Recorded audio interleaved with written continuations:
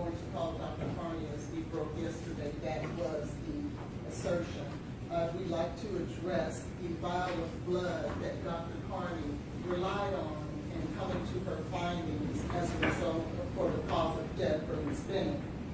There is an issue with the chain of custody for that vial of blood in regards to the identity and integrity of that vial of blood, meaning that there is no witness thus far that has come to testify that the vial of blood labeled MEC 23-0842 for Jade Benning is in fact the blood of Ms. Jade Benning, because Dr. Carney was not the one who drew that blood and placed it in that vial of blood that she has relied on in determining the cause of death. So we wanted to address that with the court before the witness got on the stand. And the state says? Your Honor, Dr. Carney contacted BUMC and specifically submitted a request from the medical examiner's office to retain that particular blood sample, and she was specific that it be that blood sample. I mean, a nurse at Vanderbilt drew it, but we How don't. about who delivered it? It was sent to NMS, and it currently is at the Davidson County Medical Examiner's office. Dr. Carney. So you're going to use Dr. Carney to give the court reasonable assurance that that's what it is? Yes, as well as Dr. Olashuga, who testified in the medical records, which are introduced as an exhibit. What do the medical records, I've never read them all, do they indicate something about the chain of custody? Yes, Your Honor. Dr. Olashuga testified that. Right, I heard him. If I may, Your Honor. Do the medical records add anything else? It does have a lab specimen ID number, Your Honor. Has a what? Lab specimen ID number is in the medical records. I mean, there's something in the medical records that say, a report that says the ME picked it up, or? Well, it was sent out to NMS Labs. I don't know who that is. That Dr. Mithen is And the toxicologist for NMS Labs. Mithen, Mithen? Carrie Mithen, is he or she here? She is here. Okay, well, why don't you put her on first? Your Honor, Dr. Carney's, the lab report is something that she reviewed and relied on. I don't see why she would be prohibited from testifying to the autopsy that she performed. When do you plan on calling Carrie Mithen? Today. Did she get the blood first? It was sent to her, and then she sent it to the medical examiner's Okay, office. well, why don't you want to call Dr. Carney and then just mark that for exhibit, but then you're going to have, I just think you need to follow the chain. Okay. I will need a break because I have people scheduled in a certain order for this morning because we had Dr. Carney here yesterday, Well, but I'm happy to do that. I've got, and I know it's by the preponderance, but I've got a gentleman over here whose attorneys are ranting and raving about the chain of custody, and as we all know, I have to be able to assure, reasonable assurance that it is what it is. Well, Dr. Are you willing to Olashuga, risk this case on whether you've shown that? Okay. again, the state submits that we met the preponderance of the evidence. It's in the Well, medical show me records. something in the medical records that helps the chain of custody. It's on page 65 and 66, where the blood was collected at 22:31, and we have the exhibit that Dr. Olashuga identified that it was Jade Benning's blood taken at 22:31. The state submits that as And then where did it go? It went to NMS Labs. Okay. So, you know, when I teach evidence, I do little links, and why don't we follow the links? And then there won't be a problem. Okay, I will step out and ask.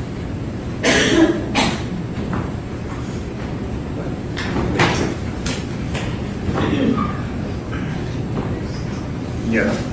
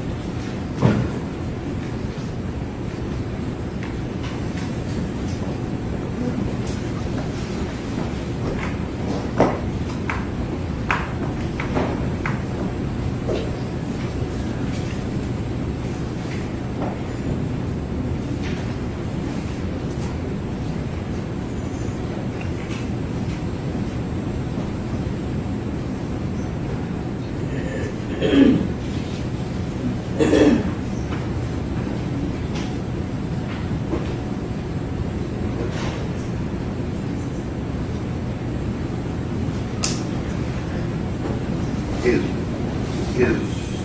the Did I have an update? Carrie Mitten here? Yeah, she is. However, I'm sorry, Your Honor, if I can correct something, I was mistaken. I thought that Vanderbilt sent it to NMS. I knew that Dr. Carney put a hold on it, but I thought they sent it to them. They did not. They sent it to her. She took that picture of it, and then she sent it to NMS. Okay, well, let And she has it back. Dr. Carney, bring Dr. Carney in and just we'll hear outside the presence of the jury, just any issues about the change. And who's introducing the defense motion also included urine.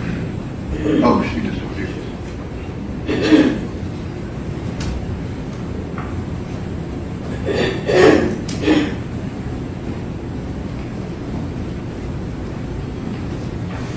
And General Norman, the defense motion also included urine. Dr. Carney does not have anything to do with urine samples. Who would? It depends on what urine. I think there's 5. It's a what? So I think there are 5 samples of urine. I don't know which one they're referring to.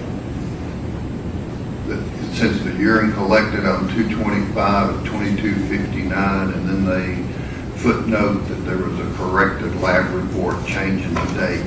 Are people going to testify about that? No. I need to know exactly which work order you're referring to, but the one where the date I haven't changed. seen any changed reports, so I'm just, are you going to try to introduce the urine? The one where they changed the collection date, no. Okay. So there's some other urine collected by who?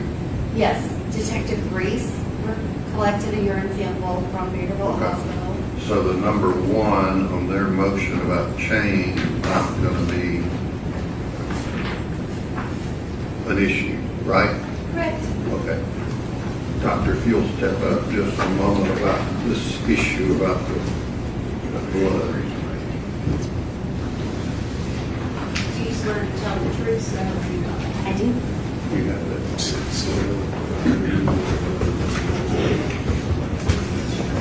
Your Honor, may I ask that Exhibit 12 be passed to the witness?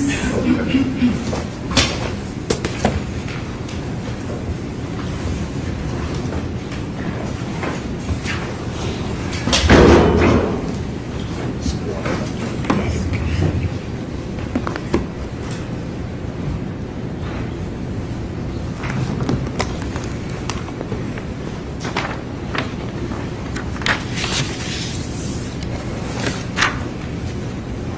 Dr. Carney, do you recognize the item that was just handed to you? Yes, ma'am. And what is that?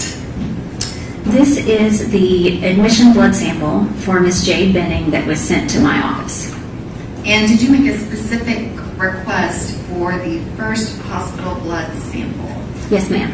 And is that the first hospital blood sample that you received from Vanderbilt University Medical Center? Yes. And once you received it, what, if anything, did you do with it? We took a picture of it. I looked to see how much blood was in the vial so I could determine how much volume I had to work with for the subsequent testing. And then we sent it from our office to NMS Labs for toxicology testing. And did you receive a report from NMS Labs on that toxicology testing? Yes, ma'am. And did you incorporate that report into your final autopsy report? Yes. And in preparation for trial, did you have your office take additional photos of that same tube of blood that is pictured in Exhibit 12? Yes, it was. I requested NMS Lab send it back to my office after the testing, and then we took pictures again. Your Honor, I have 3 photographs. If I can Oh, get these to the okay. witness.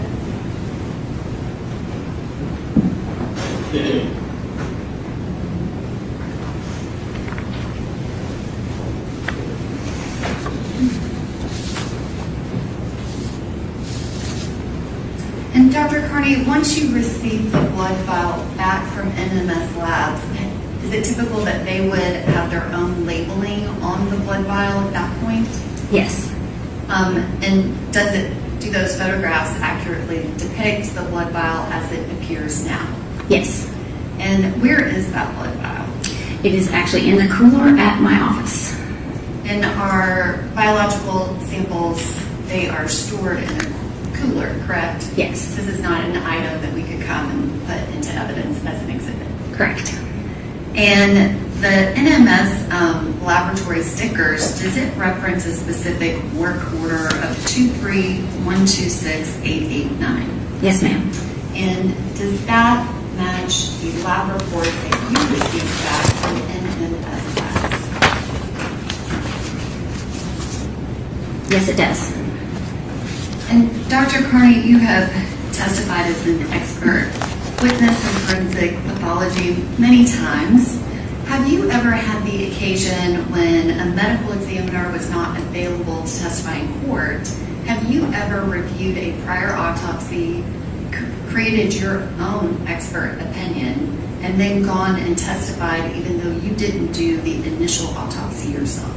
Yes, ma'am. And is that kind of a standardized practice? Yes. Okay.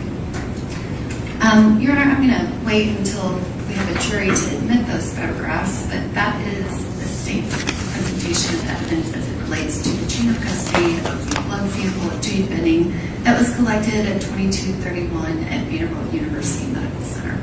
Any questions on behalf of the defendant? Yes, sir.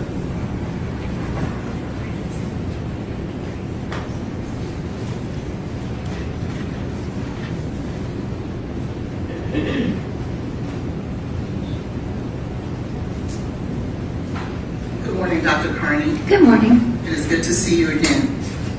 I want to ask you a few questions. If you remember, I'm Letitia Quinones-Hollins. Want to ask you a few questions in regards to State's Exhibit number 12. Okay. Who drew the blood? Who drew that vial of blood? in State's Exhibit number 12 on 2/25/23 at 22:31. I don't know the actual person who drew it, but it was drawn, at the hospital when she came into the emergency department. And so it was not you who drew that blood? No. Okay. Who then took the blood that was drawn purportedly from Miss Benning? What did they do with it at that point? I would appear they sent it to the chemistry lab because that's where my transport service, they picked it up from the chemistry lab. Okay. Who took it to the chemistry lab? I don't know. And when it got to the chemistry lab, can you tell me what day it got to the chemistry lab? I presume it got to the chemistry lab very quickly after so that they could run whatever tests the doctor ordered. But can you tell us the date that it got to the chemistry lab? I don't have that right here. And on what date and at what time was it picked up from the chemistry lab to bring to you? I have that here.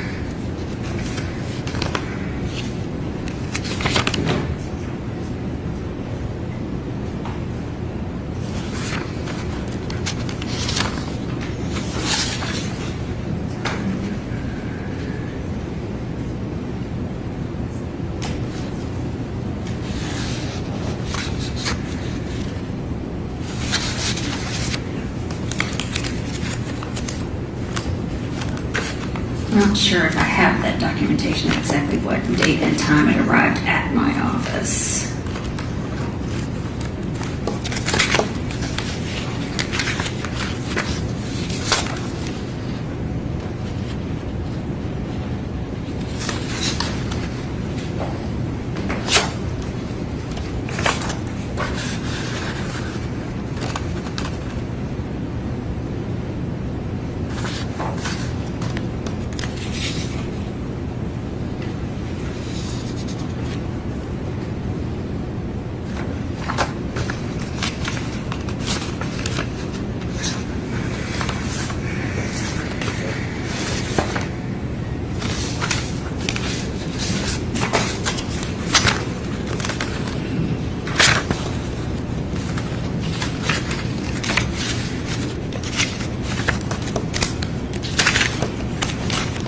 I don't see that here. I don't see that here. Who would have It would probably be, there is a logbook at my office. And it would be in the logbook when it actually arrived. And I don't have a copy of that in my records here. it? Can you get someone to find that out? Sure. Any other questions? Yes. And I understand once you get the log, you'll be able to tell us when it arrived at your office. But can you tell us when exactly it was picked up from Vanderbilt? Well, it should have been the same day. It comes directly from the hospital to our office. But is there anyone that you can tell us who can actually testify to that? I'll have to look at the logbook and see if I can find out who transported it. Who put the labeling Jade Benning with the medical number of MEC 23-0842 on this vial of blood?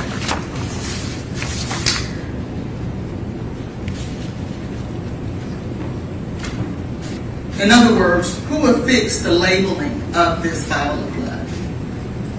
Objection, Your Honor, to irrelevant. Okay, do you know? I'm not sure if that was us or if that was NMS Labs.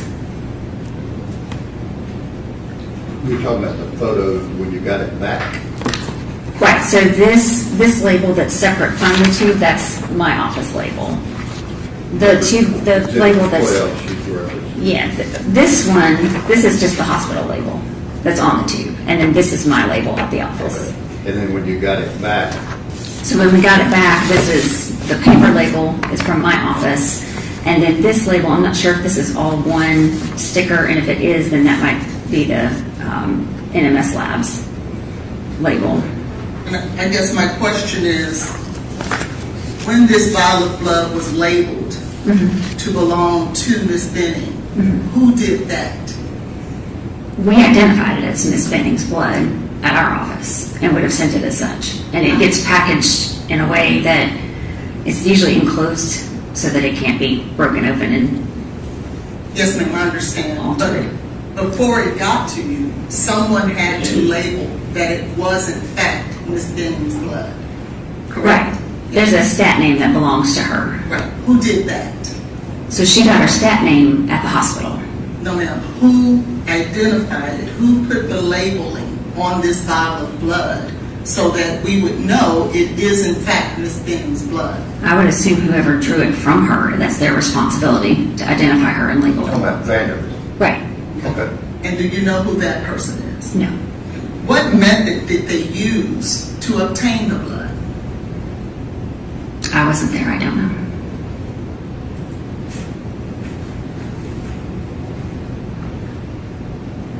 And how much blood did they actually draw from the beginning, from Miss Benning? I don't know how much there was from the beginning. I know how much there was when it came to me because that's in the report.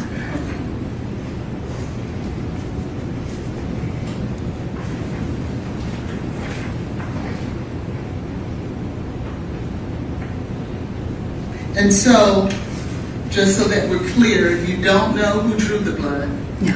don't know what procedures were taken to draw. We've heard all of that. Do you have any other new questions? No, Your Honor, Okay, thank you. Thank you. Can you go call now and find out Sure. what date you received it? Will do.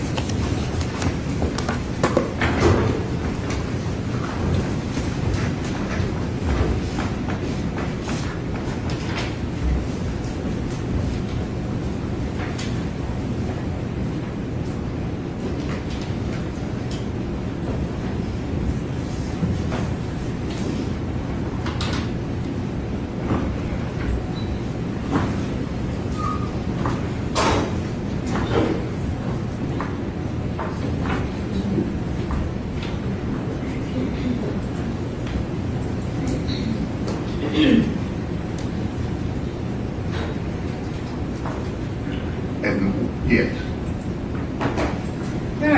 Would you like for me to call Dr. Bitten while we're waiting for that blood blood? You can do that, just for this Just purpose. for efficiency's sake. Yeah, step out there, Keith. Carrie Minton. Yes.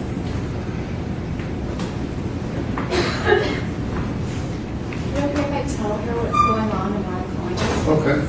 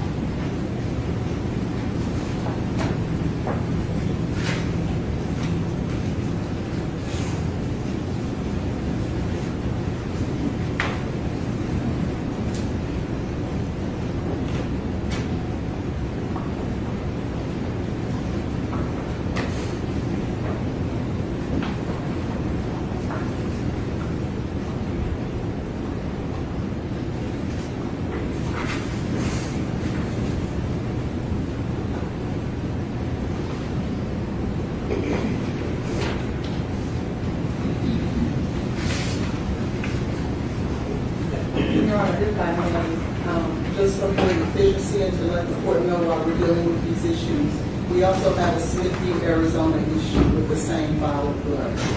A what issue? Smith v. Arizona issue. Okay. Is this the witness, General Norman, that would clear that issue up? Yes, Your Honor. Okay. Raise your right hand and be sworn. Do you swear to tell the truth, so help you God? I do.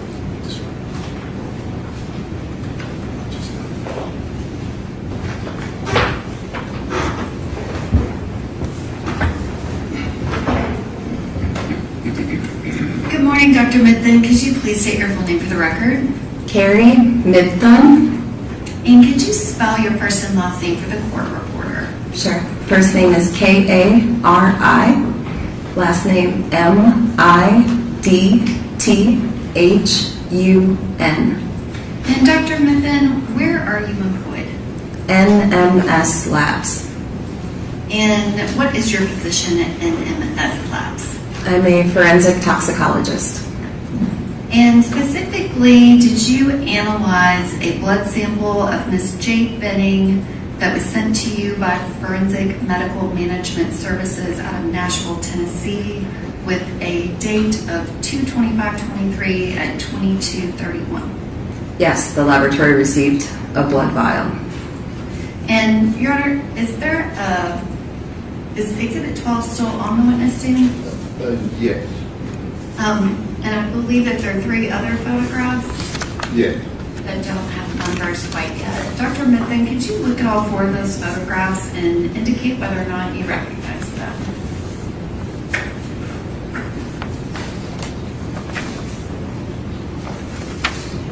Yes. And what is pictured in those photographs? So this is multiple sides, images of a single blood tube, and based on the labeling on the blood tube, it refers to an NMS laboratory number of 231268889, specifically item number 001. And I am going to ask that you be handed pages 15 through 27 of the litigation packet the defense requested.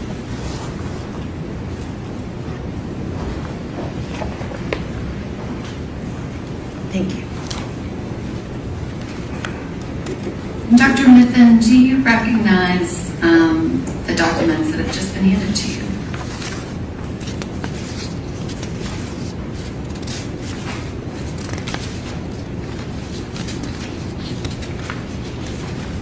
Yes. And are you able to identify when the blood vial was received by your office and who sent it to you? So based on the information here, we have the outer picture, which is the FedEx package label from a package that was captured and received on April 4th, 2023. And then in addition to that, we also have information on here. One second. We have our NMS login verification form, which indicates that a receipt date of April 4th, 2023, also with a receipt from FedEx. And do you also have additional paperwork from NMS Labs that documents after your NMS completed the testing that it was sent back to Forensic Medical Management? There is a specimen return form also included in this packet, yes. And on page 23, is there also a copy of the FedEx shipping label? Yes, there is, yes. And that indicates that it was sent from NMS back to Forensic Medical Management Service at 850 RS Gas Boulevard. Yes. And the last 2 pages of that portion of the litigation packet, does it indicate the FedEx number, the date and time of the blood vial, a description of the type of blood vial that was received, the testing, as well as the Federal Express information for how it was received and how it was returned? It doesn't have the return information on the login verification form, but all of the receipt information and our standard inventory of the sample received and all of the labels on the tube are all included on that login verification form, yes. Okay. And we do have the FedEx label where it was shipped back, is that correct? Yes, that was page 23 of what you provided me. Thank you. Your Honor, I'd ask that those pages of the litigation packet, give you an exhibit, not for, to go back to the jury. I will also do that for the jury, but I would just like for it to be an exhibit to this portion of the hearing if possible. Okay, I could look at it. Then if you're gonna make it, if she testifies before the jury, then we mark it then. Okay. Dr. Mithun, can you describe, did you complete the original analysis of the sample related to this blood sample? The original review and analysis, no, I did not.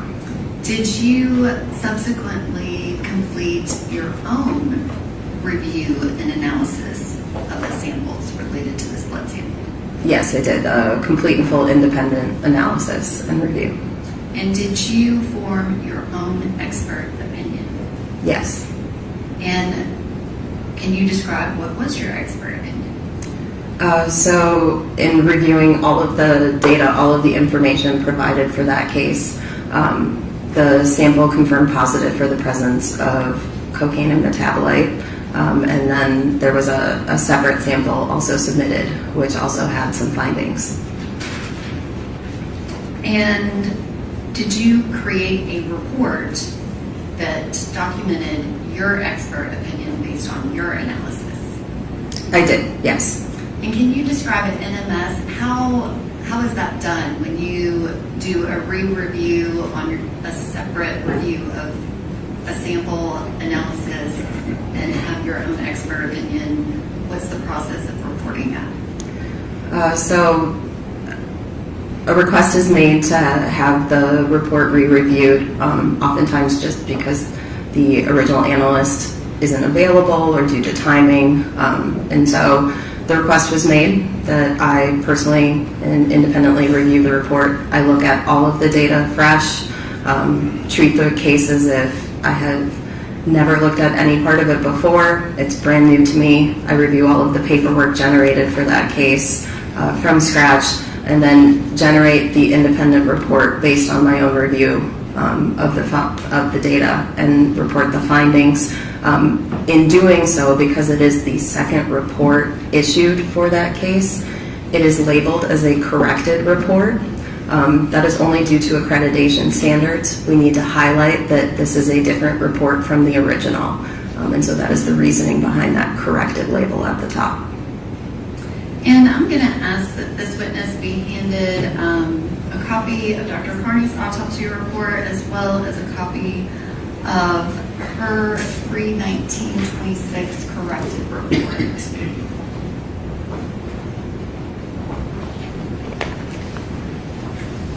Thank you.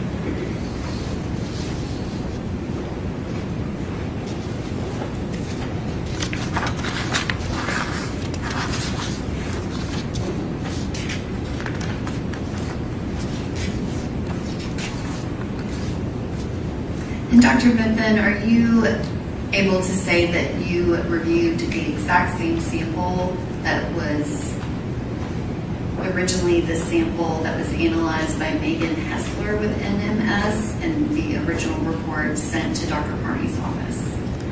I do review the report as the final step of my process, just to verify if there are any other differences between our reports, because I would need to note that. But in generating my report, I maintain that separate and independent from my findings until the very end, so that my conclusions are not biased on anything I saw previously there. So you only reviewed her report for reference to see if you needed to notate any differences in your own expert opinion? Correct. I look at the data and everything separately and independently. But can you compare the two reports and the specimens that are the basis of the reports as well as the work order number and state that those are in fact the same sample? Yes, they are. And does your report include a specimen receipt date? It does. And what is that date? On the bottom of page 1, it notes the specimens were received on April 4th, 2023. And that's the exact date that's in the paperwork that is part of the litigation packet that you just testified to. Correct. Thank you, Dr. Mithun. And one question, and I don't know if Joe Norman needs to follow up or not, but I think you said your results, cocaine, metabolite, but you said something about a second sample? There were multiple items submitted under that work order or that request. So I've been asked about item number 1 specifically, which was the blood tube. What's item number 2? Item number 2 received was a liver tissue specimen. Are you going to get into that? I am not going to ask her about that. I will ask Dr. Carney questions about that, but Okay. So this witness didn't do any analysis of that sample? no, I don't believe so. I mean, I reviewed it and created the report, which has the findings. Oh, I'm sorry, did you review that sample as well?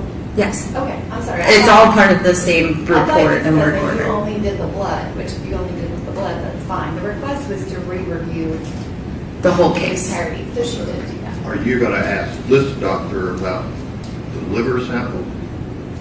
I'm gonna ask if she analyzed it, yes. Okay, and so was it the same, you did a new analysis on that as well? An independent review, yes, of all the data generated for the entire case, all items received for it. Okay.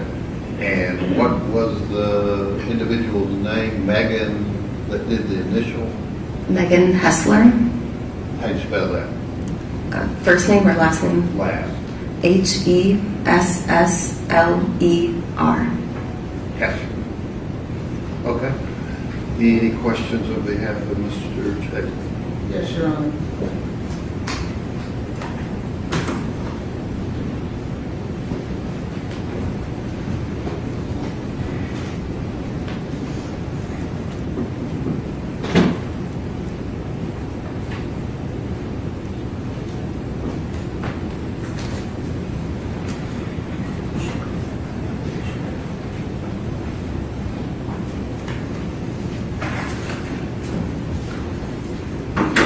How are you, Dr. McDonald? I'm doing okay, how are you? Good, thank you. My name is Letitia Quinones-Hollins, and I want to ask you a few questions in regards to your analysis of, What's your question?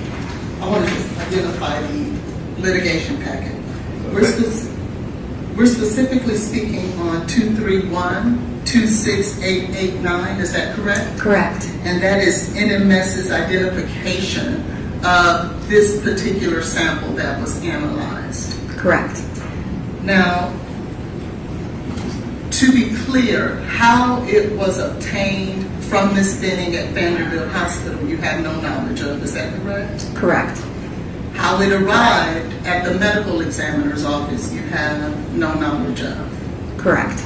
And how it left the medical examiner's office and then arrived at NMS, you have no knowledge of. Only that we received it through FedEx courier. Okay. And you received it on April the 4th, Correct. and that's 2023? Correct. And you did not perform the original testing, correct? Correct. When did you make your analysis of litigation packet 231-26889, the blood there? So my report was issued on March 19th, 2026. Okay. So when did you do your analysis? It would have been, that was when I did my final signature on it. I may have started reviewing some of the data a day or so prior. I don't recall the exact date. But my final report interpretation was signed off on the 19th of March, 2026. So are you saying that you started your review of this blood and this analysis prior to March 19th? It's possible. I don't recall if I did it all in one sitting or if I started and then finished the next day. And can you tell us what is all involved in your review in order to obtain a final outcome, a final conclusion?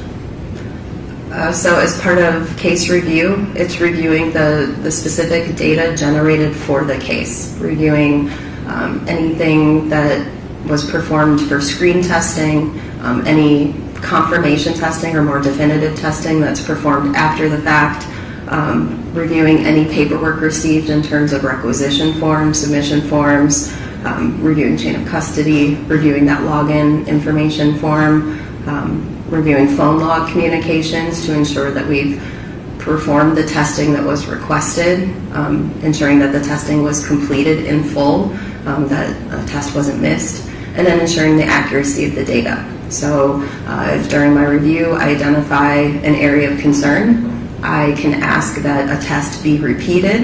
I can ask for clarification from one of the analysts in the laboratory. I have autonomy there to investigate if I feel there's a concern during that review. When you did your review of the blood in this case, did you actually have the blood itself to do any review or reruns of tests?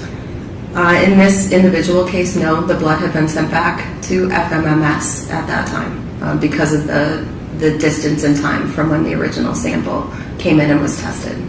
So when you did your review, it had nothing to do specifically with the vial of blood itself?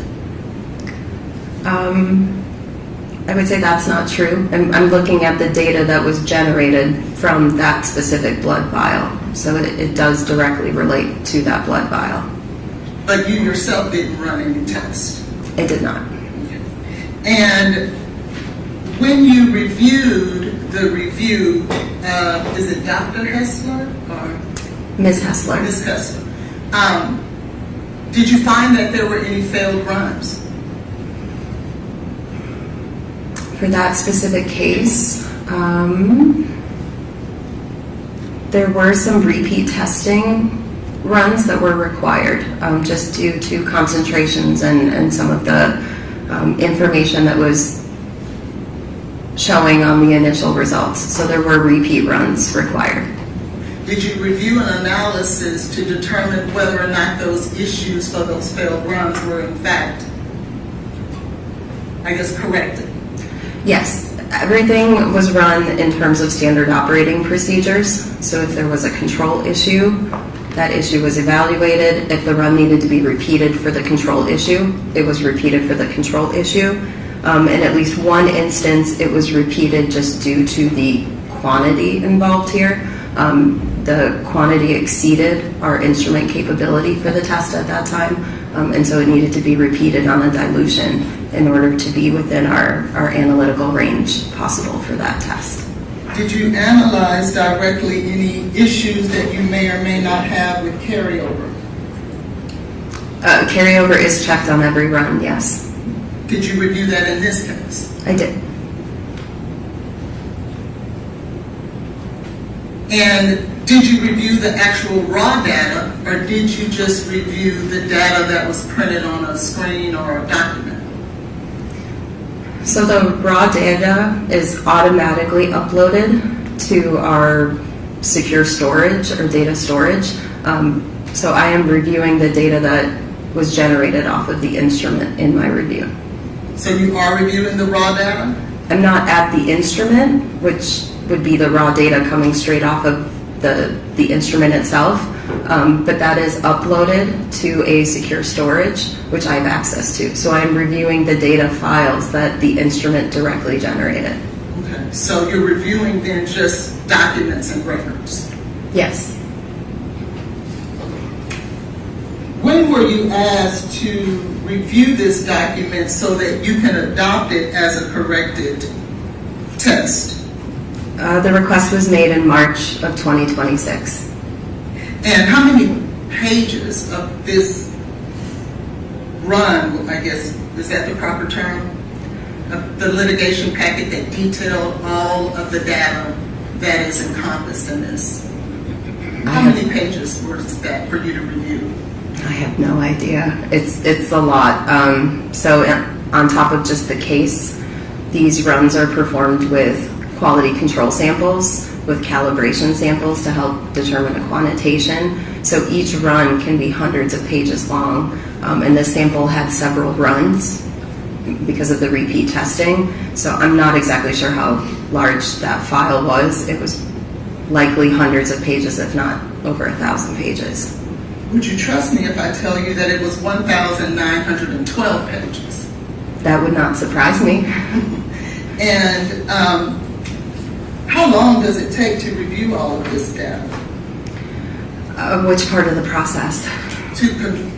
The whole entire thing, because in order, and correct me if I'm wrong, in order for you to adopt the findings of Ms. Hessler, you have to look at everything, don't you? Correct. You have to look at really the raw data too, correct? Yes.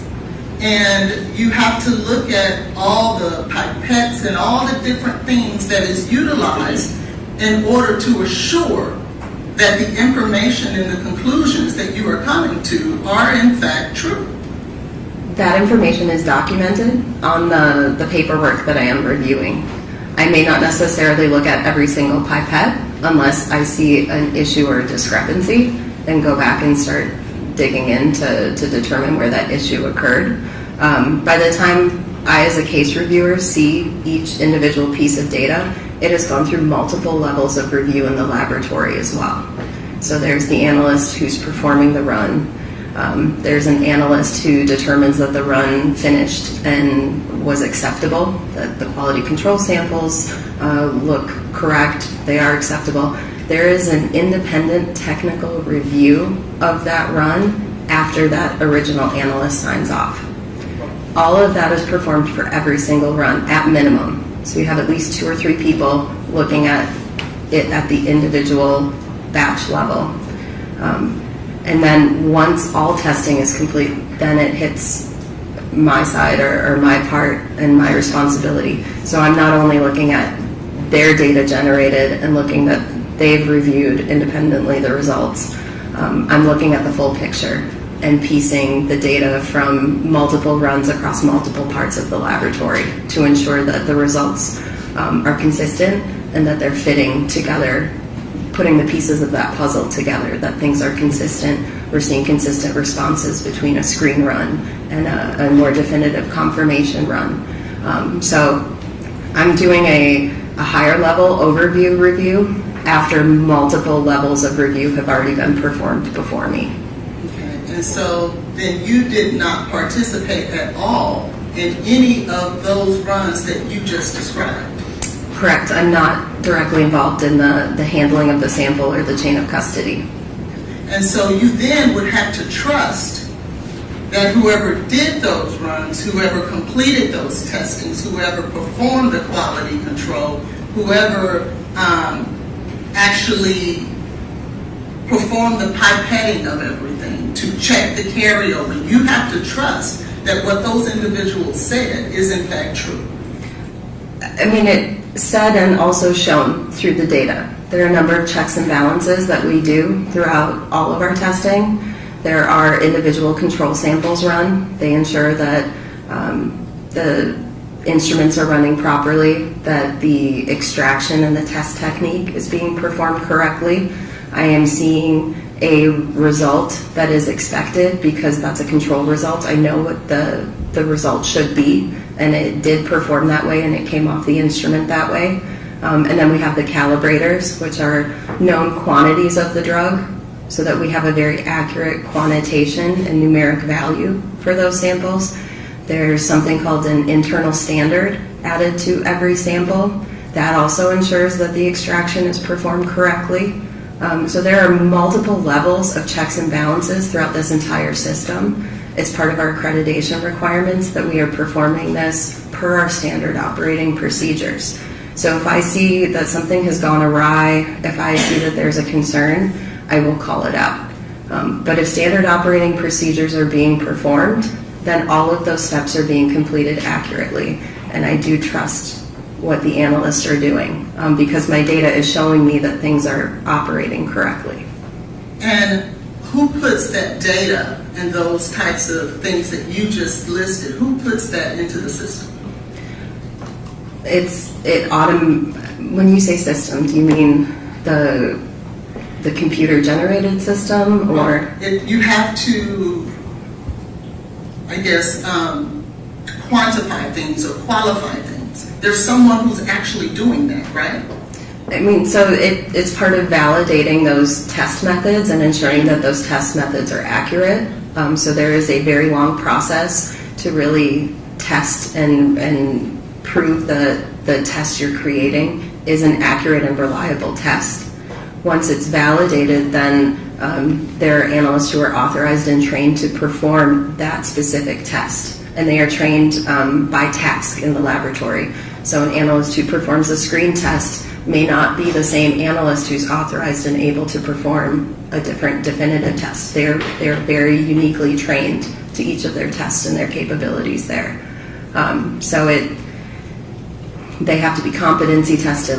They are very good at what they do. Correct. And so you have to then, it is because of that that you're able to trust them. Correct.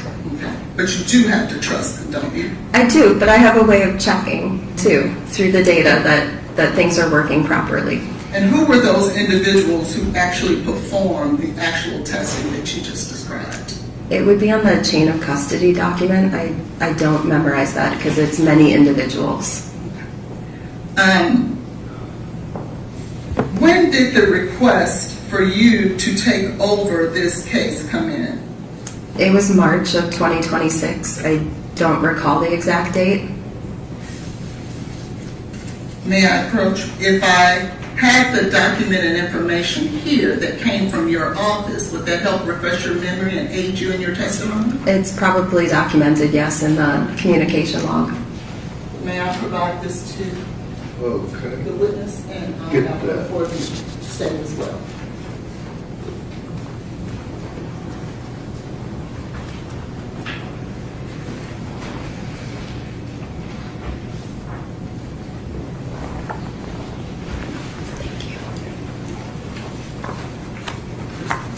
I'll mark that for identification purposes only, Defendant's Exhibit 1. Can I draw your attention? Hang on. Can you answer the question from your review?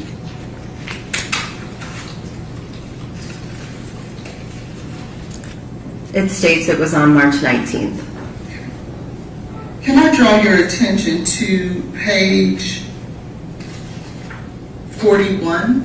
Yes. Entry March 12th of 2026. Yes. Do you see there where someone from your office received an email from Eric Evans providing a subpoena for MMR, which I'm assuming would be Ms. Hessler, used to be Ms. Ringel, I believe, correct? Correct. Okay. Requesting that she appear for trial on June 22nd of 26. Yes. And will you notice the next entry where there is a request from ADA Jan Norman to have you assigned to the case? Correct. And then do you see the next entry where it says updated report signed by you? Is that right? Yes. On the March 19th entry there, what time is stated right there? It says 1500. On March 19th? On the communication log. On the or communication, I'm where sorry. General Norman is making the request that you be assigned to the case. It says 2:02 At 2:02 p.m., correct? p.m. Yes. What time did you sign this report? It says 1500, so 3 p.m. So it is your testimony that all that you just described, and what date is your report signed? March 19th. It is your testimony that you reviewed this entire case that included the vial of blood and liver tissue from the baby, from the fetus, as well as a homogeneous container in less than 55 minutes? Yes. Is that possible, Dr. Malone? Yes. From our experience and training, we are trained to do this review, this case review. I review thousands of cases a year. So I am trained to very specifically be able to look through, determine the data, look at the accuracy of the data, review and suss out that the runs were performed properly, that I see no concerns or issues. So it is certainly possible. It was 2 samples. I was aware of these cases and have been aware of these cases for quite some time due to the length of preparation. So I can't recall if I had looked at some of the data previously or not, but it's certainly possible there as well. So I did and was able to go back in and re-review it in approximately an hour. Well, And that may be just the date and time stamp of the message from the communication technician that wrote that in the communication log. I don't know when the actual communication request came in. They may have given me a heads up earlier. This is just when she recorded it in the communication log. So to be fair there, it's unclear if that timing is exact to a phone call or email, or just when they logged it into the system that we received this request. isn't the purpose of this communication history report based on the accreditation of NMS is to ensure that the integrity and that the chain of custody and everything that is required with all of these testings is in fact logged every time you touch a sample or have anything to do with the sample. Isn't that the purpose of these documents? Yes. And so are you testifying that there could have been a situation where NMS was communicating about a particular sample and didn't document it? No. It's them officially documenting it on this program that goes in the long-term communication log. Our client services department uses a different system called D365. And so they will receive their phone calls and communications, and it's logged in through D365. But then they have to do a separate independent notation to put it into this permanent communication log. So it is logged in other locations. I don't know when they physically received the request from the DA's office. I can only see when they marked it in this communication log. And to be fair, when I'm writing communications, such as when we met earlier this year, I didn't write my notes until after our meeting. So my date and time stamp wouldn't have been completely accurate to the date and time of our meeting because I couldn't write it until after we had finished speaking. Correct, but the request from General Norman didn't come in until March 19th. So how could it have been done previously? It may have come in earlier in the day than 2 p.m. is what I'm saying. That timestamp may not be completely accurate to the physical request that she made. And so then it is your testimony that NMS, when they purport to us that this is all the communications that pertain to this particular vial and all the quality control with maintaining those communications may not be completely accurate. I can't see what's in that D365. I can only see what's on this program. So I don't know if and when a communication was received. I don't believe I saw the email specifically requesting it. Who would we contact to get that information to see whether or not that there are other communications that will help us make a determination as to the quality and integrity of your review of this blood? I would Objection, Your Honor, to relevance. I don't understand your question. I want to ensure that your review matches the standards that are required for us to rely on here in court today. Well, I believe they do. A request was made, it was documented, the request was made, and that information was provided to me. And so relatively quickly, I was able to prioritize this and go in and review that case and try and independently get that review done as quickly as possible due to the urgency of the case. And I was able to get that out the same day, which I think speaks to the quality and efficiency of what we were able to do there. Okay, then share with us exactly what you did once you got that review and when you got the request.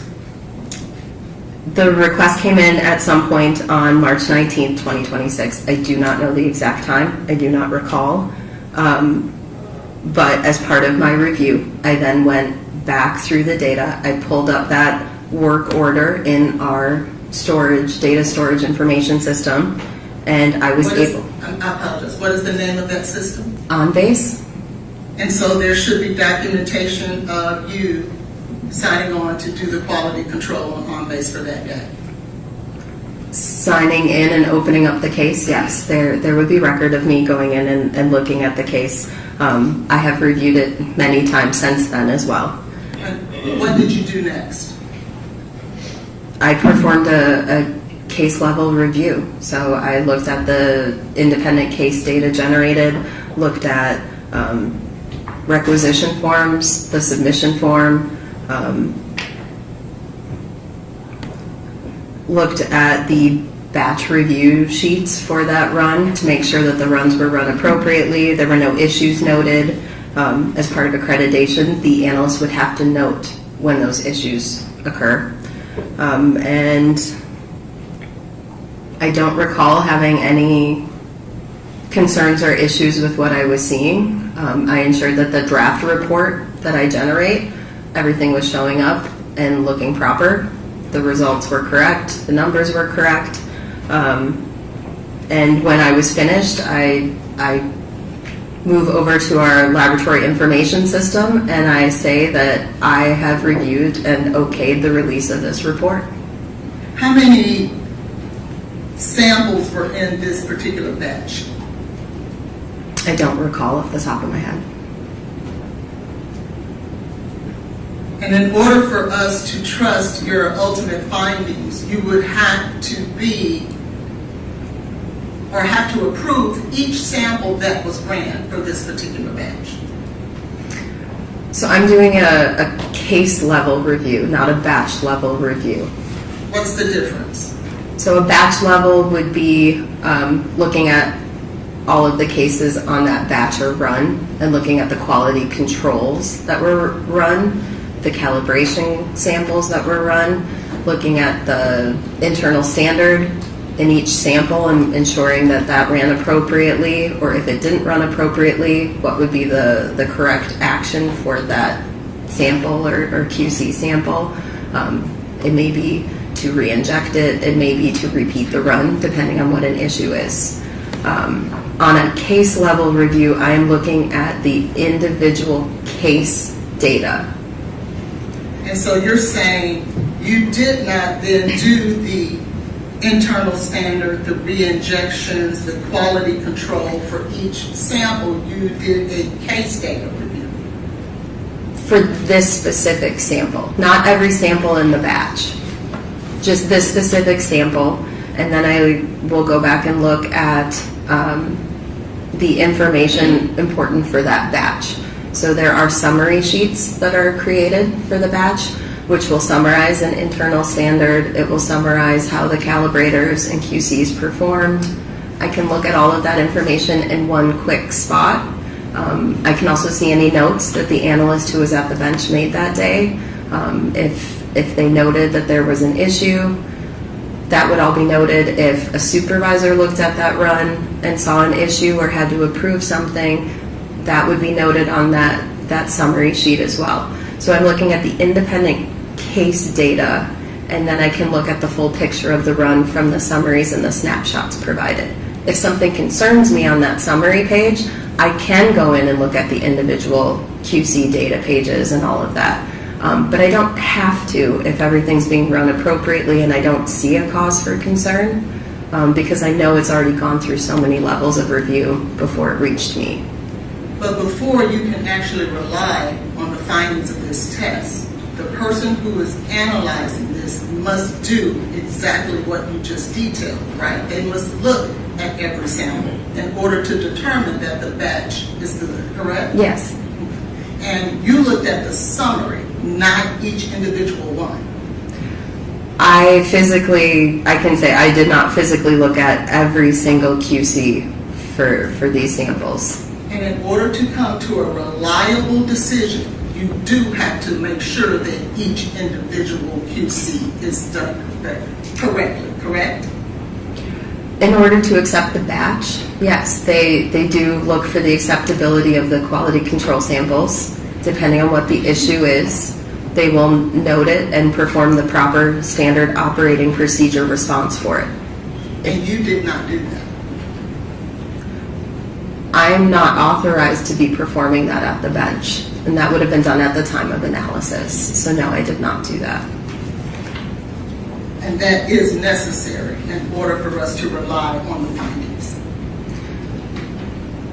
The findings are reliable. They've been accepted. They've been peer-reviewed multiple times, technically reviewed multiple times. They met all of our acceptance criteria in order to accept that run. So the findings are accurate and acceptable. Right, I'm not questioning that. What I'm stating is that that person has to do those individual QCs in order to get the reliable findings.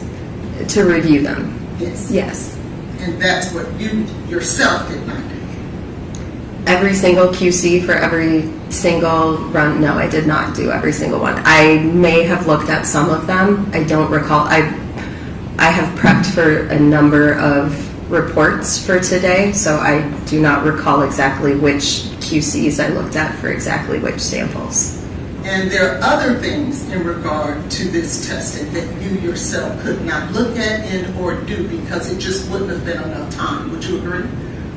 Such as? Well, you had 53 minutes to review all of the data. It's impossible for you to have looked at each and every step along the way in order to come to that conclusion. Each QC? Yes. Correct. That I was doing the case data, looking at the summaries. If I had a question on one, I would go in and look at it. So when you narrow it down to that, I had enough time to look at all of the individual case data for those samples.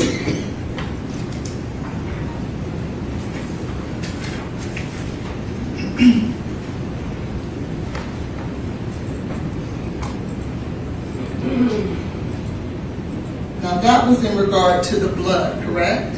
Correct. The same thing had to be performed for the liver tissue as well, correct? Correct. And all of those things in regards to the blood and the liver is required in order for us to rely on the conclusions that are made in this toxicology report. Correct. And if I asked you the same line of questionings in regard to the liver, your answers would be the same. Yes, I do the same type of review, regardless of the specimen or the tube type. And so, as it relates to the blood and the liver, and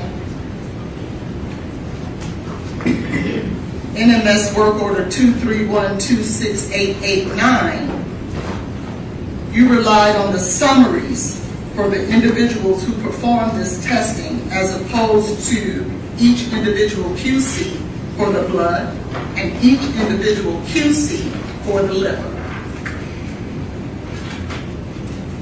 I don't recall if I looked at individual QC files for the case, but as part of my standard review, I look at the case data, I check the batch information, and then I will investigate if I see a concern. I will investigate and start looking at the QCs and some of the standards, the calibrators. So I just don't physically recall, based on the number of runs performed for the case and how many cases I was preparing for, exactly which files I looked at for which case. Any other questions?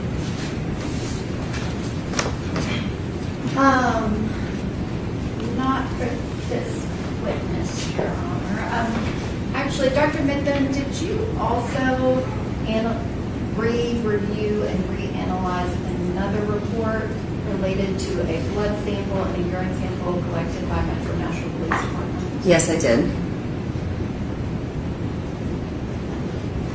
And did you form your own expert opinion and issue a separate emergency report? Yes, I did. What happened to Megan Hessler? Per the phone log notes, she was not available this week. Dr. Mitten, did you also do the original testing on Jade Benning's comforter? Yes, I did. Okay, I don't have any issue before me on that. All right, thank you, ma'am. Thank you. And see, Keith, if Dr. Carney's out there.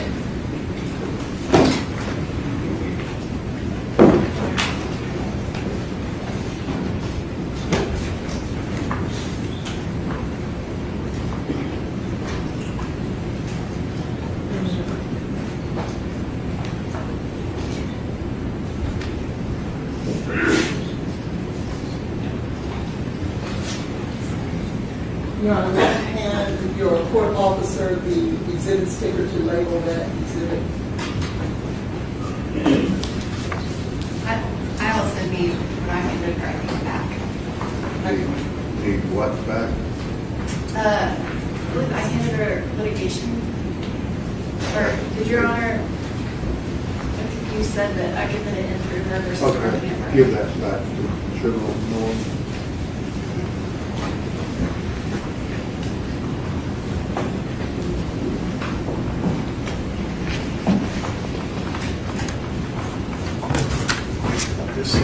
We leave those there. Like this. Just give those to the clerk, we'll see if we need some more.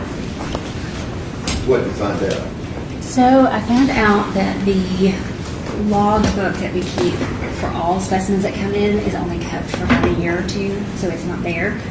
What I do have is the paper where both Miss Benning's body and her blood arrived at our office. They arrived on March 7th, 2023 at 2:56 a.m. Your Honor, I also have Hang on just a second.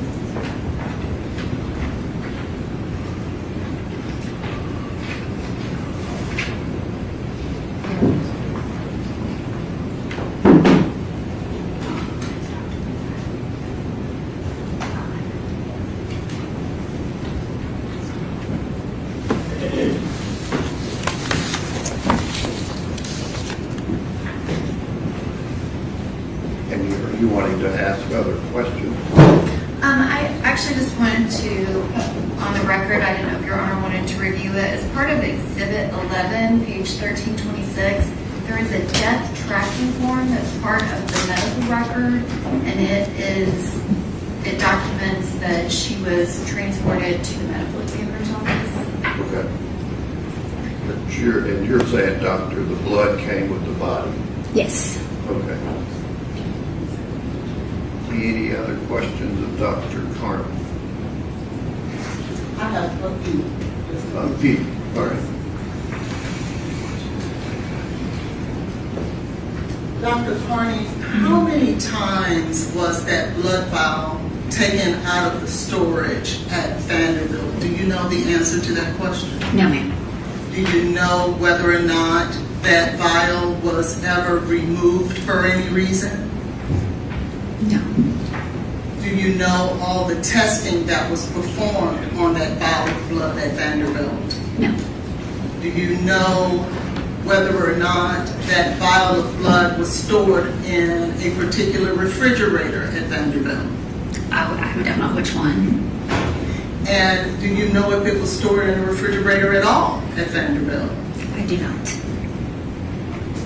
Will you agree with me that the tubing that is normally required to maintain the integrity of a blood sample was not utilized in this particular case? I can't agree with that because I don't know what you're referring to. Meaning, are there different types of, like gray top tube, blue top tube, yellow top tube that are utilized to preserve the enzymes in a particular blood? You need to preserve the drugs. Yes, to preserve the drugs. Yes, there are different types of tubes. Now, when they drew this particular vial of blood, I don't know that it was for toxicology testing. It was for other types of testing they were performing as they were trying to save her life. Sure, I understand. And so then the tubing that was utilized in this particular case is just a clear plastic tube. It's a clear top tube, yes. And it had no preservatives in it. Correct. And those preservatives are necessary in order to preserve and maintain the integrity of the matrix, in this case, which is blood. What exactly are we trying to preserve? Why are the tubes with the colors, let's use a gray top tube. Why do they use that? So we use a gray top tube because it has sodium fluoride in it, and that will inactivate those esterases in the blood so that cocaine is not broken down after death. And so that wasn't done. No. And those are utilized to maintain the integrity of it, is it not? Well, I don't know if it's so much integrity. The blood is still in the tube. It's safely in the tube. There's nothing wrong with the integrity of that. It's just that the esterases can continue to break down the drug, the cocaine. And cocaine is extremely volatile, isn't it? Well, I mean, it's the only drug I'm aware of that can be broken down after death. But we can also test for the breakdown products so we don't lose that information. But best practice would have been to place it in a tube with those proper preservatives. Well, that's what we do at autopsy, yes. But again, at this time, that wasn't the purpose, I think, for this particular tube of blood. Thank you.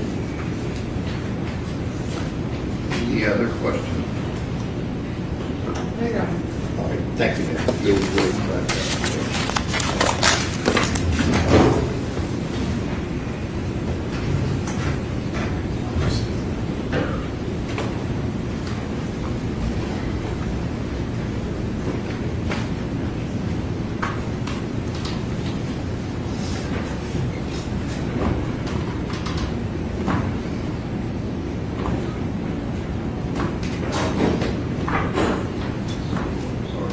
Does the defense care to be heard?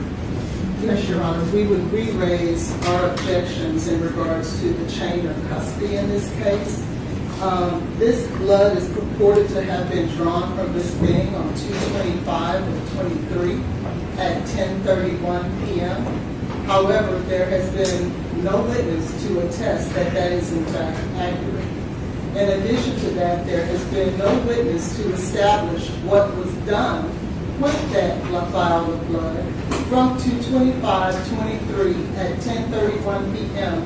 until the time it reached Vanderbilt on March the 7th at 2:53 a.m. That would be 10 days that we don't have any idea where it was, how it was stored, who touched it, and for what purpose. That evidence has not been established here today, and as a result of that, the defense will challenge the chain of custody as it relates to that particular vial of blood. In addition to that, in regards to Dr. Methuen, she has testified that she had to rely on the summaries of those individuals who actually performed the QCs for each sample in that batch run of 231-26889. She stated that in order to trust and rely on the findings that are purported in this toxicology report, that those testings and all the quality controls that performed would have had to be accurate. She has testified that she did not do that for each sample, and therefore, as a Is the result... first report testimonial? Yes, Your Honor. How so? It's testimonial because in order for Mr. Taylor to be able to trust that this is in fact How about the accurate... lab didn't know anything about Mr. Taylor or whether there would be any charges? Could you repeat that, please? What's the lab doing in MNS? NMS... What's their primary purpose of testing the blood? is Was it to... to determine whether there was a crime? No, they're testing whether or not there was cocaine in the blood. In order to be a crime? Well, I don't know that the mere fact cocaine is in the blood makes it a crime. Right, neither do they. So what is their primary purpose? Their primary purpose is, in our opinion, is to test the blood to determine whether or not there's cocaine. Because if you look at the toxicology report for 231... So that had nothing to do with the criminal prosecution. The the whole reason that it was sent there in the first place is because Dr. Carney was contacted. They're trying to determine what happened to this lady, right? Correct. So what does that have to do with potential criminal prosecution? So if we need to do that, I can ask Dr. Carney to get back on the stand, and she will tell you that she was contacted and spoke with Dr. Reese. I'm talking about the first test. This is the first test. The first test that you're complaining about, Megan Hassler running. Yes. That first test was in regards to this particular case. Does the state care to be heard? Your Honor, the standard is very clear. An expert cannot come in and just testify to work that another expert did. Dr. Mithun did her own independent analysis. She formed her own expert opinion. She issued a report based on that opinion. And that is done frequently in our courts. There is nothing unusual about this, and there is nothing prohibited from it. Well, the case law on their side even talks about a surrogate witness. She is not a surrogate witness. She is her own witness. She did everything herself. The fact that someone else did it once before her has nothing to do with it. All right, in terms of the chain of custody issue and the blood, we have to go back to Dr. Olashoga, who he was unclear what Exhibit 12 was, which makes sense because it hadn't even been, that photo hadn't even been made when he was involved in the case, but he did say that the blood was taken from who they labeled as the stat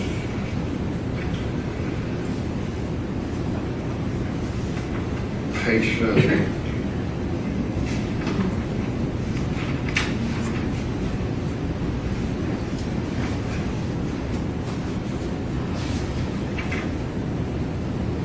And that, the date, etc. That the blood was taken. The hospital records show that, and the state doesn't have to show every runner that touched it or every person that touched it in the chain, but to give the court reasonable assurance that we're talking about the same vial of blood. The defense attorney cross-examine until the jury goes to sleep about whether or not this landed us here today an accurate result. But in the court's opinion, and the case law sets out the language, identity, intangible, the identity and authenticity of the piece of evidence does not have to be proven beyond all possibility of doubt. All possibility of tampering need not be included. Just reasonable assurance that this is the same blood. There's no question it is in the court's mind. In terms of the Dr. Mithun, whether she can testify about her findings, she's gone into great detail about hers is a higher level of overview. Extra analysis is performed. And again, she's here as a witness to be cross-examined. It's not a surrogate situation like Smith versus Arizona. It's more like the Hutchison case here in the state of Tennessee that found that the medical examiner's report wasn't even testimonial because of the primary purpose for that being done. Here, they're trying to determine whether there is any kind of substance that would cause the death, just like a medical examiner would be doing. But in terms of violating Mr. Taylor's right to cross-examine witnesses, there is a witness here, apparently Ms. Collins' questions. She's got all kinds of proof how this isn't reliable based on her interview with Dr. Midthune. So I do not find there's a constitutional violation preventing Dr. Midthune from testifying. All right, let the jury step down.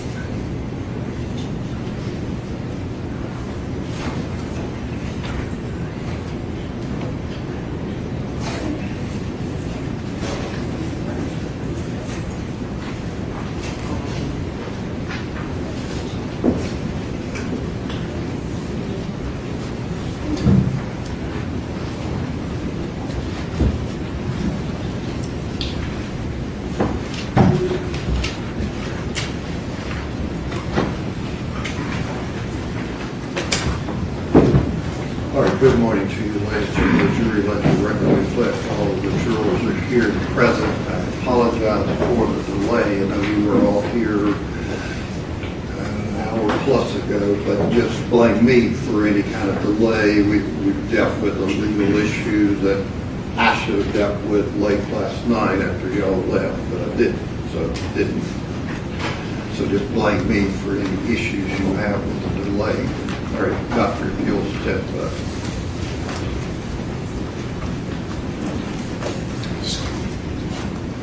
Raise your right hand and be sworn. Do you swear to tell the truth, so help you God?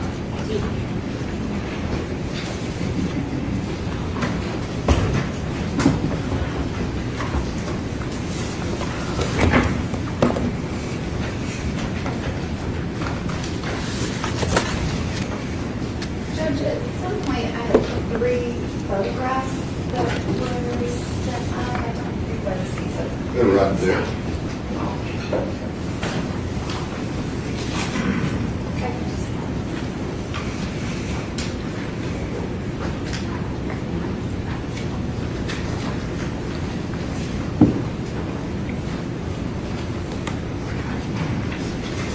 Good morning, Dr. Carney. Good morning.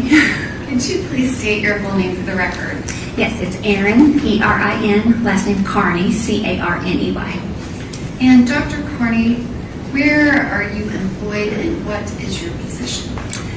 I work at the Center for Forensic Medicine. We service the Davidson County Medical Examiner's Office and the Regional Forensic Center for Middle Tennessee, and I'm a forensic pathologist.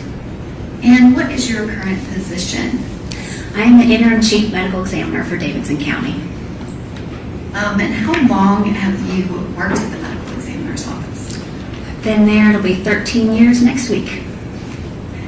And prior to that, what did you do? So prior to that, I did my education and training to become a forensic pathologist. I earned my Bachelor of Science degree in biology with a concentration in biochemistry and cellular and molecular biology at the University of Tennessee, Knoxville. I attended Vanderbilt University School of Medicine, where I earned my Doctor of Medicine degree. I completed residency in anatomic and clinical pathology at the Johns Hopkins Hospital and a forensic pathology fellowship at the State of Maryland Office of the Chief Medical Examiner. And do you hold any certifications or medical licenses? So I have medical licenses in the states of Tennessee, Texas, and Kansas, and I am board certified in anatomic, clinical, and forensic pathology. And can you describe, do you do any teaching in the field? Yes, so we teach residents in pathology who rotate through our office, and I am an assistant professor at Vanderbilt. And approximately, can you estimate how many autopsies you performed in your 13 years at the medical examiner's office? I've performed over 3,000 autopsies. And that's you yourself? Yes. And Your Honor, if I can pass the witness the document. Okay.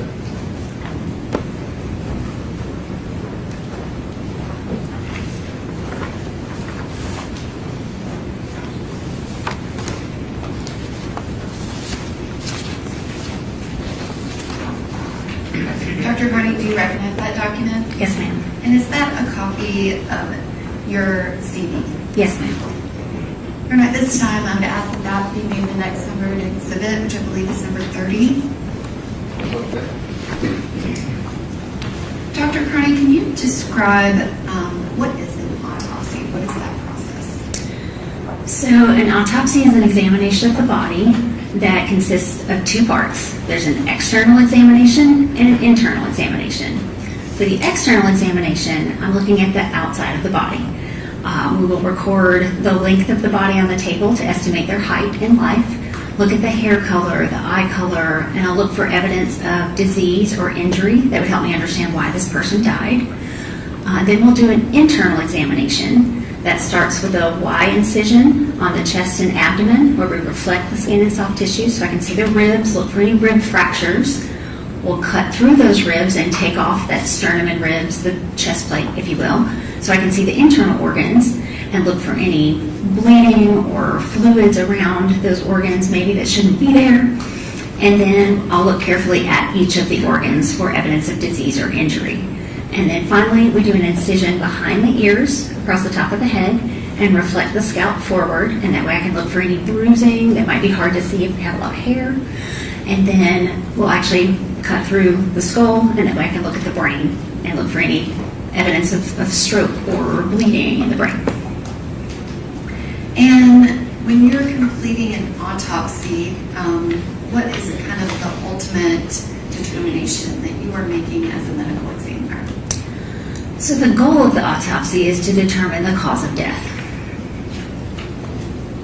And obviously there's many causes of death. Is there another determination that you assess? Yes, so I want to determine the cause of death from autopsy.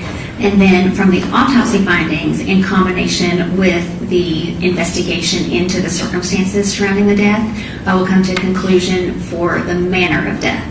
That's a classification of death, and it typically fits into one of 5 categories. There's 6 on the death certificate because there's a pending option if we're still waiting on information. And that determination of manner of death, is that for purposes of the death certificate? Yes, ma'am. Is it a legal determination that has anything to do with this criminal process? No, ma'am. And what are the 5, or you said actually 6, possible outcomes as to the manner of death? So it's homicide, suicide, accident, natural, could not be determined, and then the 6th one, like I mentioned, is the pending investigation. So if I don't have all the information yet to make the determination in one of those 5, then they'll get a pending death certificate until I have everything. And that is a separate standard that you use just for the death certificate, is that correct? Yes, ma'am. So if you labeled something a homicide, it would not be that a criminal homicide occurred, is that right? Correct. And many times it would not be determined from your perspective for purposes of the death certificate. Yes. But you still come to court and testify in criminal cases, even in that situation, is that correct? That's correct. And did you perform the autopsy of Jade Benning on March 7th of 2023? Yes, I did. And at this time, I would proffer Dr. Carney as an expert in forensic pathology. No objection. Okay. Are you again, ladies and gentlemen, Dr. Carney will be allowed to testify as an expert in that field and give her opinion that a lay witness wouldn't be allowed to give. You could place such weight upon her testimony as you choose to. Okay. Your Honor, at this time, I would ask that the witness be handed a document. Dr. Carney, did you complete a report of the autopsy that you completed on Jade Benning? Yes, ma'am. Make sure you have that report, you can take a look at it and let me know if that be helpful.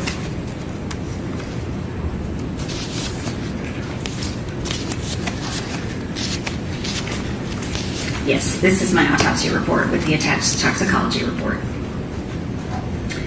Dr. Carney, how did you first get notified of Jade Benning? Was it when she was received by your office at the medical examiner?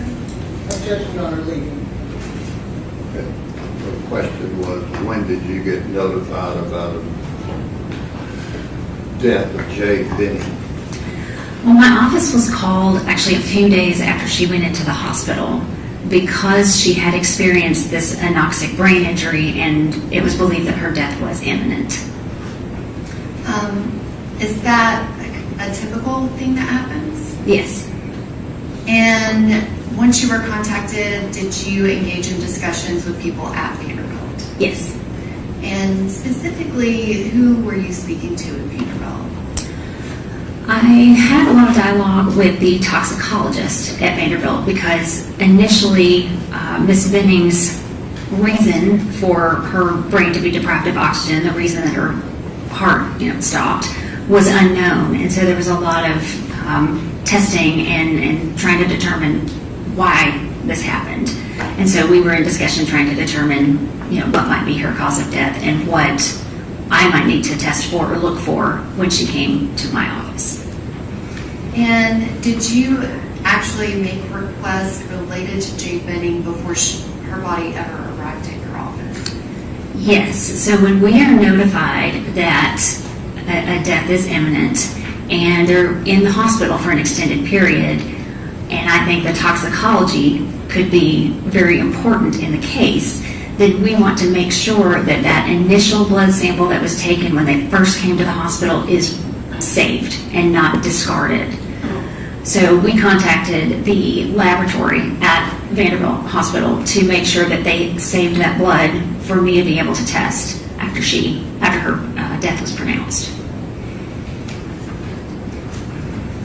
And Your Honor, I'm going to ask that the witness be handed Exhibit 12, which I have, as well as 3 other photographs.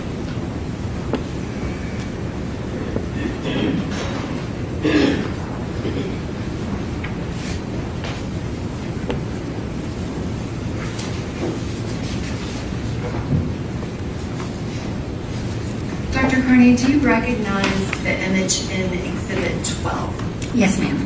And can you describe what is that in that image?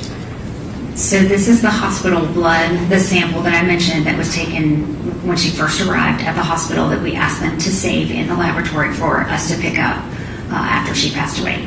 And this is that blood sample. Your Honor, may I display this exhibit to the jury? I have it digitally. Okay. And that exhibit has been talked about before. The photo, who made that? Who made this photo? The photographer at my office took this picture. This was when the blood sample was transported to the medical examiner's office.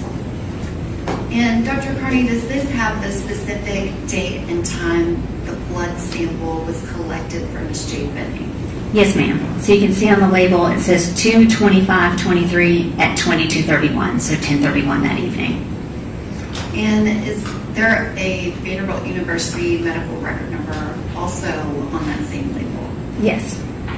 And I guess, can you describe, does it have Ms. Benning's date of birth?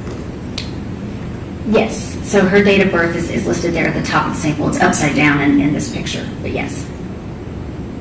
And the labeling underneath it, can you describe what that is? So whenever an individual comes to my office, they are given their own unique medical examiner case number. So the MEC number 23-0842 is Ms. Benning's specific case number. And then the date underneath it is the date that she died. Your Honor, at this time, I would ask that Exhibit 12, which was previously marked only for identification, be entered as Exhibit 12. Okay. Yeah, may I object and may I approach? Okay. All right.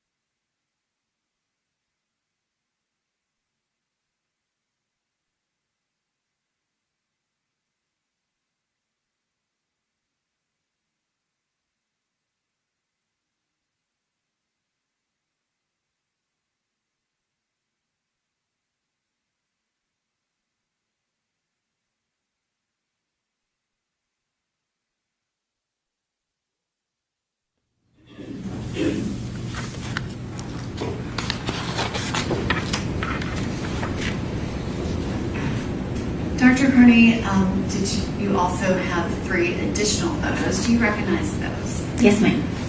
And can you explain, when did you receive the blood sample on the one from 2/25/23 and 22/31? When did you receive that? So that blood was actually transported to the medical examiner's office along with Ms. Benning's body on March 7th in the early hours of the morning.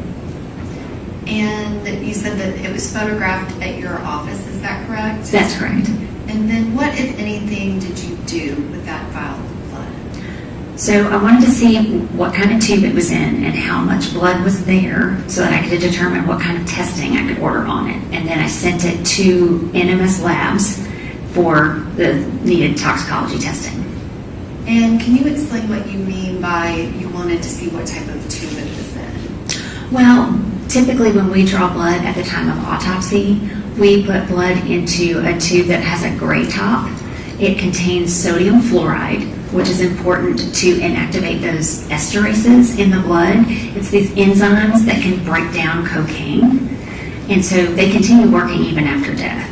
And so I wanted to see what kind of tube it was. This is actually a clear top tube, so those esterases are still able to break down the cocaine. But just so I'm aware, and that way I order the correct testing so that I can not only see if there's cocaine there, but if there's those breakdown products that have probably been formed over the time that it's been in this tube in the hospital. And Dr. Carney, can you explain why was it that you were wanting to have it tested for cocaine? It was, I learned in the process of while Miss Benning was still in the hospital that she had a urine drug screen that was positive for cocaine. And so once you received that vial, did your office submit a request to NMS? Yes, ma'am. And can you explain what is NMS Labs? So NMS is a toxicology laboratory that is located in Pennsylvania, and they have a lot of capacity for testing, and so we send our specimens to them. And did you send that specimen to them for testing? Yes, ma'am. And did they report the testing results to you? Yes. And then what, if anything, happened with the blood from Jade Benning from 2/25/23 and 22/31? So when they were done with testing, they sent me a laboratory report with the results. I actually ended up talking to a toxicologist at NMS, and I let them know, typically they hold the blood for 1 year and then they discard it. So I let them know I did not want them to discard this, and then before that, year was up and time to discard, I asked them to transport it back to my laboratory so that we could preserve it. And do you recognize what is in those 3 photographs? Yes. And what is that? So this is that same tube of blood that I asked them to send back to our office, and now it has their case label on it. No, at this time, I would ask that those 3 photographs be entered as the next numbered exhibit, which I believe is 31.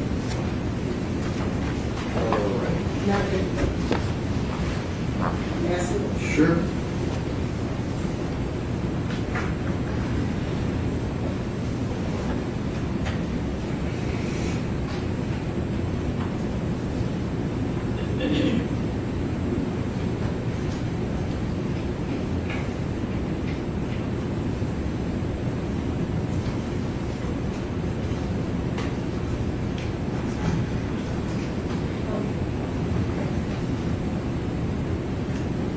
May we approach your honor? Okay.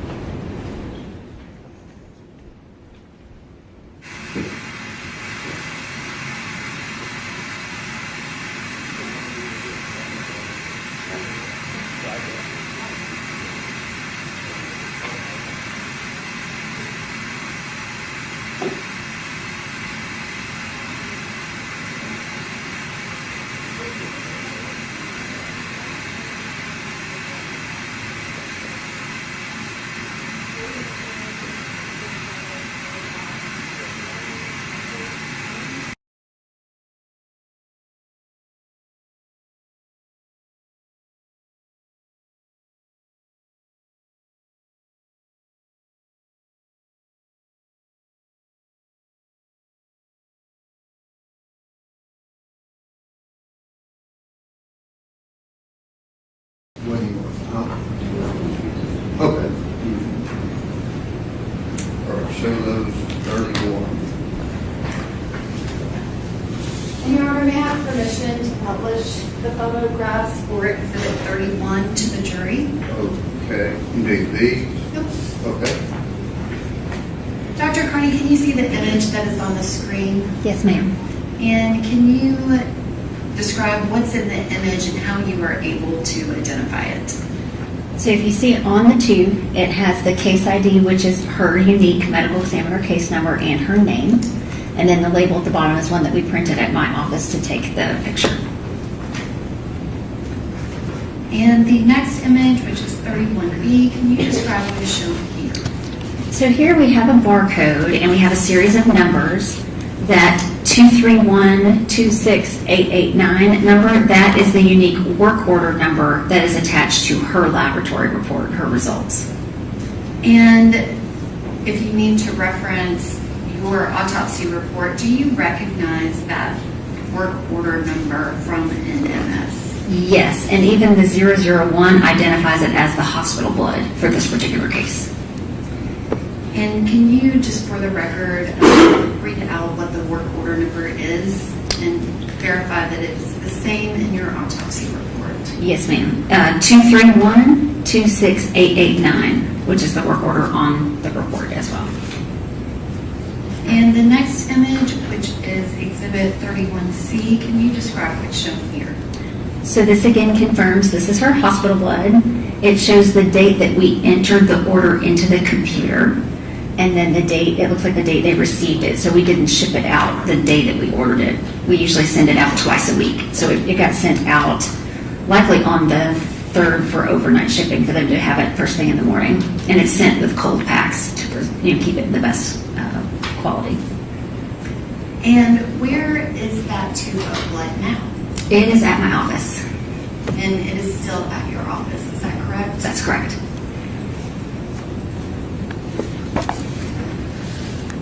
Dr. Carney, when the blood was sent out, did you receive a report from NMS Labs? I did. And specifically, can you describe what was the testing that you requested and what was the testing that was done as it relates to that 2/25/23/22/31 hospital blood? So I ordered a cocaine and products panel so I could catch not only the cocaine, but any breakdown products that may have formed while it was sitting in that tube. And then I also asked them to test for designer opioids. Your Honor, at this time, I'm going to ask that Dr. Carney's autopsy report be made a next numbered exhibit. I don't believe that I can. No objection. Okay. You have a copy. Yes, ma'am. No objections outside of the standing objections. Okay.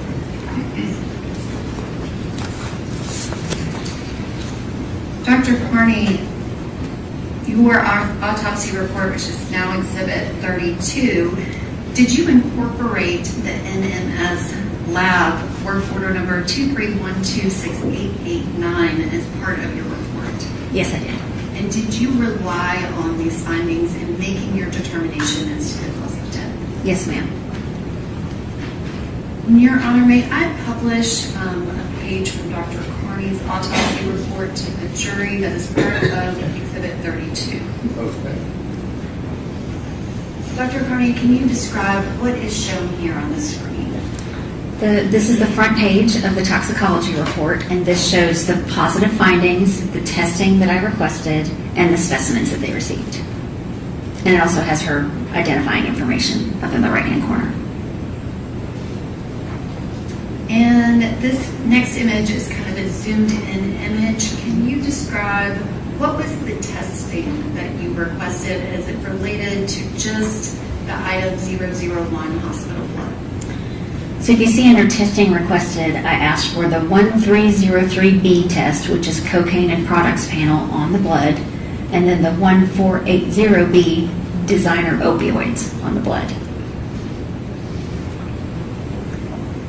And going to just that first blood sample from the 2/25/23 at 22/31, can you describe the toxicology results and kind of what those results mean?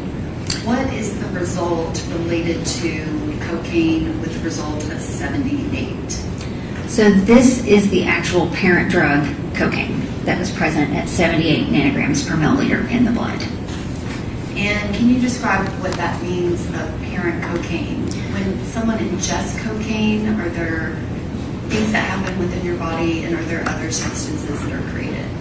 Yes, so the body, you'll absorb the cocaine and have this parent drug, cocaine, in the blood. And then, like I mentioned, the enzymes will break it down, and so you have breakdown products. So these other two that are listed, the benzyl ethgonine and the ethgonine methyl ester, are the breakdown products. And can you describe the difference between the two? So you typically don't see a large amount of ethgonine methyl ester circulating in a live person's blood, but it very well can form post-mortem in a tube of blood or even in the body as the blood sits there and they're awaiting to have their blood drawn, for example, at an autopsy.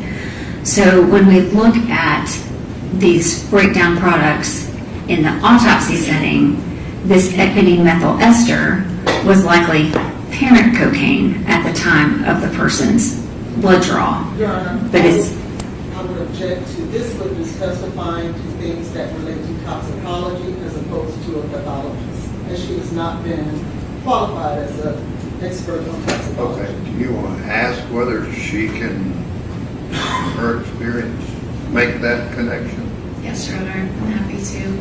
Dr. Carney, do you have training and experience in toxicology and interpreting these findings because it is required for you to determine a cause of death? Yes, ma'am. That's part of my job, is to take toxicology results in the autopsy setting and apply them and determine a cause of death. Do you perform autopsies where the outcome of the circumstances is the person overdosed on narcotics? Yes. And so is this something that you do on a regular basis? Yes, ma'am. Are you extremely familiar with the topic that you were speaking about? Yes. All right, I'll overrule objection. Go May I take ahead. the witness on word item? I'll overrule the objection. Go ahead. If you could continue, you were explaining that the ecgonine methyl ester, that it was most likely the parent cocaine. Can you describe what you mean by that? So like I mentioned, this cocaine is about the only drug that does this, where the enzymes in the blood can continue to break it down after death. Most everything else relies on being circulated through the liver, and really nothing changes after death as far as if you get them to autopsy soon after death. In this case, the ecgonine methyl ester has formed because the esterase is in that clear top tube that didn't have the preservative to stop the breakdown, has broken down the cocaine into ecgonine methyl ester. So if you add the cocaine number and the ecgonine methyl ester number together, that will give us an idea of how much cocaine was in her blood at that point in time on February 25th, 2023 at 22:31.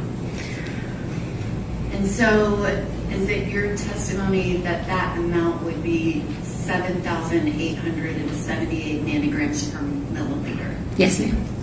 So that would be the concentration of cocaine in Jade Benning's blood on February 25th, 2023 at 22:31 p.m. Yes, ma'am. Dr. Carney, you've already testified that you have performed autopsies where someone has overdosed. Can you describe, is that amount of cocaine in a person's blood, is that common? No. And so when you first got this case, you said you were talking to Dr. Larry, is that correct? Correct. Did people from my office, including myself, meet with you kind of early in the process, specifically about these toxicology results? Yes. And at that time when we met, had you ever seen an amount that high in an autopsy? No. And did you, I guess, go back and look at other autopsies that were done in your office? I look primarily at my cases because I'm familiar with those. I've interpreted those. And that was almost 300 cases that I've signed out, the cause of death or contributory cause of death, including the drug cocaine. And in that first time that we met, had you ever seen anything close to that level? I could not recall anything this high. What would a typical level be in a overdose where it's just cocaine, no other substances, that you were familiar with from your 300 cases? So I went back over the acute cocaine intoxications, and they're pretty much all under 1,000 nanograms per milliliter. 2 or 3 were in the 1,000 to 2,000 range. And since that first meeting that we have, did you do another review looking for anything that compared to this particular result? I did go back through looking at all of my acute cocaine intoxications, really trying to look at those carefully. I even looked at dozens of the ones that had cocaine plus other drugs involved. And did you find anything that was similar to that amount of 78 nanograms per milliliter? I found one. And can you describe what was the result in the one case that you found? The cocaine level was 10,000 nanograms per milliliter in the blood. And going back to the ones that you had done that you initially reviewed where 1,000 was the highest, can you describe what were the findings in your autopsies of the method of ingestion? So a lot of these we do have scene investigations. They look for drug paraphernalia, and in many of those you would find evidence that the person smoked it, or perhaps we would call it nasal insufflation or snorting it, or intravenous injection if they were able to put it in a syringe and inject it into the veins. Had you ever, I guess, done an autopsy before where oral ingestion was the method? It's very uncommon, and I did not recall cocaine ingestion being a common method of administration. And that one case that you found at the medical examiner's office, an autopsy was performed. What was the method, or can you just describe the circumstances of that particular case? That one was believed to be ingestion. It was someone who had been taken into custody, was believed to have swallowed something while in intake at the detention center, and then died during the booking process. And when you say died during the booking process, what was the amount of time? And you said they ingested it. How did they ingest it? Swallowed. So it was an oral ingestion. Do you know an approximate time frame? I don't, but it did not sound like it was a very long period of time. So something that happened fairly quickly, comparatively speaking. Yes, ma'am. And in that autopsy, I guess, are you familiar with autopsies where there's been other oral ingestions of cocaine? I did have another one with oral ingestion of cocaine, but it was mixed with another drug. And we knew that it was oral ingestion because I found the bag with the crystalline substance that had broken open that was still in the stomach. And typically, what is the result going to be for cocaine in a case like that where someone swallowed a bullet?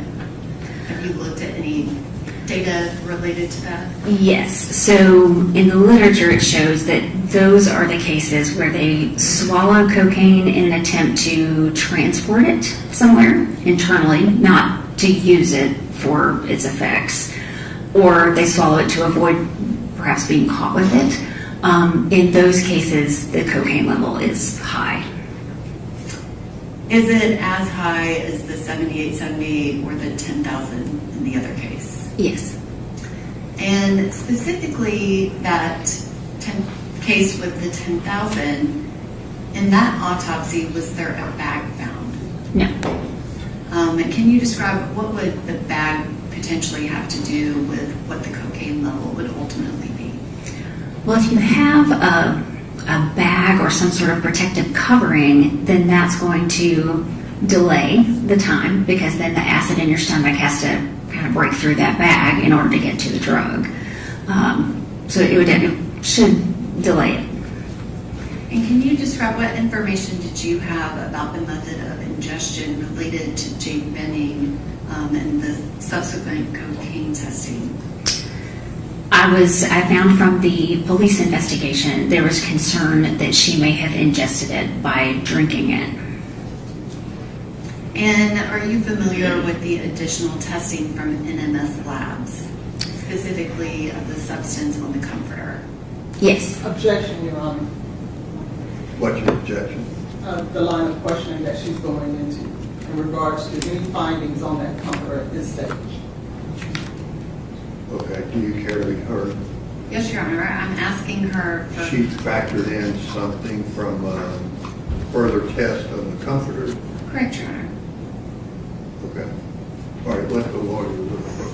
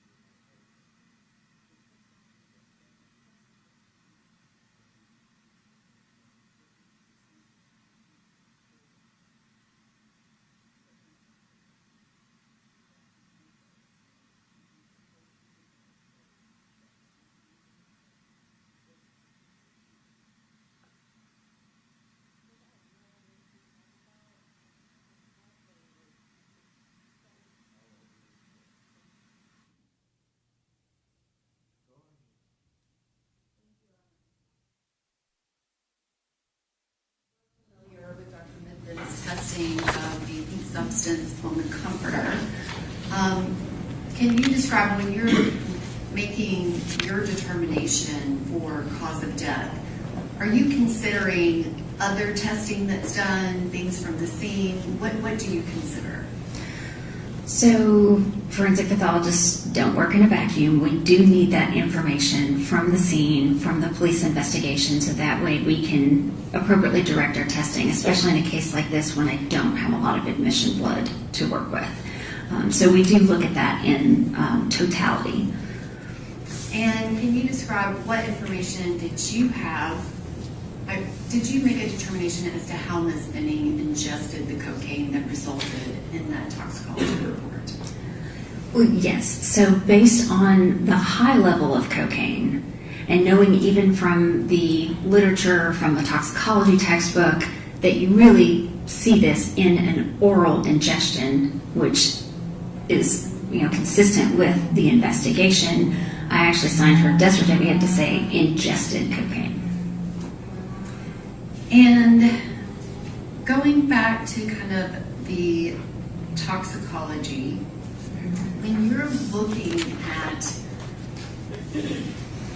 you said ingestion and levels, are there any studies that you sometimes reference to make a determination about maybe when this substance was ingested compared to when the level of the toxicology report is done? Yes, so there are studies, and they've kind of pulled everything together, even in our toxicology textbook, that looks at the time frame from the time that it was taken into the body by whatever method, and the kind of high level, the peak level is found. And in those studies, I guess, can you describe what do you mean by peak level? Well, in the study scenario, when you're actually administering cocaine to a volunteer, you can draw their blood serially and look and see how the levels, how the numbers change to try to determine how high are they going to go and at what point do they get there. So they've done those sorts of studies with low levels of cocaine. And is that those types of studies, are they looking at the half-life of cocaine or whatever the substance is? They are. So they look at how quickly it shows up in the blood, what the numbers are, and then how long it takes for the parent cocaine to be broken down into those breakdown products, including that inactive metabolite benzoyl that you see. And you referenced the studies that they were giving test subjects cocaine. What form of cocaine are given in those studies? So there was one that I found that was, for the oral ingestion, it was a capsule form, and it was, I believe, 100 and 200 milligram capsules. In those studies where we have this capsule, are the peak levels anywhere near as high as the studies? No. Can you explain what would happen if they were? They would be deceased. And looking at those studies, which obviously you've explained, it's a capsule, it's a low dose, what is the peak time generally? So usually for those, the oral ingestion takes a while. I mean, the absorption from oral ingestion takes a while, so like 45 minutes to an hour. Now, they did have one where they looked in this country, ingestion is not a common thing, but in other countries, they may be able to chew those powdered coca leaves, and then they looked at those individuals with those low levels of cocaine chewing the leaves, and they saw the levels peaking at 24 minutes to an hour or two. And that's not in the capsule form. And you said for the capsule, 45 minutes to an hour was kind of common. Yes. Are there any studies on anyone ingesting liquid cocaine? No, not that I'm aware of. Is it possible to liquefy cocaine? Sure.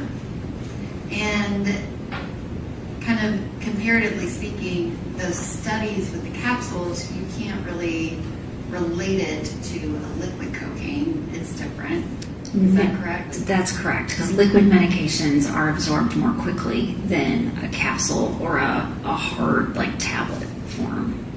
And the testing that we have have from 2/25/23 and 22/31, where Ms. Benning's cocaine concentration was 78 nanograms per milliliter. Are you able to say if that is a peak level? No, that's what it was when she came into the hospital and they drew her blood, but I don't know if that's as high as she would have gone had she continued to live, or if she had already peaked. I really don't know. That's what we have at this point in time. I don't have subsequent blood samples to compare. Though any of those studies, they're not really comparing the two same things, correct? Correct. And can you go through and describe the autopsy of Ms. Benning and what your findings were, and explain the cause of death? Yes. So Ms. Benning came to my office and I examined her body. I found that, like I mentioned before, she had the period of time where she didn't have a pulse and she wasn't able to supply her brain with enough oxygen. So she had what we would call an anoxic brain injury. When the brain is injured, it does one of two things. It bleeds or swells. It bleeds typically if it's been injured, like by blunt force injury or gunshot wound. And if it's not, then it usually swells. So her brain was very swollen. Unfortunately, there's only so much space in the skull for the brain to go. So when it gets really swollen, it pushes down on the bottom of the brain where you control your heartbeat and your breathing. So her brain had actually begun to herniate down out of her skull. So I saw brain swelling, cerebral edema, and herniation. The other things I found is the chambers of her heart were dilated, but her heart was not enlarged. And she was pregnant. So I saw the fetus, a baby girl, approximately 25 weeks gestational age. I examined the baby, and there was no anatomic or congenital malformation with the baby. It looked like a healthy, normal 25-week gestation pregnancy. I also did histology. I took samples from several of her organs, looked very carefully at her heart, even in the conduction system, that electrical system that causes your heart to beat normally, to see if there was anything wrong there, and submitted those. And let's see. I did not find that she had any pneumonia, did not see any infection in her lungs. She had a few heart cells that were a little bigger than normal, but she didn't have any infection. She didn't have a heart attack. I didn't see any inflammation in the placenta or the umbilical cord, any sort of infection that would have hurt the baby. So at the end of all that, and I have these toxicology results, the cause of death I determined was acute cocaine toxicity. And can you describe, the toxicology results of Ms. Benning? Can you describe, once she ingested that liquid cocaine, what would happen to her body?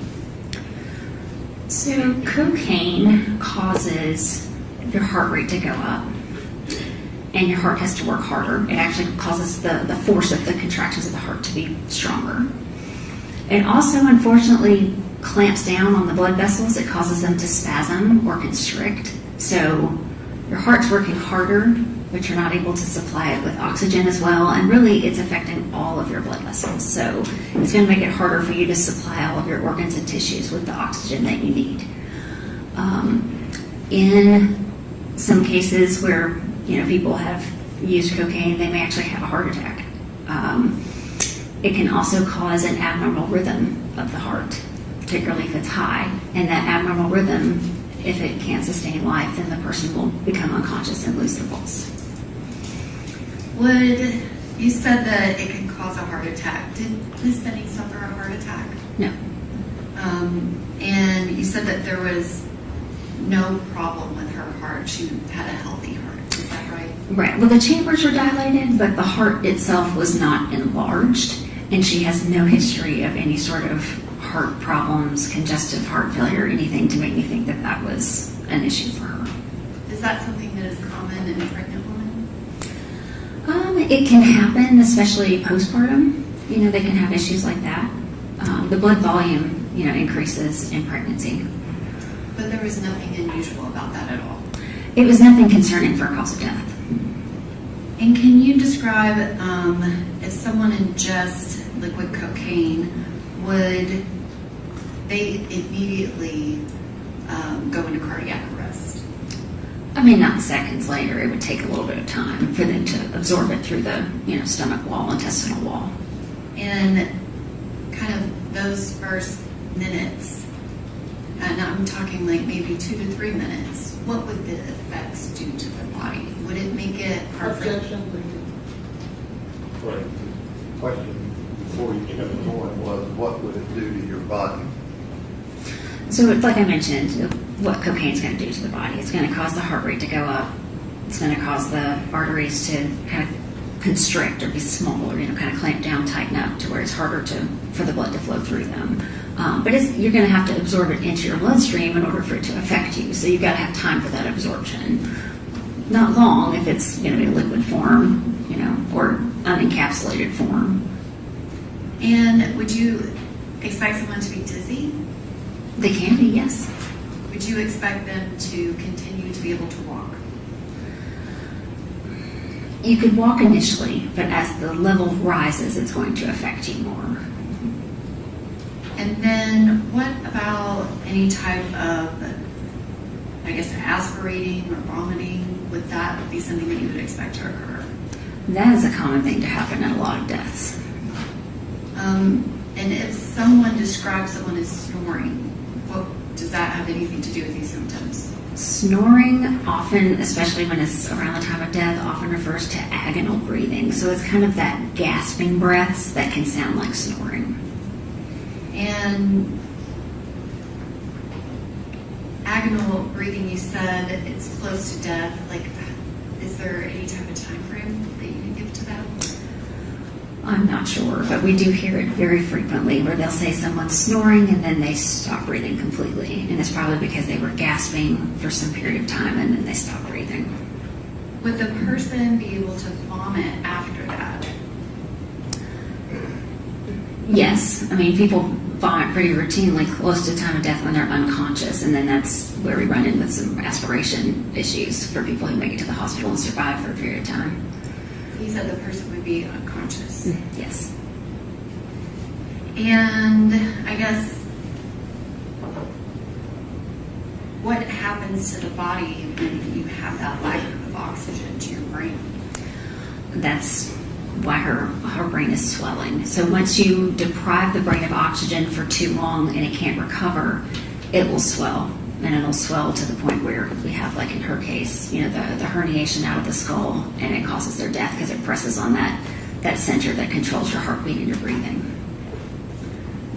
And so you said that the studies that you referenced about oral ingestion, that time frame can't really be compared to this. If you had the circumstances of Miss Benning being able to paint words on a photo at 9:10 p.m. and at 9:24 p.m. she's been painting, and the word beautiful is now added to the photograph. It's been painted. The words are legible. You can see them. If that happens between 9:10 and 9:24, and then there's 4 minutes of photographs taken where you can't really tell anything about symptoms. But then 19 minutes from that kind of first painting, she's added words at 9:24, and then at 9:29 p.m., there's a phone call where someone describes Ms. Benning as being able to talk at the beginning of the 6-minute call, but by the end of the 6-minute call, her words do not form and make any sense. And then she is found by EMTs within 20 minutes of that, and she is pulseless. That time frame, is that consistent with her ingesting that cocaine within 30 minutes of her being found pulseless? Yes, ma'am.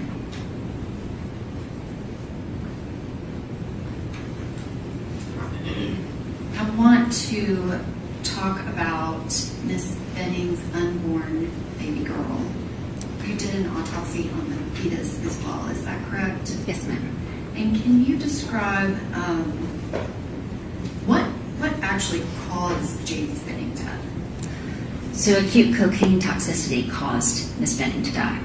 So it was the cocaine in and of itself. Yes. And she was pregnant. Yes. Is there anything about cocaine and pregnant women that is, I guess, something that you know about?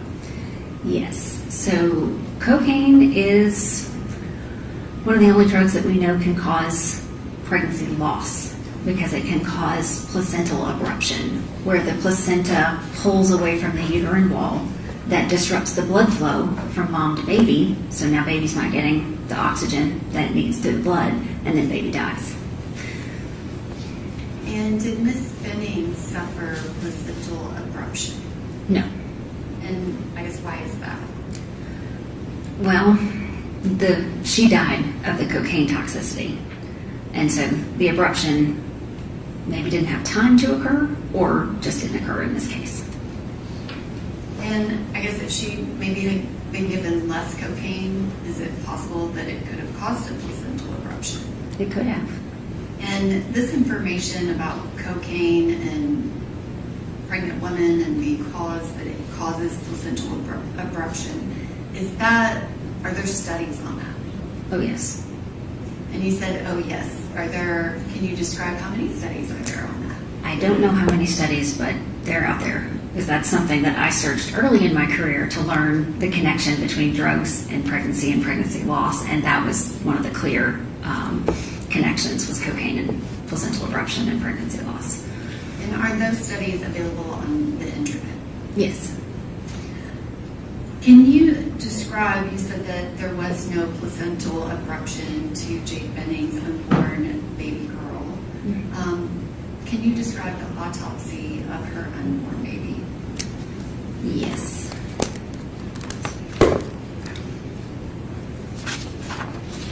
All right. So the baby.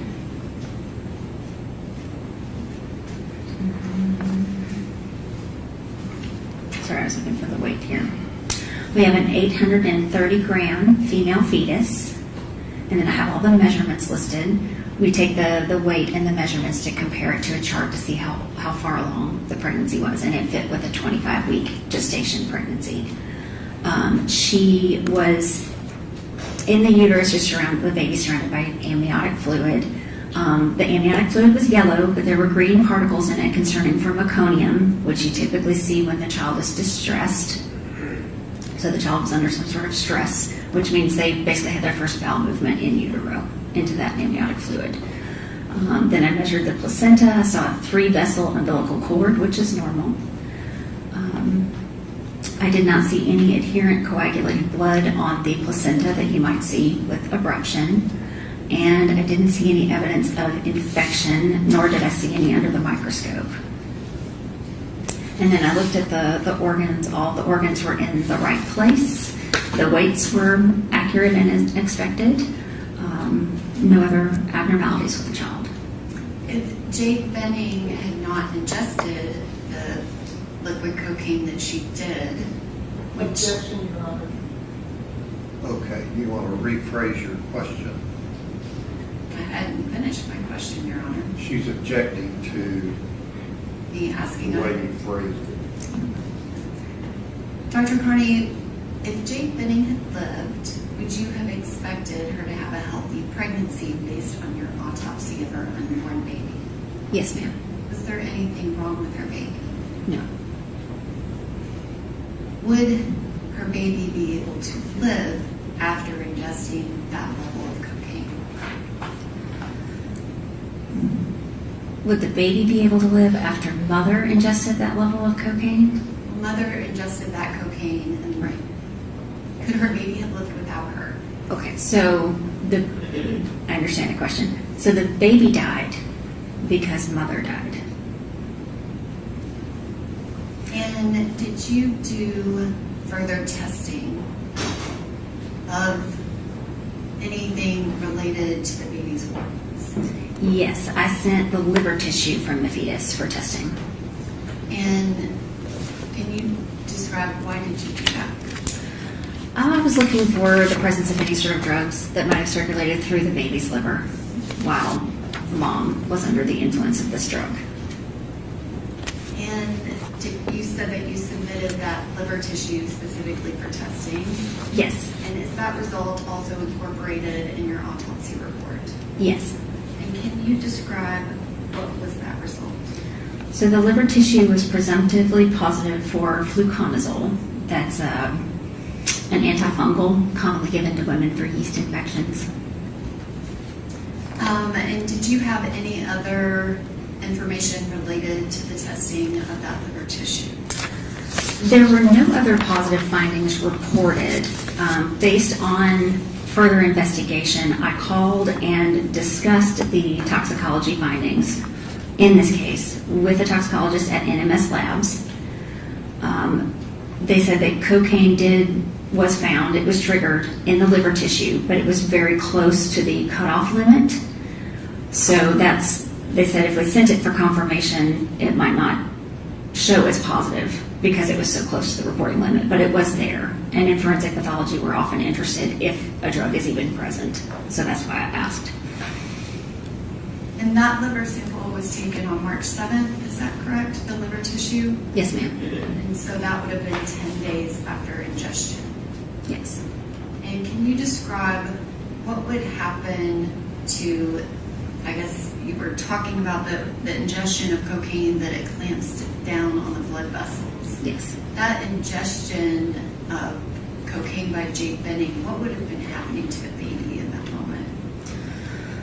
Well, everything that's in mom's blood goes into baby's circulation as well. So clearly the cocaine in her blood did make it into the baby and was still in the liver even 10 days later.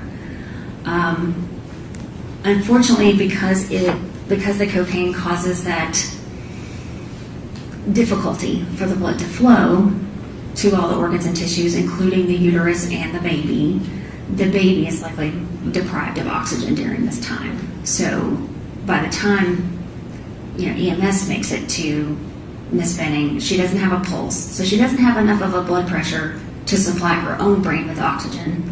She's not going to be able to supply the baby with adequate oxygen either because she doesn't have enough of a blood pressure. They worked very hard to try to save her and took her to the hospital, but they didn't get actual circulation back for some time. I mean, there's I believe a 12-minute gap between the time they left the scene, they get her to the hospital, and at some point after that, they get her circulation back. And my understanding is the first evaluation of the baby, as mentioned in the medical record, is the heart rate was already low. So she had already been deprived of oxygen as well.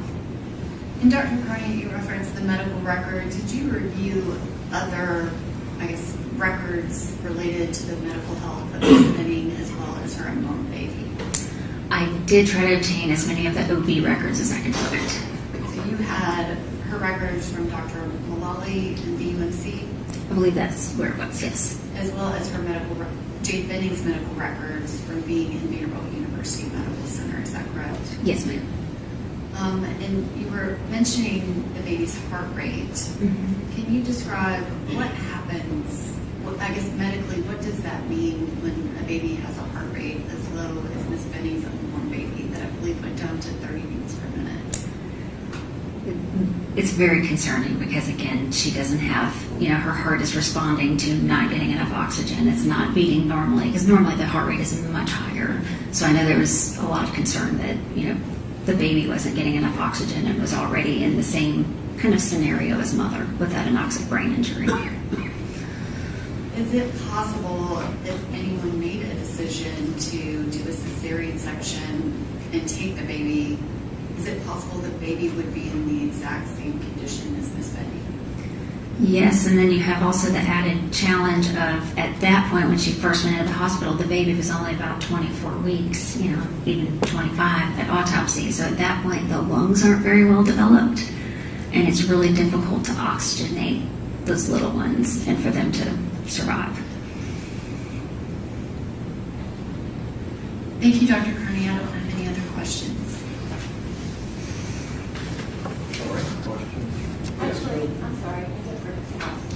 Excuse me? I did forget to ask a question. May I ask? Okay.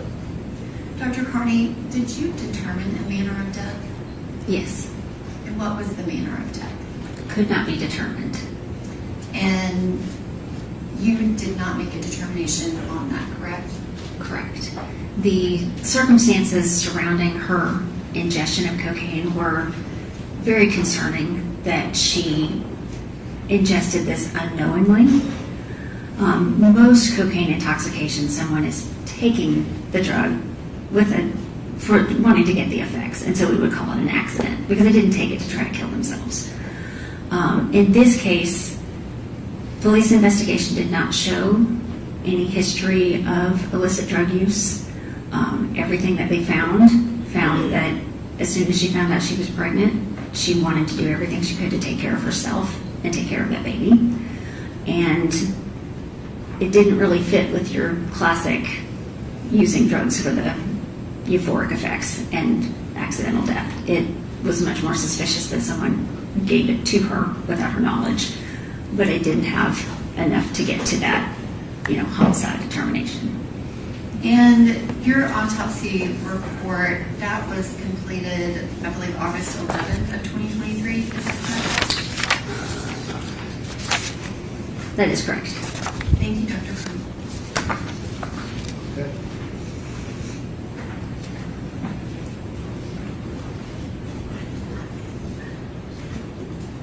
Good morning. Good morning. I have a few questions for you, Dr. Carney. Okay.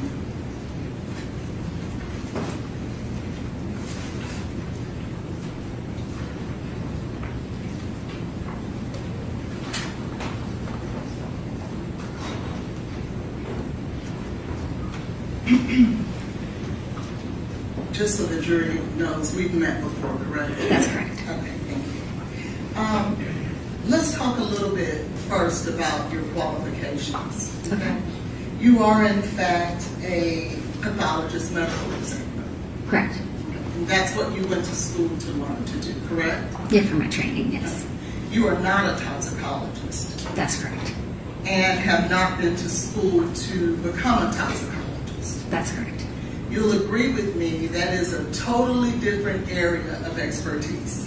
That's different because that's taking the blood and taking it through the machines and interpreting the data. So that's not what I do.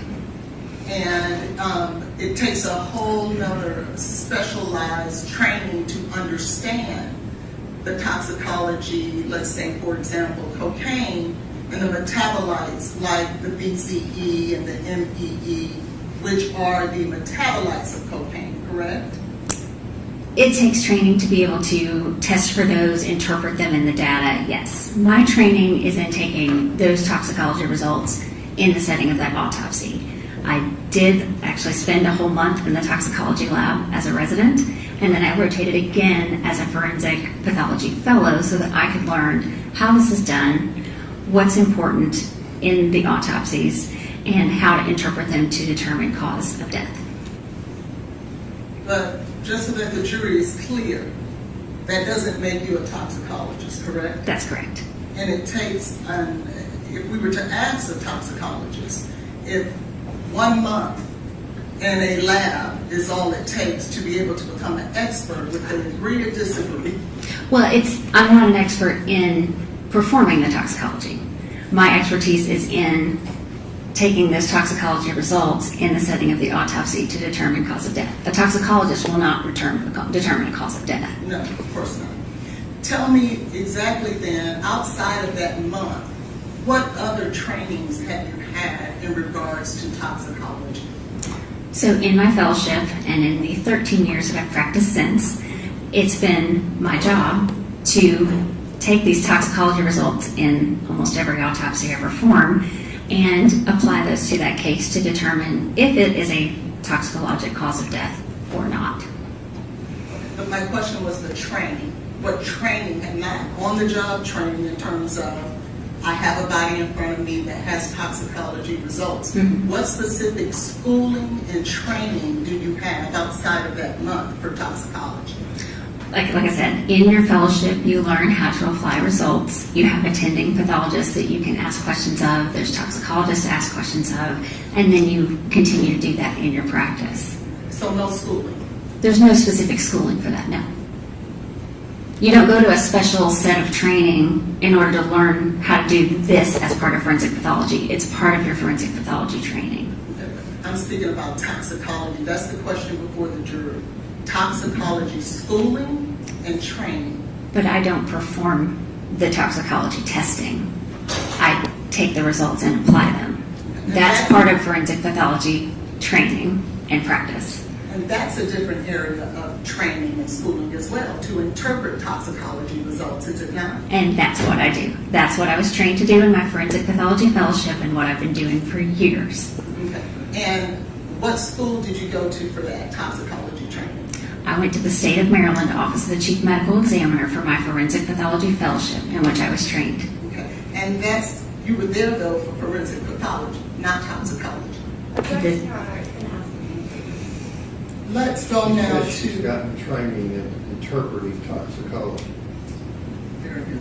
So let's go now to your duties here with Ms. Benning. Okay. When did you first learn about this case? I first learned about the case when she was still in the hospital in the intensive care unit. And do you remember when that was? That was February 28th. My office was notified. Who were you notified by? The initial note mentions a physician at Vanderbilt, but it did not have a name.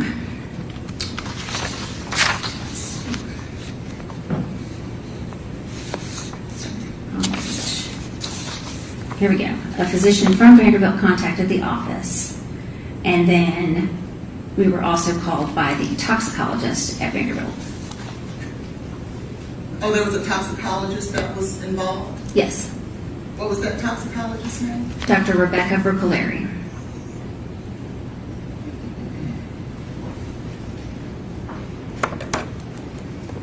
And do you remember the purpose of the call? The initial call to our office was to let us know that she was expected to die of her anoxic brain injury, and given the case information, that she would be a medical examiner case. Okay. And so was there anything specific that they needed you to do at that time? There was a question about whether or not she was a consented organ donor, so there was a question about organ donation. Were you aware that at some point prior to her coming to your office, and speaking about Ms. Benning, that there was an investigation going on in regards to whether or not she ingested some type of drug? Yes. And over the course of that time, did you ever have an opportunity to speak with the homicide detective, Adam Reese? Yes. Did you also have an opportunity over the course of that time to speak with General Norman? Yes, I think I did speak to General Norman during that time frame, or shortly after. And all of this was prior to Ms. Benning getting to your office, Correct. or arriving at your office. Okay. So when Ms. Benning arrived at your office, you performed the autopsy, correct? That's correct. And you'll agree with me, obviously, very early on, that an autopsy is not done in a vacuum. Have you ever heard that phrase? Yes. Can you tell the jury what that means? Well, it means that we need to know what the circumstances are surrounding the death, because there are some deaths that don't have specific autopsy findings, or they have very few. So we need to know how to interpret that in the setting of the circumstances surrounding death. And that just basically means sometimes you just can't look at the body and the body itself Correct. in order to determine the manner of death. Or even, yeah, that's true. Okay, fair enough. And so would you say then that you would consider Ms. Benning's case one of those cases where you had to look at circumstances outside of the body? Yes, ma'am. Now, knowing that you now are looking for a specific drug, perhaps, that there is a homicide investigation going on, what did you do to try to determine what, if any, drugs Ms. Benning would have been involved with? There was did more than one urine drug screen that was performed at the hospital. And there was additional testing done because they were trying to determine at the hospital if there was any drug that she had ingested that they could treat for, maybe understand why she was in the state she was in. So I did talk to the toxicologist about that to find out what had been tested, if anything was positive, what was negative, and that could help me direct the testing on the small amount of blood I had to work with. So you were looking then for particular drugs based on all of the investigations surrounding this death. Yes, ma'am. Did you take a hair sample? No. You did not? Not for toxicology testing, no. But did you take a hair sample? Because she's a suspected homicide, there might have been some sort of hair sample collected, but it was not used for toxicology.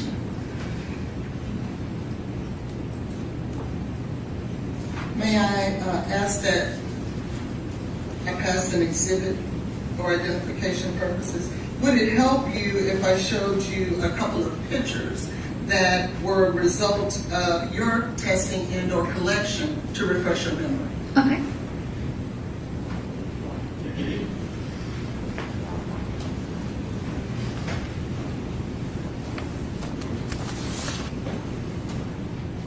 Yes. So do you remember taking a hair sample? Yes, so this is a pretty common practice with a homicide investigation that we would take a hair sample, but it was one that's not used for toxicology testing. Okay. And did you take fingernail scrapings? In this case, we did fingernail clippings. Clippings. Yes. So there were no fingernail scrapings?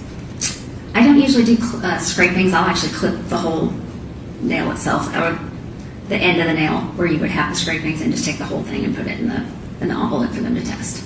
Okay. And did you have, knowing that, because you got the body on March the 7th, Yes. and you did not make your findings until August 31st? Yes. Or August 11th, I believe it I'm was. sorry, August Yeah. 11th? Yes. Okay, so that's 5 months. Mm-hmm. And during this 5 months, I think you stated that the matter of death was pending. Correct. So you were trying to find what involvement, if any, Ms. Benning would have had with drugs. Correct. Okay. And so then did you send that hair sample out to be tested? No. Why not? I don't normally test for hair. That's kind of for long-term things, and usually I think I've only sent hair for heavy metals testing. It's not a common thing that I test for But you illicit can, drugs. I apologize. Sure. But you can find the different types of drugs that a person may have been involved with, come in contact with, or utilized with the hair sample. Can you not? It's possible. I've not tested hair for cocaine.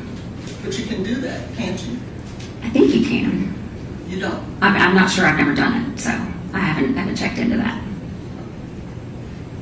What about to test the fingernail clippings? Did you have any of that tested? No, actually, I gave the fingernail clippings. I believe that was picked up by the police department. Have you ever heard of someone taking cocaine with their finger and doing it like that? It is possible. So wouldn't it have been important in trying to determine what happened truthfully to Ms. Benning to have those scrapings tested? I've never sent clippings for drug testing.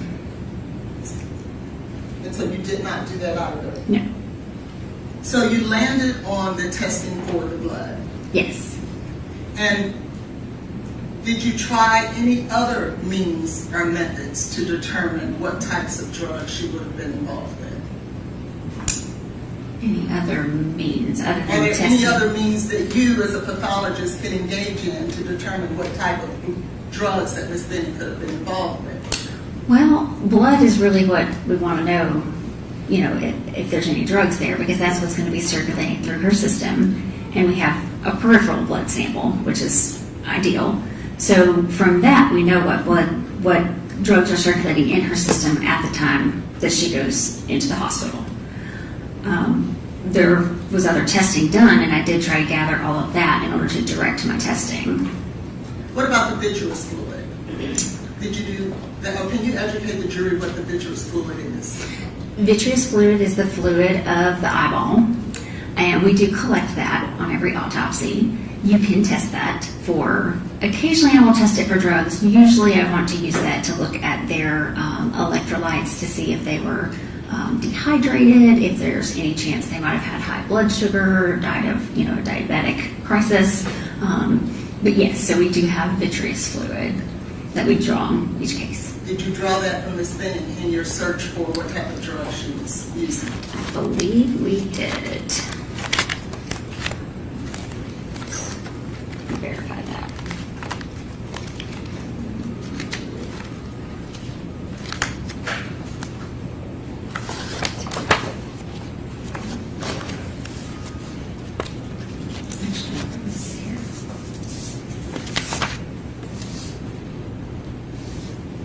I did not send the vitreous fluid, Okay, so, but I think we did collect it. Although I wasn't concerned about her hydration levels, considering she'd been in the hospital and that had already been followed. well, you don't have to look for this. Right. Will you agree with me that you can do drug testing with vitreous fluid? You can. And sometimes it's the best way to test for different types of substances. I don't know that I would say the best way, actually. Blood is the best. Okay. But it is in fact able to get it done. It is a way. I have used vitreous fluid to test for a substance that normally I would use urine for, and I didn't have any urine in the case, so I used the vitreous. Now, you talked about the findings in this case in regards to the blood. Yes. And you stated that based on you adding the amount of the EME Yes. along with the cocaine, in your opinion, was the best way to come up with how much parent cocaine she would have had in her system. Correct. Can you explain that to us, please? Well, like I mentioned before, there are enzymes in the blood that can break down cocaine even after someone has died, unless you get it into that tube with the sodium fluoride, which we didn't have in this case. So there was a week, 10 days in the hospital that blood, cocaine could be broken down, and then additional time before it got to the laboratory to be tested. So there was quite a long time for the cocaine to be broken down. So that's why it's important to look at both of those. And so that we can educate the jury, the cocaine itself would be the parent cocaine, right? Right. The BE is the next metabolite that parent cocaine will break down to, correct? So that is a breakdown product that is inactive, and it can build up and be there for a little while. And then you have, from BE, it goes to EME, is that correct? I don't think it goes in that order, but with this one, we're worried about the cocaine being broken down in the tube after death, and it gets broken down into ethylene methyl ester. And those are the three levels in which cocaine breaks down. Yeah, those are the three, the cocaine plus the two breakdown products. And it's your testimony that the best way to determine from Ms. Benning about how much cocaine would have been in her system on 225 would be to add the parent cocaine with the EME. That's your testimony. That's correct. And the 7,878 nanograms per liter is a huge number. Will you agree with Per me? milliliter. Yes, it is. Okay. And it is too much, I think you stated, for the body to take. Right. It can be overwhelming for the heart. Now, you're not stating that everyone who has a level of 78 ends in death, are you? I'm not aware of someone with that level surviving. Okay, so it's your opinion that anyone who has that kind of level would be dead?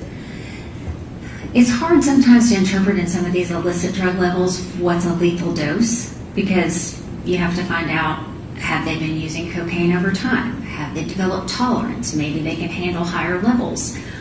In this case, she is a naive user, so for her, this is too much for her.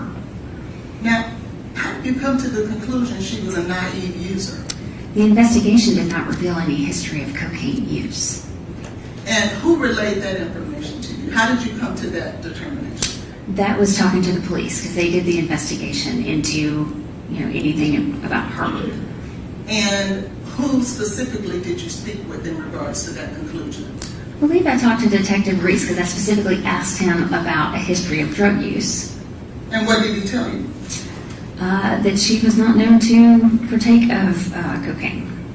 Did he tell you cocaine or drugs, period? This was specific to when I was asking about the cocaine. Did you ever make a statement that you were told through the police investigation that there was no history of drug use, period?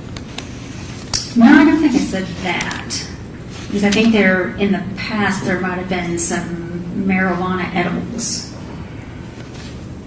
Sorry. I believe she may have used marijuana in the past. So you don't think you ever said that? Let's see. Yeah, see here it says, no history with illicit drugs other than marijuana used to make edibles. So no other illicit drug use, specifically cocaine. Would it help you if I was to show you your testimony from the bond hearing to refresh your memory about whether or not that statement was ever made? Sure. And I'll put a sticky. Okay.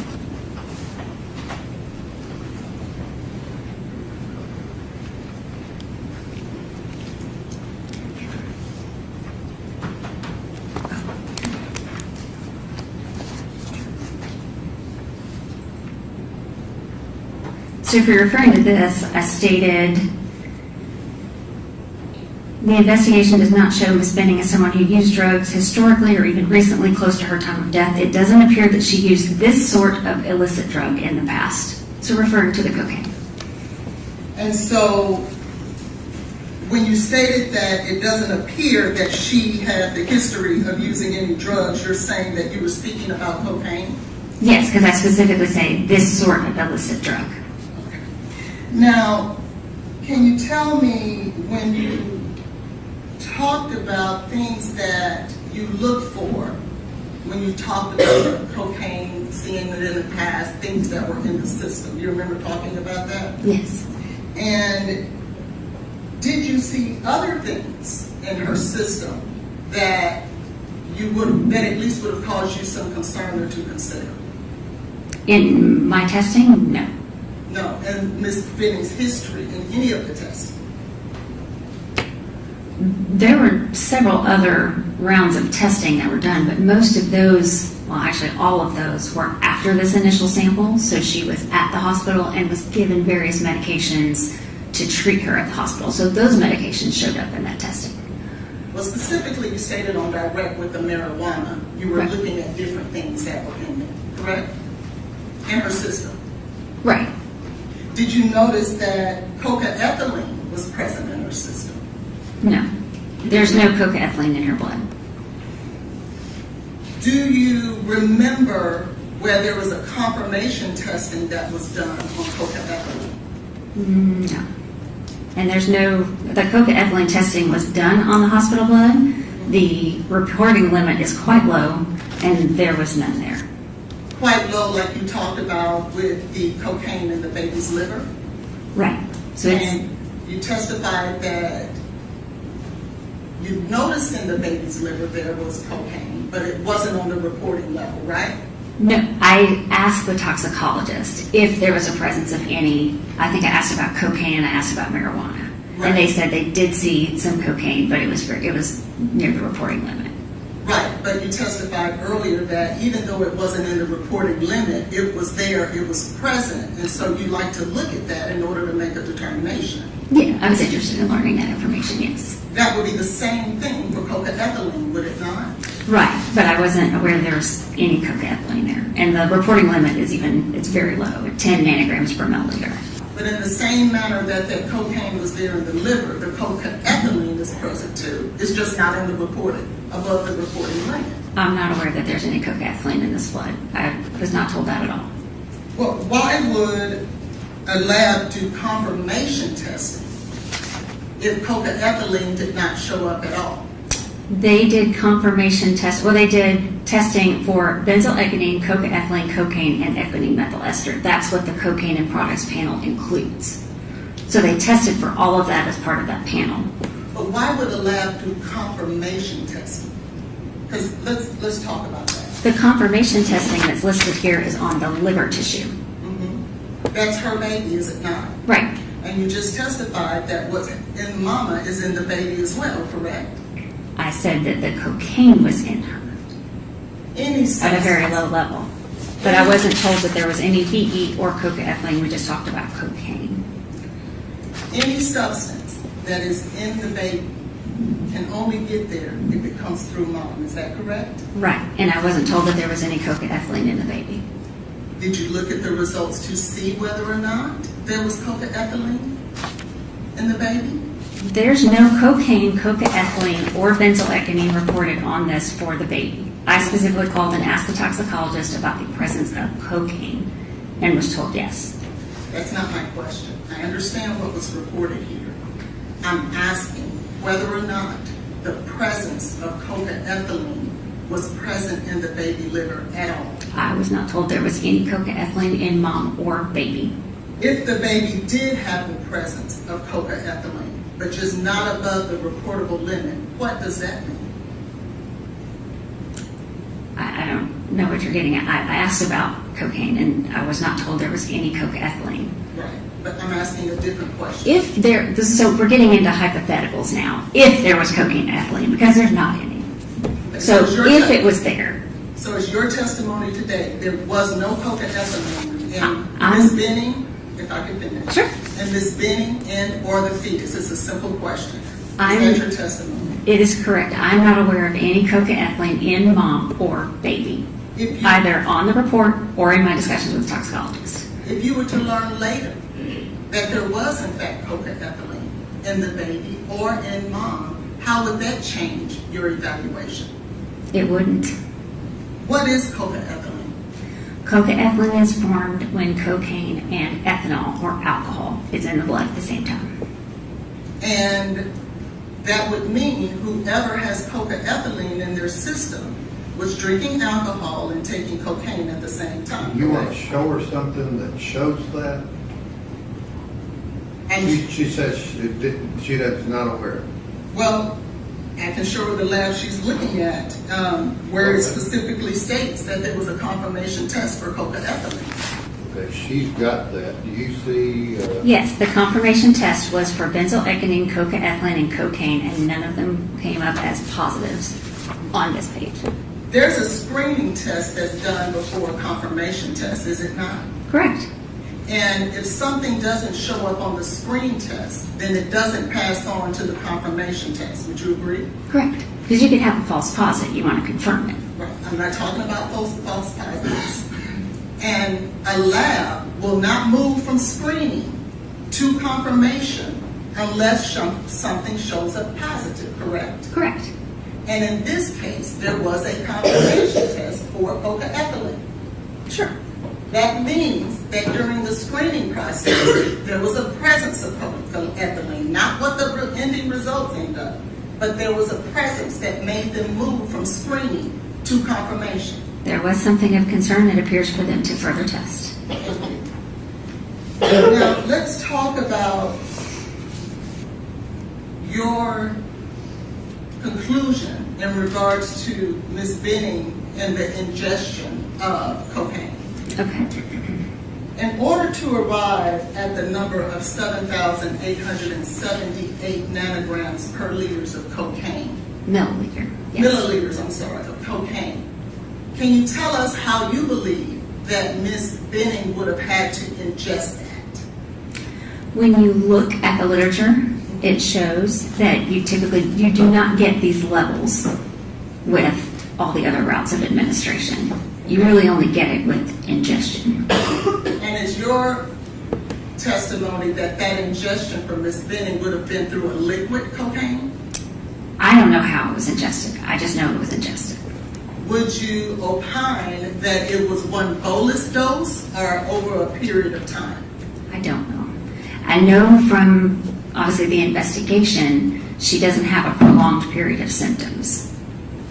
So you believe it would have been one bolus dose more likely than not? It could be, yes. How much cocaine is 7,878 nanograms per milliliters? Could you give us an example of equating what we would look, an apple, an orange, a lemon? So unfortunately with illicit drugs, there's no quality control or testing process like you have with your normal medication that you buy over the counter or from the pharmacy. So it's in a tablet dose and you know exactly how much it is. I have no way of knowing how much powder or liquid or how pure it was. I can't give you any specific size or amount. But you'll agree with me it would be a whole lot, right? If it's a very concentrated dose, it might not be like a large size of something. So it could be very small. It could be. And then if it's very small, it could be something someone took on their own. Could it not? It's possible. Will you agree with me that most overdoses are a result of an accidental overdose? Yes. And in our hypothetical just previous that we talked about that because of the concentration it could be very small, then it also could be an accidental overdose of someone who took a small dose. You mean like a small amount that turned out to be more than they thought? Like we just talked about yesterday. Yes.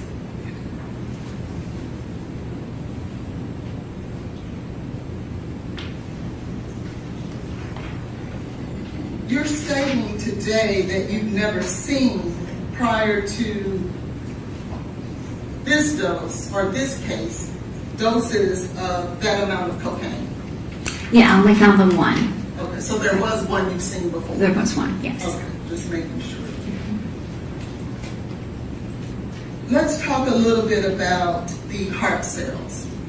Okay. Ms. Benning had enlarged heart cells, not major, but they were a little larger than normal, were they not? Correct. She had focal myocyte hypertrophy in the left ventricle. Okay, and what does that mean? It's a small focus where the heart cells are a little bit bigger than normal.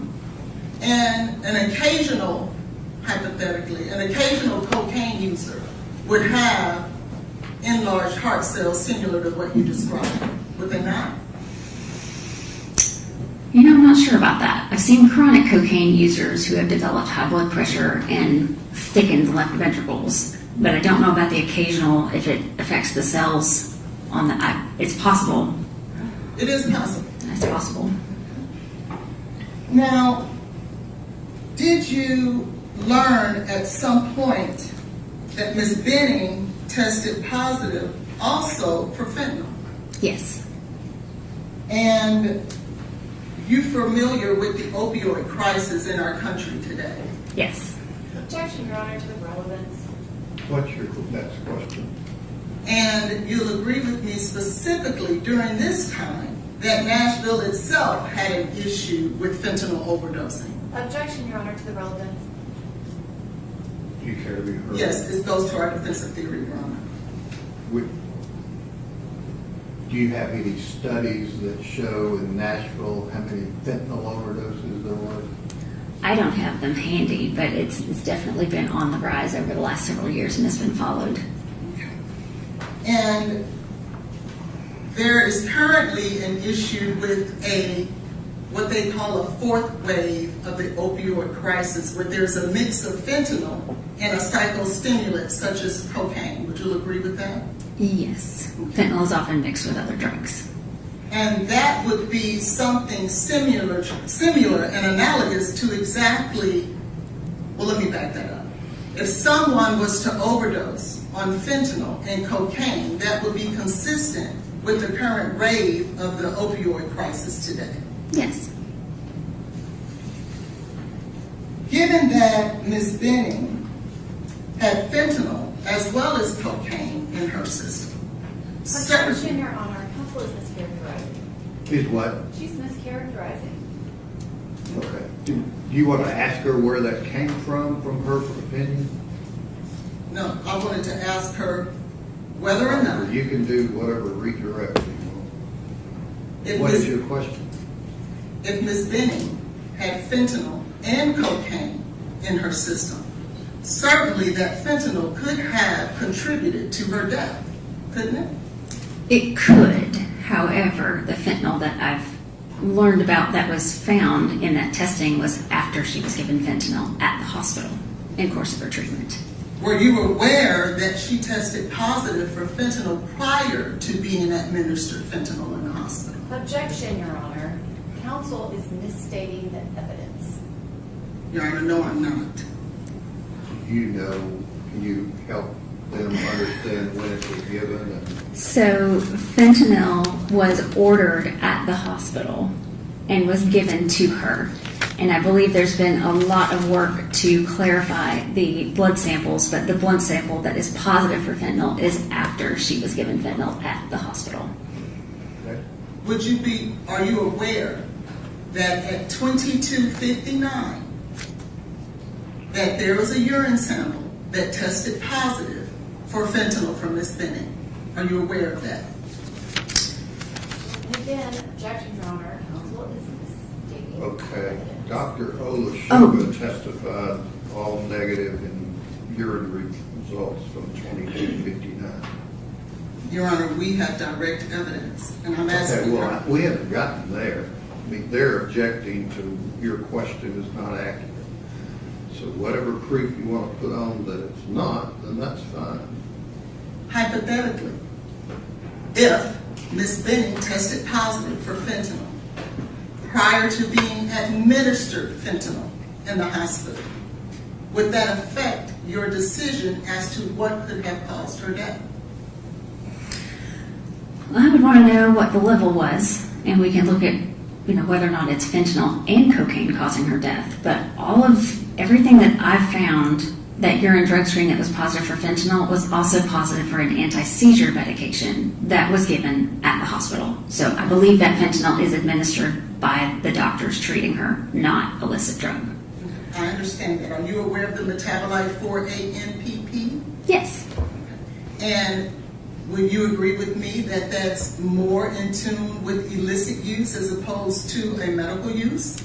It has been in the past, but apparently that has now come up positive in fentanyl that is administered by a hospital, or by a doctor. So it doesn't really carry a lot of weight with me anymore. But it used to carry a lot. It used to, but not anymore. And I know that was negative for acetylfentanyl, which was also tested and is more in the illicit drugs. I'm not asking about acetylfentanyl. I'm Okay. asking about 4-ANPP. Well, I use that to kind of help in that determination.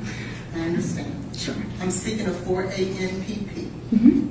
There was a time where that was important to you, right? Right. And it was indicative of illicit use, was it not?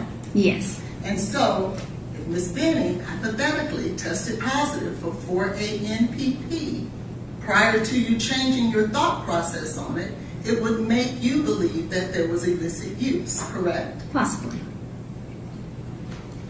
And can you tell us what are some of the symptoms of a fentanyl overdose? So whereas cocaine is a stimulant, fentanyl is a depressant. So it's more like alcohol, where everything slows down. The breathing slows, the heart rate slows, and they tend to get very sleepy and then go to sleep and don't wake up. They can also have issues with edema in their lungs, where you get the fluid that's getting out into the air spaces, and so they might have like the foamy fluid in their mouth and their airways. Okay, so you expect to see some foam around the mouth? Possibly, yeah. You expect for that person to become sluggish? Yes. Depression of the heart rate? Yes. Something consistent with the baby, the fetus's heart rate going down to 30? Would that be consistent with a slower heart rate? Yes. Someone then going to sleep, as you just stated? Mm-hmm. And with fentanyl overdose, that happens much quicker than a cocaine overdose. Would you agree? No. No? Well, could it happen quickly? Could.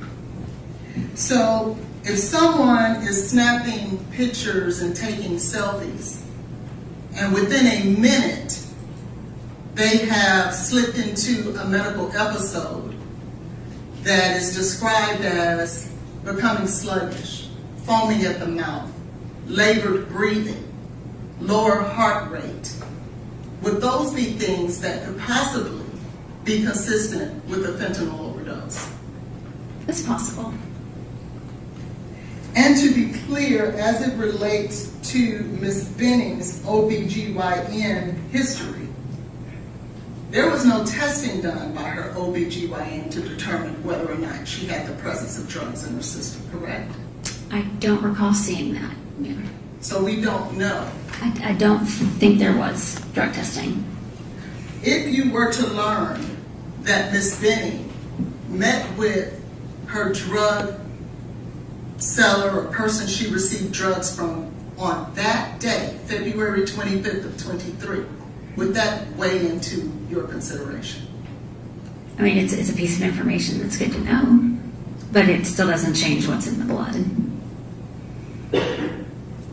Thank you. Can you redo it? Yes, Your Honor.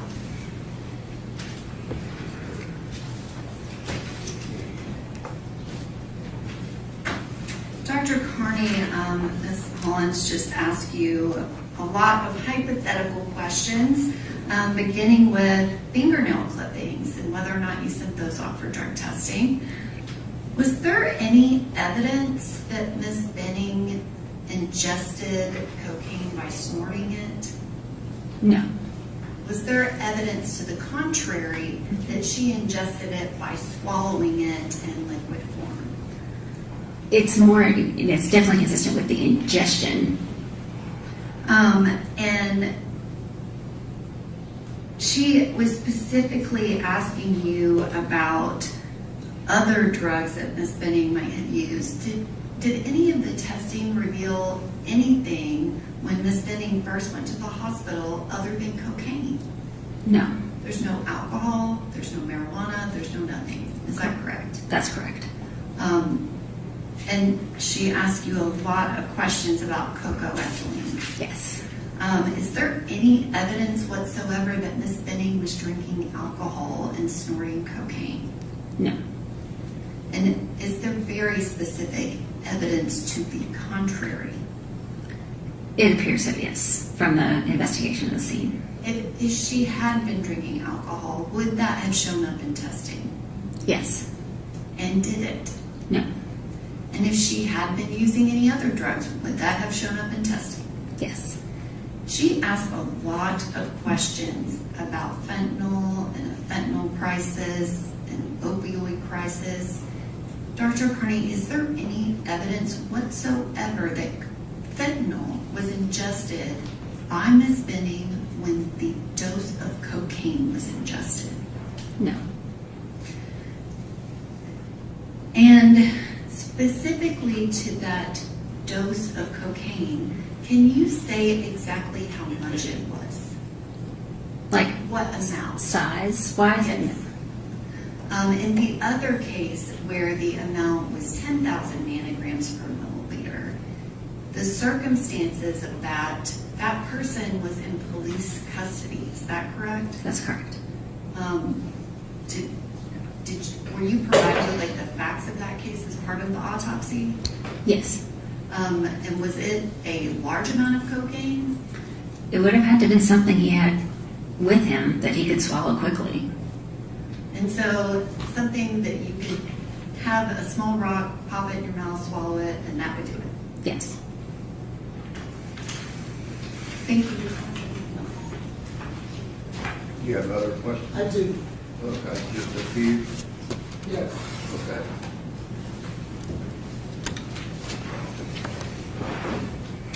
Dr. Carney, what drugs did you test for?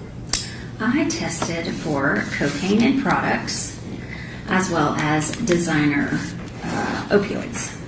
What is included in designer opioids? It's on the third page of the report, and it's a lot of these designer fentanyls, and it includes 4A and PP. Now, you just stated that there's no evidence whatsoever of the presence of cocaethylene in Ms. Benning. Is that what you testified to?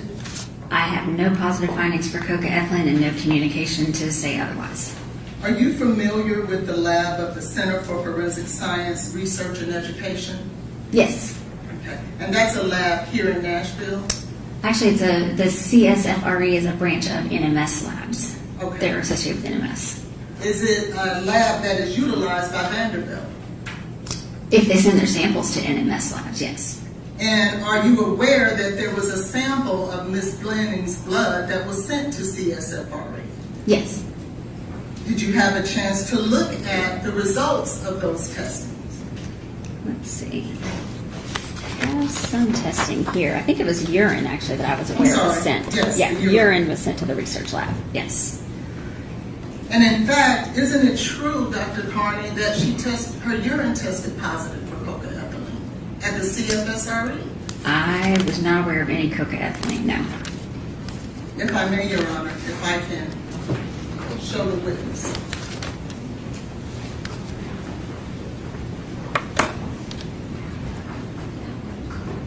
Can you please take a look at those results? Okay.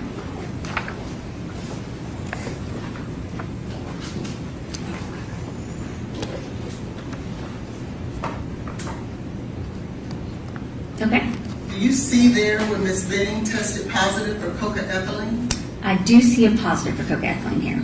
So the statement, conclusion, or testimony that there is nothing, nowhere else to suggest Ms. Benning tested positive for cocaethylene isn't true, is it? There's a positive here in the urine. And so if it's positive for her urine, that means at some point Ms. Benning had to consume alcohol and cocaine at the very same time. It's a product of cocaine and ethanol. So yes, there's some sort of ethanol there. No other way around that, is it? No. I'll pass the witness. Any other questions?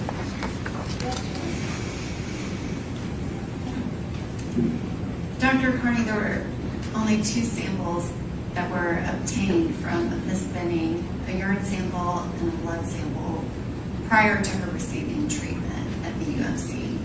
Is that correct? I believe that is, well, let's see. I know the blood sample is prior to. The urine here, if this is the first urine sample, it's positive for drugs that she was given as part of her treatment. It is not the first urine sample. Okay. That is the purpose of my question. Okay. If this urine sample is after she received medical Which treatment, one are you talking about? I'm referring to the report that Ms. Hollins just Okay, gave. from the other lab. Right. Okay, what's your question? Ms. Hollins was asking questions like that was a urine sample that was taken in the beginning. If that urine sample is from after Ms. Benning received treatment, Right. there's a positive for cocaethylene, but there's also a positive for fentanyl type products, correct? Correct. And that is consistent. I guess, can you describe it? Are all of those substances consistent with her receiving medical treatment at Vanderbilt Hospital? Yes, so there's the cocaine and the ones that are associated with cocaine, and then the one positive cocaethylene, and then everything else looks like it was from her treatment. And are you familiar with CFSRE labs? Yes, I'm familiar with them. And do they do kind of specialty testing? Yes. And their levels are lower than other labs, correct? I would not be surprised, considering there's not even a number on here. It's just a positive. And I guess the toxicologists that perform this test might have more information about that level and why that finding was there. Yes. You reviewed multiple results of lab work related to Ms. Benning. Was cocaethylene in anything else? No. Thank you. Any other questions? Yes.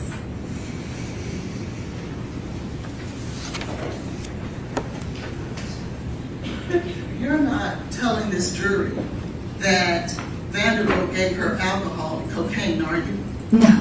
Okay. So regardless of when the urine was taken, she had it in her system, didn't she? There's a positive there. I don't know what level, but And if the original urine that was taken from Ms. Benning was notated at 2259 or 225, and her first administration of fentanyl was not until after midnight that night, That means that that urine testing was prior to her getting fentanyl. Would you agree? So, she have a seizure disorder? Because she has an anti-seizure drug in here that was given at the hospital. I'm not talking about seizures. Then I don't think that we can say that this is prior to treatment. This is after treatment. She very clearly has other drugs in here that were from treatment. I don't think you're hearing my question. I'm not speaking Objection, to Your you. Honor, it's been asked and answered. Okay, what is your question? My question is, if her urine was taken at 10:59 p.m. from Vanderbilt, and fentanyl was not administered until after midnight, if that urine tested positive for fentanyl, that would Objection, be... Your Honor. Counsel is misstating the evidence. That report No, is I'm not not. related to that sample. She can just answer the question. The evidence is going to come out Do as you it have is. multiple urine samples? So there are urine samples, and they're clearly after she's received treatment. And I believe this has been all worked out as far as the timing. So the fentanyl from this is from her treatment. And you're right, it has been worked out. Right. Because So this is originally- not illicit fentanyl. What This is- is treatment fentanyl. Originally, up until as late as a few... Objection, Your What Honor. is your question? Counsel I would like is to stop misstating you the from asking it. evidence. I can't answer. I can't ask. What is your question? For the first year and a half to 2 You got to years, start out with that. What is your question? the original urine, was it not? It was taken at 22:59. Is that correct? That's what it states. Okay, that's all I needed to know. And fentanyl wasn't given until after midnight. Isn't that right? I don't know that that's accurate. Did you take a look at the records? I did, but there's been a lot of examination of those records. And so have they changed? I can clearly see that she's been given treatment, and fentanyl was part of her treatment. It was ordered almost right, very early on when she was there. So my understanding from everything that I've reviewed is the fentanyl that's there is from treatment and was not illicit, and I did not include it as a cause of death. I know that, but my question was, the first round of fentanyl wasn't given until after midnight. Isn't that true? I don't know that that's accurate, no. And actually, if it was given after midnight, then this urine was taken after that. It was taken after she was given fentanyl. But if the original urine that was notated at 10:59 p.m., that would be before, wouldn't it? It would, but I don't think that that's accurate. Any other questions? Any other questions? Text your name, step down and just leave those items.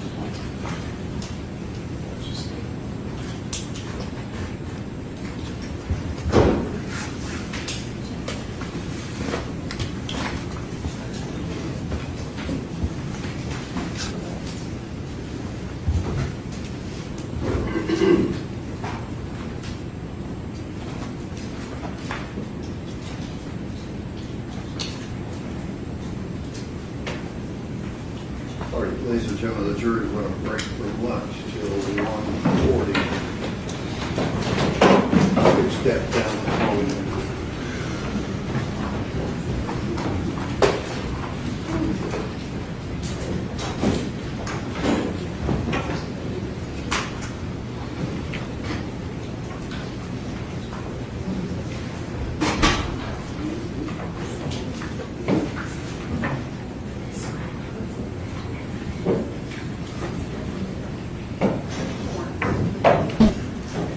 And who was the next witness be? I think we need to call Detective Reese based off of this morning, Your Honor, but we will only be calling him for purposes of establishing the chain of custody of the urine sample that he collected at Vanderbilt. Okay. Is Dr. O'Leary going to testify? I don't think that's going to be necessary because we're going to have other toxicologists, but I do have her available if I want to call her. Is Dr. Krotrulski going to testify? Yes. And, Your Honor, while we're talking about it, we will call Dr. Brugalari if they do not.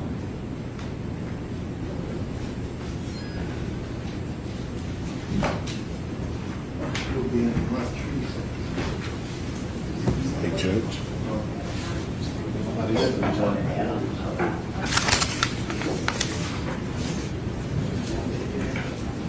Go to the lunch recess.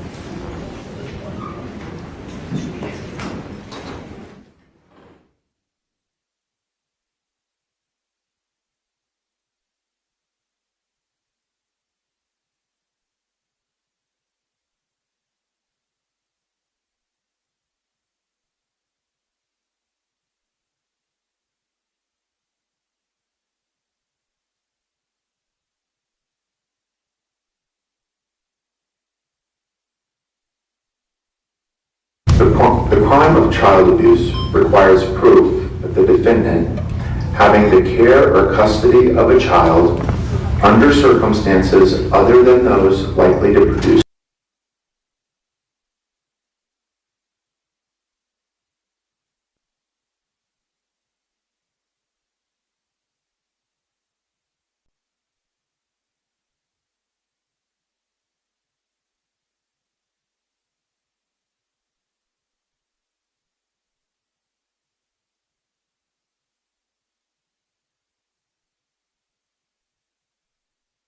death or serious physical injury intentionally or knowingly did cause. The crime of child abuse requires proof that the defendant, having the care or custody of a child under circumstances other than those likely to produce death or serious physical injury, intentionally or knowingly did cause or permit the child's person or health to be injured or to be placed in a situation where her health was endangered. It is further alleged that the defendant committed this offense through the use of a GMC Sierra Denali and Wells cargo trailer, a dangerous instrument under Arizona law. Intentionally or with intent to, as used in these instructions, means that a defendant's objective is to cause that result or to engage in that conduct. Knowingly means that a defendant acted with awareness of or belief in the existence of conduct or circumstances constituting an offense. It does not mean the defendant must have known the conduct is forbidden by law. Dangerous instrument means anything that is readily capable of causing death or serious physical injury under the circumstances in which it is used. The defendant has pled not guilty to the charges. The state must prove each element of the charged crime beyond a reasonable doubt. I will give you more details and definitions about the alleged crime in the final jury instructions. The state has charged the defendant with a crime. The charge is not evidence against the defendant. You must not think the defendant is guilty just because the defendant has been charged with a crime. The defendant has pled not guilty. The defendant's plea of not guilty means the state must prove every part of the charge beyond a reasonable doubt. The law does not require a defendant to prove innocence. Every defendant is presumed by law to be innocent. The state has the burden of proving the defendant guilty beyond a reasonable doubt. In civil cases, it is only necessary to prove that a fact is more likely true than not, or that its truth is highly probable. In criminal cases such as this, the state's proof must be more powerful than that. It must be beyond a reasonable doubt. Proof beyond a reasonable doubt is proof that leaves you firmly convinced of the defendant's guilt. There are very few things in this world that we know with absolute certainty. And in criminal cases, the law does not require proof that overcomes every doubt. If, based on your consideration of the evidence, you are firmly convinced that the defendant is guilty of the crime charged, you must find him guilty. If, on the other hand, you think that there is a real possibility that he is not guilty, you must give him the benefit of the doubt and find him not guilty. In deciding whether the defendant is guilty or not guilty, as exhibits and any evidence stipulated. All right, you may proceed, and just as a reminder, Both parties are welcome to use this space however you choose during your respective openings. Thank you, Judge.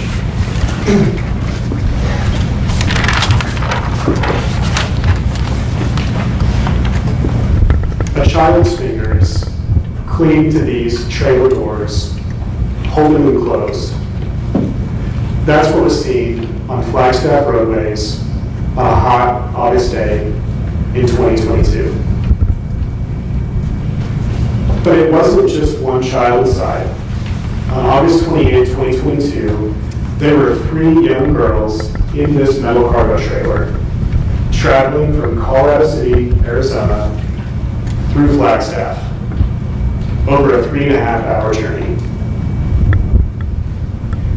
And they were in this hot, unventilated box trailer without seatbelts, as the temperature outside was pushing 80 degrees or more. Inside this trailer was a number of items, large and small, like this recliner couch, pillow, and chairs. They were not seatbelts. And that's why, as you can see, shoved into the back of this cargo trailer, there was a makeshift bathroom with a toilet seat on top of a blue bucket with a black trash bag lining. With, as you can see on the sides, maroon or purple curtains for privacy. But that wasn't all. You could see numerous objects that were stuffed into the small trailer with these 3 young girls. Below the couch and folding chairs, there's a generator pictured here, as well as a stroller next to a gas tank, next to that generator, next to that toilet and couch.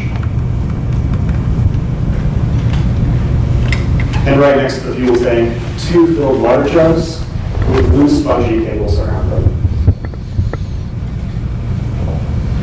And even a metal shovel behind the makeshift bathroom curtain. Any one of these objects on its own would have posed a risk of harm to these girls inside. And of course, as you can see here, this was not a passenger vehicle, it was not a car, it was a trailer. You'll hear it was a Wells cargo trailer, not designed for human occupancy or use. A metal box trailer without ventilation, without windows, without air conditioning. And as is obvious, no secured or fixed seats. As I said before, certainly no seat belts. And this journey for these 3 girls in this hot trailer was not a brief one. As you will hear, they loaded up in Colorado City, Arizona, over 3.5 hours away from Flagstaff. 3.5 hours away, as I said, on a journey in a hot trailer without ventilation, without windows, without air conditioning, with 3 young girls, ages 14, 12, and 11, on this treacherous journey. And that's because of this man, Defendant Samuel Bateman, who supervised them, who was watching over them, who was supposed to be taking care of them. They were in his care and custody, and this trip was his idea. They loaded the trailer with him in Colorado City, and they were on the phone with him almost the entire time during this journey. And that was happening while he was safely in the driver's seat of this air-conditioned pickup truck, as you can see here. A truck that was equipped with seatbelts and common safety features. The truck that Mr. Bateman was in pulling this metal box trailer. You'll hear in this case that there was a tip from a 911 caller about this situation, and then a short time later, an employee of the Arizona Department of Public Safety spotted this truck and trailer, and as I mentioned before, spotted those child's fingers sticking precariously out of the top of that trailer. That employee was named Gary Crosby. He's a roadside motorist assist agent with the Department of Public Safety. And when he saw the truck and trailer, he was alarmed, and he began to follow it and observe it. So I mentioned, these bottom fingers poking out of the top of this unlatched trailer. Fingers that are keeping this unlatched or improperly latched trailer door precariously shut.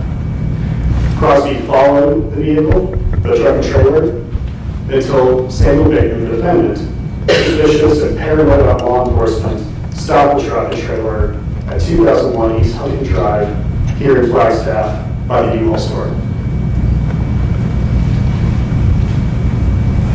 I'm going to play for you now a short video, and just so you know there's no audio here at the beginning that shows Mr. Bacon emerging from the driver's side of that truck.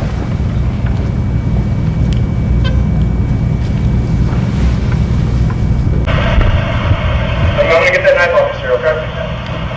Any other weapons on you? Okay. Come over here, please. Nothing else on you? Phones? What's that reach in your pockets? What's your name, sir? What's that? What's your name, sir? Samuel? What do you say from pockets? Do you have any other weapons on you? Please don't reach in your pockets, just let me.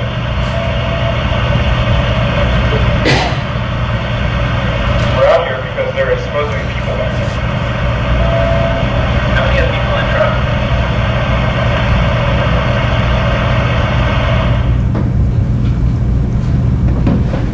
Now, when Sam Bacon stopped the vehicle by the U-Haul store, he didn't get out on his own right away, and the girls, per his instructions, remained concealed in the back of the trailer. More law enforcement, as you can see, arrived on scene, and that's when you just saw Samuel Bacon emerge from the driver's side door of that parked pickup. After speaking with Mr. Bacon, law enforcement proceeded to approach the trailer to see who or what was inside. And that is when the three girls, Shirley, age 11, Gladys, age 12, and Dorothea, age 14, emerged from the vehicle, as you'll see here.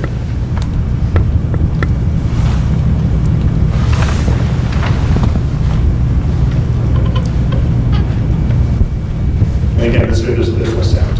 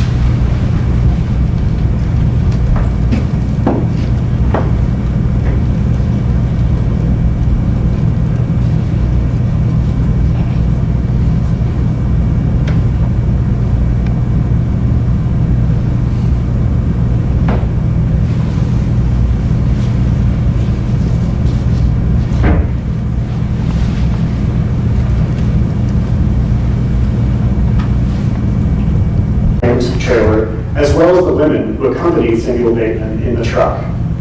And you can see here in this photo those individuals and the phones that Sam Bacon used to keep in touch with them. Those girls in the trailer were Dorothea, then age 14, and Gladys, then just 12 years old. And Shirley, then just 11 years old. They can tell you about their arduous trek inside this trailer. But what this case is about ultimately is that this man, Samuel Bacon, knew those girls were in there, that it was his idea, that they were in his care and custody, and that he knew they were back there the entire time, because he was, as was their custom, on the phone with them off and on the entire time. You'll hear there was at least one stop along the way, including at the Silver Saddle Trading Post in Flagstaff. that these girls were with him during this entire journey. And that Bateman only pulled over when, ever paranoid, he noticed law enforcement nearby.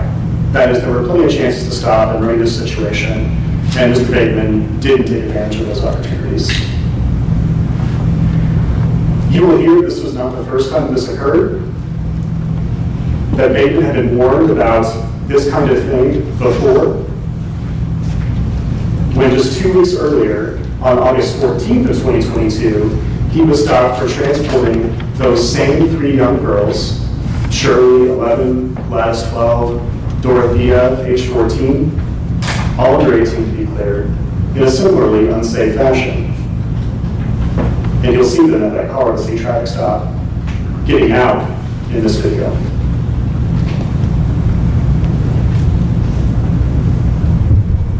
Into a situation, not where they were actually injured, but that where their health was indeed certainly endangered. Because, as the judge mentioned, it's through the light of common sense, reason, and experience. It's common sense to know who or what is in the trailer that you're pulling. As the judge mentioned to you in this case, these charges are 3 counts of child abuse, and that's what this case was, the statement submitted to you. It was child abuse. Placing these 3 young girls, not adults with independence, in a situation where, in any common driving scenario, a bump in the road, a sudden stop, or even a minor collision, there would be a risk of injury.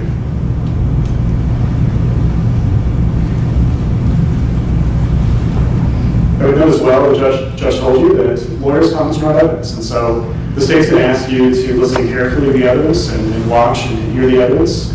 And as the court mentioned as well, you're not going to be receiving transcripts of testimony or copies of trial testimony. So it's up to you, as the court told you, to take notes, listen carefully, pay attention throughout the course of the trial. Opening statement at this time, or reserve your opening until the close of the state's case? I think I'd like to do it right now. Okay, go ahead whenever you're ready. And Mr. Hawkins, does Mr. Bateman, the video feed at all? I don't believe so. Okay, thank you. Okay. Okay, so first of all, I would ask that you would be patient with me, because this is my first time. I don't really know what I'm doing. But I prepared something here, so. You can't hear it. All right, if you'll speak up louder, Mr. Bateman, let's test the microphone, just make sure that it's plenty loud. Okay, just speak louder, okay? Okay, hold on. And you might move it up further on your lapel so it catches you better. Okay.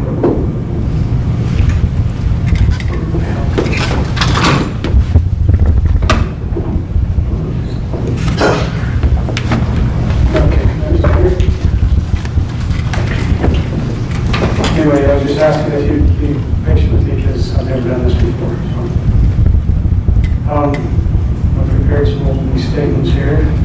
So, okay, one thing I'd like to mention is that you will not hear, you just won't ever hear that they will prove that I would intentionally harm anyone. That's not even in my nature. I'm a kind and loving father, and I'm also going to harm other people. So they will not prove it. Sure, sorry. Here. My apologies. So I was just saying that you will not hear that I intentionally hurt anyone. They won't be able to prove it, because it's not even in my heart. I'm a kind person, and when people ask things, I can't let them do it. And these girls like to do those things. I like to ride back in the state. We used to go on outings at least once a week, and very often. And we'd go out in the movies, so they're used to riding in that state in the movies. Sure, I'm sorry, I can't hear you. Can't listen. You could do a hand microphone. Okay.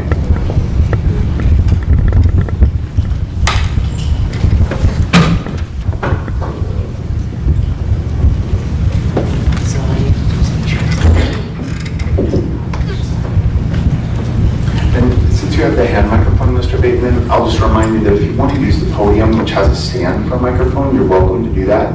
You're not required to. I just want to make sure that you know that and remember that that's available if you wish. Okay, thank you. Can you hear me okay there? tied again. So I just ask you to be patient with me since this is my first time I'm not a lawyer.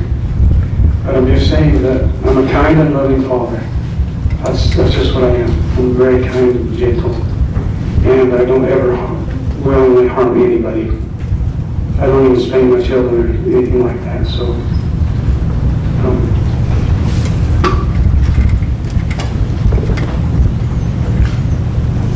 also, please realize that the information on indictment is not evidence. I just ask you to make your ruling on facts and evidence, not on feelings or opinions, or whatever stories you've heard. And also remember, as I sit here, that I have a clean slate. Just a very clean slate, so please keep that in mind. And it is up to the state to prove their case. And when the government makes their opening statement, excuse me, sorry.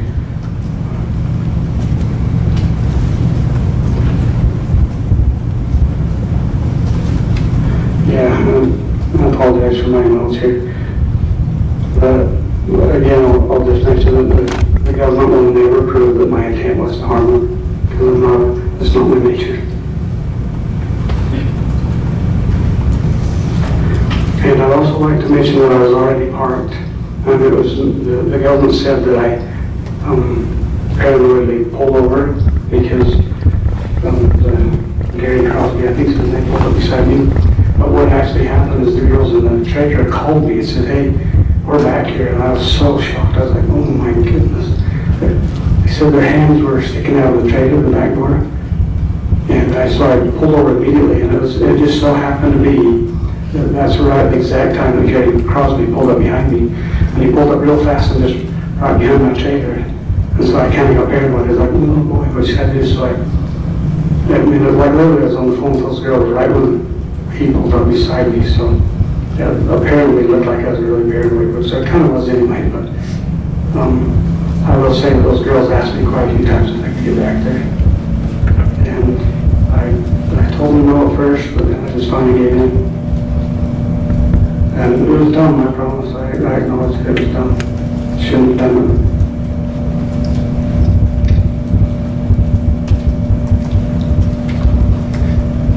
And I'd like to mention that I was already in the parking lot parked for 44 or 5 minutes before the call service showed up.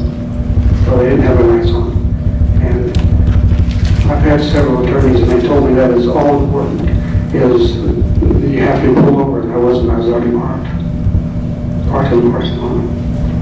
Because those girls called me and told me they're back there with their hands out the door. So I was like, "Oh my goodness," so I pulled over. And some of the testimony you will hear that I swerved back and forth. Yeah, that's because this guy was following me so close. And I knew that he was part of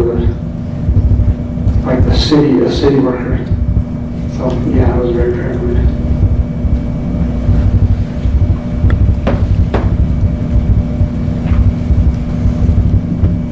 Okay, another question I have is, the government claims that there was a 911 call, but I asked, where is that person?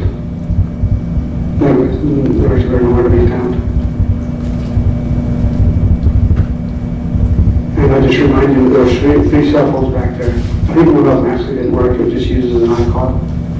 But at least 2 cell phones back there. And I'd also like to mention that that trailer is like you can tell, is an old crusty trailer. Had holes all over it, and I wasn't one bit worried about ventilation. Actually had quite a bit of ventilation. I mean, I'm not saying it wasn't hot, but it was hot. And they were on their phone with me at all times, pretty much, as long as there was service. That's kind of how we traveled as a family. The whole group was probably about 40 people, and maybe 5 or 6 vehicles in our caravans, pretty much everywhere we went. And we did a lot of outings. I also mentioned that on that previous stop on August 14th,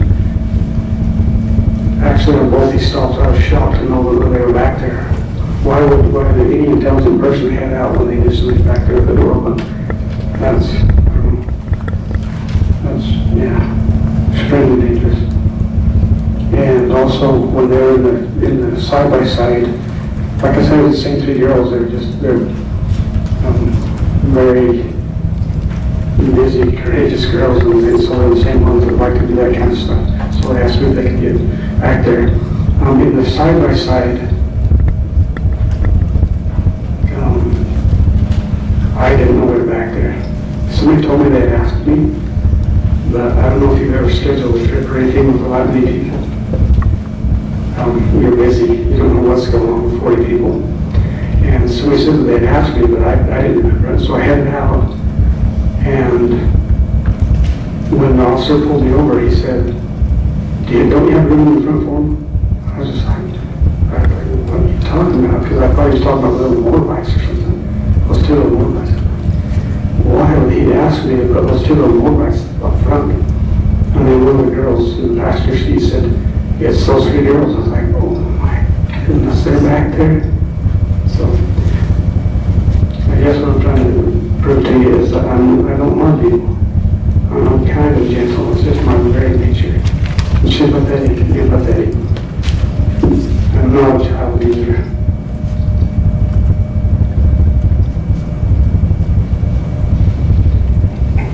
And I don't know if I really should mention this here, but I will not be calling any of these people to ask them questions. I care too much about their feelings, and I don't put pressure on them.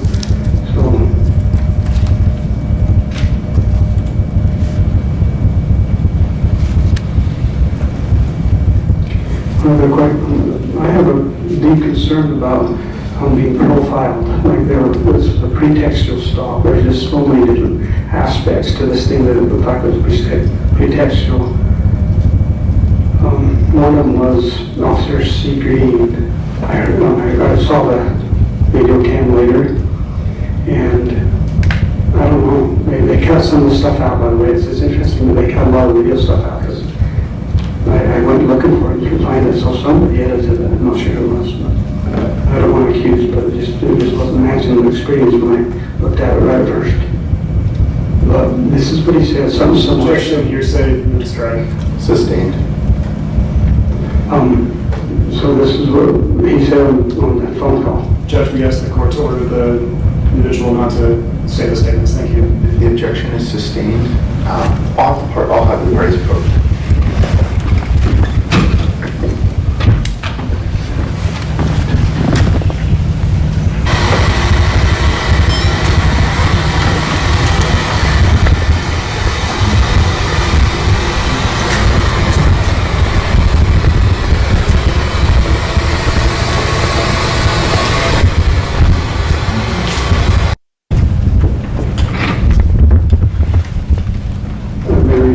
Next one here.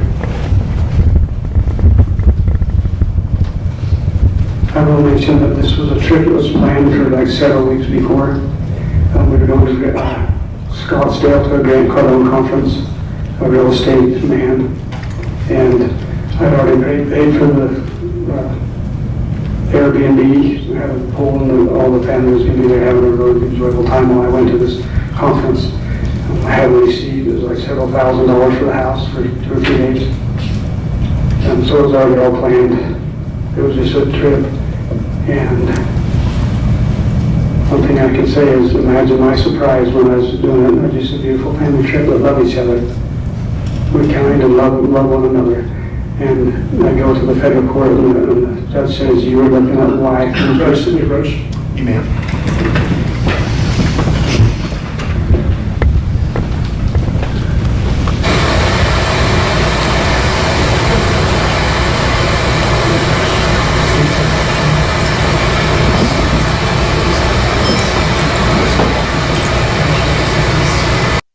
They begged to get back there. Like I say, it was dumb. I should have done it there, you know. One last question, or one last reiteration is, I just ask you to hear all the testimony evidence before you make a ruling. And one other question, or one other statement I mentioned, we did stop several times along the way, and they could get out, and we'd get stuff out of the trailer, we'd carry our stuff in the trailer, a lot of it, because the vehicles are so full of people. And several car seats and stuff, so they were packed.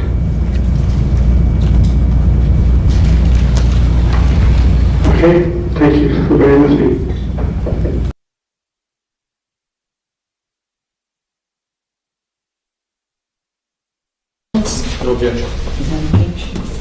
1P, marked for identification, becomes State Exhibit 100 in evidence. Lieutenant, would you please read what is on that consent to search form? It says, I, George Pino, owner, operator of fishing vessel, documentation, DO 1294732, having been informed of my constitutional rights to not have a search of my property hereinafter mentioned without a search warrant and my right to refuse to consent to such a search, do voluntarily consent to search the following equipment: GPS units, engines, hatches, bags, personal belongings, etc. The above equipment may be searched for all data, including but not limited to waypoints, track lines, marks, routes, events, position data, and dates by special agents or officers of the FCC. Technical assistance such as authorized dealers, technicians, or manufacturers' technicians, or other FWCC enforcement designees. I further understand that anything or any article that may be found during the search may be used as evidence against me in any criminal or civil trial.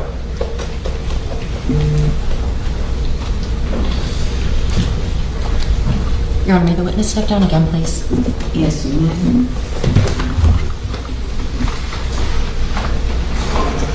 Lieutenant, first off, who fills out the name George Pino up here? And what is this documentation number? Documentation is an identifier of the vessel that Mr. Pino is operating. It's a federal documentation number stated in a different way, but that's a federal documentation identifier for us. Speaking of that vessel, was it in fact taken out of the water that night? It was not taken out that night. It took a day or two to get it out? Yes, sir. Okay. Now I see under here, I voluntarily consent to search of the following equipment.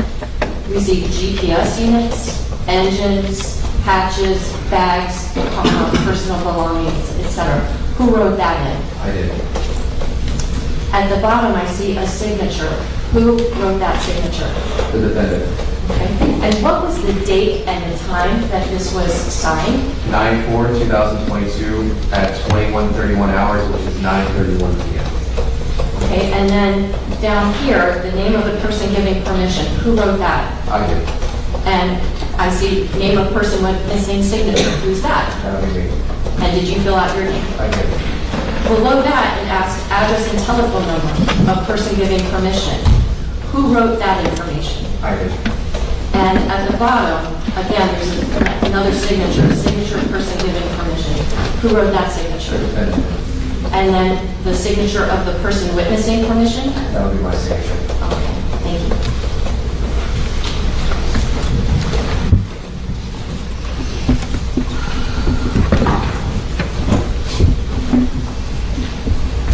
Once the defendant gave you his permission for you to search his vessel, did you then advise him of what's commonly referred to as his Miranda rights? Yes, ma'am. Could you explain to the jury why you did that? The reason I advised him of his Miranda rights was just in case he says something along the lines of, I had a copious amount of drugs in my system, I drank something, I did this on purpose. I want to make sure that he's advised of his rights before he makes any such comment like that. Was he under arrest at that point in time? No, ma'am. No handcuffs on him? No, ma'am. No physical force used against him, right? No, ma'am. Okay. In order to advise him of his Miranda rights, did you have handy with you what's commonly referred to, I think, as a Miranda card? Yes, ma'am. Can you tell the jurors what's a Miranda card? It's a state-issued piece of plastic that we usually keep in our vest or in our pocket on our person. It has the Miranda warnings written onto it with a couple questions on the back end to ask the individual that we're reading the rights to. Showing counsel states 5R for identification. Lieutenant, I'm showing you states 5R. Is this a photocopy of the Miranda card Yes, ma'am. that you would have advised the defendant with? Yes, ma'am. This time I move states 5R for identification and evidence. Judge, just we want to preserve all the prior objections, including the pretrial motions to this area. Absolutely it is. No objection admitted. I mean, we just have a standing objection, so I don't need to... Sure, no problem. 5R, marked for identification, becomes a State Exhibit 101.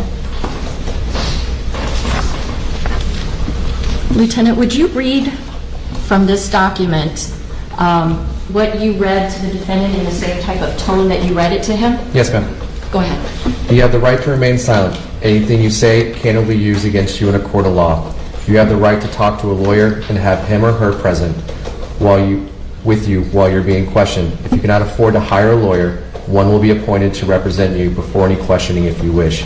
If you consent to answer questions now without a lawyer present, you will still have the right to stop answering at any time. Do you understand each of these rights? With these rights in mind, do you wish to talk to us now? Did the defendant ever tell you, no, I am not willing to talk to you? No, ma'am. So he's still being cooperative with what he's out there to say? Yes, ma'am.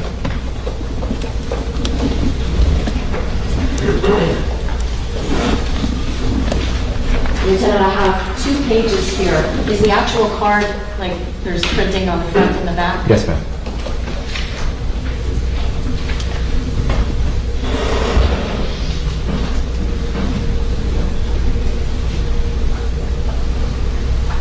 At some point while you're advising the defendant of his rights, do you remember, oh gosh, I forgot to turn on my microphone? Yes, ma'am. Do you turn it on right then and there? Yes, ma'am. And once you hit the microphone on your camera, is the remainder of that exchange with the defendant recorded? Yes, ma'am.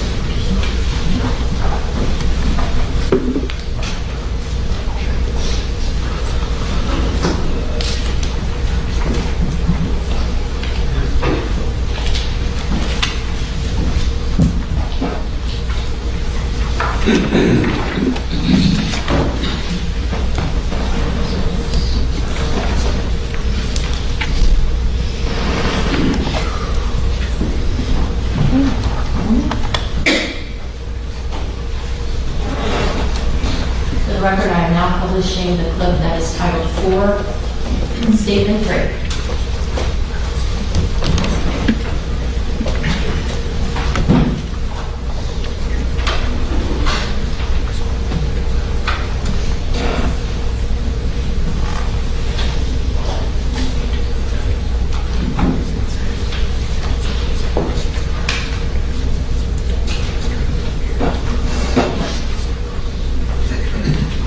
Your Honor, may the witness have permission to step down again, please? Yes. Lieutenant, what are we looking at right now? My patrol vessel. Is this where you went to retrieve that consent form? Yes, ma'am. And did you in fact start filling it out? Yes, there? ma'am.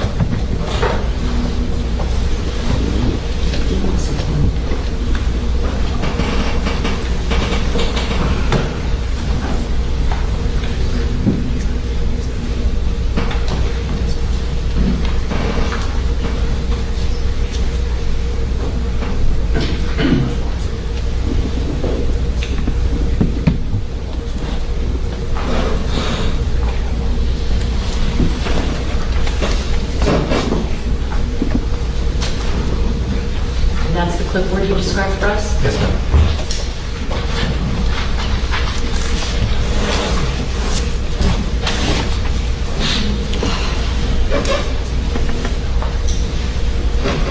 I just saw a young person with a life jacket. Was that one of the girls that had been brought back? Yes, ma'am.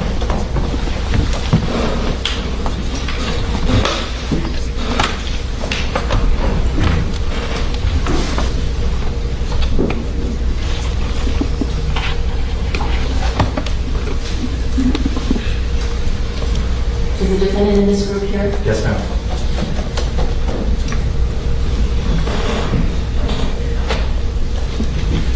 It's a little story, but to be approached. Who was he interacting with at that point? Two of the passengers in the vessel. Was there anybody from fire rescue with him also? Yes, ma'am.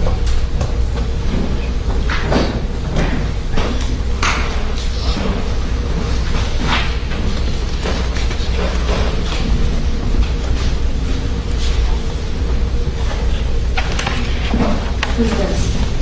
I have to look at my notes. I'm sorry, can't hear you, sir. Sorry. I said I have to look at my notes. It's one of the passengers.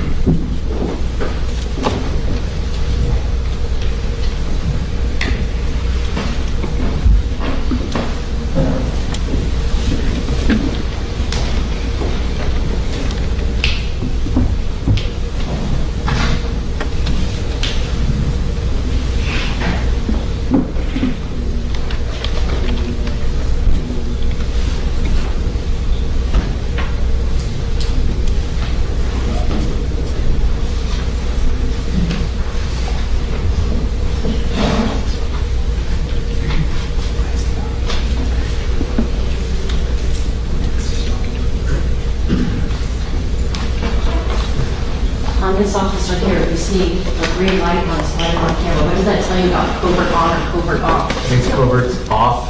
That's so you can see that blinking light I was talking about earlier that can be distraction. You have the ability to cover that up so there's no blinking light and that means the covert is on.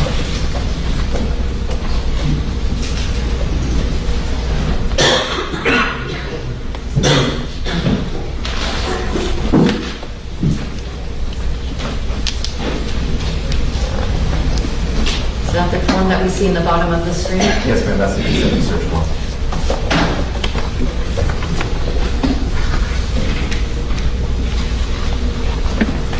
Was it rocky up there? It was.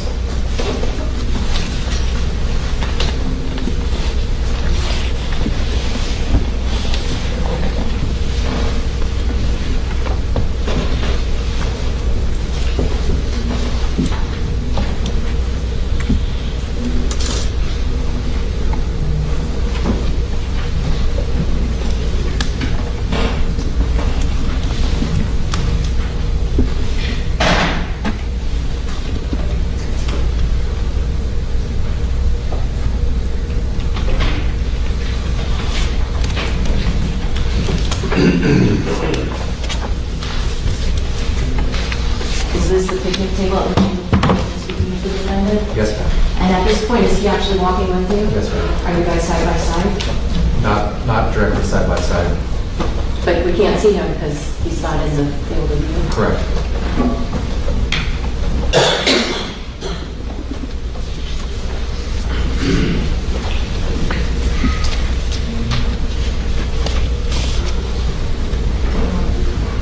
What are you doing at this point? Just describing to the consent to search form and giving him his instructions with it.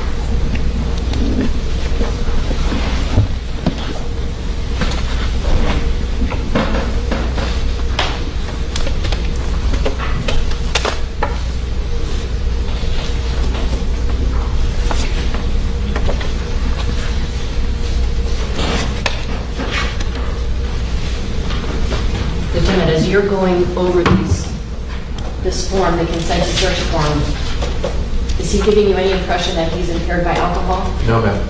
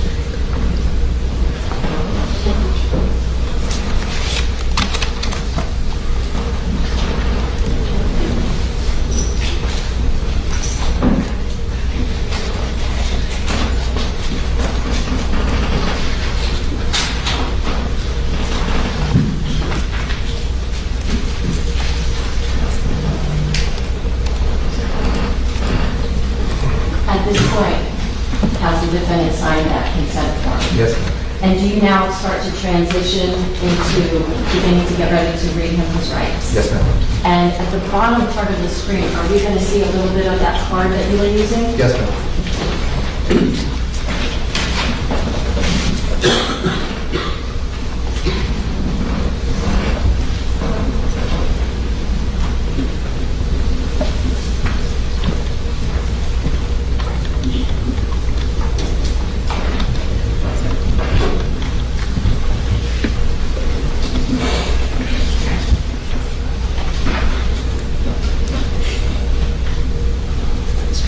Is that it there? It's actually toward the top of the screen. Right to talk to the lawyer, press the lawyer, any question, or the item will be appointed representative, or any question if you wish. Consent to answer any questions now without a lawyer present. You have the right to stop answering at any time. Do you understand these rights? Would you have any rights in mind you wish to talk to?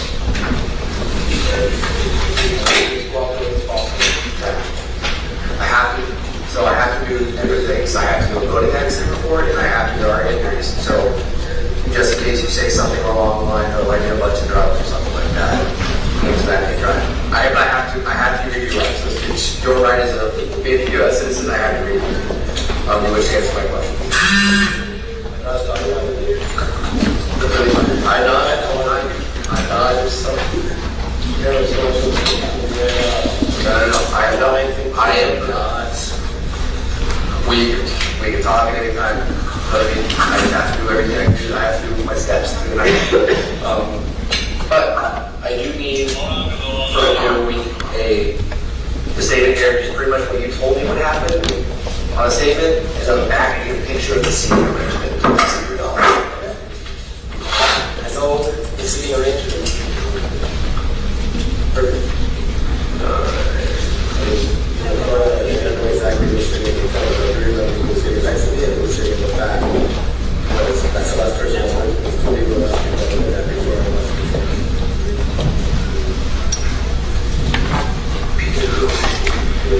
your date of birth again, sir?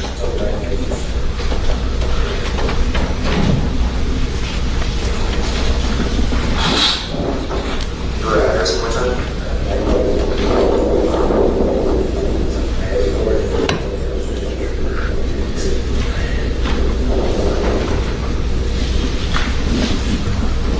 Your phone number?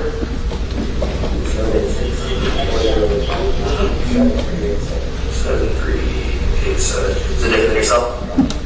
Same. Do you have your work number? Okay. I'll try to give you as much line as I possibly can.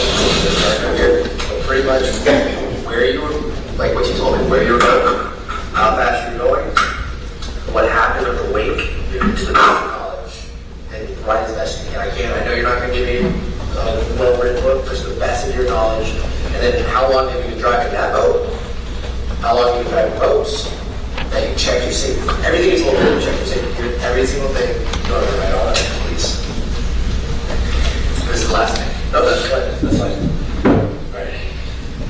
I started with the most efficient man. So, what's the first thing you want? The diagram of it? No, we'll do that on the back. We'll flip it over and we'll just draw it out. Give me from before the accident, so we were going here.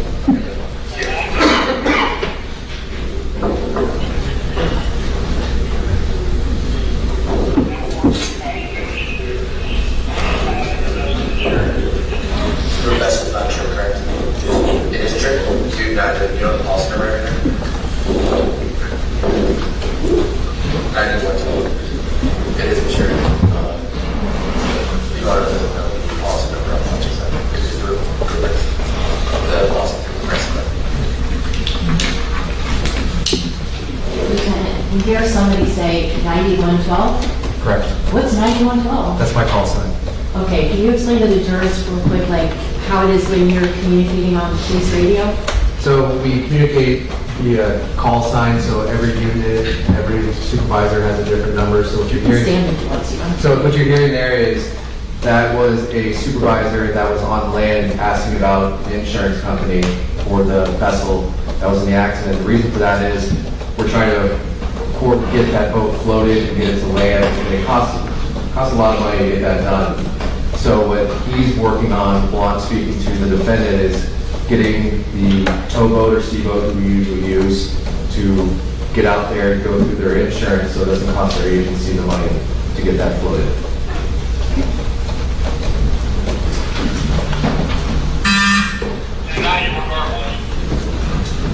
LTV vessel is insured. It's through Progressive. What does LT mean? Lieutenant.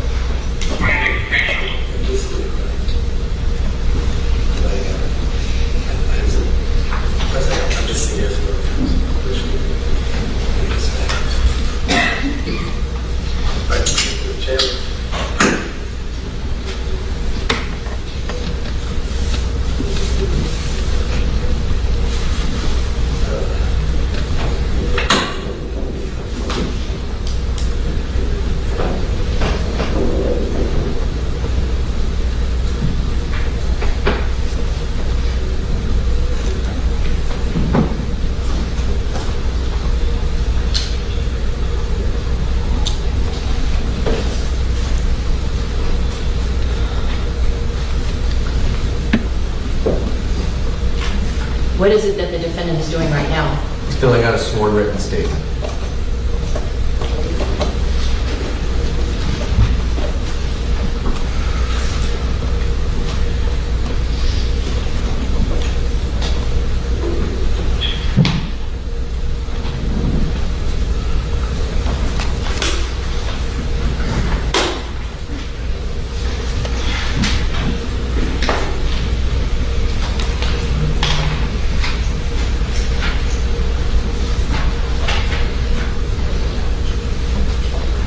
Did he seem to have any difficulty writing this statement?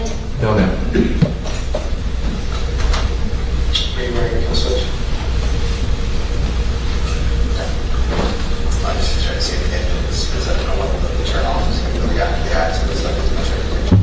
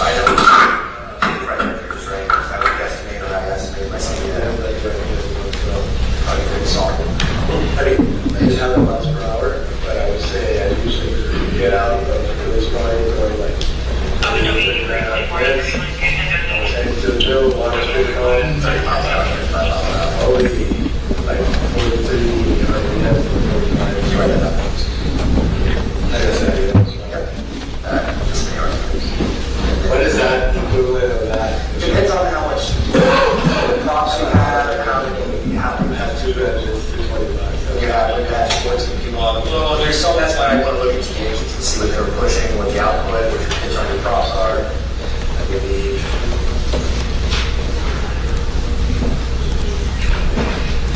then can you put your experience on driving boats ahead? Can you put that down, please?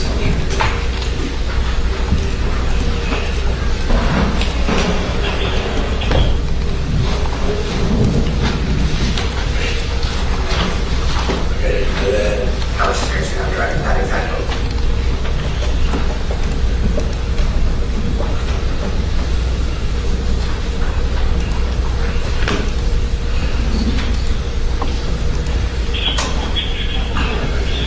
Okay, more, you're good.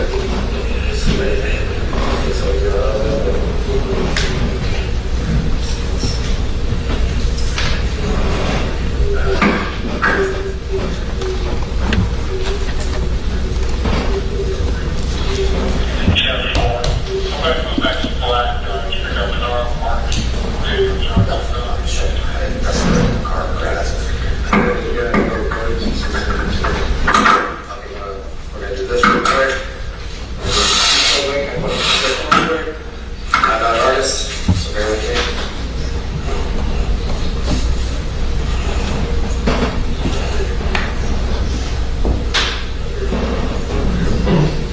That's just put like an initial or the best you can. First and last name, just put like a dot and then put an initial first and last name. That's the seating chart you can. Now we'll go to center console where your wife work. Here.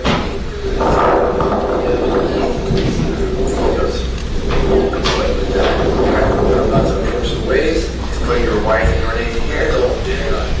Just hang on. Here.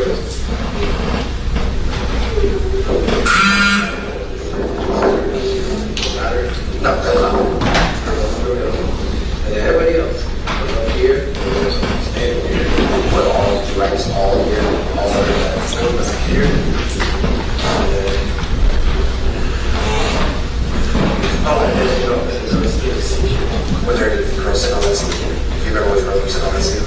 Because I'm standing in here and the concrete is right here. And it's hard to see. That's not the nice their face. The girls did the same thing for us, and they had a better knowledge of where they were sitting up front. I was just not where they were sitting. Yeah. But I'll do it best I can. Okay. Okay, sure, I know. I'll do it as best you can. Yeah. I mean, do they remember this or what? Sitting, not sitting? No, they only, the girls up here knew where they were all sitting. So they didn't know it was going on like that? They didn't know it was back here. I know that. Yeah, it is. And the three individuals that were taken, the wife and the two girls, remember which ones they were? So you know, it's Lucy. Lucy's up front? Yeah. Okay. Lucy,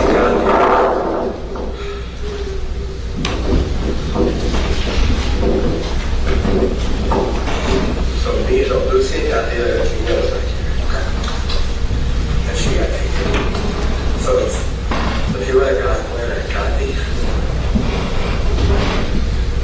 Maybe 136. And then go in the right here. I mean, got me and Lucy right here. Yeah. I'm over. So it's somewhere here. So I think it's here. You don't have to go around. I want to get you, first before I let you go, I just want to make sure that your wife is at Jackson South, so I don't send you to the wall. Yes. But you swear that everything you just told me was the truth on this statement? Can I get you to say that? Two questions. First off, at that moment when you say to the defendant, I want to send you to the right place, you can stand up. Were you signifying to him, like, you're not going to keep him in custody? No, I wanted to make sure he got back to his wife. He was worried about everybody that was injured, specifically his wife. He asked that many times. Okay, now, let me just back this up about 10 seconds. I want to ask you about this. Jackson South, so I don't send you to the wall. Yes. But you swear that everything you just told me was the truth on this statement? Can I get you to say that the truth? Yes. As a law enforcement officer, are you permitted to swear people in to tell the truth? I am.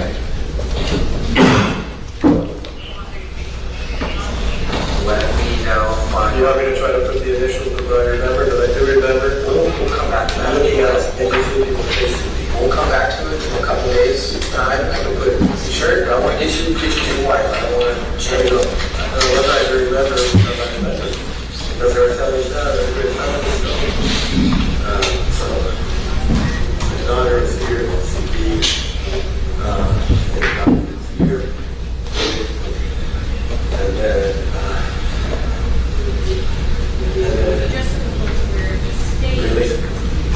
really?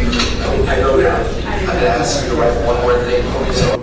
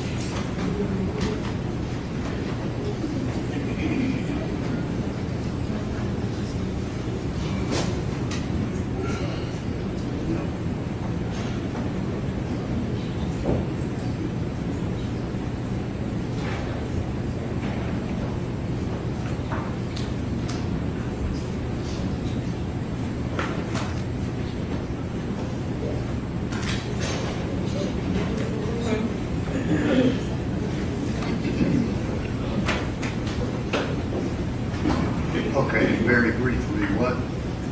Your Honor, the state is going to call Dr. Kwiatkowski. Ms. Hollins crossed Dr. Carney on his 2/25/2023 urine at 22:59. She says was incorrect and the time change is wrong. CFSRE never tested that urine that was later changed, and the state has a duty to correct the misrepresentation of the evidence and what the CFSRE reports show.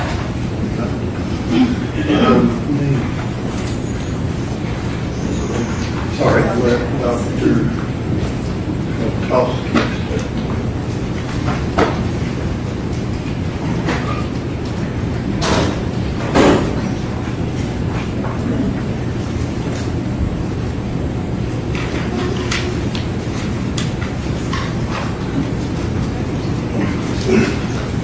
You let the jury step in.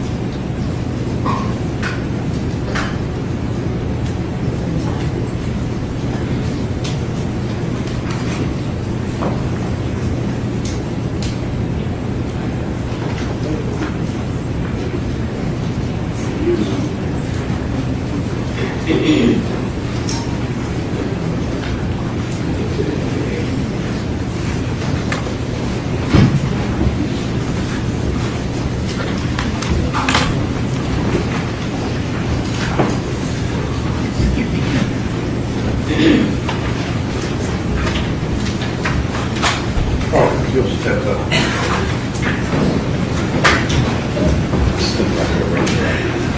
You swear the testimony you're about to give to be the truth, so. Yes, I do.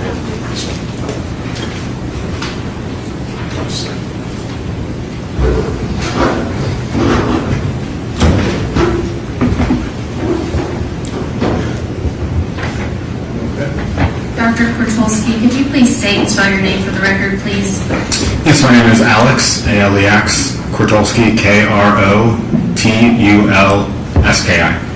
And what is your profession? I am a forensic toxicologist. How long have you been a forensic toxicologist? I've been a forensic toxicologist for about 11 years, and I've worked at the laboratory where I work now for all of those 11 years. Okay, where do you work? I work at a nonprofit forensic laboratory called the Center for Forensic Science Research and Education. And what connection does that have to NMS Labs? Yeah, so we're a nonprofit forensic laboratory. NMS Labs is a for-profit forensic laboratory. The two of our forensic labs are actually in the same building. NMS is in the front half of the building. We're in the back half of the building. We do have some connections through the family and through the forensic toxicologists that founded NMS Labs, but we are two unique laboratories and two unique organizations. And what is your title with CFSRE? My current title is Director of Forensic Toxicology and Chemistry. Okay, how long have you held that title? I held that title as director for about 3 years, and prior to that had a title of associate director for also about 3 years. And can you describe your job to the jury at CFSRE, please? Yes, so I am a manager and a supervisor. I oversee a team of about 10 people, including 5 full-time forensic toxicologists.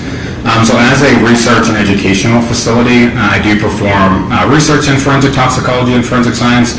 I also teach and educate as part of our graduate programs that we have with universities in Pennsylvania. And pertinent to this case, we also run forensic cases. So we bring in under chain of custody forensic evidence, process that through the tests and the methods that we have in our laboratory, and report out those results through forensic reports.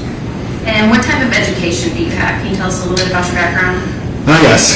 So my latest degree is a Doctor of Philosophy in Chemistry, which I did my dissertation related to forensic toxicology. I also have a master's degree in forensic science. I also have a bachelor's degree in chemistry as well. I passed that.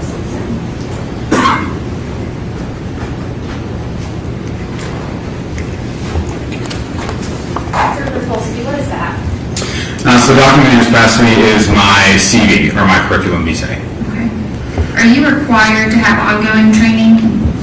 Yes, as part of really the field of forensic science as a whole, forensic scientists continue their professional education, whether that be through courses that we take, through conferences that we attend every year, through a variety of other means like reading journal articles and whatnot. And have you ever testified as an expert in toxicology? I have, yes. Okay, about how many times? Once before. Your Honor, at this time, I could make Dr. Bertolsky's CV, the State Sex Exhibit 33, Okay. and tender him as an expert in toxicology. No objection. Okay. All right, again, ladies and gentlemen, Dr. Bertolsky will be allowed to give his opinion as an expert in that field and place such weight as you choose to apply. Okay. Dr. Bertolsky, did you get involved in a case involving a patient, Jade Benning? Yes. Okay. Do you recall about when you became involved with Jade Benning's cases? Yes, that was in March of 2023. Okay, and how did you become involved? At that time, so our laboratory takes in cases generally for different unique scenarios. We do testing for a variety of different drugs and toxins in the field of forensic toxicology. So generally the way we get involved in cases is that there are biological specimens, whether that be blood, urine, whatever it may be, that need advanced toxicology testing. So with our relationship with NMS Labs had contacted us about samples that they had that they were interested in getting additional testing performed on, and that's how our laboratory got involved. Okay, did you also talk to Vanderbilt doctors? Yes, I talked to Dr. Brucolari as well at Vanderbilt. Okay, did you issue a few reports in regards to Ms. Benning's urine? Yes. Okay. All right, so I can pass.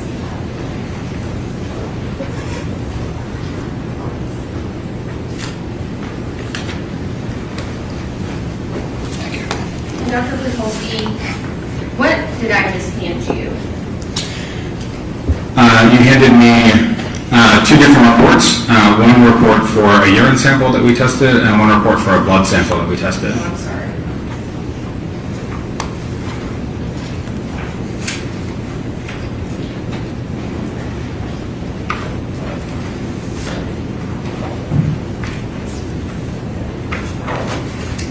What is the the case number?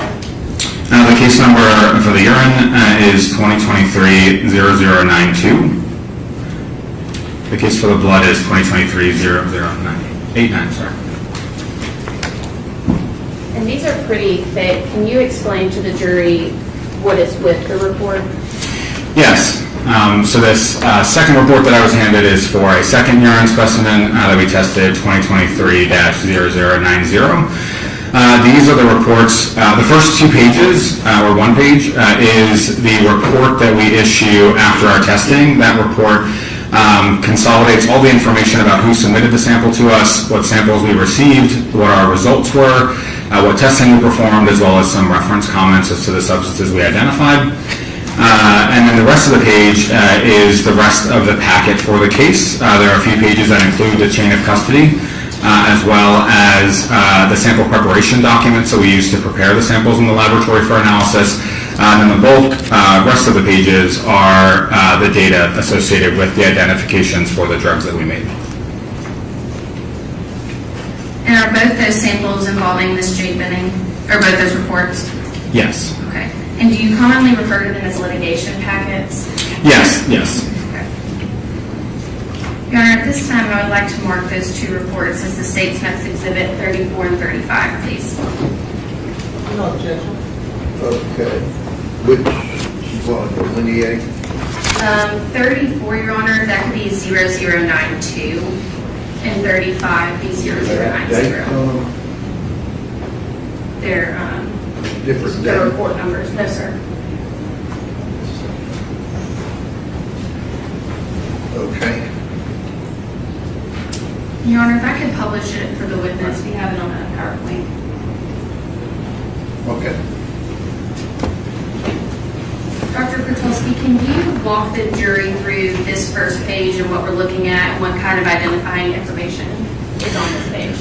Yes. At the top, you can see that this is the toxicology report that we issued. That's the logo for our laboratory, as well as the date that we issued it. So it was issued in July 18th, 2023. This report was issued to Dr. Rebecca Bruccolari at Vanderbilt University Medical Center. On the top right there are the different case numbers associated with the case. So every agency is going to assign generally their own case number to a case. So our laboratory assigned our case number, the CFSRE case number, but then there were additional case numbers, including the NMS case number, as well as the agency's case number that we include as well. Next down under items received is the item that we received for that case number. In this case, under the description, you can see that it was 1 vial containing urine. The next section is the results and conclusions. So these are the substances that we have identified. In this case, the analytes, benzoylecgonine, norcocaine, and cocaine. Under concentration, our laboratory does at times perform quantitative testing, so there would be values for the quantitative analysis there. However, this testing that we performed was just qualitative, so it just says positive, meaning that the substance was identified and was positively present in the sample. Under methods of analysis is the instrumentation that we used for testing. Under reference comments are generally short blurbs about the substances that we've identified. So if anyone's reading the report and they see the term benzoylecgonine and they don't know what that is, they can correlate that under reference comments. And I'm so sorry, I did not mean to. Next is laboratory comments. That just says that we took the sample into our possession under chain of custody, seals and everything were in order, and also notes that when we discard the specimens. And then finally at the bottom is again the case number, the date that we're signing this, my signature, as well as another toxicologist signature at our laboratory. And Dr. Kutulski, you've already talked about how you were in communications with Vanderbilt. From your knowledge, when was this first sample taken? In my communications with Dr. Bruccolari, it's my understanding that this was the first urine specimen collected when the individual presented to the hospital. And if medical records have previously been introduced and that first urine was at 2259 on 2/25/2023, would that be correct? Yes, that's consistent with my understanding. Okay. Can you walk the jury through your findings for this first urine of Ms. Benning? Yes. So I will go in reverse order because it will make, I think, a little bit more sense. The bottom substance there is cocaine. So cocaine is a stimulant drug. We identified parent cocaine within this urine sample, as well as more cocaine and benzoylecgonine. Those two are metabolites of cocaine. Okay. And did this specific test for E&E? No, our testing does not include ecgonine methyl ester, which is another metabolite of cocaine. And can you walk the jury through how many drugs and what kind of testing this specific urine was tested against? Yes, I don't recall the exact number. Our laboratory is constantly adding drugs to our method of detection. Currently, we test for more than 1,300 substances. This time in 2023, our scope was probably around 1,100 substances. And if the substance is not listed on this report, it means it was not identified through the testing process. Okay, so we can say out of at least 1,100 drugs, the only one that was tested positive was cocaine. And its metabolites, correct. Yes. Okay. And what, if any, what is your threshold for cocaine and the metabolites for a urine sample? Yeah, our cocaine threshold is about 20 nanograms per milliliter. Sorry, I don't believe I said that correctly. Our threshold for cocaine in urine is about 20 nanograms per milliliter. That would be the same for its metabolite norcocaine. However, benzoylecgonine has some different chemical properties, and our testing limit for that is about 100 nanograms per milliliter. And from your discussions with Dr. Brugaleri, what were you advised that Vanderbilt's threshold was? Yeah, so it's my understanding that in the hospital, as many hospitals do, they perform a urine drug screen. That's done by a different type of test than we perform. That's done by something called immunoassay. Whereas our testing is performed by mass spectrometry. Through my conversations with Dr. Brugaleri, it was my understanding that the cutoff for benzoylecgonine in the hospital was 300 nanograms per milliliter. And again, our cutoff was 100 nanograms per milliliter. So is it consistent that if Ms. Benning's blood or urine tested in the hospital negative, but then was positive with you, is that consistent with just the different thresholds and Vanderbilt being much higher? Yeah, so when you have differences in thresholds, you can have concentrations that are between those thresholds. So one laboratory may report it negative because it's below their threshold, and another laboratory may report it positive because it's above their threshold. Both of our tests were not quantitative, though, so we don't know exactly how much benzoylecgonine was in this sample. However, based on the data that we have from our test, we can see, based on some of the characteristics of the data that we look at, that it's my opinion that it looks like the amount of benzoylecgonine likely was between our two thresholds, and that's why our result was positive and their result was negative.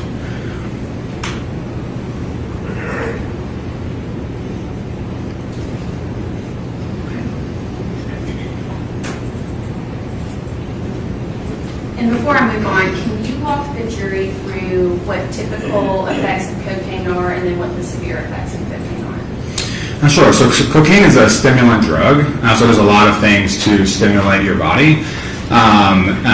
Certainly people use cocaine for its euphoria and its high feeling, but when you get to some of the sort of clinical signs and symptoms, it can do things like increase your heart rate, increase your blood pressure, increase your temperature. It can make people more talkative, more movement. It can, in higher amounts, or for some people, it can cause sort of agitation and anxiety. And in more severe cases, especially with the effects on the heart, you can have sort of detrimental cardiac effects because of that increased cardiac output. Cocaine has been associated with seizures as well as other more bad side effects, if you will, of cocaine at either chronic use or at higher amounts.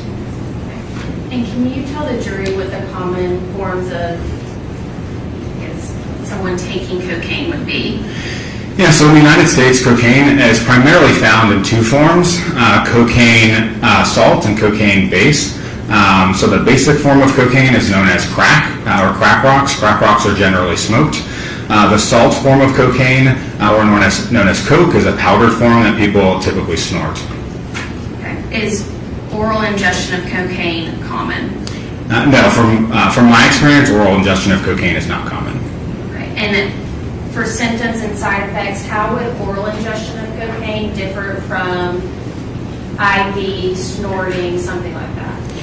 Yeah, so the manner in which drugs enter the body is really going to be dependent on potentially how quickly those drugs affect an individual and how quickly those drugs can get to the brain. So something like snorting or smoking is going to have a much quicker onset of actions, whereas if you ingest something orally and it goes to the stomach, you have to get it then absorbed into your body. Some of that drug could break down in your stomach, in your stomach acid. So there's different effects and how quickly the substances can affect an individual based on the route of administration. But then also there's other things that can be important about how the drug is metabolized or how it's breaking down throughout the body based on the route of administration as well. And in preparation for this trial, did you research to see if you could find any sort of studies on oral ingestion of liquid cocaine? Yes, I did. Okay, were you able to find any studies for liquid cocaine? I did not. There are a few studies that have looked at oral cocaine administration, but typically they're through capsules or tablets, in large part because that's how a lot of substances are taken orally, as capsules or tablets. I could not find any studies looking at liquid cocaine oral administration to humans. Okay. And I want to talk to you about your research that you found for capsules. Can you walk the jury through how quickly symptoms appeared in your research? So in those studies, they looked at sort of the symptomology of individuals, but then also the peak plasma levels. So plasma is sort of a form of blood in terms of the way that drugs are in the body. They collect blood and then can convert it to plasma. So they found, one of the studies found that the peak plasma concentrations were between 50 and 90 minutes. And that just means that the cocaine has gotten into the bloodstream, it's circulating around the body, and as they test serial amounts of, serial meaning replicate amounts of blood over time, that in 50 and 90 minutes it was the highest amount of cocaine, and then it started falling down. Okay, and is it your opinion that liquid cocaine would work quicker than capsules? Yes, when you have a capsule has to get into your stomach, the capsule has to be broken apart, in order for those substances to then be absorbed into the body. A liquid form of the drug, generally, compared to a capsule or a tablet, that liquid is already ready to be absorbed, so that process can be a bit quicker. Okay, so if we have Ms. Benning, who at 9:10 is painting words on a canvas, 9:25, a photo of a new word that she has painted on a canvas, and then we have a lieu of about 4 minutes of taking photos, and then 9:29, so about 19 minutes from that 9:10 to that 9:29, there's a phone call, and it's 6 minutes long. At the beginning of the phone call, you can understand Ms. Benning for the most part, and by the end of it, you cannot understand her. During that phone call, she's saying things like, I can't feel my legs. And then by 9:50, when EMS finds her, she's pulseless. From that 9:10 to that 9:50, is it consistent with a 30-minute window of Ms. Benning ingesting that cocaine and then feeling those side effects and becoming pulseless? Yes, as I mentioned, you can get peak cocaine concentrations orally in about 50 to 90 minutes.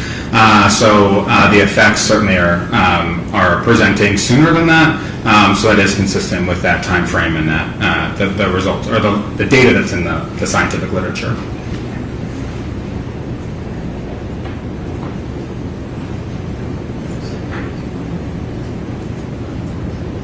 Yes, and you're saying it would be less than that time with the capsules, that 30-minute time frame for us is consistent because it was not capsules.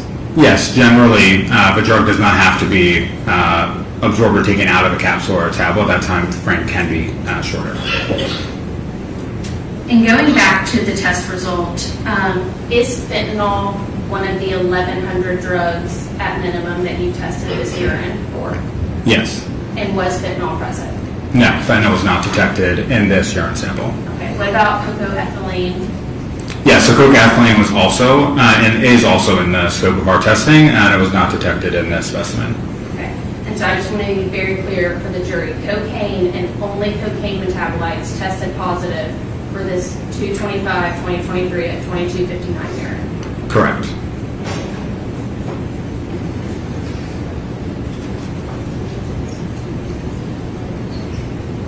And Vanderbilt's threshold was 300 and was only testing for the benzo, is that correct? So the way that immunoassays work, they have a target substance, and generally in urine immunoassays, that target substance for cocaine is benzoylecamine. Some of the other metabolites will have cross-reactivity, so their amounts could sort of combined in total potentially reach that threshold. But in this case, with the result being undetected, those combined amounts of the substances still did not reach the threshold for them to produce a positive result. Your Honor, if I could have the witness pass exhibit number 32, please.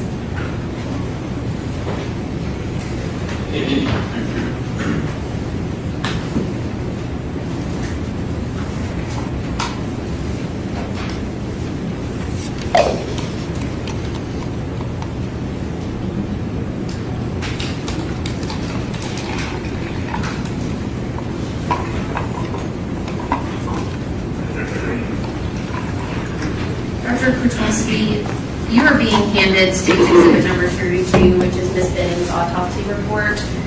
Are you familiar with any sort of addition that for cocaine, the parent cocaine and the E&E being added, and what that can give you as an estimate?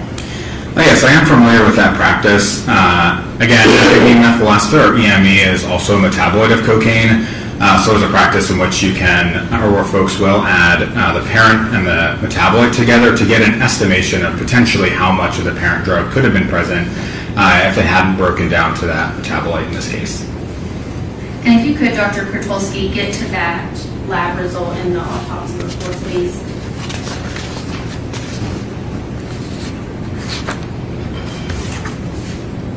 Could you tell the jury what the EME and the cocaine was, and then how we would get to that number of the estimated concentration of cocaine in Ms. Benning's blood that night? Yes, this is the NMS Labs toxicology lab report. That reports cocaine at 78 nanograms per milliliter, and the epimine methyl ester at 7,800 nanograms per milliliter. Okay, and what would that bring us to if we were doing that addition? So if we were to do that addition of the two, it would be about 8,000 nanograms per milliliter. Okay, and is 8,000 nanograms per milliliter a high concentration of cocaine? Yes, if there was 8,000 nanograms per milliliter of cocaine in someone's system, that would definitely be considered, in my opinion, a high amount of cocaine. What is typical that you see? Do you see anywhere near 8,000 nanograms per milliliter on a daily basis?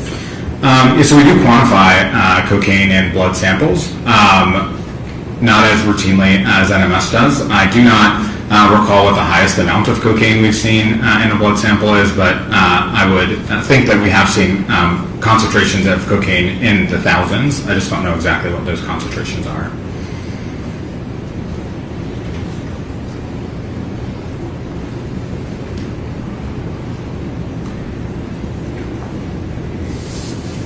Dr. Kwiatkowski, what are we looking at now?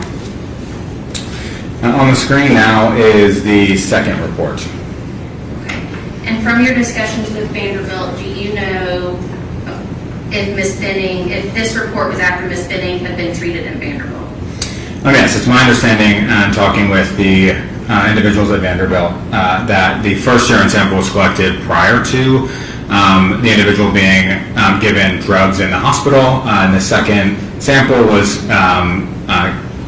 collected after those drugs had been administered in the hospital, which is consistent with the results that we found. Okay, and can you walk the jury through what medications, if you want to touch your screen, would Ms. Benning have received in the hospital, and how you know they're medical grade medications? Sure. So from our perspective, when we test for drugs, a drug molecule that we see, you don't necessarily know if it's medical grade or not. As that's oftentimes why we'll consult with the individuals at the hospital to understand what substances the hospital is administering, but also through sort of my experience in dealing with these cases, many hospitals administer the same drug, so it's something that we can kind of see reproducibly. So one of the first substances, acetaminophen, that was really bad. Acetaminophen is a drug that can be administered in the hospital. Acetaminophen is Tylenol. Levetiracetam, which is an anticonvulsant, also known as Keppra, can be administered in the hospital. And Dr. Kwiatkowski, I'm going to stop you right there. Are seizures a side effect of ingesting cocaine? Yes, as I previously mentioned, seizures can be associated with cocaine toxicity. Thank you. Next on the list is lorazepam. Lorazepam is a benzodiazepine, which is also, benzodiazepines can also be administered as anticonvulsants for seizures. And then fentanyl. Fentanyl is an opioid. Many people know about fentanyl because of its illicit uses in the street drug supply. However, fentanyl is actually a common opioid analgesic used in the hospital as well. And is it your understanding that Ms. Benning received fentanyl at Vanderbilt University Medical Center? Yes, that's my understanding. And that Ms. Benning had no fentanyl in her when she got to Vanderbilt Medical Center? So based on the testing that we performed, there was no fentanyl in the first urine sample that we tested. I want to draw your attention to levamisole. Can you talk to the jury about what you know about levamisole and its importance to cocaine? Yes, levamisole is, while it has uses in animal medicine, it's something that we call an adulterant. So a lot of times drugs within the street level drug supply will be adulterated and things will be added to them, a lot of times to sometimes help with side effects, but sometimes make the high that those drugs produce better. So in this case, or levamisole but in this scenario, levamisole is a substance that we see as an adulterant alongside cocaine in the street drug supply. And is levamisole a common cutting agent of cocaine? Yes, levamisole is as well as lidocaine are common cutting agents for cocaine. Okay, and what would be the explanation of why Ms. Benning's first urine, when she initially got to Vanderbilt, did not have levamisole in it? Yeah, so I reviewed the results for the two urine samples, and as I mentioned previously, during our testing, aspects of the data can show us, while we don't quantify the amount of cocaine, how high or low that level is.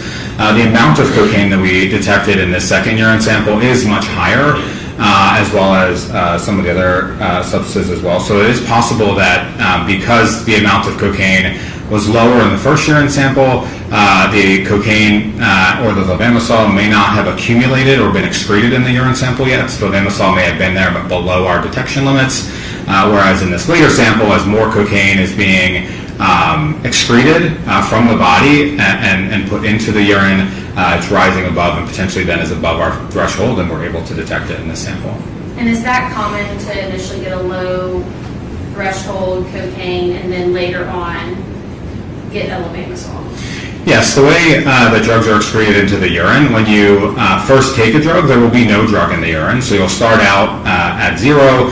As the drug is metabolized, then the parent drug as well is excreted into the urine. Those concentrations increase. And eventually, as the bladder is emptied and the drug is sort of cleared from the body and there's no more drug to excrete into the urine, those concentrations then will go back down. So that is consistent with sort of that trajectory. And do you know how low the levamisole was in this urine? I do not recall, but I know that it was significantly smaller than the cocaine.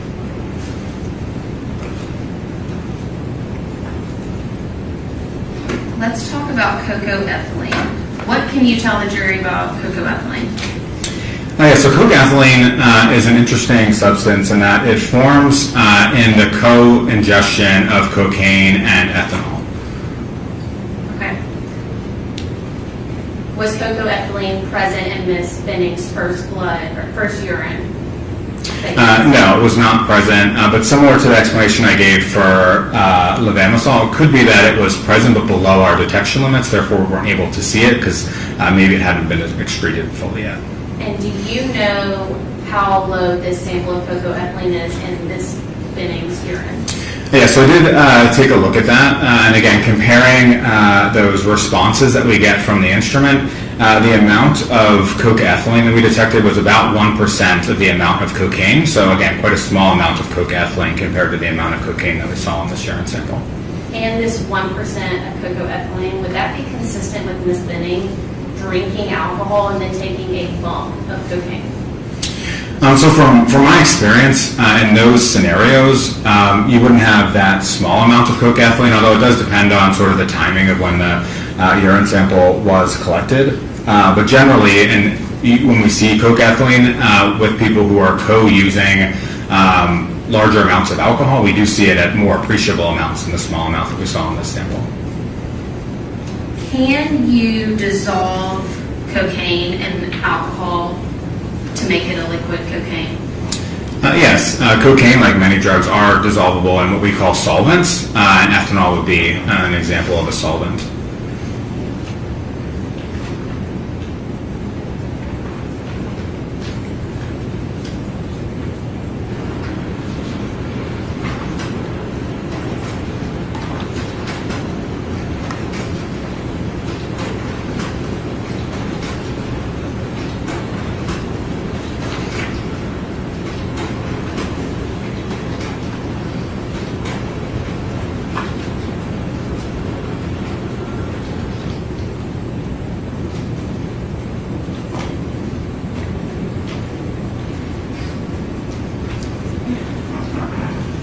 Dr. Kotulski, was cocoethylene present in any other samples for Ms. Benning that you tested? No, it was not. Cocaethylene was only detected in this specimen. Right. And we talked about the hypothetical about or Ms. Benning's timeline. Would you expect to see more cocoethylene if Ms. Benning had been drinking alcohol? So in cases where we do collect urine samples from people who have been drinking alcohol and using cocaine, I would say typically those amounts of cocaethylene are larger. But again, there's a variety of different reasons as to how the level of cocaethylene could be in this case, including the dose of the substances, not only the cocaine and the ethanol, but also the time associated with it. Okay, and for that first urine to only have cocaine, benzo, and then the other metabolite, but no cocaethylene. If she had been drinking heavily and doing cocaine, would you expect to see that cocaethylene reporting above the threshold? Yes, if she was drinking and taking cocaine together, I would have expected to see the cocaethylene in that first urine sample. And is it your understanding that through all the other testing of Ms. Benning at Vanderbilt, that there was no alcohol present in her system? Yes, it's my understanding, and through talking with the toxicologist at NMS Labs and Dr. Brucaleri at Vanderbilt, that the ethanol testing that had been performed by the other laboratories was negative. And Dr. Kotulski, is there any other explanation other than just drinking alcohol, it being dissolved in alcohol, that you could get that cocaethylene? Yes, there are other ways that small amounts of ethanol can get into your system. Some other drugs that are used may have ethanol as a minor component in them.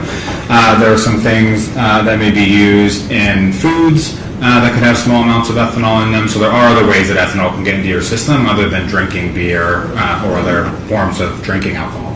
And is that consistent with how low Ms. Benning's cocoethylene percent is at, and then we don't see it again?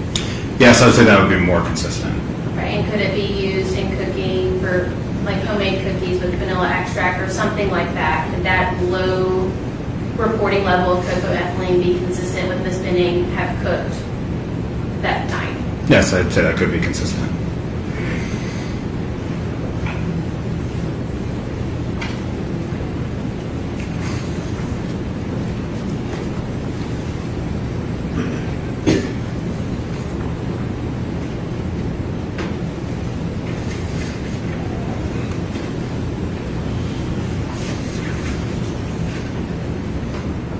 Connor, if you'll give me a moment.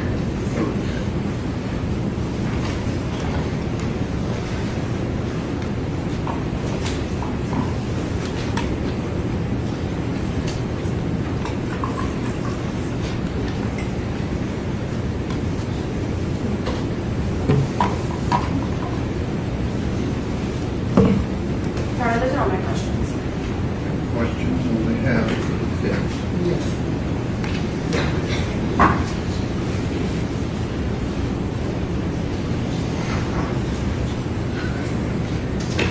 Good afternoon, is it Dr.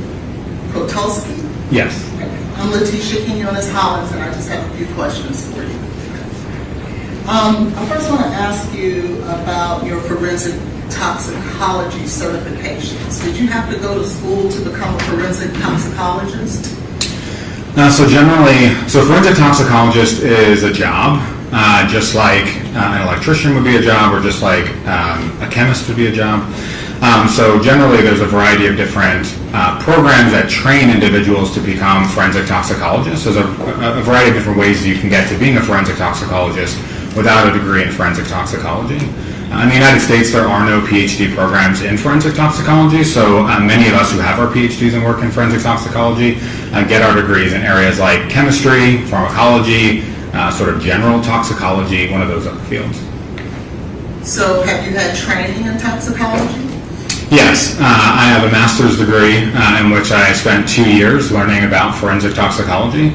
I've done a variety of different research work related to forensic toxicology. I also have on-site training. So in addition to the time I've spent at the CFSRA, I actually did also work at NMS Labs for a short period of time and received training as part of that at NMS Labs. I have received training both through on-the-job training as well as educational training to be a forensic toxicologist. And in order to be classified and certified as a forensic toxicology, it took many hours and a lot of time dealing with toxicology to be able to be qualified as a forensic toxicologist. Would you agree? I guess I would. It certainly has been a lot of time and education that I've gone through. The field of forensic toxicology is made up really of 3 separate fields: analytical chemistry, forensic science, and toxicology itself. So it's learning about all those different aspects and pulling all that together to become forensic toxicology. Thank you. Now, I want to draw your attention to, I believe that the first testing from the 2259 urine, where it's labeled 20230092 from the CFSRA. Yes. And I see there that we have positive results for what they call BZE, is that right? Correct. Benzoylacamine is called BZE for short. Norcocaine, Correct. which is another metabolite for cocaine, Yes. and then of course the parent cocaine. Yes. Why would you say that I wouldn't see something here for like heroin? Heroin is a substance called diacetylmorphine. It metabolizes to 6-monoacetylmorphine and morphine. Those substances are included in our scope of testing, so I would expect if they were present in the urine at our thresholds that we would be able to detect them and report them. So the fact that that isn't there, it means that it doesn't appear that it was in this matrix of the urine. Is that correct? Correct. And my point with that is that when you go now to 20230090, we see cocaethylene. Is that correct? Correct. And just so that we're sure, this is the urine in 20230090 of Miss Jade Benning. Is that right? Yes, I believe that's correct. And so we see that cocaethylene is in fact positive, right? Yes, and we're talking about the second urine sample that was collected. Yes, the 20230090. Yes. Yes. Okay. Now you said the second urine sample. When was that taken from Miss Benning? As forensic toxicologists in our labs, we take in samples and they come with a variety of different information. In this case, the case was not given to me with the date and time collected, so it's not something that appears on our reports. That's something I would refer back to the folks either at Vanderbilt or also, I believe that information is on NMS Lab's report. Okay. You believe that it's on NMS Lab report? I believe it's included in their report, yes. Okay, and that's NMS Lab report 896, based on where it says, I'm sorry, 899. NMS work order number is 230-78899. Is that correct? So I don't have the reports in front of me, and with all of the numbers, I'm having a little hard time following. Yes, if that is, I do not have that report in front of me. If that was This packet of yours have that. Sorry, yes, the packet that you have. Oh, yes, thank you. Okay, so this for this report, 2023-0090, which is our CFSRE case number, that is associated with NMS work order number 23078899. So, as it relates to the urine where we see cocaethylene, you don't know what time it was taken. Is that right? Correct. As part of our responsibility as a forensic toxicology lab, we bring the samples in, and it's our responsibility to report the results out. It's not our responsibility to keep track of when the samples were collected and to sort of marry up that information. It's our responsibility to do the drug testing and report the drugs that we find. So is that a no, sir? You don't know what time it was taken? Off the top of my head, no, I don't. Okay. And so... Is there any of your records that would tell you that? No, so our records do not. So you would correlate back our case number with the NMS Labs case number and the agency case number and the information they had in terms of when the specimens were collected. So that's NMS Labs or Vanderbilt's information about when the samples were collected. So you can't say it wasn't taken at 22:59 or that it was, as the information that you have before you at this time. Again, that's not my role. Our role is forensic toxicologist. I'm just asking. Okay, yes. Yes. Now, irregardless of when it was taken, this is the urine of Jade Benning, right? From my understanding, yes. This is based on the conversations I've had with Dr. Rebecca Bruccolari at Vanderbilt. Okay. And so in the same manner that you don't see, I think you called it levamisole, which is a cutting agent for cocaine, right? Yes. The same way you don't see levamisole in your initial testing of 202300092 is the same manner for which you don't see cocaethylene, right? Yes, as I explained before, in order for us to have a positive result, there needs to be enough of the drug or the metabolite in the urine sample to meet a threshold for us to detect it. So it is possible that they were present in the urine, however, below our thresholds to detect it, so therefore we would not report them as a positive result. Nonetheless, you have those two different metabolites that weren't present in your first results that are present in the second. Yes or no, sir? That is correct. However, I think it's important to note that these are not replicate samples, so we don't expect to have the same results in both urine samples. These urine samples are collected at different times. We have different results because we know that there were drugs that were administered in the hospital that we don't expect in the first sample that we do expect in the second sample. We wouldn't expect for Vanderbilt to give someone something that would cause them to test positive for cocaethylene, or would we? So again, depending on whether or not cocaethylene was present but below our detection limits in that first sample, whether or not the cocaethylene was formed after, that's not something that I can speak to because we don't have information about that, but it could be really either of those scenarios, or potentially either of those scenarios or others. Okay, the statement that you just made was that Vanderbilt had treated Ms. Benning, and so that's why you'll see a difference in what is present in her urine in this later sample than you would in the first sample, right?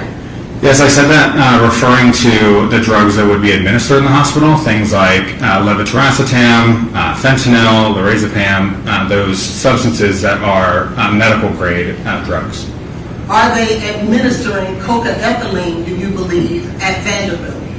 No, I would not believe they would be administering cocaethylene at Vanderbilt. And so, if we see this in her system, then it is safe to say to this jury that she had to get it from somewhere other than the treatment she received at Vanderbilt. Wouldn't that be right? And I apologize if I hadn't explained this well, but cocaethylene is really not a substance that's available out there. People don't go out on the street and buy cocaethylene. You can't sort of get it as a prescription drug. Cocaethylene is something that's formed in the body when someone uses cocaine and ethanol.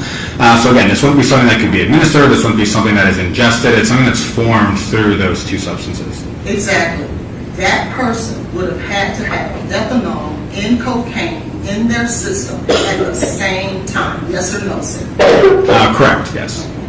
Now, so what we do know, and the reason I gave you the hypothetical of the heroin is because the only reason that it's going to show up positive is because there was alcohol and cocaine taken at the same time from Ms. Benning, right? That's why your testing came positive. Yes or no, sir? So I don't want to confuse the terms ethanol and alcohol. Ethanol is a small molecule. Alcohol, while we refer to drinking alcohol as alcohol, alcohol is really a class of substances. Methanol, for example, is also an alcohol, and there's other alcohols as well. So what I'm saying is that cocaine and ethanol come together to form cocaethylene. The source of that ethanol As I previously testified to, is unknown, but there are different sources as to where that ethanol could come from. Right, you said that it could have come from the vanilla extract that she put in her cookies. I didn't say that. I said it could come from different things that are used in cooking. Could also come from, again, ethanol could be a major component in some medications that are used. I didn't necessarily say it came from a certain a certain place. We don't necessarily know where that ethanol may have come from. Well, actually, the prosecutor actually asked you, could it come from the vanilla extract? And your response was, yes, it could have. Correct. She said could, and I said yes. And that was my question, because you just said earlier that it could have come from vanilla extract. I apologize. I thought you were asking me if I said that it did come from the cookies. No, you said it could have. But it also, hypothetically, it could have come from her having a drink and then also taking cocaine, couldn't it? Yes, that is possible, again, depending on the amount of ethanol consumed. Ethanol can come from, as I mentioned, those other sources. It also can come from drinking alcohol as well. Now, do you know what a screen test is, sir? Yes, I do. And what is that? So in forensic toxicology, typically we do two tests. Historically, we referred to them as a screen and a confirmation. Screen is a way of saying, okay, well, I've tested this substance, usually for I tested this sample, usually for a large array of substances, and then we know what's present, and then we take that through a confirmation test, which is then usually quantitative in nature. So typically in forensic toxicology, you would do those two tests, a screening test and a confirmation. And so, is it fair to say that you don't go, a lab would not go past a screen test to a confirmation test unless something is coming up positive in that screen? Is that correct? Yes, so the field of forensic toxicology has really advanced in recent years.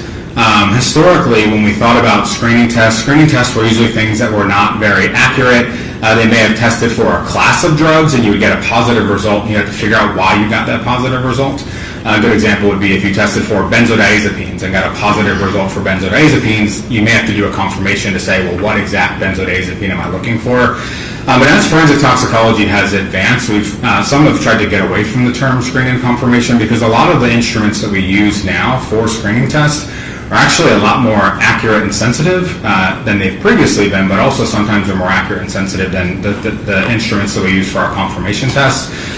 So typically, now you really have to understand what specimens were provided to the forensic toxicology lab and really understand what their methodology for testing was. It's not as easy to paint it with a broad brush to say, oh, absolutely this was a screen or absolutely this was a confirmation. Well, you're not telling this jury, sir, that your laboratory would be using something that you can't rely on and or is not credible, are you? Are you saying that? I'm not sure what you're referring to. No, I'm not saying that. Okay. And so I would assume and hope that whatever immunoassay testing or whatever testing that you are performing at your laboratory would be one that is credible and reliable for you to represent to the community and your clients that trust you. Is that right? Yeah, so we do not rely on the results of other toxicology labs. We perform all of our own testing in-house. When a sample comes to us, we may have heard of testing that's been performed externally, but we perform all of our own testing in-house. And then yes, to your point about our methods being accurate and reliable, we validate our assays, we run quality controls and different checks during our testing to make sure that the results that we are reporting meet a level of high forensic reliability. And so your assay, the ones that you rely on and the ones that you deem credible, tested positive for this cocaethylene, right? Correct, the second urine specimen. Now, in regards to the NMS lab, you see, if I can draw your attention to the 889, and we just talked about that you don't move on to a confirmation test unless there was something that was positive in the screening test, correct? Yeah, again, yes, sir. Well, so I think that you're trying to use the terms screening and confirmation for the test that we performed. Our laboratory really does not define them as a screen and a confirmation. The test that we performed, we define as a drug identification.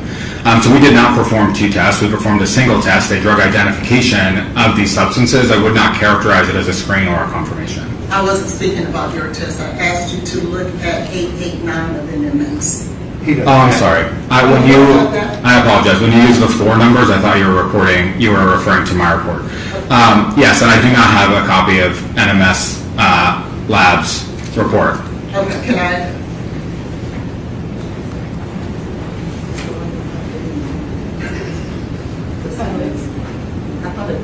It's in the autopsy report, Dr. Oh. If you have that. I apologize.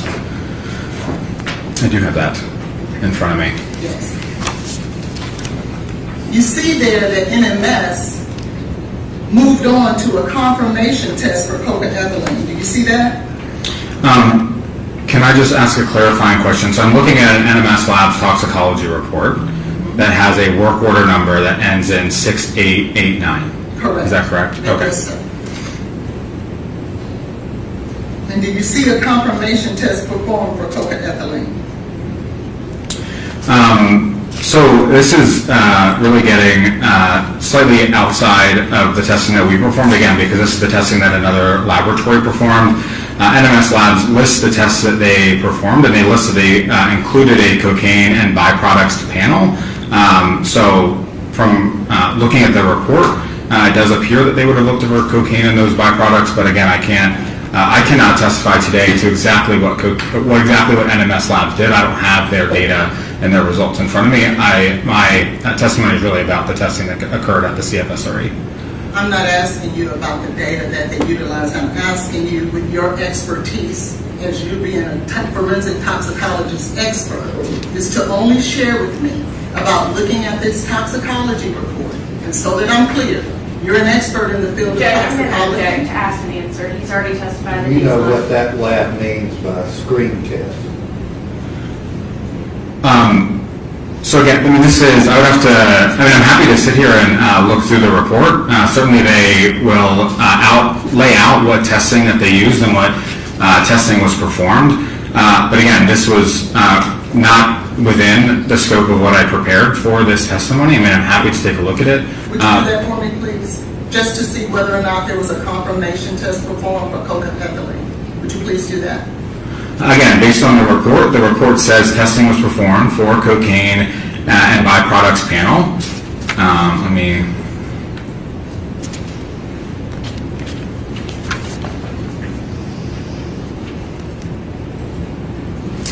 If you look then to 2 pages later where they describe what's in the cocaine and byproducts panel, it does list cocaethylene as an analyte within the scope of that testing, yes. Thank you. And that's for the scope of testing on a confirmation, correct? I believe NMS would characterize this test as a confirmation test, yes. Okay, thank you. Now, let's talk a little bit about the CFSRE lab. Do you see that? Yes, by laboratory, yes. And the number in regards to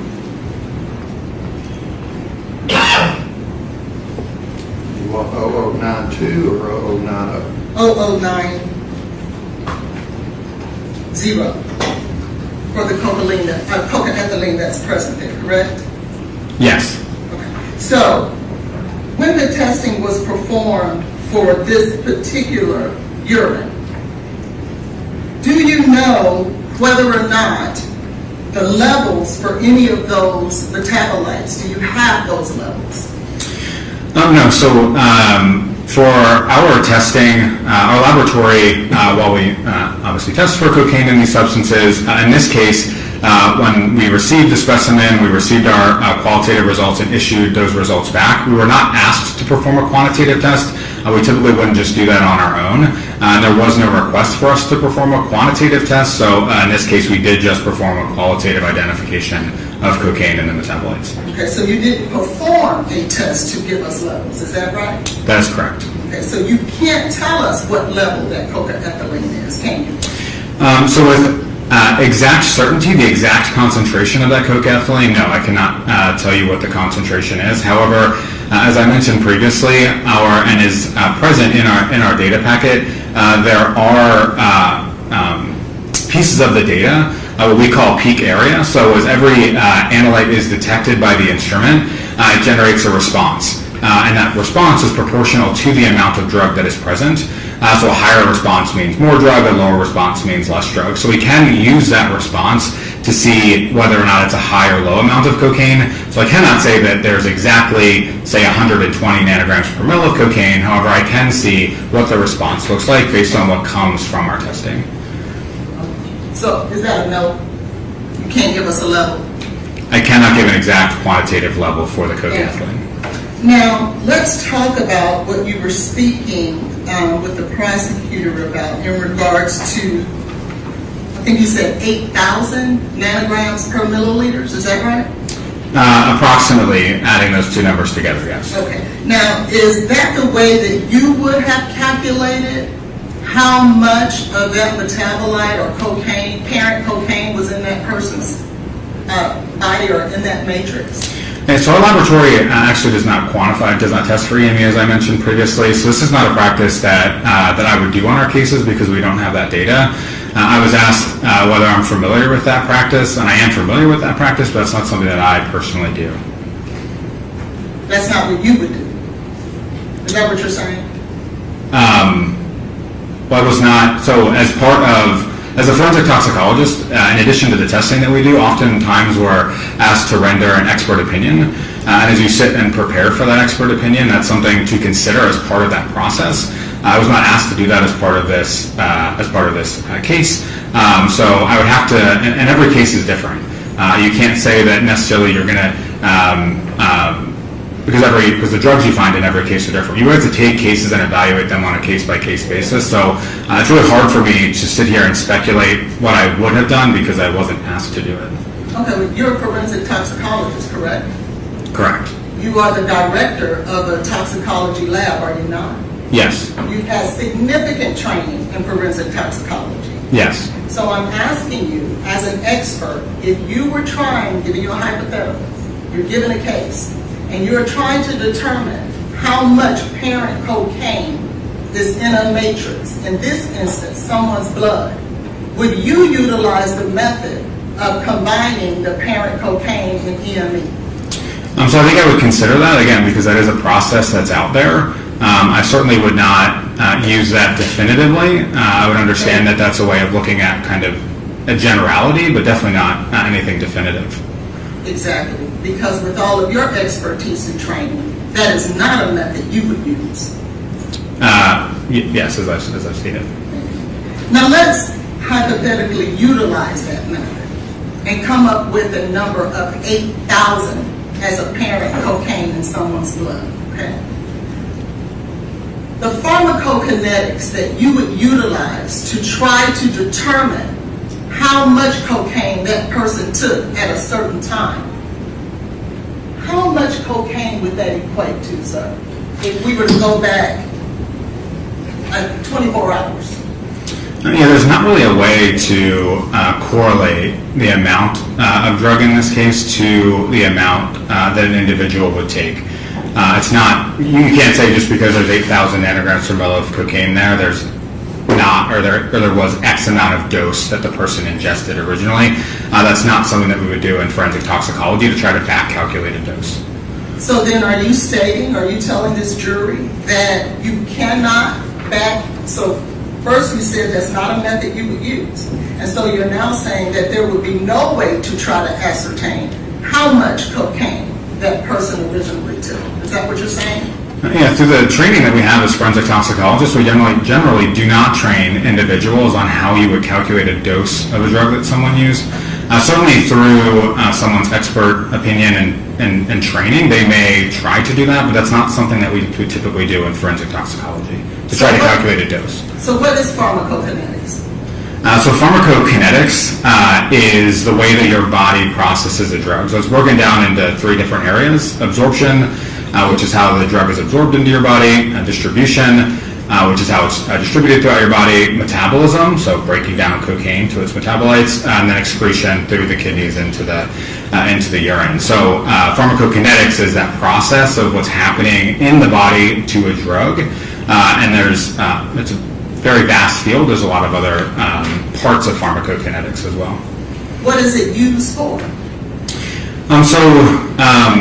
a lot of, so in forensic toxicology, a lot of the substances we deal with are not legal. You can't give them to humans. So a lot of times when we think about pharmacokinetics, especially for substances of abuse, we would look at pharmacokinetic studies generally in maybe a rat, and we'd see, well, how much drug was given to the rat, how much drug we were able to detect if we collected the rat's blood, how much of the drug was excreted through the rat's urine. There are some substances that are used in humans, like cocaine. I mentioned previously that there were studies looking at individuals ingesting capsules of cocaine, and through that same process you can look at then peak plasma concentrations, as I mentioned, metabolites, all those different aspects. So you'll agree with me then that pharmacokinetics is sometimes used to try to determine a dose amount? I would not say pharmacokinetics is used to determine a dose. That I don't think that would be the correct way to state that. Well, how would you state it? So I mean, the only time that this is really done in forensic toxicology is with alcohol. So you can look at, and you may be familiar with this, but you can look at, based on the amount of ethanol in someone's system, you can back extrapolate to potentially how many beers or how many shots or how many glasses of wine they took. The reason we can do that with alcohol is because of its pharmacokinetics and its linear elimination from the body. In the world of other drugs on humans, I'm really not aware of any pharmacokinetic properties or calculations that you would do to correlate those drug concentrations back to the dose. And in this case, the blood concentrations of cocaine back to an exact dose of cocaine consumed. So you're stating that it is never utilized to try to determine a dose. Pharmacokinetics is never utilized in your field to try to determine a dose of cocaine? Is that your testimony, yes or no, sir? And so I am not in a forensic case like this. I am not aware. As I said, ever. Is pharmacokinetics ever utilized to determine a dose of cocaine? Well, as I mentioned before, in terms of a rat study, actually this can be, there are certain research studies where they may look at in the hospital trying to see how much, if they can control the amount of urine that is collected over a certain amount of time and do quantitative testing on that urine. There are some research studies that would look at trying to then calculate back the dose of a certain drug that was consumed. So there are aspects of forensic toxicology where that may come up. But in terms of a case like this where you're looking at drugs for a legal case, that's a whole different realm from what we're talking about today. So your answer, the answer to my question is yes, it has been done.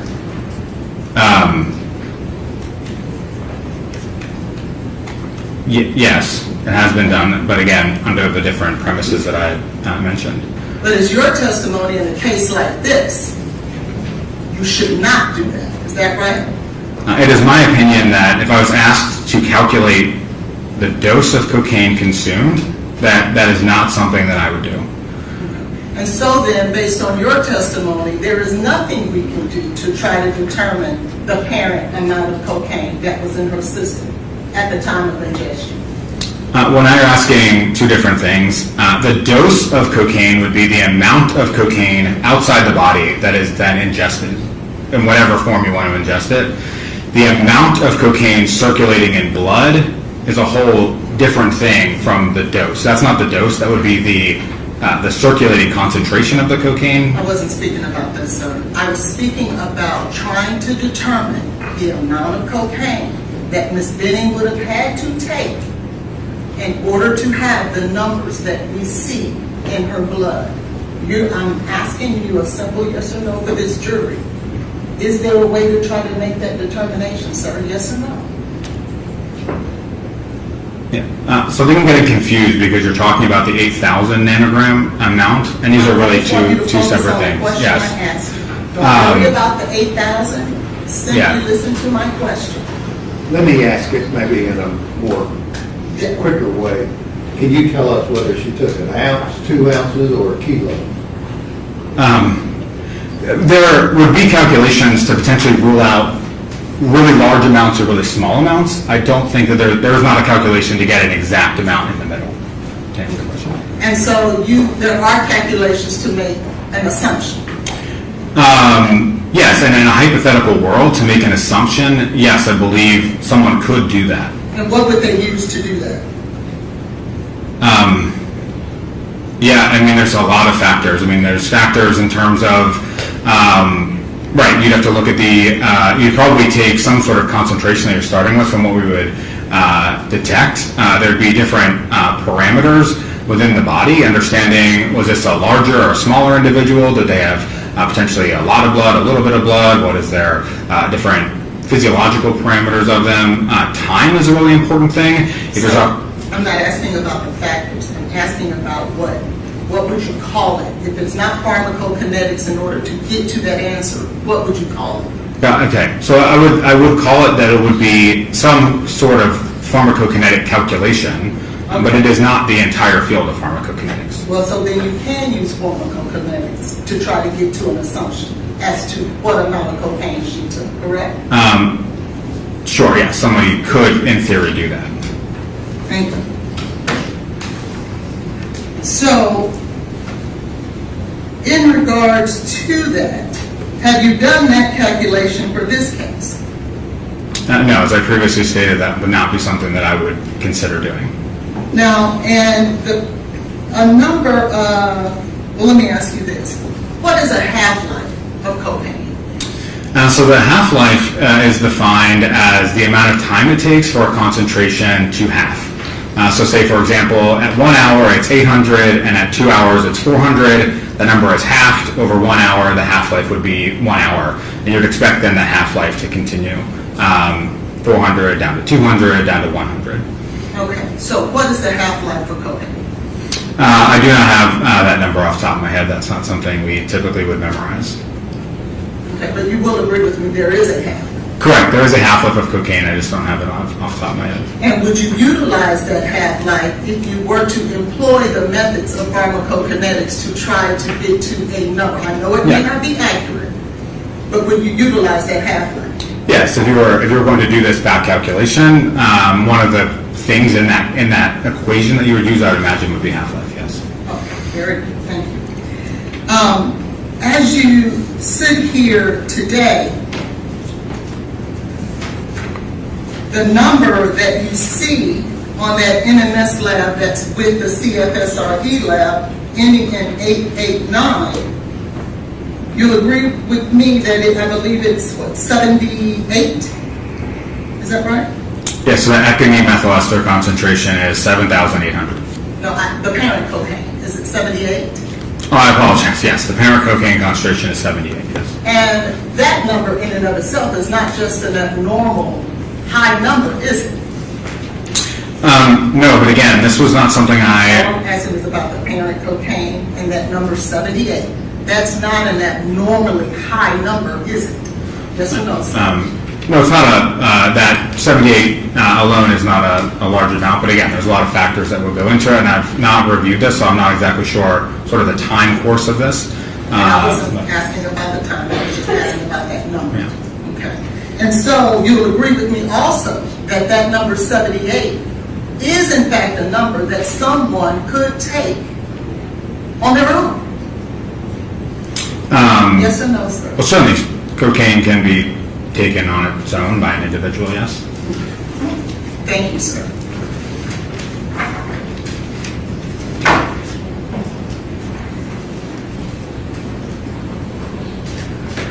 Dr. Kwiatkowski, Dr. Carney had testified that she adds the EME to the parent cocaine to estimate the total amount of cocaine level before it began creating the NE or breaking it down. Do you agree that that is a common method to use to estimate the value? Yes, and one thing I didn't explain it, cocaine is a very unique drug. It's actually quite unstable. It can go through different processes of breaking down by enzymes or through hydrolysis. It can break down to things like benzoylecgonine and econyl methyl ester. So because cocaine is sort of so unique, there have been different research studies looking at saying, okay, well, because we know it's an unstable drug, is there a way that through different calculations we could potentially estimate how much cocaine was present at the time the blood sample was collected rather than a few days or weeks or months later when that cocaine broke down? And your testimony as a toxicologist is that you would not estimate that value because your testing is very precise, but you don't disagree with Dr. Carney using that. Correct. I'm not disagreeing with Dr. Carney. Right. And the state never asked you to calculate a dose, but you can't calculate the dose Ms. Benning ingested. Judge asked you about an ounce or a kilo, but it could have been much smaller than that, especially if it was dissolved in a liquid. Is that fair? Yeah, I mean, one of those factors is, as I mentioned previously, time. There's also, a lot of times if you're going to do some of these pharmacokinetic studies, there's assumptions you're going to make. One assumption being that this was likely a healthy individual, normal processes, their heart was beating, their blood was flowing. If you're outside of those normal processes, some of these calculations start to break down. So again, I was not asked to do that, and again, it's a very complex process, and I just don't believe that that's something that would really be, I don't really think you could probably do it with the information that I have and the understanding I have. That's what I was about to ask you. You cannot calculate the dose Ms. Benning ingested. Correct. Thank you. Those are all my questions, Your Honor. Now, you stated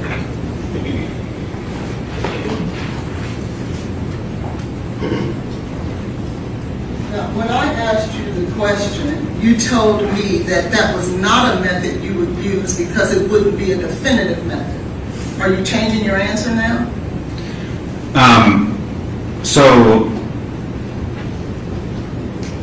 Right, so when you say definitive... No, you said definitive. Oh, sorry. When we use the word definitive, for example, in this case, when you have 78 and 7800, I don't think it would be wise to put the two of those together and definitively say 7,778. If you're going to use it as an estimation for the amount, that's one thing, but using the word definitive here, in my mind, that says to say exactly what this concentration is, and again, that's not, I don't know exactly what Dr. Carney's testimony was, but that's what I meant by not being definitive.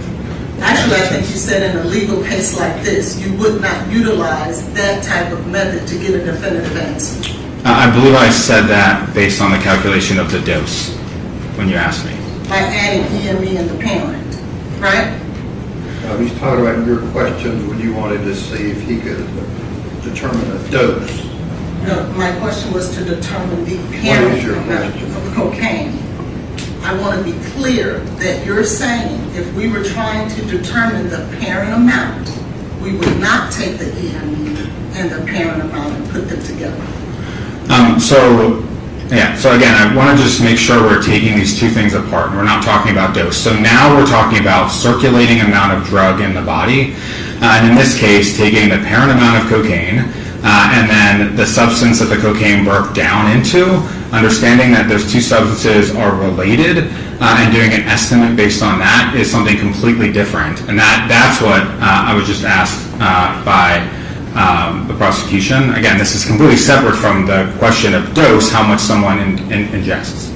And when you were talking about the CFSRE record that did not show the fentanyl, and that would be 202300092, this was an opiate screen, was it not? So our testing for... Yes or no, so was this an opiate screen? So one, you're way beyond what was asked on redirect. So number two, let him answer the question. So the testing that we performed on both urine samples includes opiates and opioids. So this was in fact an opiate screen? So I would not characterize the testing that we did as an opiate screen. We consider it sort of a broad-based drug screen that includes opiates and opioids, as it does stimulants, benzodiazepines, and everything else. So if fentanyl was present in the first urine sample, it was in the scope of testing, and if we would have detected it, we would have reported it. Okay, so I just want to be clear, it would have, if fentanyl, if it was there, it would have been positive. If fentanyl was present in the first urine sample, case 20230092, if it was present at levels detectable by our analysis, yes, it would have been reported. So it could have been there, but it just wasn't at your detectable level. Yes, that's how forensic toxicology testing works. As I mentioned with the lobamosol and the cocaethylene, if something is below our threshold for detection, right, we would not be able to detect it, therefore not report it. I just wanted to be clear so that the jury understood. What is your question? Is that it was possible it was there, but it just wasn't above the level. Correct. We have a pretty low detection level for fentanyl. I don't know what it is exactly off the top of my head. I'd have to go look it up. Any other questions? Yes, sir. Thank you, sir. Thank you.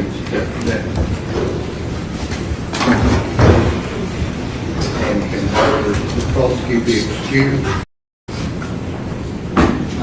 This stage is done with Dr. Kratulski. We will say subject to recall. Your Honor, if we can approach about that. Okay.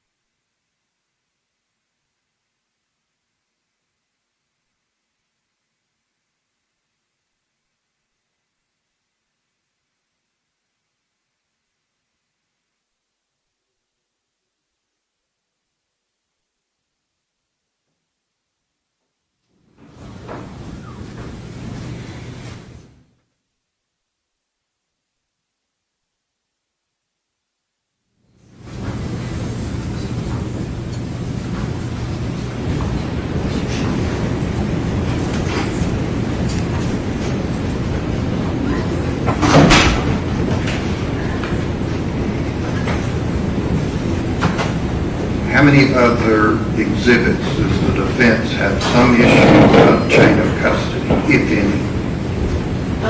We don't, I believe. Okay. Yeah. Then they don't have an issue about Detective Reese.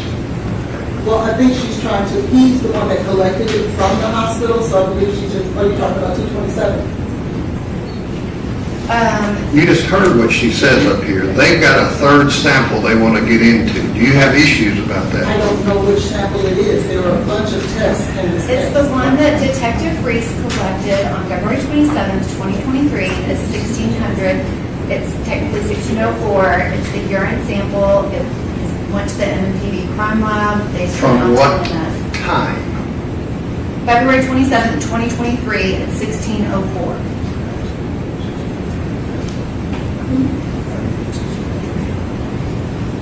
Issues or not?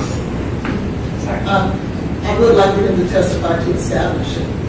But if he can testify that he was the one that picked it up and labeled it and put it in the Metro Nashville Police Department's vault, I would have no issues with it. Okay. All right, let the jury step back then. So we are calling him for fabricated purpose at this time? Apparently. Okay.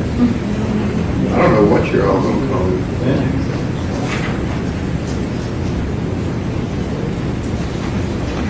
Would Dr. Brugaleri know when the second sample was taken? Is she here? Judge, we have Dr. Methvin here, and she has that information. Okay. We got one. Let's take a break.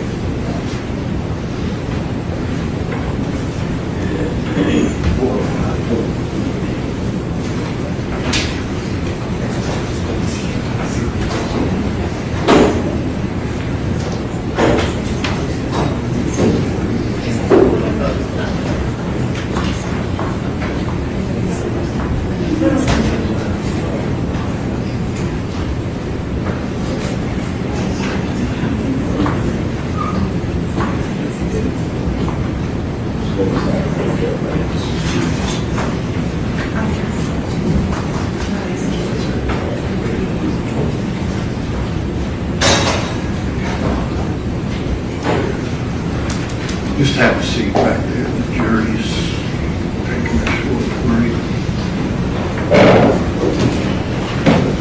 And is Dr. Mitten out there? Yeah, bring her back in so we don't have to take another break about the comforter.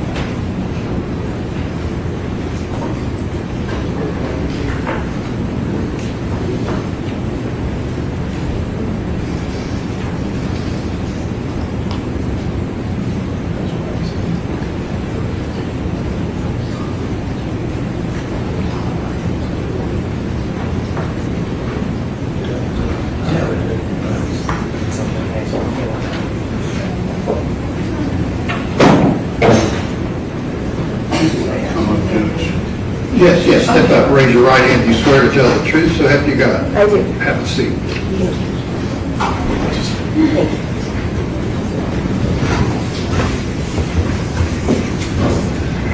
Doctor, you testified previously at the jury out hearing the defense has made a statement that you made up. Did you do testing on the comforter? I did. They've made a statement that you made up that test. Is that accurate? No. Do you have questions about whether she made up a test? Yes, briefly. Okay, go ahead. The testing that you You did. can, so we can hear it on the I'm line. sorry, thank you.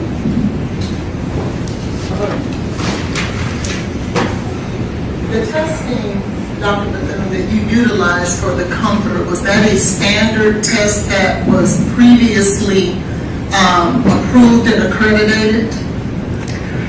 So the physical testing on the instruments is... On the comforter? Yes, but the preparation of the sample is unique. So how we figure out where to sample on the comforter, and then we do an extraction method to pull biological fluids and samples off of that inanimate object. But once that is extracted off of the comforter itself, it's run under the same methods that have been validated in the laboratory. So the testing itself is, the only step that's unique is that initial preparation step.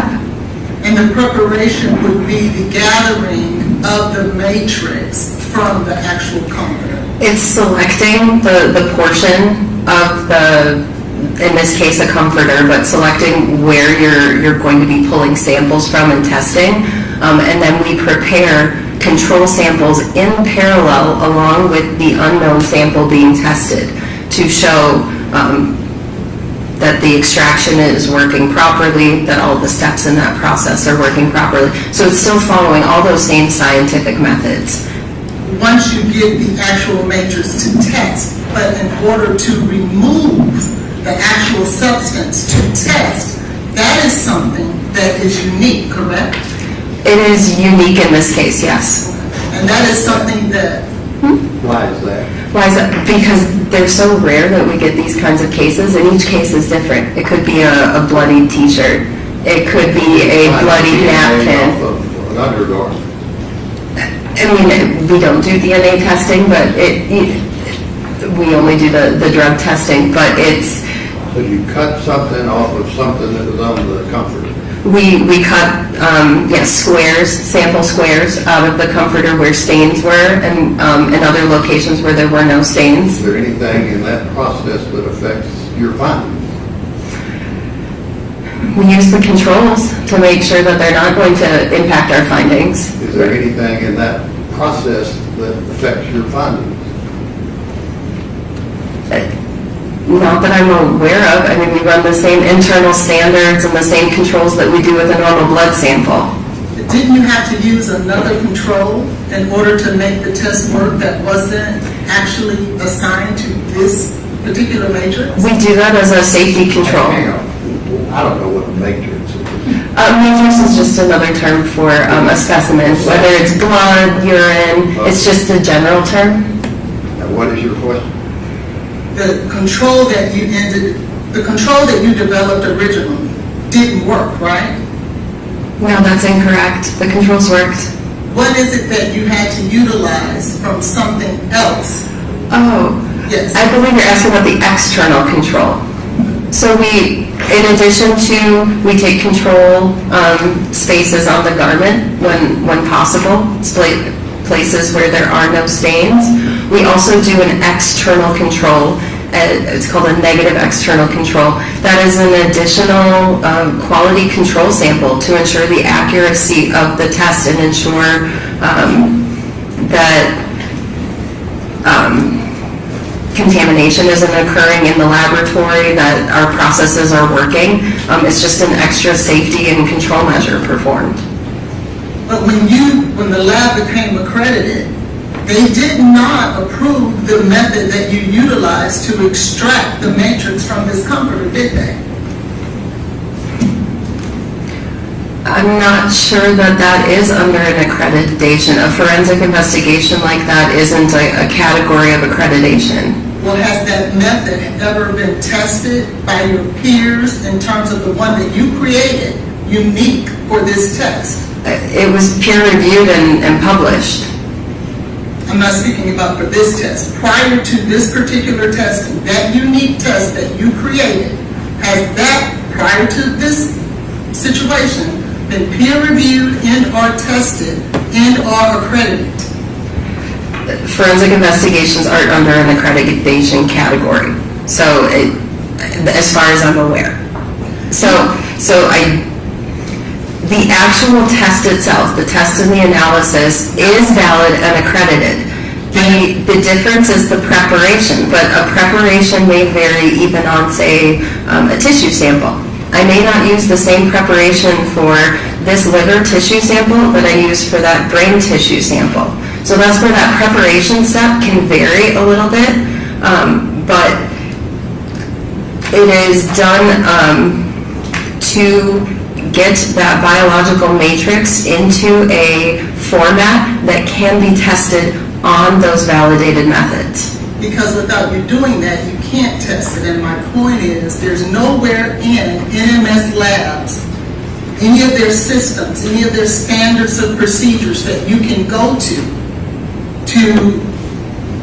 pick out what you had to create in order to test this particular. There's a general standard operating procedure for forensic investigations, but it is highlighted in that standard operating procedure that the exact controls and the exact process for performing that extraction will vary based on the nature of the sample being tested or what we're trying to remove that biological matrix from.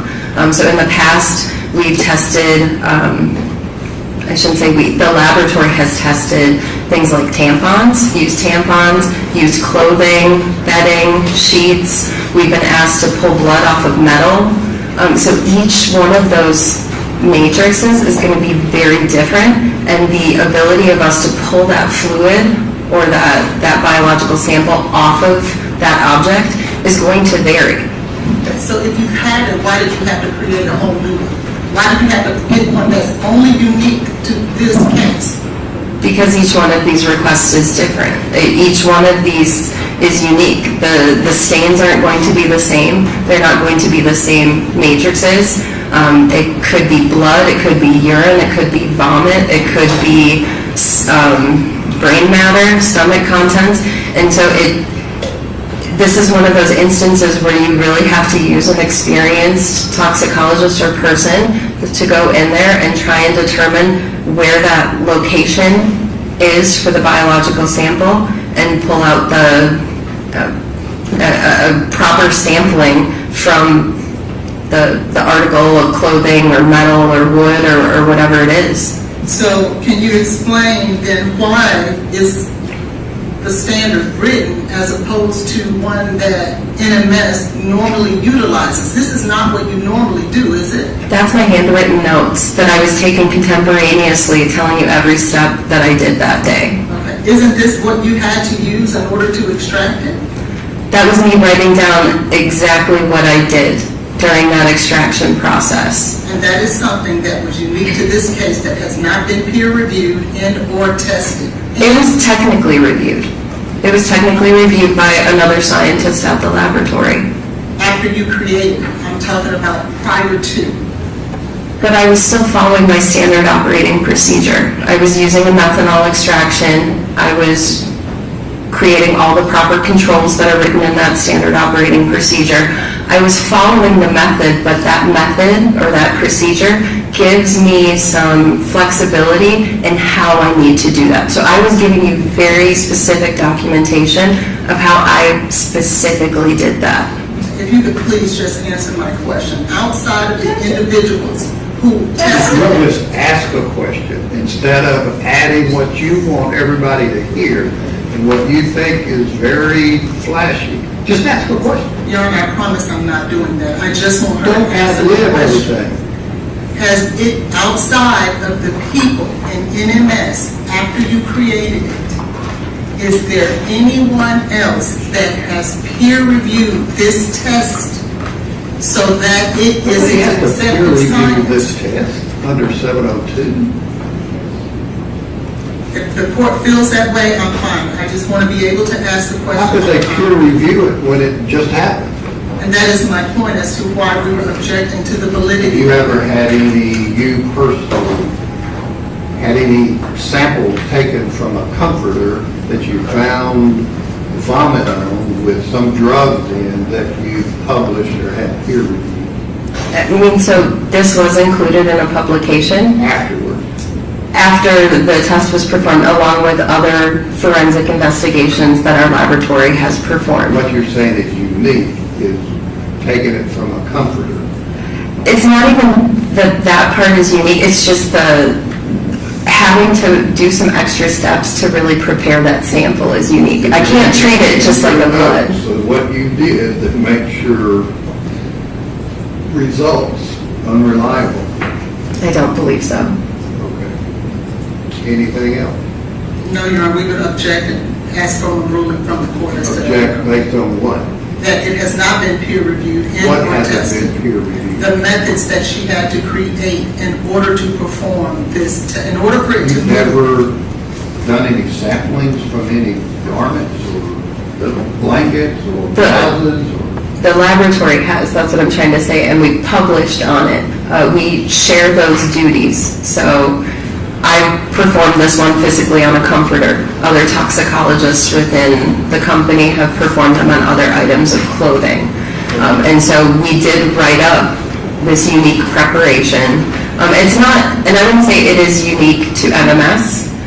It's a similar method that's used for other types of unusual matrices, so dried blood spots. That's a very common test that's used in toxicology. It's a similar technique to that. You've done that? Dried blood spots I actually have in a previous job. Does the state have any questions?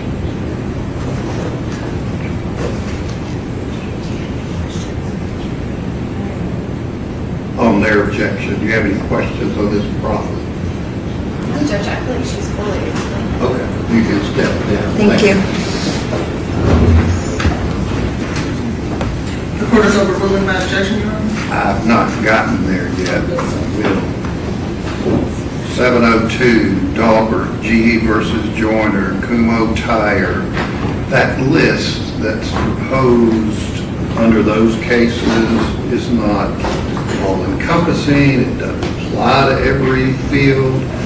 This lady, according to my understanding, sufficiently says that her findings are reliable just because having her notes that she's never cut up a comforter doesn't mean that her findings are not reliable and would assist this jury. So I'll allow her to testify about the comforter. I've already let the jury step out of that.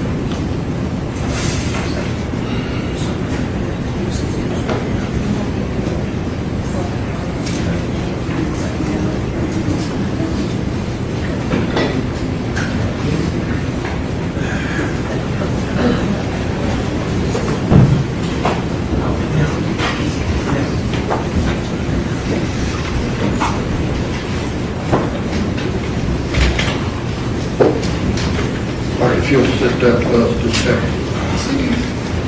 Sorry, can you say step up? Yes. Raise your right hand. You swear the testimony you're about to give is the truth, so help me God. I do.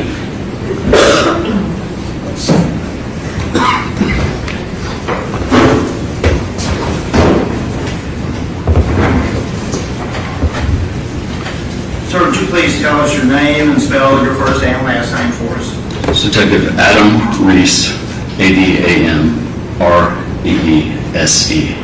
And Detective Reese, by whom are you employed? Metro Nashville Police Department. How long have you been with the Metropolitan Nashville Police Department? About 18 and a half years. And were you working in that capacity in the month of February 2023? Yes, I was.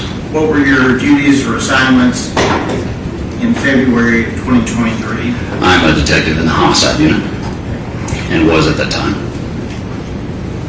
Get to the point of, like you're on the stand at this particular time, on about February the 27th of 2023, had you become involved in an investigation concerning a young lady named Jade Benning?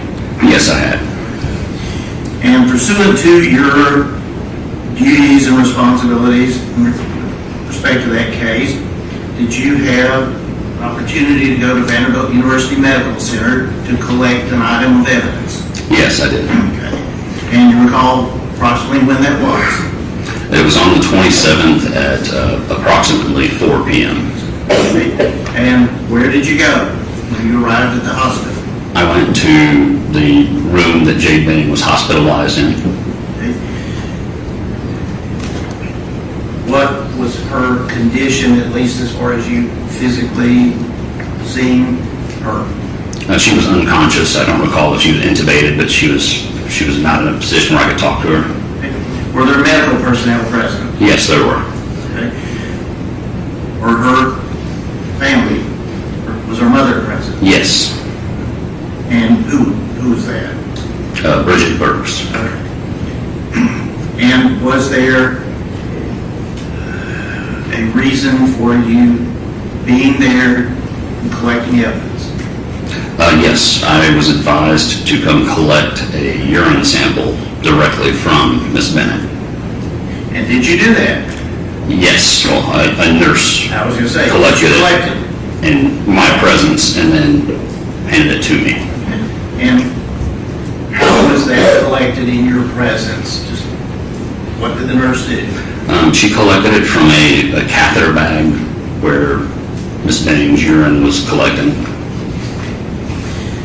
And what, if anything, was it collected in? It was collected into a specimen cup.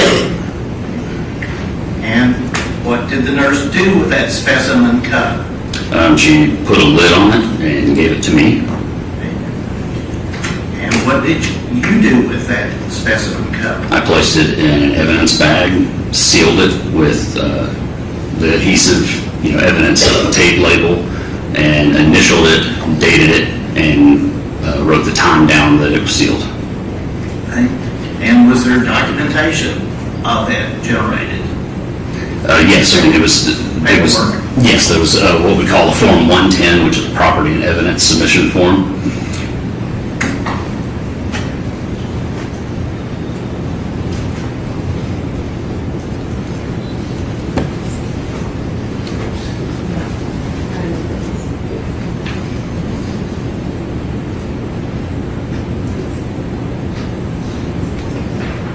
No objections.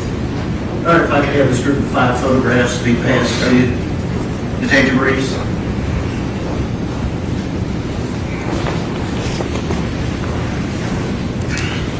Detective Reese, you're being handed 5 photographs. Would you look at those and see if you recognize what is depicted in each of those? Yes, 4 of these is the bag, the biohazard bag that the item was placed in. From 2 of them are before it's in and placed into an additional bag, and then the additional bag looks like it was probably applied by our property and evidence clerk that I gave the sample to. And then the item that's a document is a photo of the property and evidence submission slip that I completed at the time that I submitted the urine sample. I would tender those as the next numbered exhibit, athlete 36. All right. And court's permission, could I publish them briefly and ask? You want these? I think just here. Okay, let him.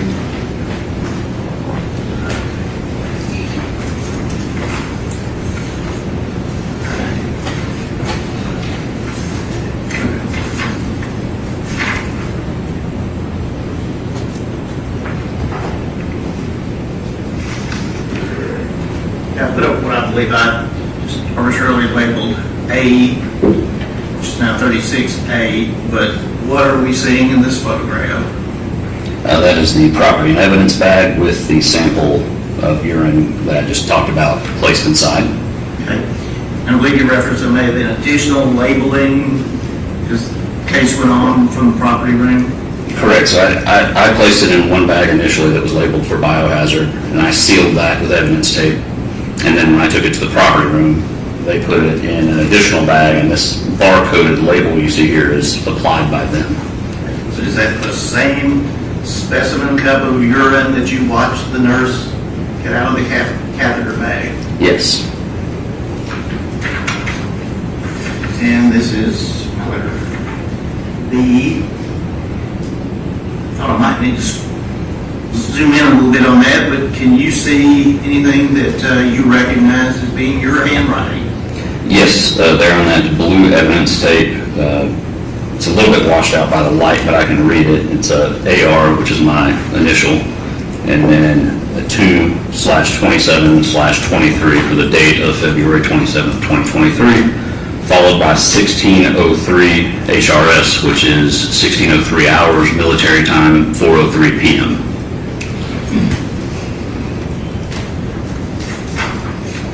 You referenced there was a photograph or two before the real packaging took place.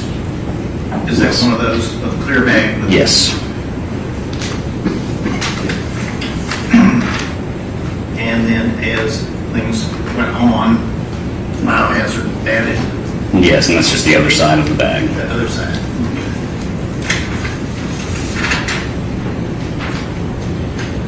And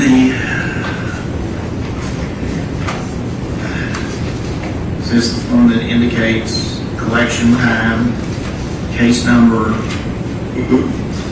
when it was submitted to the property room? Correct. Okay. And when you took it to the property room, what did you do with it, this item of evidence? I actually handed it directly over to one of the property and evidence clerks. And is that what generated this document? Yes, I completed that document on the computer, submitted it, printed it. and turned it over to them, and they placed it in cold storage.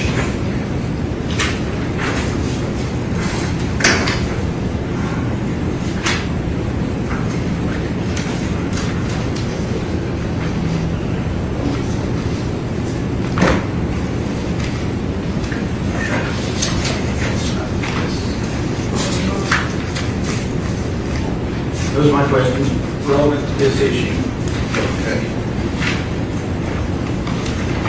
Any questions from the defense? Thank you for that. Who's the next? Amanda Sweet.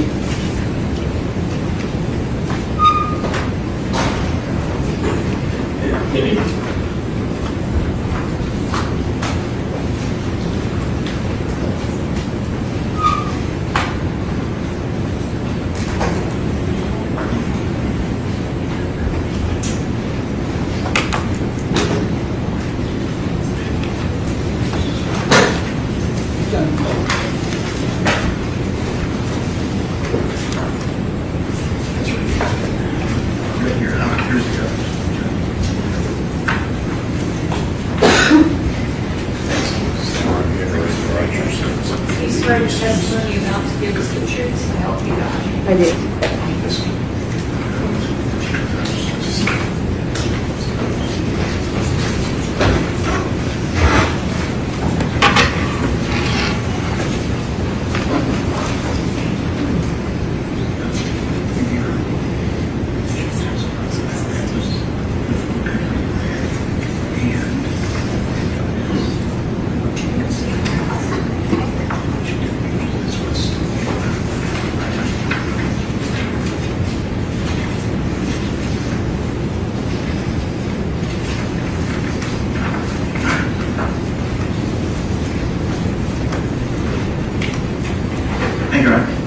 Could you please tell us your name? Amanda Sweet. And could you please spell your first and last name for us? Amanda, Amanda, Sweet, Sweet. By whom are you employed? I'm employed by the Metro Nashville Police Department in the crime laboratory. And what do you do in the Metropolitan Nashville Police Department crime laboratory? I am the Forensic Services Division Director, which includes the crime laboratory and our crime scene investigation unit. How long have you been employed by the Nashville Police Department? Since 2013. And when you first became a member of the police department, what were your duties? I was hired to be the toxicology unit supervisor and to help start the Metro Nashville Police Department crime laboratory. So there, my duties were to oversee hiring of staff, procurement of instrumentation, method validations, and things to be able to do toxicology analysis.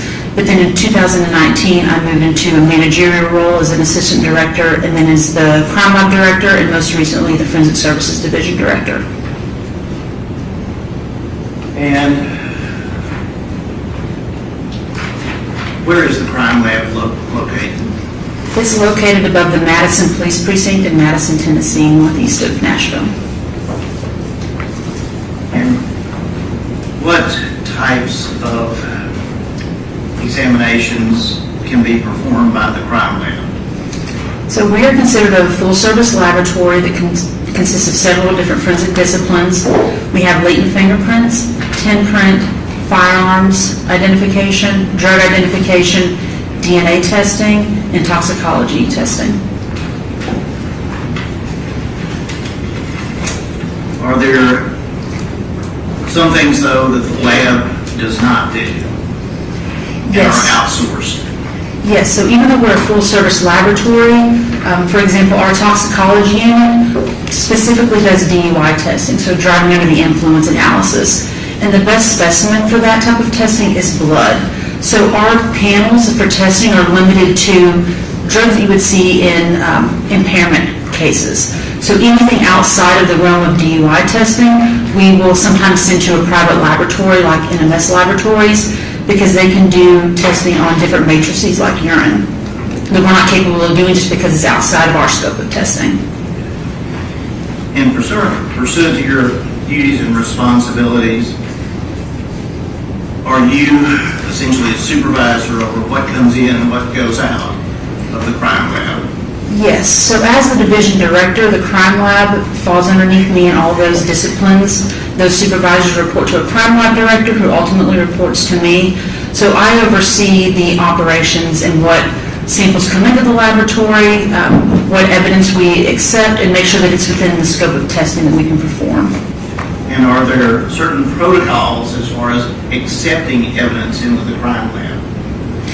Yes, we have an evidence receiving unit that has their own set of standards of how evidence is received and accepted.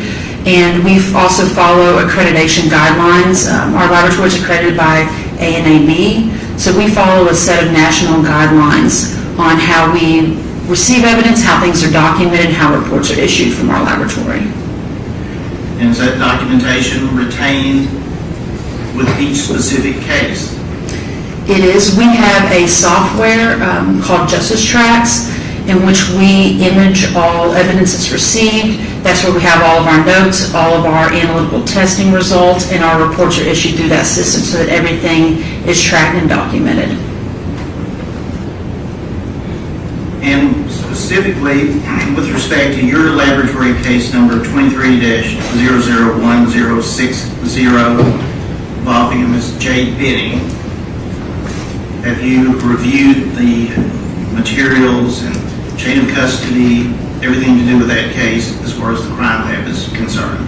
Yes, I have. All right, this time, could she be handed exhibit number 9? It's the previously introduced.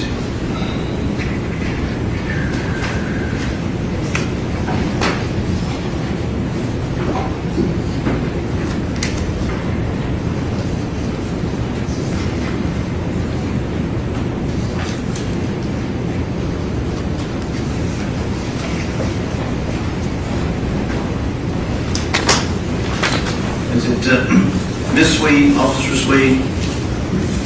Miss Sweet, I'm not an officer. That's what I was going to ask. Are you a sworn officer or a... I'm a civilian within the police department. All crime lab employees are civilians. Nobody are sworn in the police department. Crime laboratory. Yes. You've just been handed our exhibit 9, say it's the exhibit 9 to this proceeding. Would you look at that document and see if what is depicted in those photographs, if you recognize that?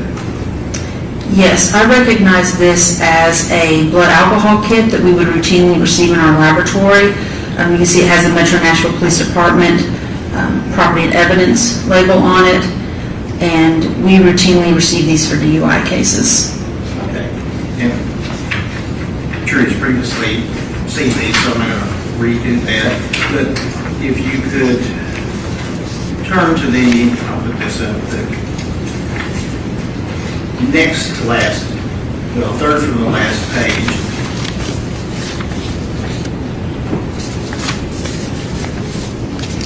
Alcohol.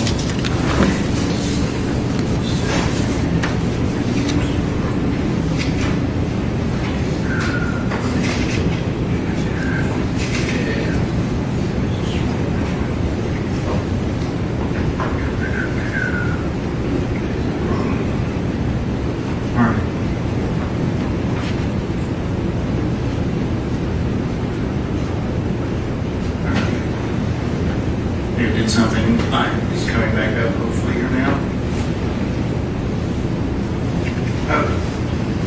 Again, it was previously introduced, but you recognize that document?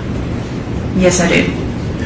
And does that indicate there's alcohol toxicology request?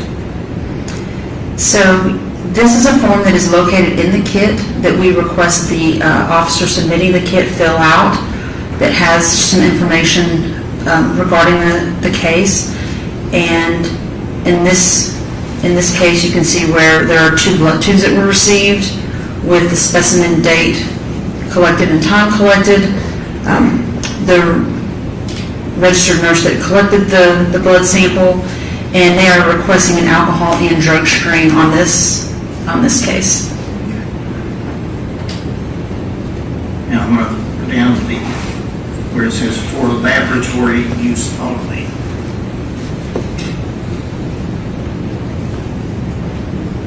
What is that part of the document reflecting? So the top half of the document is where the officer will fill out the form. The bottom half is once we receive it in the laboratory, the technician that receives the blood actually opens the kit up, will document the specimen accession date and time, so that's the date that she received this, into the actual toxicology unit from our evidence receiving unit. The time that she opened the kit, she is indicating that the kit is sealed, what the unique crime lab number that was assigned this kit is, her name, and what specimens were received. So in this case, there were 2 blood tubes. They were labeled 001-01, 001-02, an approximate amount of blood in those. And these were full tubes, so there were 10 milliliters of blood. And down, excuse me, at the very bottom of the, is that a picture of the tubes? Yes, it is. That's a picture of the tubes that were received within that kit. When you say received, how does that take place? From the Metropolitan National Property Room, or where it's stored, how does that get to you? And is that accounted for in your chain of custody document? So we receive samples directly from our property and evidence storage location. An officer will bring evidence out daily to the laboratory and hand it off to our evidence receiving technicians to log it into our system and to store it in the evidence in a vault until it's ready to be analyzed by a scientist. The property room is also ran by the Metro Nashville Police Department. It's located off Trinity Lane, and they will go around to police precincts daily and collect evidence that is submitted, or people can drop evidence off at the property room directly. Can we say people can drop evidence off? I'm sorry. Would it be law enforcement? It would be law enforcement. My apologies. Yes, it would be law enforcement officers would drop evidence off at the property room. Just briefly show you the last photographs. Again, there is a little bit of a glare, but can you see what is depicted? Yes. This is a copy of how the tubes are currently located in the laboratory. So the first page was how the tubes were received from the hospital with the hospital labels. This is an image of the tubes once we received it, once we put our labels on it and how it's being stored currently. There appears to be a little something that's yellow. You can see on one of them. Does that have any significance? Yes, so that is a return label from NMS Laboratories. So we kept tube 1 in-house to perform an alcohol analysis. We shipped tube 2 out to NMS to perform drug testing on this sample. So tube 2 came back to us with a return label from NMS Laboratories.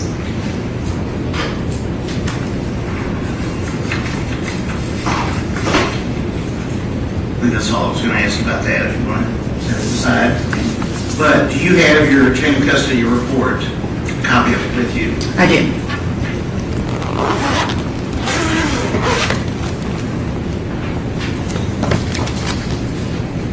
And counsel has been provided a copy of this. You referenced that one of the tubes was designated as 00101, is that correct? Yes. And the other was 00102? Yes. All right. Now, does it start off, though, as just being collective 001? That's correct. 001 is the actual kit. It's given that number, and then any item within that kit is sub-itemized and given a unique number. And that's where the 001-01 and 001-02 come into play, the two separate tubes. Okay. When you say kit, was that the collection box? Yes. Evidence box. All right. And does it indicate when and from whom that item came into the crime lab's custody? Yes. The the kit was received by the crime laboratory on February 27th, 2023 at 10:25 a.m. by Daryl Osment, and that is an officer with our property room. And was it then logged into the crime lab? Yes, it was received by Barbara Reed, and she is an evidence receiving technician with the crime laboratory. And she, once she received it, that's when she would image the kit, and then she would give it a unique crime lab number, and then it goes to a storage location, which is a vault within the evidence receiving unit.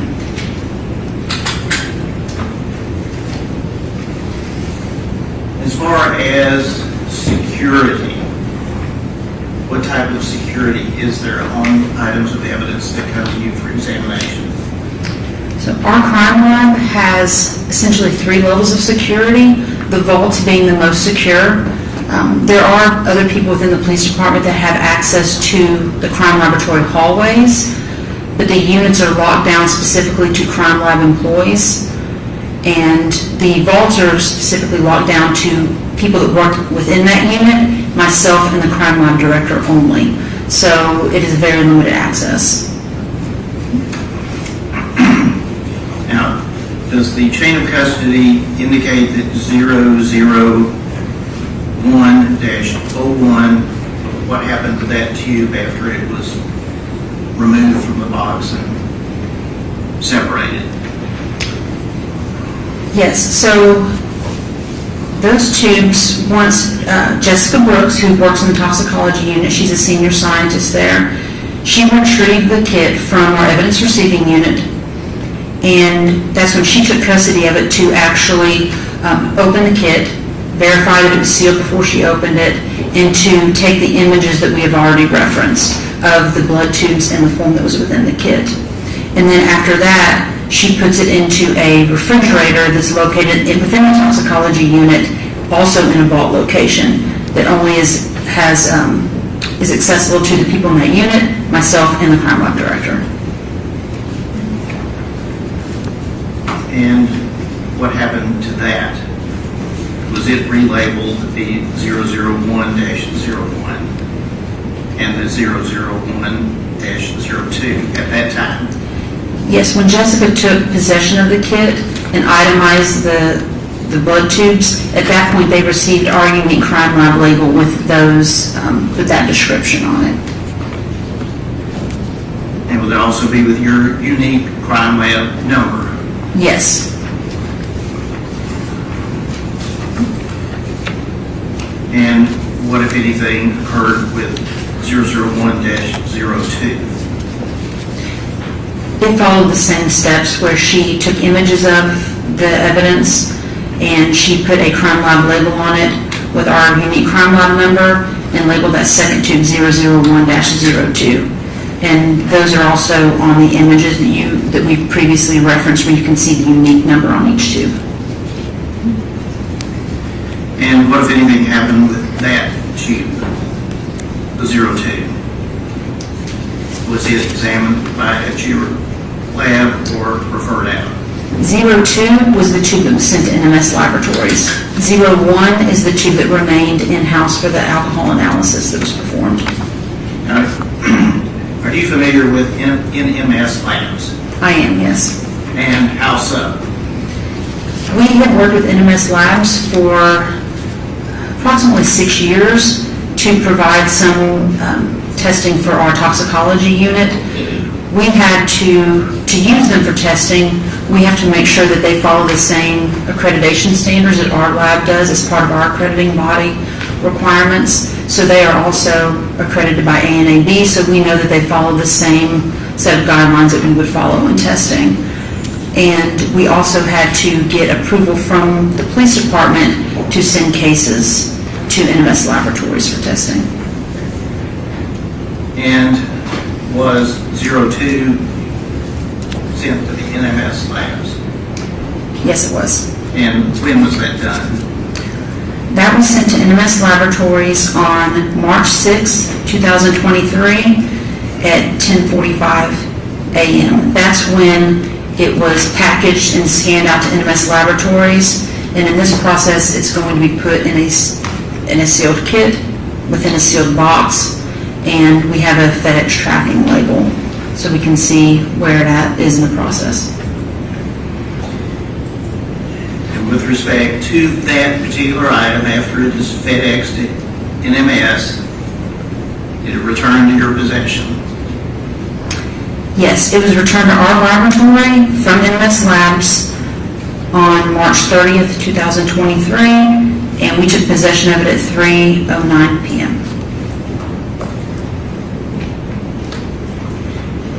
And where are those 2 tubes today? Those 2 tubes are currently being stored in a hold refrigerator within our toxicology unit at our crime laboratory.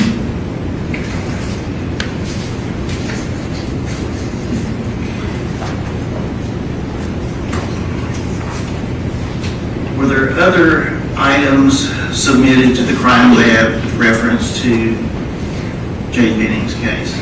Yes, there were. Was one of those a urine specimen collected by Detective Reese?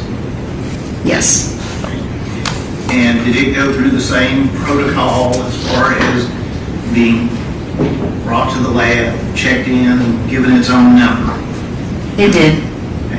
And what was that particular item? What number was it given?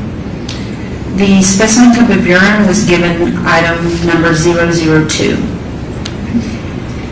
And, pardon me, when was it received into the crime lab? That was received on March 2nd, 2023 at 12:21 p.m.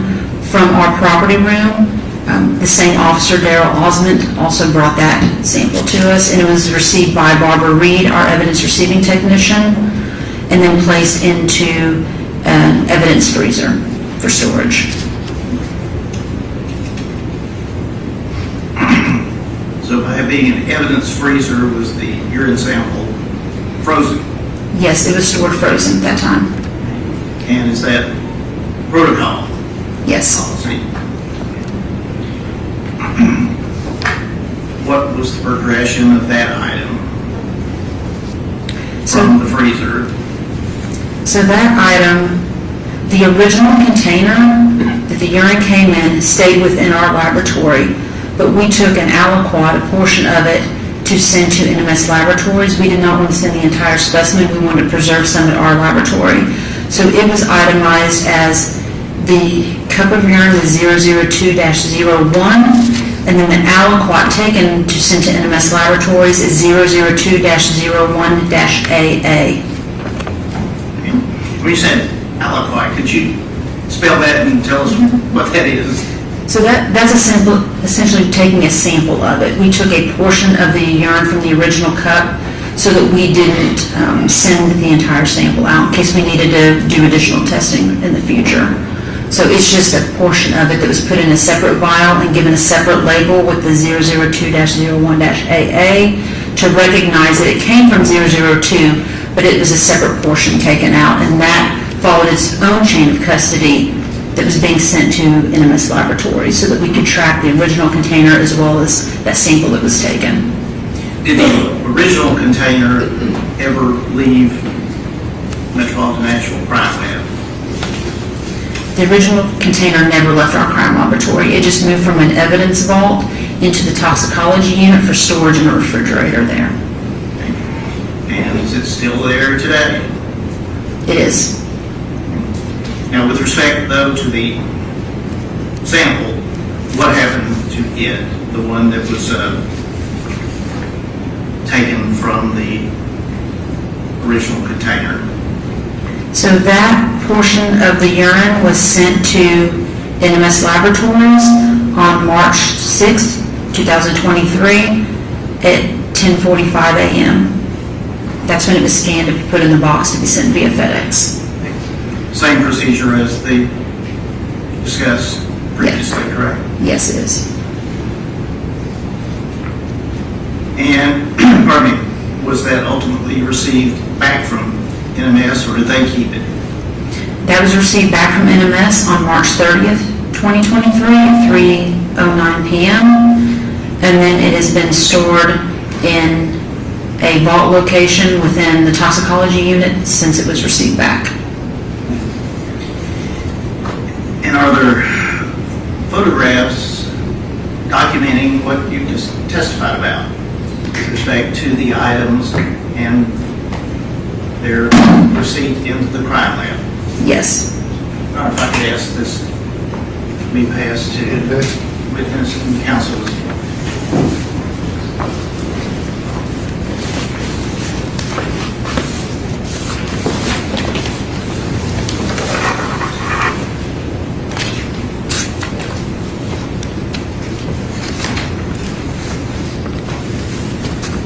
He's just wanting you to look through them and see if you Yeah, recognize. And see if they're pertaining to the urine specimen we've just been discussing.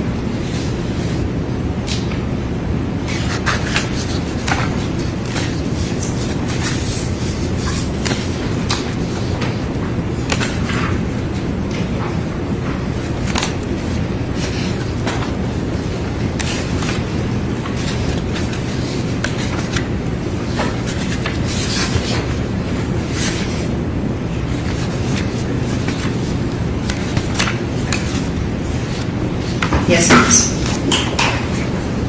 Or can you get those back? Ask that those be marked as the next way to exhibit and allowed to publish. 30 seconds. Go ahead and Okay. 30s.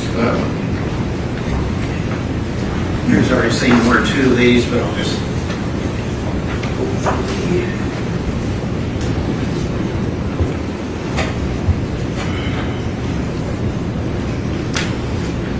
And does that appear to be standard Metropolitan Police Department packaging and have the documentation?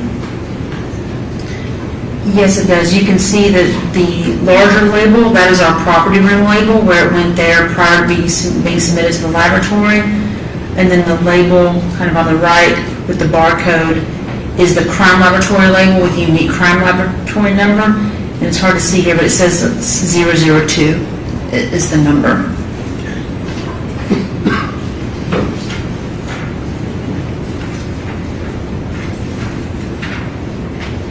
And is this picture of the backside of the bag?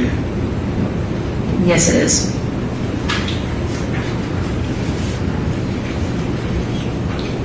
You've sort of seen this with a picture of the bag, of the urine container in the bag prior to it being labeled. Yes.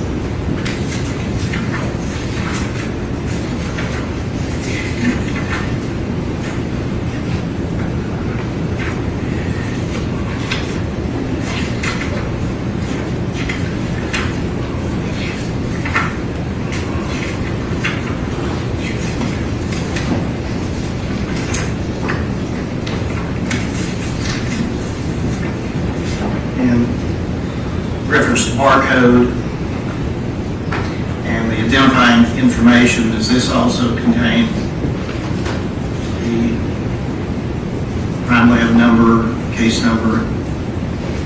It does. That is our crime laboratory label with our unique crime lab number. And you can see now the outer packaging was labeled as 002, but then now the sub-item for the actual urine is 002-01. So that's the label that went on the actual urine. The one that went into the freezer?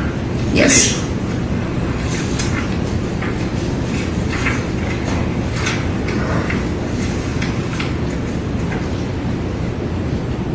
And what is this a photograph of?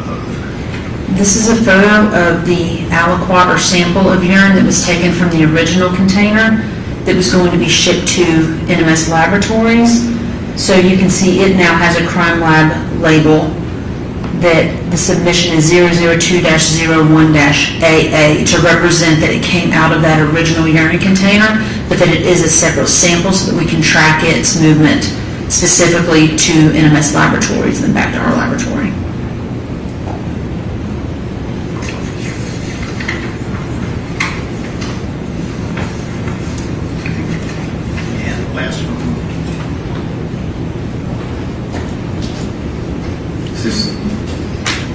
That is the same urine, now with an NMS. That is NMS's barcode that we're looking at there.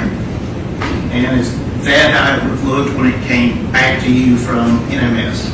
Yes. So once NMS receives it, they will place their own label on it, and this is routine how we receive samples back from them with their label. Tip of this back. 37. I believe you previously said when that came back, it went to the cold storage. Is that correct? Yes, it's in a storage location within the vault within our toxicology unit. And how, if at all, do you know that it is still there? I, last week, went back and I visually looked at it to verify that it was in there. I also asked a evidence tech, or a forensic scientist within the unit to take photos of that evidence and to show the state that it is currently in the laboratory. So on June 18th, I asked her to re-image everything in the case to show that it was located in this refrigerator number 6. But before she did that, I went back in the refrigerator and looked at the evidence to verify that it was in that location. Is there any standard retention period for, let's say, blood that comes in for a DUI case? For routine DUI cases, we will keep samples for 1 year, and then after that year, they will be destroyed unless we receive a hold request. But anybody, the defense counsel or the prosecution or an investigator can always send us an email requesting a sample to be held. If they think that court might be coming up, it might take longer than that 1 year. So we will routinely hold cases upon request if necessary. And was there such a request made in this case? Yes. And you referenced having someone take pictures of the items that you visually saw were still there. Yes. If I could have this packet, counsels.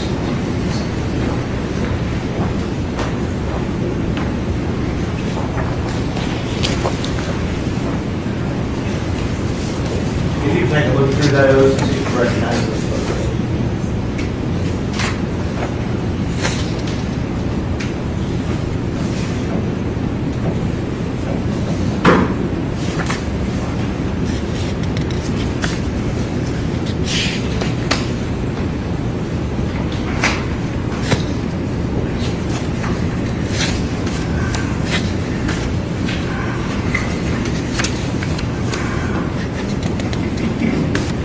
Yes, I do. I believe that would be 38. Publish at least 1 or 2 of these. Where is the refrigerator located where these items are? It's within the vault of the toxicology unit. Is it in a secure part of the building? It is. It's badge access only, and only the individuals that work within the toxicology unit, myself and the crime lab director, have badge access to that vault location. Put up 1 and this appeared to be well, you tell us, what are we seeing here? This is with the refrigerator door open. This is the location where the case is being stored in the refrigerator. And one thing I'm going to try to zoom in here, if I can. There in the corner, what do you see there? So anytime we take an image and upload it into the case file, it is, an annotation is burned into the image. So this represents the case number, the technician that took the photographs, and the date that she took the photographs. And June 18, 2026, last week. Yes. And does that image appear on any and every photograph of everything that's at the crime lab? It does, because our software actually puts that in there, whoever's logged into the computer that scans the image in. So it's a timestamp that's put by our software on that image. So if somebody scans the picture, we know the date? We know the date.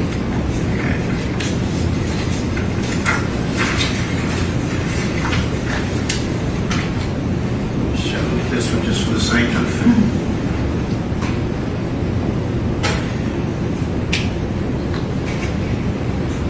So when you see the word hold on that, They write that on the bag just to make sure that it doesn't get destroyed.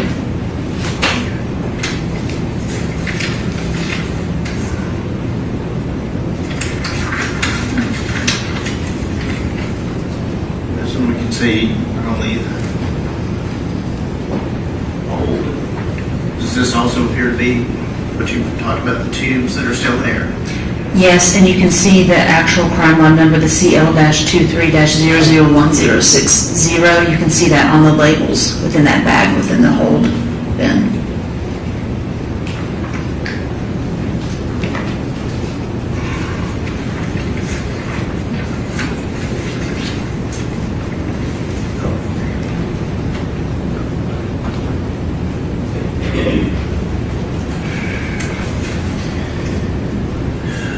Anything about the handling of evidence involving this case out of the ordinary as far as using FedEx, NMS lab, retaining the evidence? Was it handled according to your protocol? Yes, this was handled according to our protocol. I've thoroughly reviewed our chain of custody and have seen no issues or discrepancies with our ship date, when NMS received the samples, when they shipped them, when they returned back to us. And we routinely use NMS laboratories, so we will make shipments to them almost every month, routinely. So this is a very common process for us. And would that be true for any other items that may have come into the crime lab regarding this case and then gone out for further testing? Yes, we also outsource cases for DNA to another laboratory, and they follow the same standard protocols. And larger items or items, containers, do they eventually go back to the property room? So it depends on the type of analysis requested in the unit. Toxicology cases do not go back to the property room. They stay in-house for 1 year, and if we have no hold request, then the evidence will be destroyed after 1 year. Those are my questions, John. My question is from the fifth. Yes, thank you.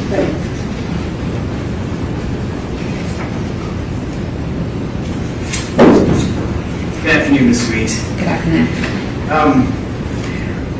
Saw a whole bunch of pictures that just came up, and I'm not going to ask you about individual pictures, but one thing I was kind of noticing as they were coming across is we're talking a lot about labels and how things are labeled, and that seems to be a very important part of what you do and what the crime lab does. Is that right? That's correct. So you take a lot of care to make sure things are labeled accurately. Yes, we do. And there's a lot of different kinds of labels, too. Is that right? We have, in our laboratory, our labels are pretty uniform in what we put on the case as far as a crime lab number and specific item number. Well, let me clarify that, because that was kind of a bad question. I noticed different types of labels, like you have a label for your crime lab, right? Yes. And NMS Labs has their own label. Yes. There's sometimes tape across the top that says evidence on it. That's a kind of label, right? That would be, I would consider that a kind of seal. Okay, Yes. seal. And that's important too, right? It is. There was even on one of those outside bags, someone wrote in marker hold on it, right? Yes, that was somebody in our toxicology unit. That's a direction, but that's kind of a label too, right? Yes. So there's and I'm being a little big picture here, but there's all kinds of labels that help people know what to do with certain kinds of specimens, right? Yes. And it's important that those labels are accurate, right? It is. And and part of your job, you're maybe not doing all the labeling, but you're kind of overseeing, making sure that everything is done in the right way, or that your lab is operating in the right way, right? Yes. And that's part of your, because you're a manager, right? Yes. And then, am I right, and did I understand it that in your managerial role, you're kind of like a in-between person for communications between these different entities? I am. I'm an in-between person communicating with our police department, with other laboratories and agencies, yes. Sure, so you work for the police department? Yes. In the lab, but still for the police department? Yes. Sometimes you communicate with the actual detectives or whoever's investigating the case? Yes. Right? Sometimes you communicate with NMS Labs? Yes. Sometimes you communicate directly with the district attorney's office? Yes. And as part of that, you're one of the people that helps make sure everybody knows what needs to be done at various parts of the investigation. Yes. So if NMS Labs needs some information on what kind of test needs to be done for what specimen, are you the person that helps kind of connect that information between agencies? Myself or the toxicology unit supervisor specifically would probably be more involved in that in most scenarios with our DUI cases. But they are the ones responsible for what testing panel is being ordered. So, for example, and let me know if you remember this, I think we even maybe had a call about this several months ago. There was a situation in this case where there was some testing requested and some testing not requested. Do you remember that vaguely? And I'll ask more specifically if that helps. Yes, if you could, that would be helpful. So do you remember there was a comforter in this case that there was some testing done? Yes. And some initial, and we don't have to talk about the reasons for this or the specific results necessarily, but like initial panels suggested that there was cocaine, fentanyl, marijuana, and amphetamines at a very kind of low-level screening. You remember that? I do remember that. And that there was some subsequent communications about what do we want further testing on. And you were involved in those communications, right? I was with some of the specimens. I don't know, I'm not aware of all the specimens, only what came through our laboratory and was sent. But I was involved in some of what was being tested as far as ordering the panels. Sure, and ultimately the decisions were made, we're just going to test for cocaine and fentanyl, right? Yes. And there were probably reasons for that. There was a lot of communication surrounding that. You know, you may or may not have been the person making that decision, but you're involved in the communications, right? I was.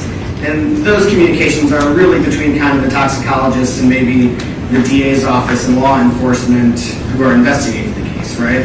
Yes. And you are kind of involved in coordinating that. I was.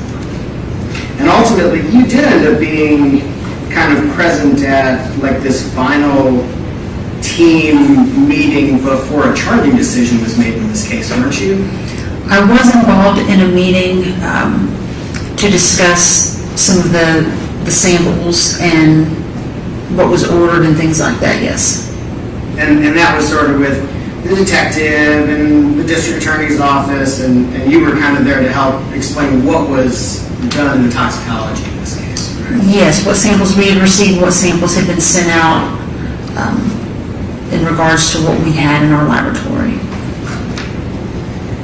Thank you. Those are my questions. Any redirect? No, Your Honor. Thank you. Thank you.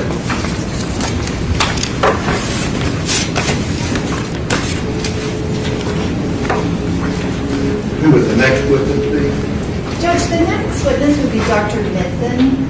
I do recognize the hour. If I might suggest a possibility, she could clarify the collection time for the 2 CFSRE reports. Okay. If you're ready to call her as a witness. I am, but Okay. I am also understanding of the time.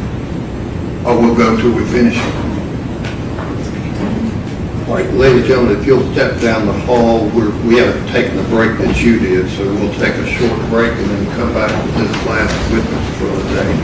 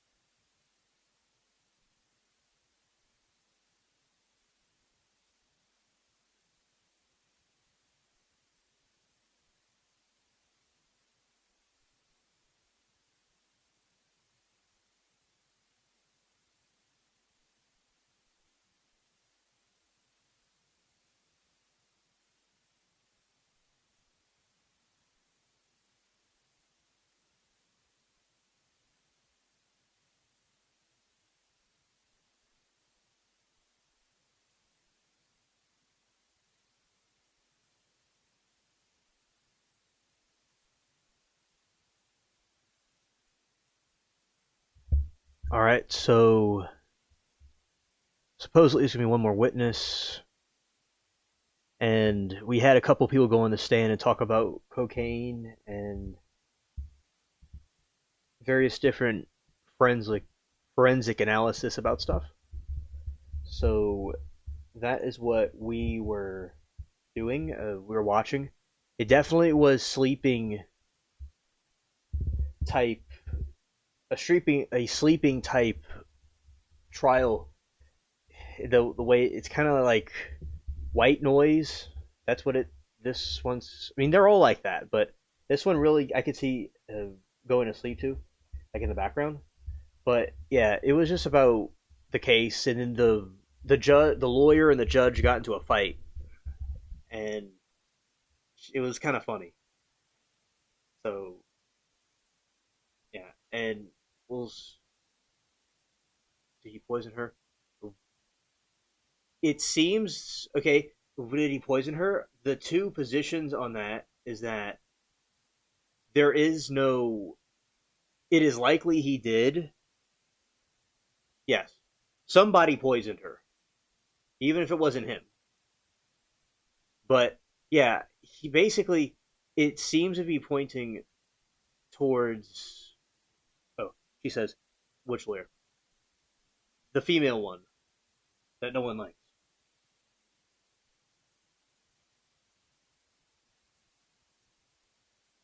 It is likely that he did it. The problem is the cup wasn't around to do testing on, so it might be hard for a jury to be persuaded completely he did it because of the lack of like him showing that he did it. But yeah, he most likely did. Now, of course, what he did would have ruined his career more than actually doing the other thing, which was going out and murdering somebody is worse than, having a kid. So that would have hypothetically ruined his career more. So it's a good case because it could go in either direction. But it certainly is, in my opinion, a situation where he thought he was going to get away with it. But instead he got on trial. So we will see how it goes. But yes, he likely did it. From what I can see. And I agree with you, Saul. It definitely seems to be that way. That he was the one that did it. Yeah, they are. That is true, Saul. And some people are just, they're easily tricked.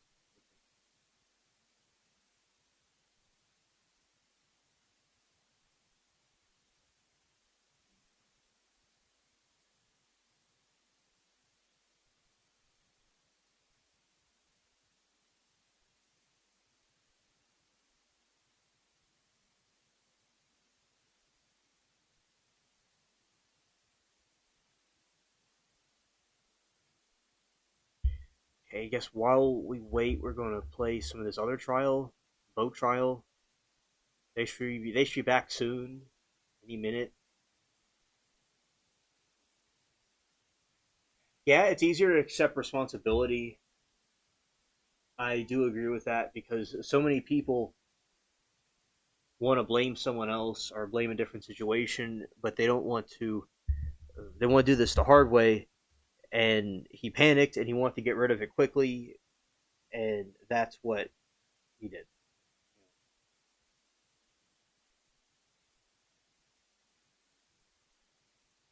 Yeah, but a lot of people don't want to accept responsibility, like having a kid or whatever it is, because they are emotionally and psychologically not mature and are self-centered to the point where they can't see other people. They only see themselves.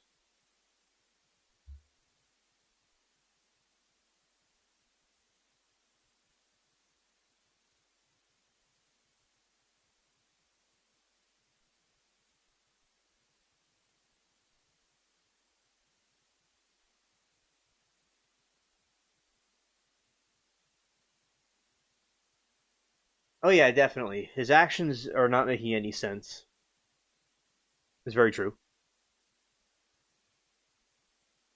And when you have actions like that that don't align with the behavior, it's really puts holes in narrative about their innocence. You have so many things that he was trying to hide and that he was trying to get away from it. And at the same time, it's like he would have had a prosperous career doing football analysis. I don't think having a kid would have been a really big of a problem in this day and age. I don't think that would have caused, but apparently this family could have caused a problem. But, you know, in the long term, doing the murder is a worse thing that he could have ever have done. Yeah, because his career is pretty much over. Even if he gets off, you know, this is going to be tarnished. It'll tarnish him the rest of his life.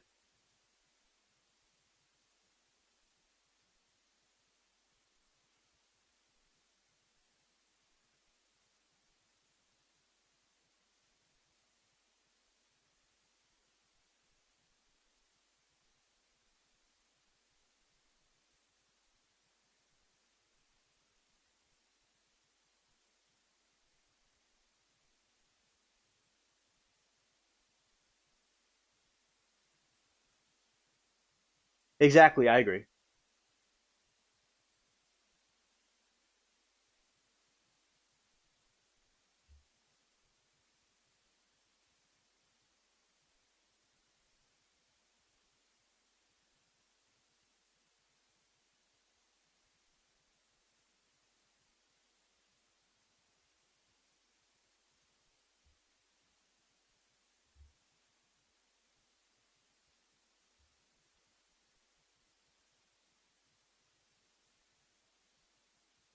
Yes, that is true, Saul. Yeah.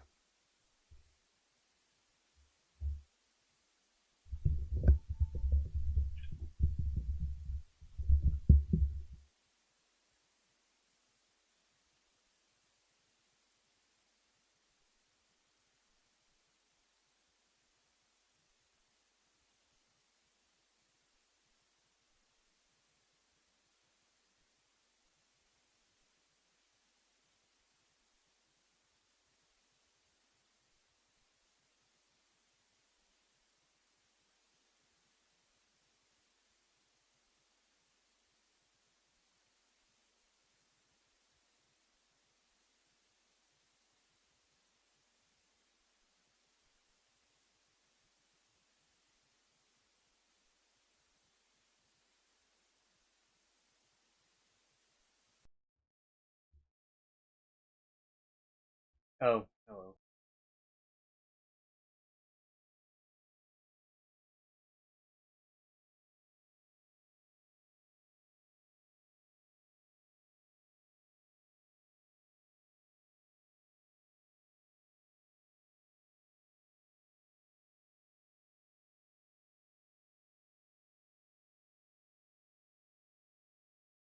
Okay, I'm going back to the other window. Let's see.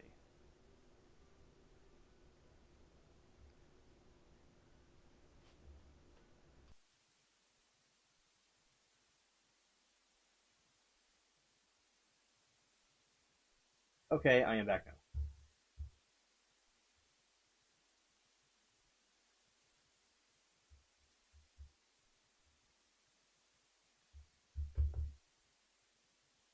Oh, you saw me. Okay, you saw me. Yeah, that's usually for the other streams that we do with the eclectic live stream.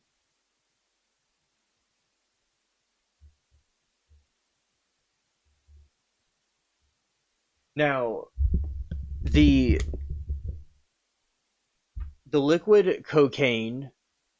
Now, it does not refer to a rare or specialized chemical product, but a homemade mixture.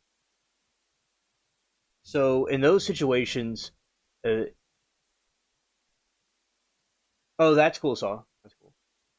The prosecution alleges that Blaise Taylor created the lethal liquid himself, taking standard powder or rock cocaine and dissolving it into alcohol. He then allegedly spiked Jade Benning's bottle pink lemonade with the chemical solution.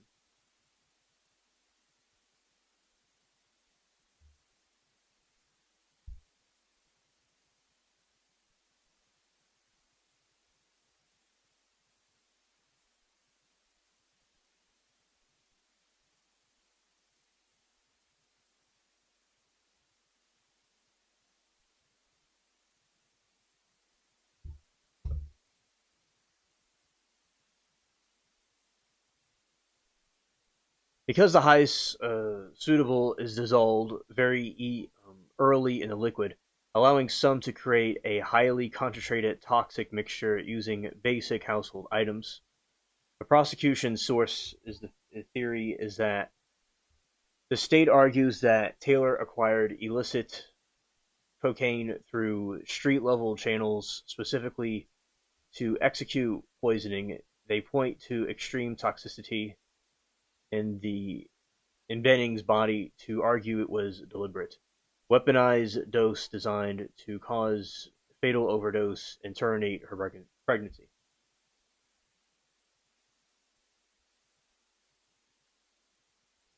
It's not as popular as it was in the past, but it's still pretty much like the 80s, but it's still popular. I'm referring to cocaine, just for those in the back.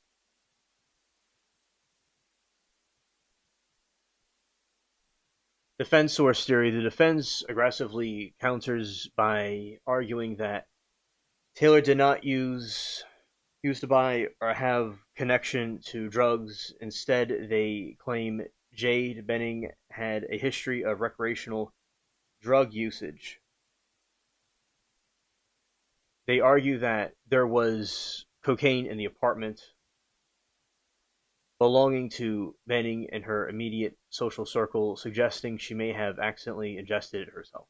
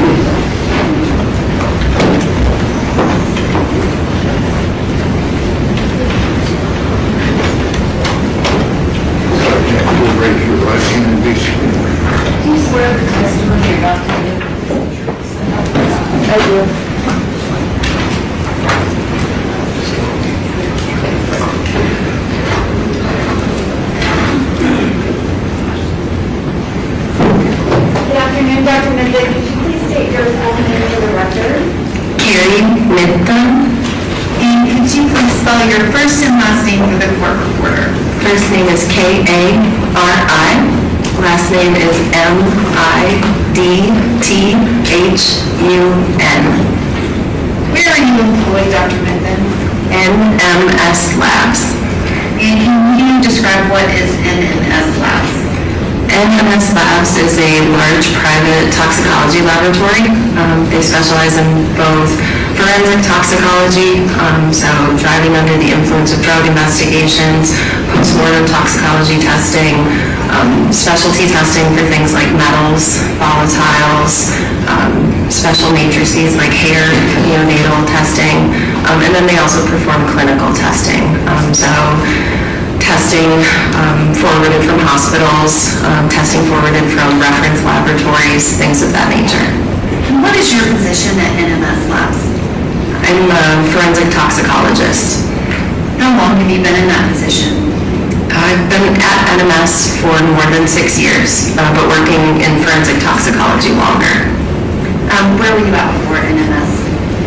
Immediately prior, I was at a company called United States Drug Testing Laboratories. It's out near Chicago. It's also a toxicology lab. And then in addition to that, I worked for several years as a forensic scientist at the New York State Police Forensic Investigation Center. And what is your background, kind of training and experience to be a forensic toxicologist? So the training is very specific and on the job, but then in addition to that, I have an educational background that includes bachelor degrees in both chemistry and biochemistry from the University of Wisconsin at Madison. And then in addition to that, I've earned a Master of Science and PhD in chemistry and chemical biology from Cornell University in New York. And can you approximate how many specimens that you have analyzed over the course of your career? At the bench, thousands. In the capacity of a case reviewer, tens of thousands. And have you been previously qualified as an expert in toxicology? Yes. And have you, I guess, how many states have you been qualified as an expert? I have no idea off the top of my head. It's more than 10. This year alone, I've testified in California, Montana, Florida, Pennsylvania. Trying to think if I did any video testimonies. I did a video testimony with the state of Washington. And you were qualified as an expert witness, is that correct? Yes. Did you analyze samples related to Ms. Jade Benning? I did. At this time, I would tender Dr. Mithun as an expert in toxicology. No objection. Okay. All right, again, ladies and gentlemen, this witness will be allowed to give an expert opinion. You can place such weight as you choose to upon it. Okay. Dr. Mithun, are you familiar with CFSRE? Yes. And can you describe what kind of experience do you have with that lab? So NMS Labs and CFSRE, which is the Center for Forensic Science, Education and Research, they are owned by the same family of companies or families. So the NMS side is more of the for-profit, routine testing side. So individuals and agencies submit their samples. We perform the testing as a for-profit. The CFSRE side is more academic and research-based. So it's just a separate side to kind of two different heads and for different purposes. And are you familiar with Dr. Alex Koltuski? Yes. Did you forward any samples to him during the process of analyzing different samples from Ms. Benning? The laboratory did, yes. Not you personally? Not me personally, correct.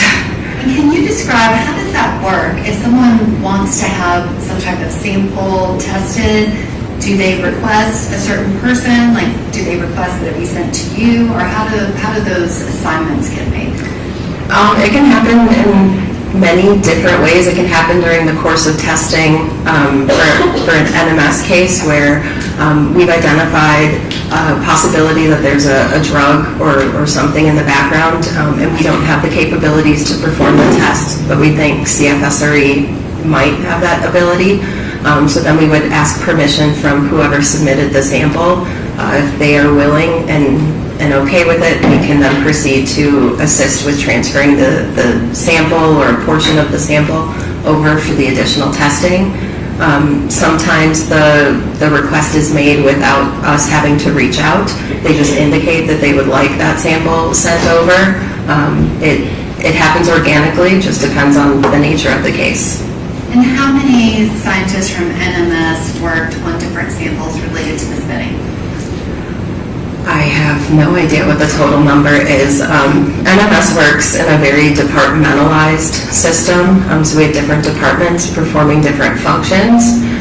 So one department may just perform the alcohol testing. Another department may just perform the screen test. A separate department may perform some of the additional tests, such as a marijuana cannabinoids test. And so all of those different pieces are working simultaneously. When that finishes, it comes to my department, which is the toxicology department, we perform a final case review. So we're bringing all those pieces back together. So before the case ever reaches me, it could have touched dozens and dozens of individuals, depending on how much testing was required. But were there other toxicologists that performed the same testing that you do that tested different items related to Ms. Benning's samples? Yes, there were at least 2 others. Actually, there were a total of 5 that were involved in the case review for the number of cases that came through with that naming. And have you reviewed and done your own testing for any of the samples that we're presenting in court today? I re-reviewed 2 of them by request. And the others, you were the original examiner, is that correct? All but 2 of them. Actually, all but 3 of them. One of them went out without a signature. It was a clinical request that did not require a forensic toxicology review. And then 2 separate work orders were reviewed by other toxicologists within the department. I am going to ask that this witness be handed Exhibit 34. And Dr. Mitten, I'm also going to hand you several pages from your litigation packet related to NMS Work Order 230788891.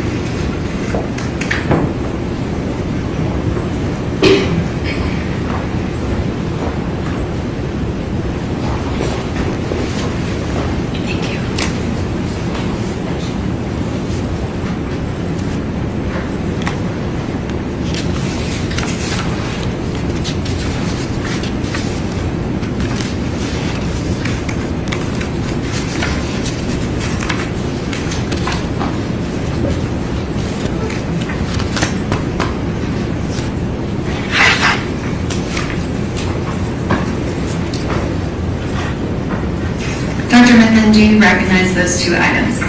I recognize the NMS final report. And does the NMS final report for work order 230788891, does that match the CFSRE report? There is an indication here, yes, that they refer to each other, yes. And there were samples from NMS that were transferred to CFSRE, is that correct? Yes. And these 2 things correspond? Yes. There was a page denoted with a post-it in the litigation pack paperwork. Yes.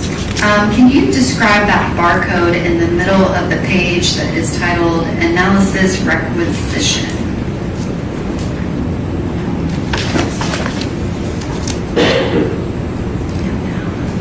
I'm sorry, I'm not seeing analysis requisition. On the page with the yellow? Yes, at the top of the page. Does it say analysis requisition? Oh, I'm sorry, yes, it is. I thought the sticky note was pointing me towards something, so yes, the top of the page. The note is on the page that has that title. Oh, good. The sticky note is right under the barcode. Can you describe what is that barcode? So this was on a barcode placed on the requisition or submission form by the agency prior to it.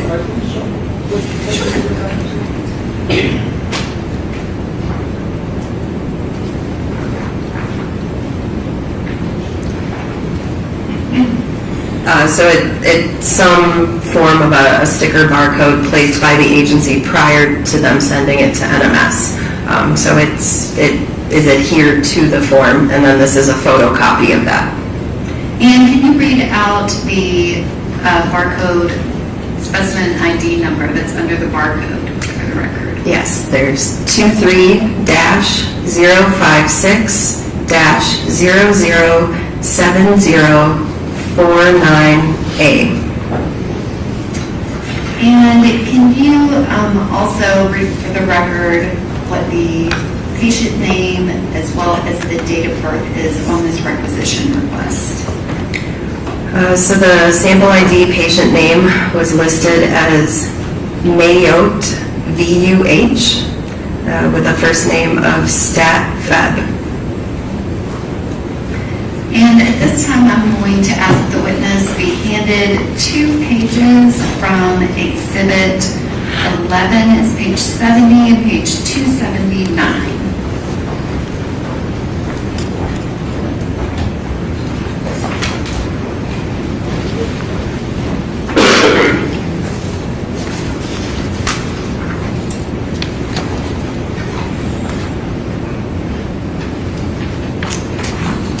there is a sticky note on the first page.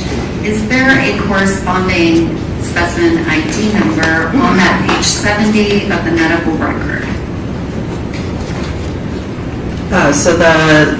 There is a specimen collected with a test ID noted that matches that number I just read from the barcode, which matches the same number that was on the sticker of the requisition form. And is that specimen collected at 22:59 on February 25th of 2023? According to the timeline here, yes. And that was submitted to NMS Labs for the NMS work order 230788891, correct? Yes. And then that sample was then transferred to CFSRE, is that correct? Yes, no testing was performed on that sample at NMS. It was transferred directly over. And Your Honor, at this time I would ask that the NMS litigation packet be entered as the next numbered exhibit. And I would also ask to publish the first page of that along with previously introduced exhibit number 34. Okay, cool. Let them pull out the exhibit they're wanting more.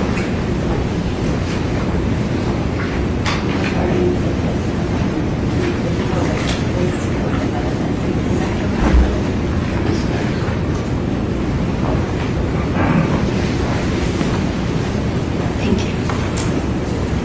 Or it shows, yeah. Is that the one you're wanting more?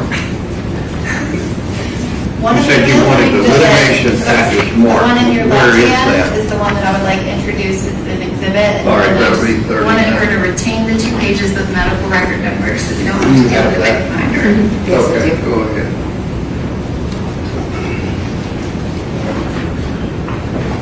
Is there anybody that can turn on the system? Yeah, switch it over.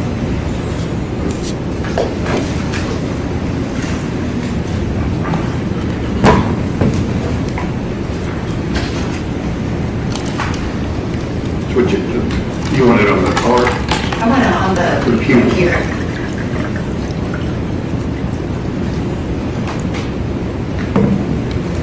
Okay.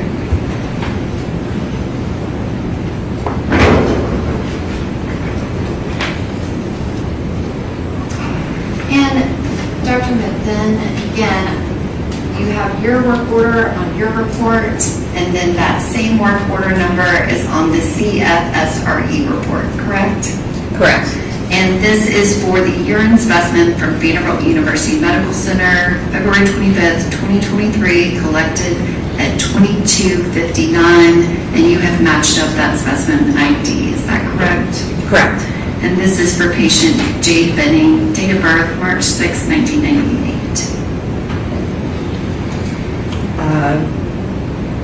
It's at the top of the medical record that you have. Oh, yeah, I'm sorry. I was gonna say it's not on either of the CFSRE or NMS lab reports at this time, but it does, yes, correspond to the same medical number on the top of the medical records for Jade Benning. And you have page 70 of the medical record that gives the collection time, as well as page 279 of the medical record that lists that same specimen ID, and it has a reference to the NMS Labs report and has your signature on it. Is that correct? Yes. Thank you.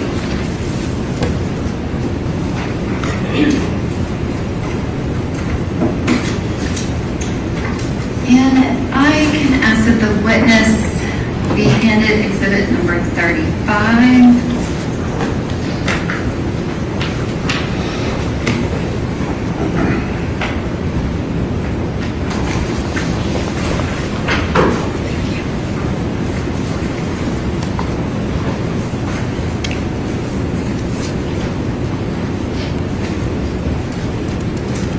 And if you could just retain that, I'm going to ask that you be handed NMS final report 2307889, as well as a portion of the litigation pack from that same report 2307889. It's pages 6 through 10 of the litigation packet.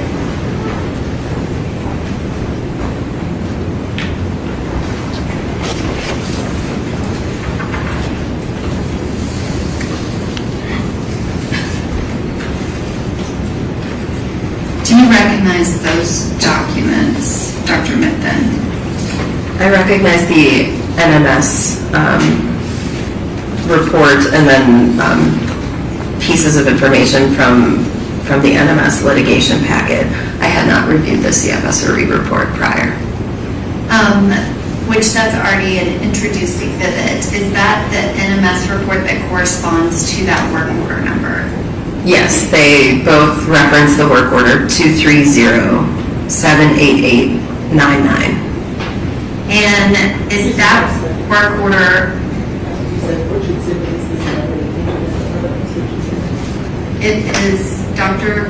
Kotelewski's report, Exhibit 35.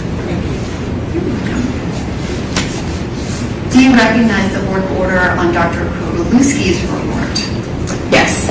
And his case number is 2023-0090, is that correct? Yes, that's the CFSRE assigned unique number. And Your Honor, at this time, I am going to ask that the NMS report be made an exhibit, but I would ask the witness to be able to retain it for a moment. Okay, go ahead. And may I publish that exhibit, which is now exhibit 40, along with previously introduced exhibit number 35.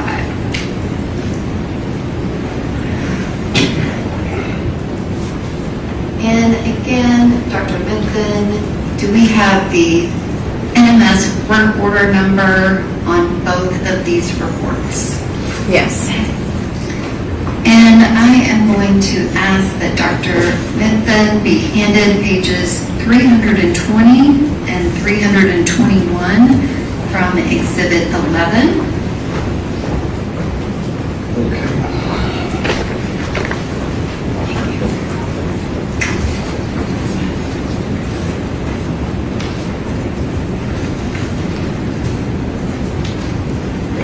Dr. Mitten, do you have the analysis requisition form as part of that paperwork? Yes. With the barcode? Yes. Perfect. Can you read out the barcode for that analysis requisition form? So beneath the barcode, the number is 23-057-00 for, I believe it's 143A. And the medical record that you were handed, the 2 pages, do you see that exact same specimen ID in those medical record pages 320 and 321?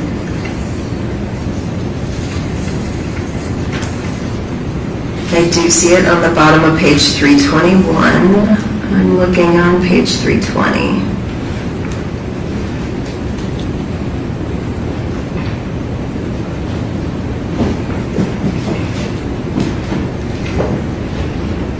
I think it's just on 321, those 2 pages just go together. Okay, I see it, yes. It is clearly noted on the bottom of page 321.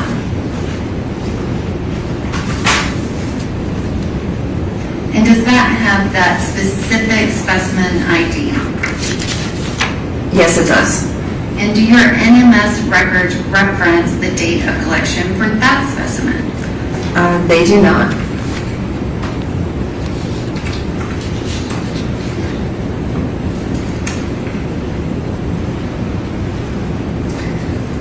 Can you, so you validated the specimen ID, correct? The barcode. Yes. Oh, I mean, there is a collection noted on page 321. However, NMS was not provided that, so it's not on the NMS report. But you have that specific barcoded specimen ID, correct? Yes. And that specific number is also listed on page 321 of the medical record, is that correct? Yes. And that collection date is February 26th of 2023 at 13:35. Yes. Is that correct? Yes. And that is page 321 of Exhibit 11. And And just, can you verify that at the top of that medical record, it also has Jade Benning's name as well as her date of birth of March 6, 1998? Yes. And Your Honor, at this time, I would ask that that litigation paperwork be entered as the next numbered exhibit. I believe it was pages 6 through 10.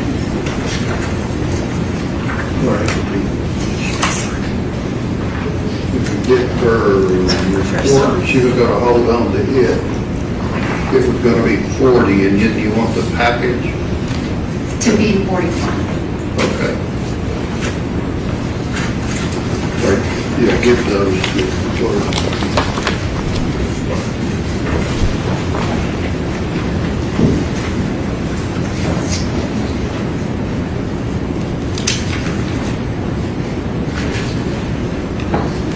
Your Honor, may I ask that the witness be handed exhibit number 32?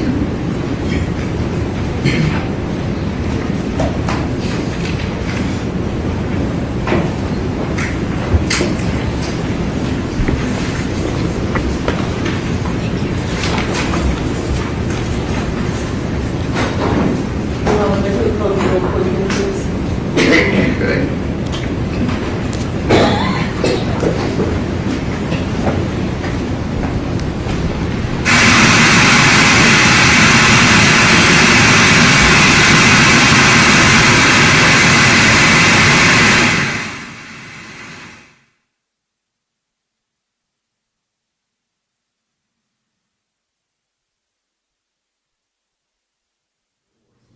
Litigation.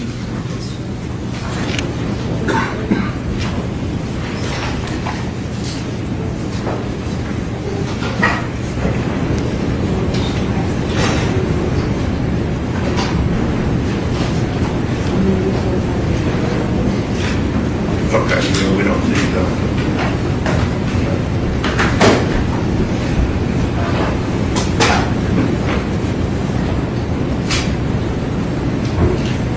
Do you have exhibit 32, Dr. Nichols? Yes, I do.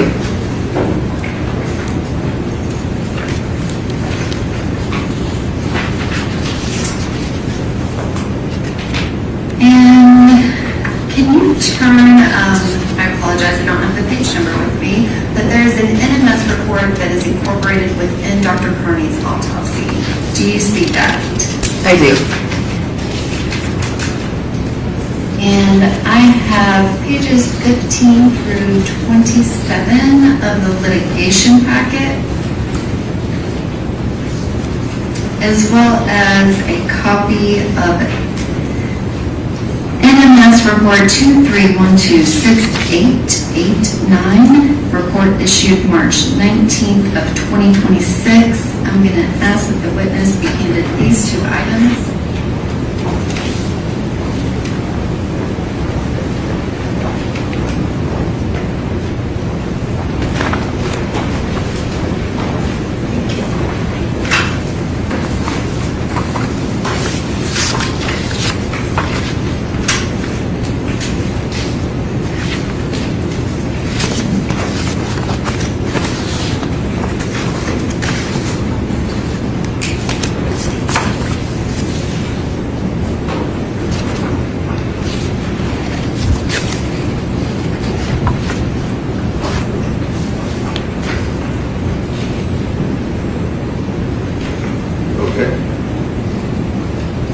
Dr. Vinton, do you recognize the litigation packet as well as the report that is dated March of 2026?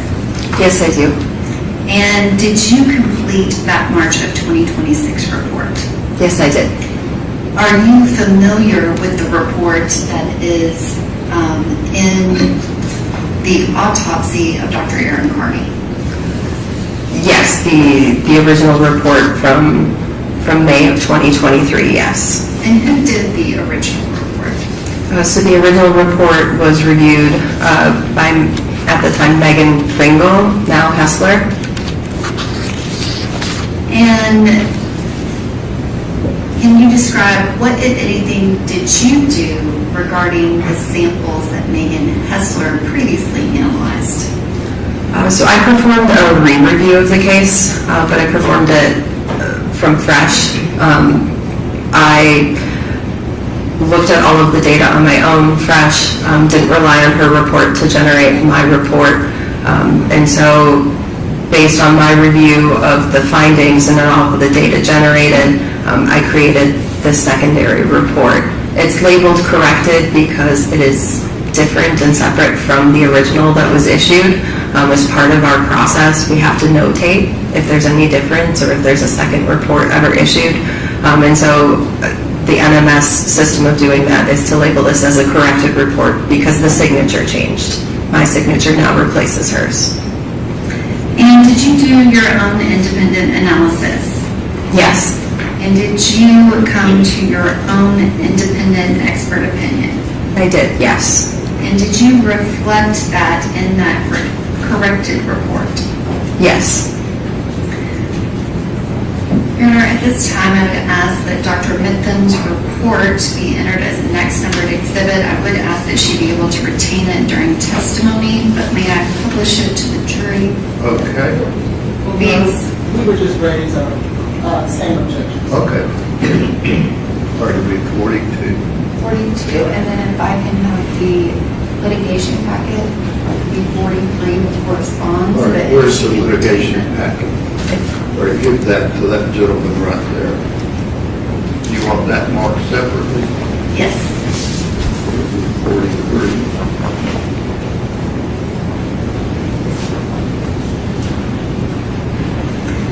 And Dr. Mithen, do you recognize the document that is on the screen next to you? Yes. Which this is just the first page of your report. Your report is actually multiple pages, is that correct? Correct. But does this summarize your findings? Yes, the front page is a good summary of the findings. And can you state for the record the work order? The work order here is 23126889. And is that the same work order that is on the original report of Ms. Hessler that's part of Dr. Carney's autopsy in Exhibit 32? Yes, it is. And specifically, can you describe what was the item in 001 that you analyzed? So 001 is a hospital tube. The collection date and time noted were February 25th, 2023 at 22:31. And who sent that in to NMS Labs? This was submitted through the Forensic Medical Management Services, or FMMS. And can you describe what is the collection date and time that is listed on the report? So the date and time provided was, again, February 25th, 2023 at 22:31. And this is kind of a zoom in. It still has your work order as the collection date and time. Can you describe your findings for hospital blood 001? Yes, the sample confirmed positive for the presence of cocaine and metabolites, including benzoylecgonine and ecgonine methyl ester. And are your results consistent with forensic scientist Megan Hessler? Or toxicologist, I apologize. Yes, they are. And are you familiar that Dr. Carney, who does something completely different than you do as a toxicologist, that when she is trying to estimate the number of the parent cocaine, when she has ecgonine methyl ester, that she adds those two numbers together? I became aware of it while preparing for today. It was mentioned to me, yes. And is that something that you as a toxicologist, you do not estimate things? We do not. You are finite, very specific numbers. We like our facts and figures, yes. But are you familiar with forensic pathologists that they interpret toxicology results as part of their profession? They use it to add to the context of the case information that they have in order to perform their job, which is determining the cause of death. And so what you're doing and what she's doing are two separate things. Is that correct? That's very fair, yes.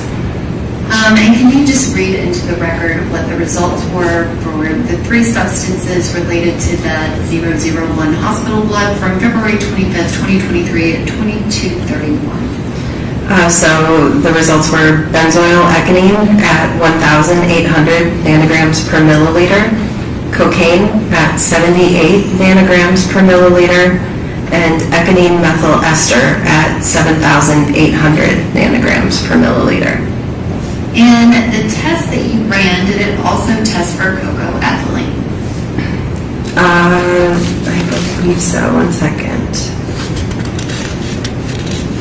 Yes, cocoethylene is within the scope of that test, yes.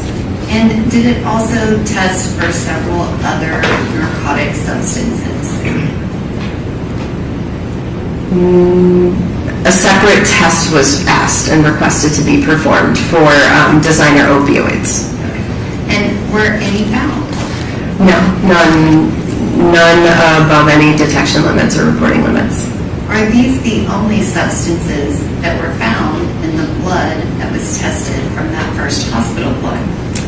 The only findings within the scope of what we were asked to test. And one of those was cocaine, correct? Yes. And then also designer opioids, is that correct? Yes.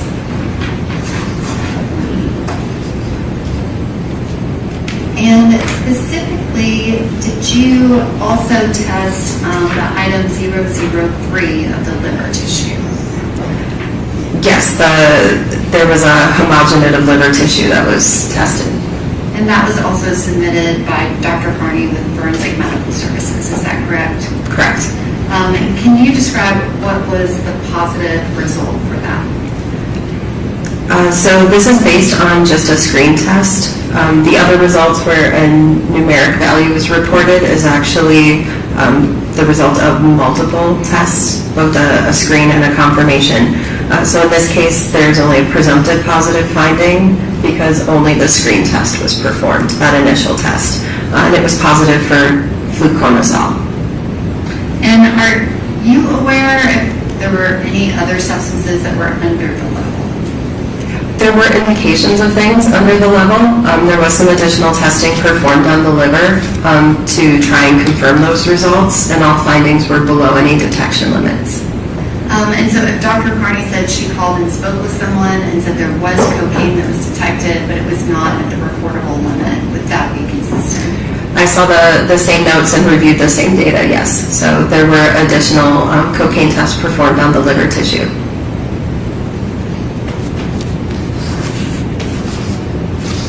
Thank you, Dr. Vincent. I believe I asked that she be able to retain the last 2 exhibits, but if those could go to the clerk, I believe it's 42 and 43. Okay. I think you already took the one. I think it's just that one.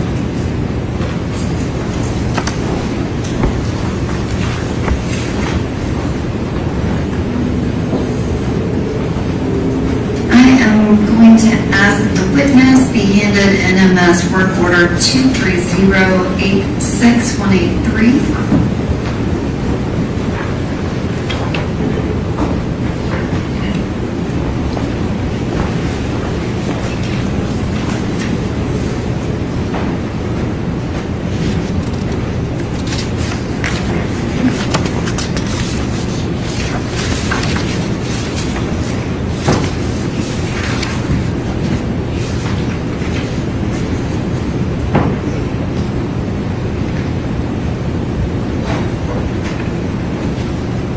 Do you recognize the report that was just handed to you? Yes, this is the original final report for work order 230-86183. And is that report dated March 17th of 2023? Yes, it is. And I am going to ask that the witness be handed a second item, which is also labeled work order 230-86183, but with a report issue date of March 19th, 2026.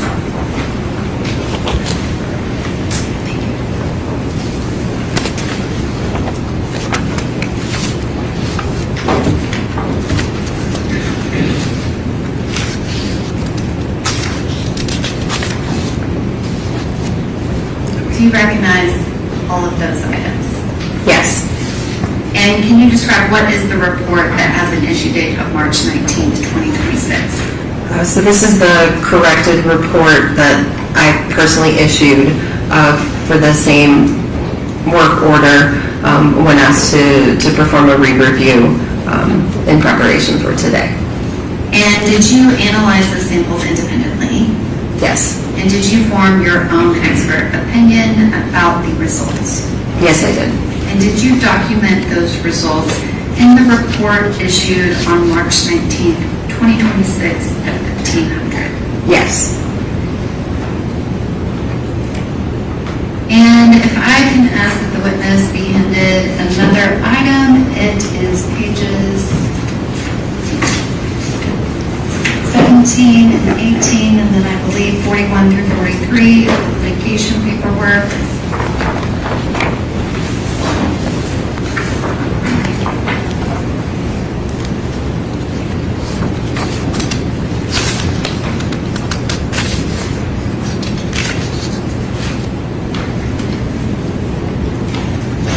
Do you recognize those pages? Yes. And can you describe what those pages are? So this includes the submission form and then documents noting the inventory of the items received for work order 23086183. And can you describe what was the item that is labeled in your report as 001 antemortem blood? It's a gray stopper glass tube. And does it have a date and time associated with it? The collection date and time provided to us was February 27th, 2023 at 2:17. And that is one of the items that you reanalyzed and have findings on. Is that correct? I re-reviewed, yes, the data and the information generated. May I publish to the jury the first page of Dr. Mithven's report dated March 19th of 2026? Okay. Dr. Mithven, do you recognize the image on the screen? Yes.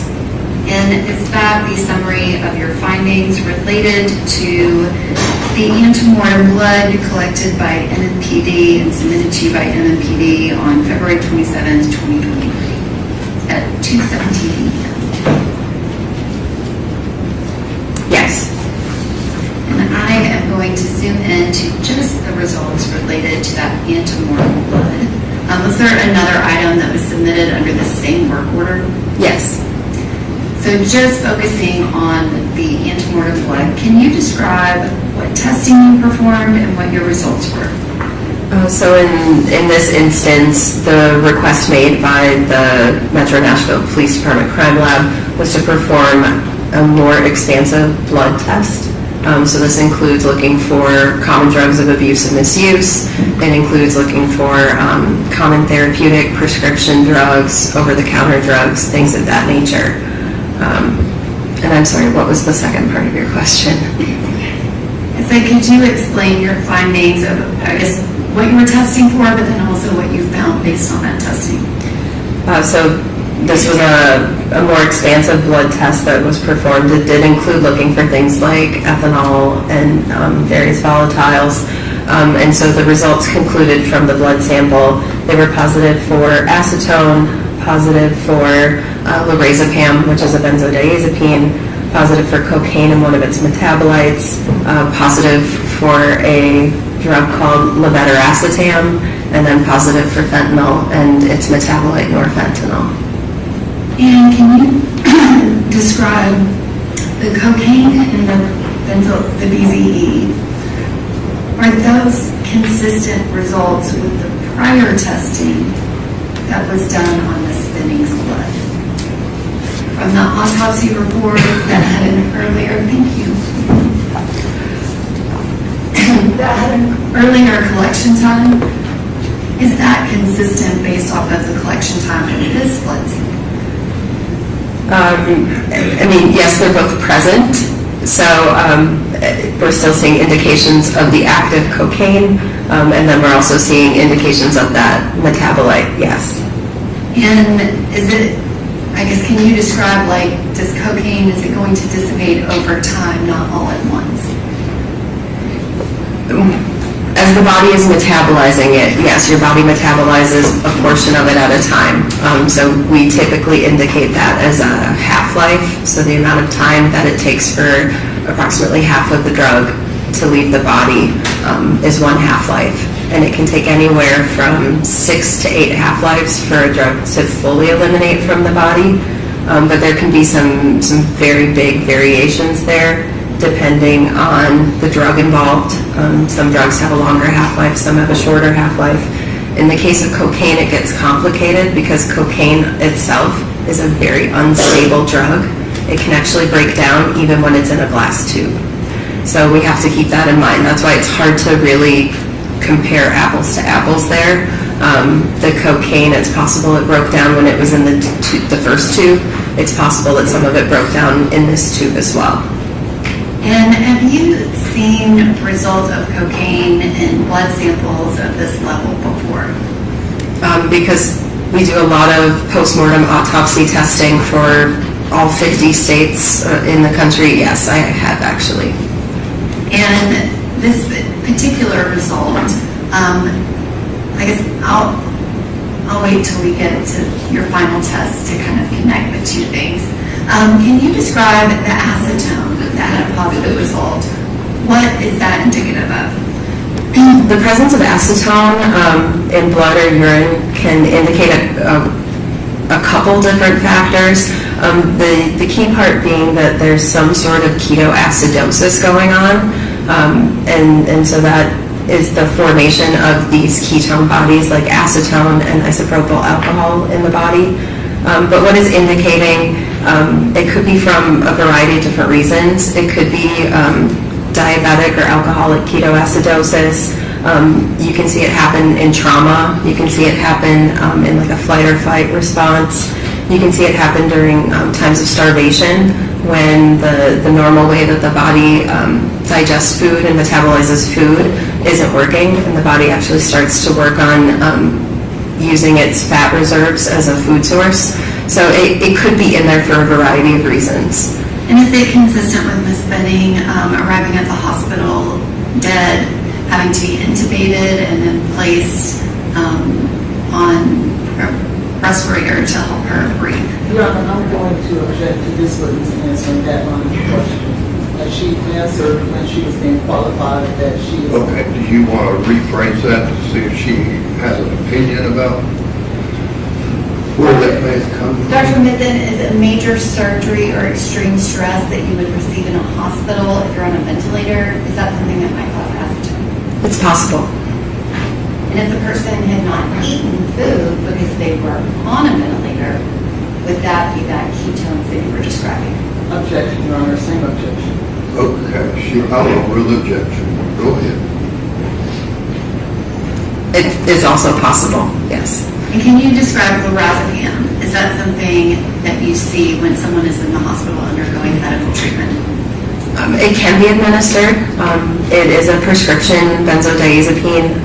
It's typically prescribed for conditions like insomnia or possibly to assist with reducing and limiting seizures. And you've already talked about the BZE and the cocaine. The next substance, can you describe what is that positive result? So it's positive for levetiracetam, at a result of 24 micrograms per milliliter. Levetiracetam is commonly known as Keppra, which I think people may be more familiar with and is definitely easier to pronounce. So that is also an anti-seizure drug that is commonly provided or administered during medical treatment. And the next two positive results are for fentanyl and norfentanyl. Are those also common medications when someone is in the hospital and on a ventilator? They can be. They can be commonly administered depending on the nature of the trauma or event that's happening with the individual. Fentanyl can also be used as an anesthetic during surgery. And if the medical records indicate that Ms. Benning was given fentanyl sometime on February 26, 2023, then this test on February 27th, or collection on February 27th, 2023 would be consistent with that. It would be very possible to still detect it, yes, depending on the dose provided. Well, she was continuing to get fentanyl from February 26th of 2023, I believe, up until the point that she was removed from the ventilator on March 6th of 2023. So if it's continuously being added, then yes, it's certainly possible to be able to detect it.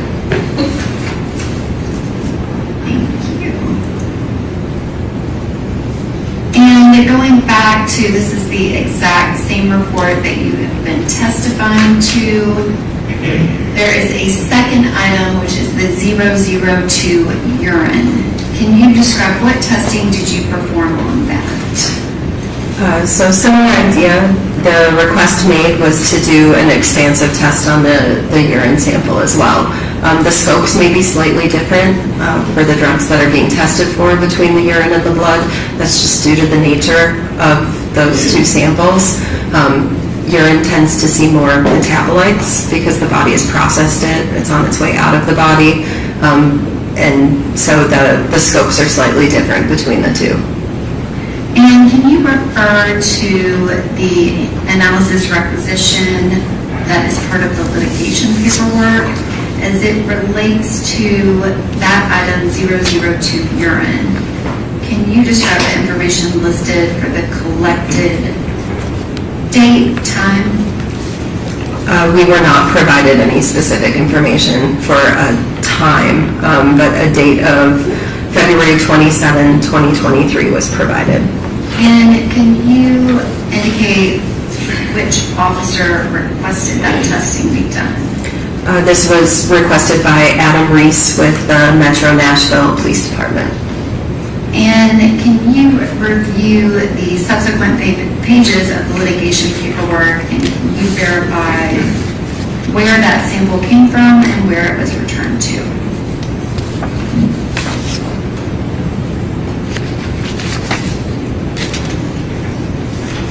So it was received via FedEx courier from Metro Nashville Police Department Crime Lab in Madison, Tennessee. And then as far as return, it was returned to the Evidence Return Department at the MNPD Crime Laboratory in Madison, Tennessee.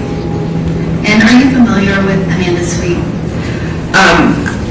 Previously, and then from professional organizations. She and I have worked previous cases as well. And she works for the Metro Nashville Police Department's crime lab, is that correct? Yes. And if that specific piece of evidence that there's been chain of custody on indicates that it was collected at 1603, you would refer to the actual piece of evidence for the time since it wasn't provided on your paperwork, correct? Correct. We'd have to refer to the physical evidence if there was a sticker on it or some alternate paperwork provided. It definitely was February 27th of 2023. Yes, that's what was provided. And can you describe what testing was done on the urine and then also the results that you received? So an expansive urine panel was performed, and as you can see, there's a lot of findings, so we'll go through kind of one by one. For ANPP and naloxone were both reported presumptive positive based on a screen test only. The remaining findings all had both a screen test and then additional definitive confirmation tests performed. And so that includes acetaminophen, commonly known as Tylenol. We have several different benzodiazepines, including nordiazepine, nordiazepam, oxazepam, temazepam, lorazepam, and 1-hydroxymidazolam. Those are all in that class called benzodiazepines. There was also a finding of cocaine and its metabolite benzoylecgonine, there was a finding of levetiracetam and then fentanyl and its metabolite norfentanyl. And I guess, can you explain why do we have additional substances in the urine that did not show up in the blood? Is it just a different type of testing? In this case, it also is possible that these were drugs administered a longer time ago and the body is still working to flush them out. Urine keeps retained in your bladder for some time until you void it. So it's just possible that those drugs were administered longer ago. And in the instance of some of the benzodiazepines, it's very likely that some of these are metabolites based off of a different drug that was provided.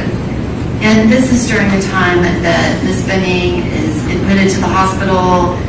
Again, she was in the emergency department, but then she's placed on a ventilator, and so they could have given more drugs when she's first being worked on and then changed kind of that protocol.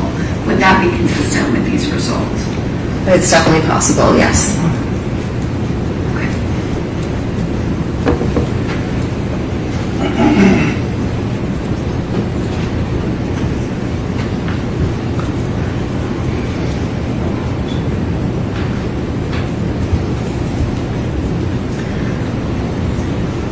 And I guess kind of comparatively, the urine result of the 4,000 nanograms per milliliter of cocaine compared to the result in the blood, can you kind of give some context to that? Does it make sense to compare a blood result to a urine result, or are they different types of matrices? They're different types. If you think about the idea that urine can be stored in the bladder, you can have an individual who's dehydrated or who's drank a lot of water and kind of gotten overhydrated. That can really change the concentration in urine. So I would say we look at urine more qualitatively typically and look to see if there's a lot of a substance in there or a little of a substance in there, but we don't necessarily rely on the hard values just because there can be a lot of variability there depending on how often someone's going to the bathroom and voiding their bladder. It can really change those concentrations. And somebody that's on a ventilator, that's going to affect that as well? Yes.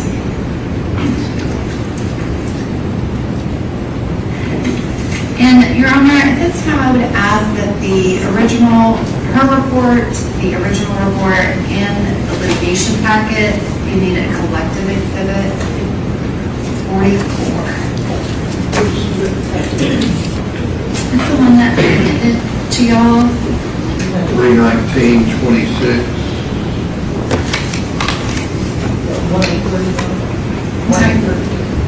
Yes, ends 230868183. It has one litigation pack with two different samples.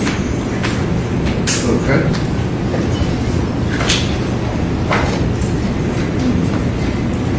And Dr. Mithen, I have a set of 11 photographs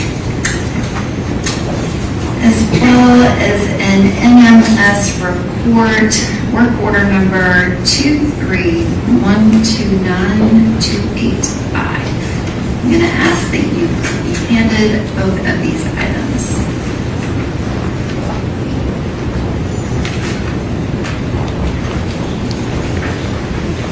Thank you.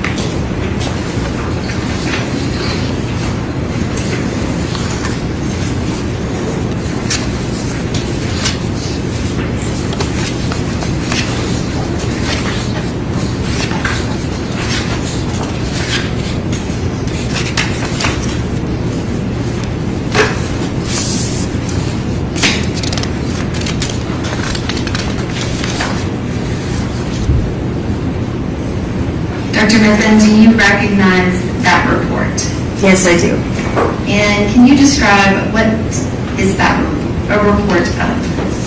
This is a manually created report that I authored with regards to a request that came for testing of both a washcloth and a comforter that were received with biological stains on them. And who submitted those and made that request? This was submitted at the request of Metro Nashville Police Department in care of Officer Adam Reese.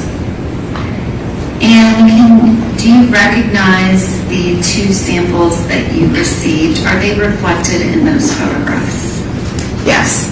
And did you examine, at least visually examine, both of those items during your analysis? Yes, I physically performed actually I took most of these pictures myself too, but I physically performed the visual inspection and the inspection of the items. And did you do the original sample collection and analysis of these 2 items? I did.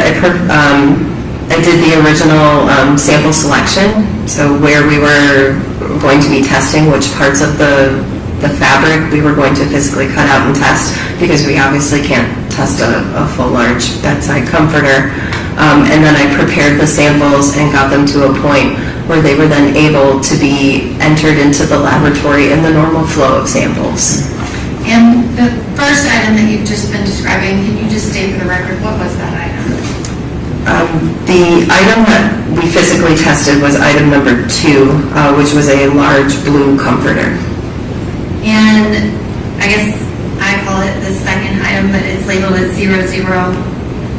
Well, I'm sorry, the one that is labeled 29292850001. Sorry, you are correct. I have them flipped. 001 is the large blue comforter, and then there was an item 002, which was a normal sized kind of golden yellow washcloth. Okay. Sorry, I misspoke. It is late in the day. Your Honor, may I publish Dr. Mithen's June 30th, 2023 report, work order number 2312928?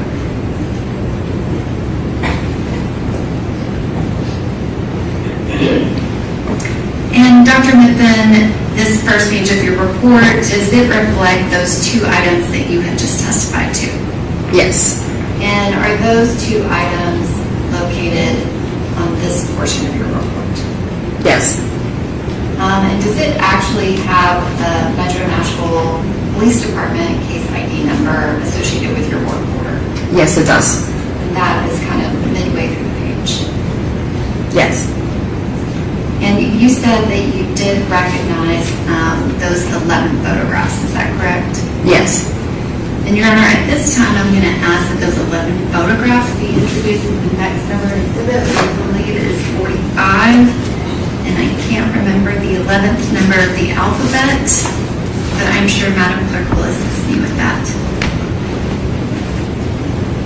Do you need these back? No, Your Honor. Okay. May I have permission to publish those? Sure. Thank you. Dr. Mithen, this is Exhibit 45A. Can you describe what's shown here? So this is how the items were received. They were received inside of a large red biohazard bag, and then inside that biohazard red plastic bag was in this case it was actually a brown paper lawn bag, because it was the largest bag that could fit the item. And then once we opened the seals and went in even further, we were able to see what the actual items were. But this is what it looked like when we received it. And that has the Metro Nashville Police Department complaint number 23-0120532, as well as the address of 1522 Lebanon Pike, number 107. It has a February 27th, 23-0219 date, and it is also labeled as blue comforter. Is that correct? Yes. And the next image is 45B. Can you describe this exhibit? This is just the back side of the first image that you had, so you can see the seals and how the item was received, completely taped over and sealed. And the next image, which is a zoom in of the label from 45B, could you describe what's shown here in 45C? So this is a sticker applied to the outside of that lawn bag that was provided with Metro Nashville PD's information on it. So This appears to be their way of labeling their evidence. And the next image is Exhibit 45D. Can you describe what's shown here? So this was the biological stain located roughly near the center of the comforter. It's a little hard to see on the picture, but there is a discoloration. It's a darker blue color, roughly the size of a dinner plate. And then there is some pink solid material kind of towards the center of the stain. Dr. Benton, if you touch the monitor in front of you, you should be able to draw on the screen to show what you're referring to. So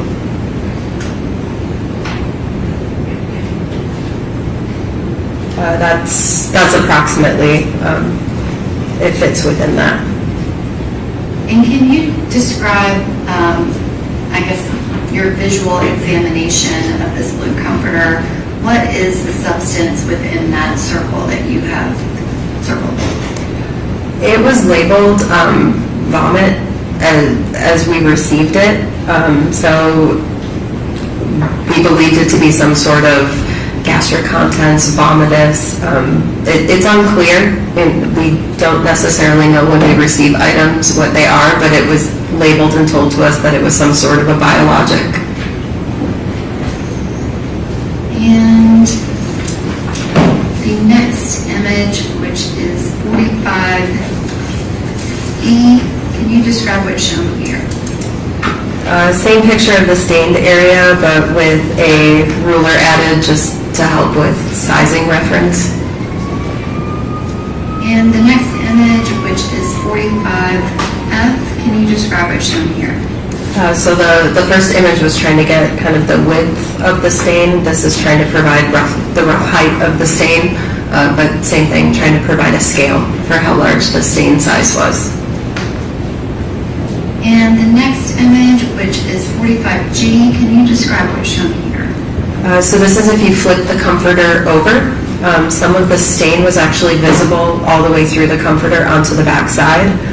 So it was a smaller surface there, and so the ruler is provided to help with scale.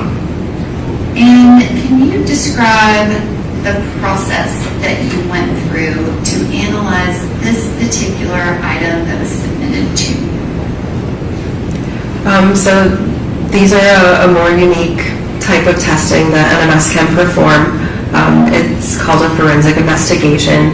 And so in order to perform the test, we have to identify where a stained area is. We also try to look for areas outside of that stained area that we can use as control samples, just to try and ensure the accuracy of the result. If there's some sort of response that we're receiving from the fabric, it should also be in those control samples. So it helps us kind of determine what is background versus what is this additional biologic material bringing to the case at hand. In addition to that, we also prepare some external samples that are external to this blanket. So we'll find some fabric that is unrelated to the case and use that and test that in parallel as well. So as part of analysis here, it's identifying the region where the stain is, and then identifying a relative size and area that we can actually cut out and excise from the stained area. That becomes our case sample for testing. And then areas external to that, so in this case I chose areas towards the outer portion of the comforter that did not appear to have stains, that I could also cut and use as my control samples. And did you cut that portion of the comforter? We physically chose to cut the portion that we saw that was stained all the way through, just because we thought that represented kind of the most saturated portion, and had our best chance of trying to extract whatever that biological fluid was. So yes, that square directly was what we tested. And what type of testing was performed on, I guess, the sample that you collected?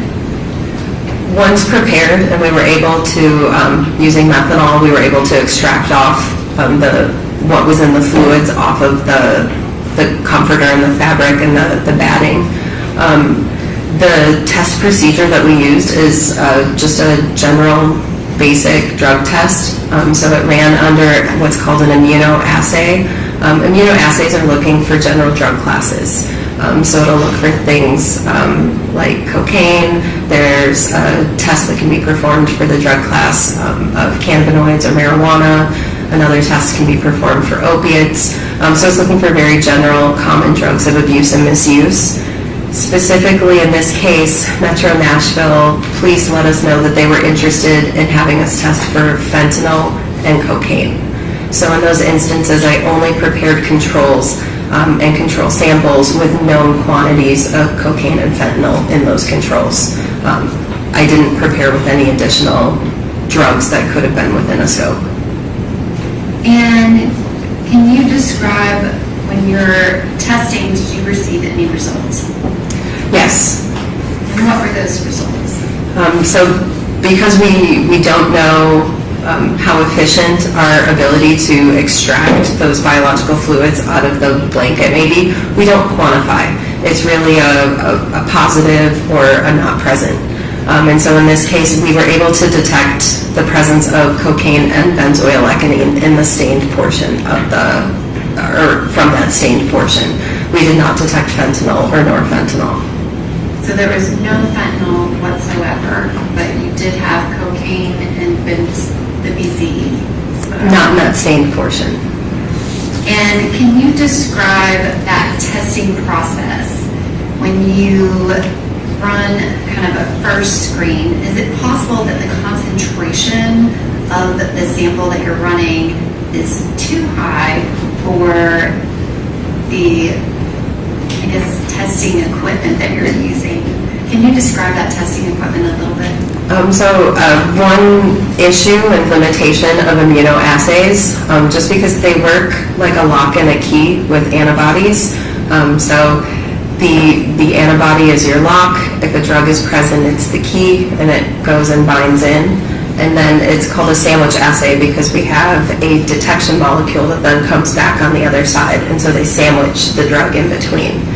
And one limitation of performing a style of test like that is that if you have too much drug present, it can cause something called a hook effect and lead to a false negative sometimes.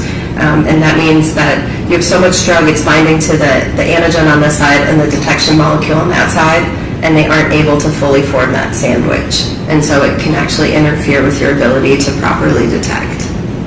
And what was the, I guess, concentration level of the cocaine in this sample? Did you have to run it multiple times? We did have to repeat the test. The initial attempt with the cocaine exceeded the ability on our confirmation testing. It exceeded our analytical range. So when we create these tests in the laboratory, we set them up so that we can run them repeatedly, and they fit the vast majority of our case samples. So concentrations usually fall within a specific analytical range that we're looking at. In this case, the case response exceeded that original analytical range. So we had to go back and repeat it on dilution to ensure that we were getting an accurate result, that there were no interferences, that things were running properly, and we had an accurate response coming through on all of our indicators and acceptability for the criteria. And what is a typical BZE amount? The analytical range normally for that method runs from 50 to 5,000. And I guess, what was the concentration of the first test before you diluted it? I'm trying to recall it, and it far exceeded the 5,000. We ended up repeating the test at both a 10-fold dilution and a 100-fold dilution because we weren't sure whether a 10-fold dilution would properly get it into that analytical range. So you diluted it 100-fold to be able to test it properly? We ran it both 10-fold and 100-fold. On the same run, we ran them together. And was the amount at 10-fold, was that too high? to report? Is that why it was diluted again? I don't recall off the top of my head if the tenfold result was acceptable, or if the acceptable result came from the 100-fold run. I'm sorry, I don't recall the exact. My notes based off of our many conversations about this particular test is that you diluted the sample 100-fold to get it down to a level that your machine could test. We ran it on the same batch. We were able to run both dilutions, and so that's where I'm fuzzy on if we accepted the tenfold result. Can you find that out by tomorrow? Yes, Okay. Go ahead. It's in my notes. Their notes are here. In the back of the room, yes. How long was Got her notes. Sure. Where are they? I believe the binder.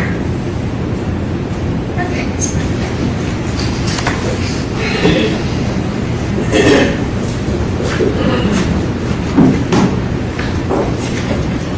And Your Honor, may we ask that we be allowed to look at those notes as well, please? Are your notes included in the litigation packet? No, these were just my notes for trying to remember all of the runs today and trying to keep all the work orders straight. You've made recently. Yes, in preparation for today. Okay. Find them and we'll make a copy.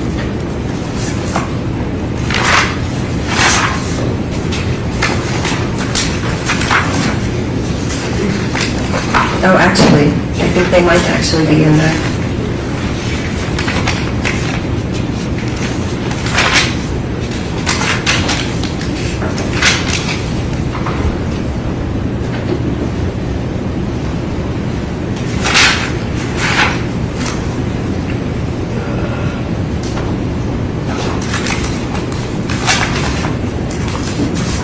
I'm sorry.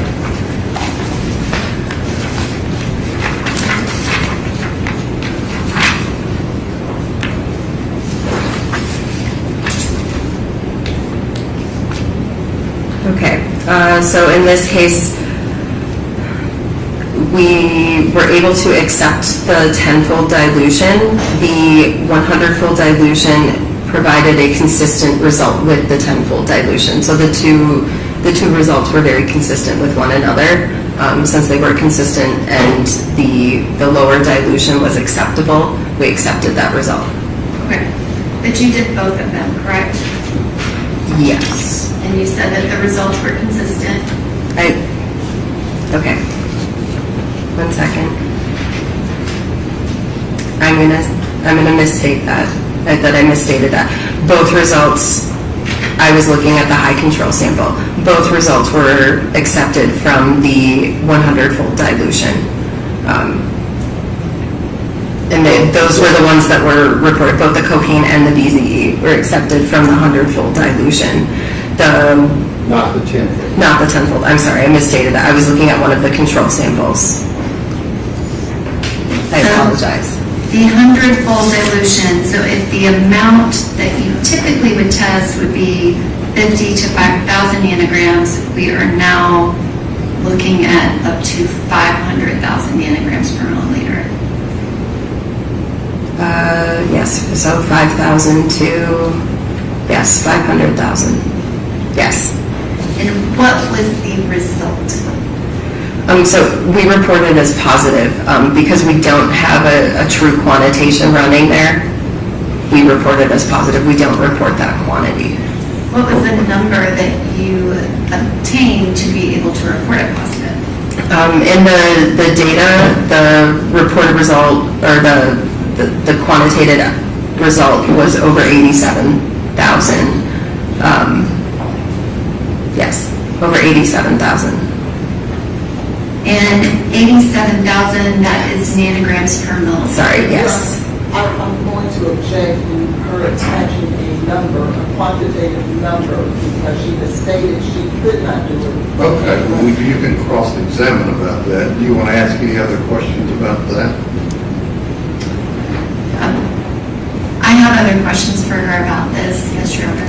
The data is in the litigation packet. Yes, it was provided to our office as well as defense counsel. They have all of that underlying data. Dr. Mithen, can you explain why the report is just reported out positive? So we don't know the efficiency of being able to extract those fluids off. And so we were repeating on dilution to ensure that the sample fell within a proper quantitative range and that the ratios were acceptable, and our acceptability criteria is met, but we do not report quantitative values in these instances because it would be hard to assign a number and a value to what's going on there. It's more a qualitative presence of was it present or not present. So that's why I do caveat, that is the response off the instruments. Whether that is a true, fair, and accurate concentration, I would hesitate to say that. It was a large value that needed to be run on dilution in order to get an acceptable result. And again, that is because as a toxicologist, everything that you are doing, it is precision, it's very precise, as well as there are certain reporting limits and kind of rules about what actual amount and level you're going to report out versus just a positive. Is that right? There are requirements about what needs to be run, and I'm looking at, there was a note that there may have been some questions on the original calibrator curve for that run. So anything that was attempting to be reported with a qualitative value was going to be repeated to ensure the accuracy of anything that went out with a number attached. We know that the quality controls that we run several quality controls that are just positive at a high concentration, positive at a low concentration, qualitatively, in addition to those numeric controls. Those were all acceptable. So we can accept things as qualitatively positive, qualitatively not detected, but we were not able to report things with a numeric value on that run just due to questions they had with that calibration curve. So that is my hesitation in assigning a numeric value. I would say it's a response. It is a strong response. And that amount of 87,000 nanograms per milliliter with all of the kind of conditions that you have put with it, is that consistent with Dr. Carney's prior testimony that adding the EME to the parent cocaine in that first hospital blood being 7,878 is the value that you obtained? Is it consistent? Objection. This witness has already testified that that was outside of her wheelhouse to be able to make those kind of opinions. Okay, from your perspective as a forensic toxicologist, can you answer that question? I mean, they're different specimens, so I would hesitate to do that. This is... You hesitate to do that. Dr. Mithen, this was determined to be a spit-up vomit, correct? Correct. And the analysis included that first hospital blood that you also analyzed, correct? Correct. And is your assessment that the substance of cocaine was ingested orally by Ms. Benning? Objection. Outside the scope of her expertise. Okay, she's smart enough to, can you answer that question? I think I can. From your training? This is indicating that there was some sort of oral consumption, yes. I have a ruling, Your Honor, on that. I just did. She answered. I allowed it to answer, so I overruled your objection. And if that substance on the comforter that you tested that came back 87,000 nanograms per milliliter, which I know that is just the number. What is your question? Is it consistent with the result in the first hospital blood? Objection. Same objection. Consistent in terms of some kind of quantitative or that it's positive? That it's, are those two values consistent? Objection. Do you have an opinion on that from your training? I mean, they're separate. They're distinct matrices, so it's not comparing a blood to a blood. They're two separate matrices. What's your next question? Is it a high value?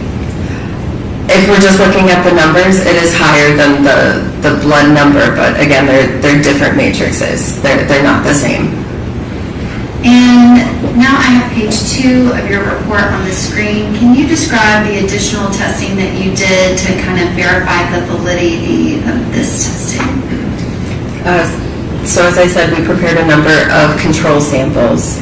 So in addition to the case sample, the unknown, we prepare a positive control that's at a low concentration of known concentrations. So I physically will go to the laboratory and I took spike solutions of both fentanyl and cocaine and added that to blank pieces of fabric, let them soak in, and then treated them as if they were stained pieces of fabric and ran them through the process. So I have a low control. I also did that with higher concentrations of those drugs. So I have a low control and a high control. We do another sample that is a negative control. It doesn't get any drugs added to it. That's really to test and determine kind of any background noise that may be coming from the fabric and the comforter. And then I also do that external negative control. So that's really a control to ensure that the laboratory hasn't introduced contamination into the sample during its run through the laboratory, that this process works. We can detect our internal standards and the extraction process is working well. And so in all, 5 pieces of fabric were prepared in order to test just this one case sample. And all of those 5 testings were done to validate the result of the testing of the case sample, which is 2312925-007. Is that correct? 4 controls and the 1 case sample, so 5 total. And so on your report, it is that case sample with the positive for cocaine and the BCE. Correct. And all of the other results that are listed, that is referencing to those other samples. Yes, there is a result for one of the negative control samples, and then other findings, none were indicated. Can you explain what is the case blank in 004? The case blank is that negative control from the comforter itself. So it was not spiked with any intentional fentanyl or cocaine solutions. It was from the outer periphery of the comforter in an area that we believe to be void of any stains. And can you describe what area of the comforter did you take that sample from? If I'm looking at the comforter, it was the lower left corner. And did you pick a spot that was as far away from the actual case sample as you could? That was our attempt, yes. And can you describe the testing and the result that came from that case blank in 004? During the course of testing, the result that came back, there was a slight positive indication for fentanyl and fentanyl only on a piece of that negative control piece of fabric. There were no indications of norfentanyl, no indications of any other drugs, and it was just above our instrument's reporting limits. So it was a very low concentration, very low amount. And can you describe, what does that mean that there was no norfentanyl in that trace amount?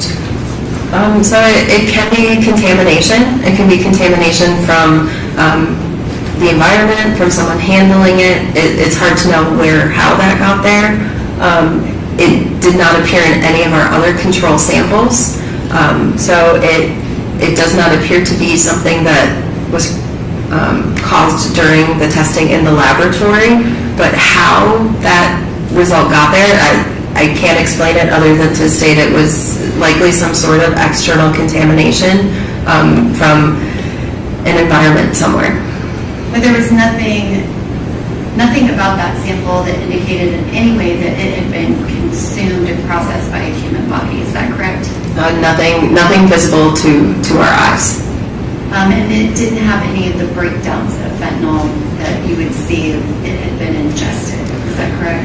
Correct. And it's also true, so when I was spiking with the known compounds, I was spiking with a mixture of multiple fentanyl compounds, so fentanyl, norfentanyl, acetylfentanyl, because I used a common spiking solution that we had in the laboratory so that I knew the exact concentrations I was adding, and I didn't see any of those either when in looking at the data. Those were not present, so it wasn't from, say, me misspiking the sample or some sort of issue in that way. And can you describe kind of the value? Was it a small amount? It was just above the detection limit for that assay, which was 0.5 nanograms per milliliter. 0.5 nanograms. Correct. And it was just above? The response was just above that, yes. And did you try to duplicate that result? How so? Like, I mean, did you do any testing to try to, I guess, put fentanyl on a piece of fabric to get that same result? Yes, I mean, that's the control samples we run. So there was a low control sample.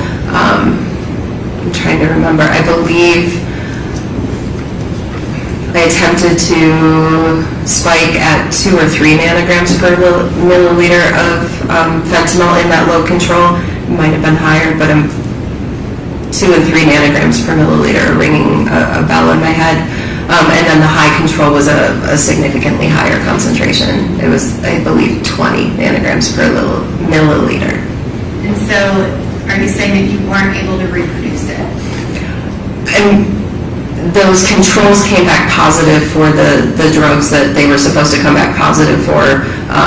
And it was also appropriately resulting with norfentanyl and acetylfentanyl and the other drugs that I spiked in that instance. So those responses were agreeable there and what was expected. And can you describe, you testified that it was a trace amount that you feel like came from environmental kind of contact? It's some sort of contamination externally. I object to the testifying in the leading nature of the question. I don't remember the witness testifying today. You want to ask her again what she's already testified about? Yes, can you just clarify what you mean by external in the environment? So it's somehow it was placed onto the fabric, and I'm unclear how that happened. There are a lot of ways it can happen, just from the movement of that object between different individuals and different environments. Where that happened, I couldn't say. It happened before it reached the laboratory.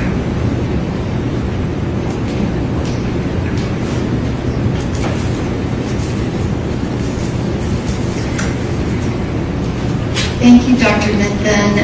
You have described that you also analyzed a second item, and I have 45H on the screen. Do you recognize that? Yes. And can you describe what it is? So this was a secondary package, also received, also noted under the same work order, 23129285. And the next image is 45I. Can you describe what's shown here? So it's the backside of that same brown paper bag, and then it contains all of the agency markings when it was submitted. And it has that same address of 1522 Lebanon Pike, number 107. Is that correct? Yes. And the next image, which is 45J, can you describe what's shown here? So this was the yellow golden washcloth that was received. And the next item, or photograph, is 45K. Can you describe what's shown here? So it's the same washcloth, it's just a movement of the ruler so that we can get the width. And did you end up doing any testing on this washcloth? We chose not to. And why is that? It was very difficult to see stained areas on this coloring and on this fabric. You can see some, can I draw on it? Absolutely. Okay. You can see some pink markings kind of in here. roughly in that range. There's a few spots with that same kind of pink solid material, but it was difficult to tell where any kind of that clear fluid may have been on the washcloth, and so it was very unclear where we could take a case sample versus a control sample and feel comfortable and confident about it. And I am now displaying page 3 of your report. Can you describe what information is on page 3? So using my signature at the top, because this is the final page of the report, it explains the testing was performed under chain of custody, and then it also provides a summary of what testing was performed and which instruments were used to perform the testing. And again, your result is on page 2 of your report, and the case sample is 007, correct? Yes. And that is for the comforter, and it tested positive for cocaine and BC. Yes. Is that correct? Yes. Thank you, Dr. Mithun. Your Honor, at this time, I would ask that Dr. Mithun's report that is labeled AMS Lab Work Order number 231-29285 be admitted as the next numbered exhibit, which is 46. And we did the 11 foot, who's in your right? Those were 45A through K. Those were my notes. Right, the 11 photos that you said plus the work order. 11 photos So were now you're wanting the work order. is the next numbered exhibit, 46.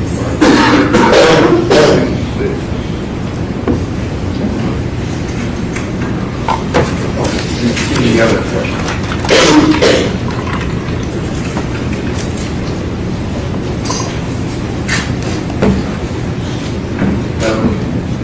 I don't have any other questions, Your Okay, Honor. let the lawyer step up.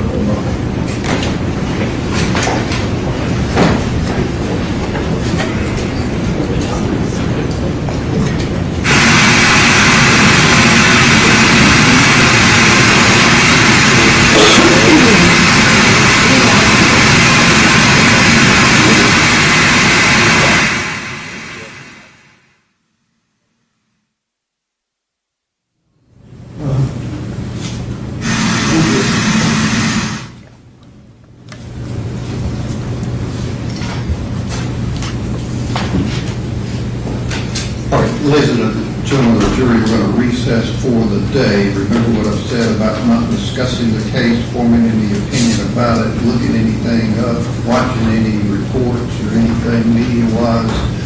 Leave your notes up here. Tomorrow, if you report like you did this morning, downstairs in the jury assembly room, 8:45, 8:50, been pretty good on being on time. So thank you for your service, and we'll see you in the morning. You can step out with the court officer. Are you making a photocopy of that, or? Okay.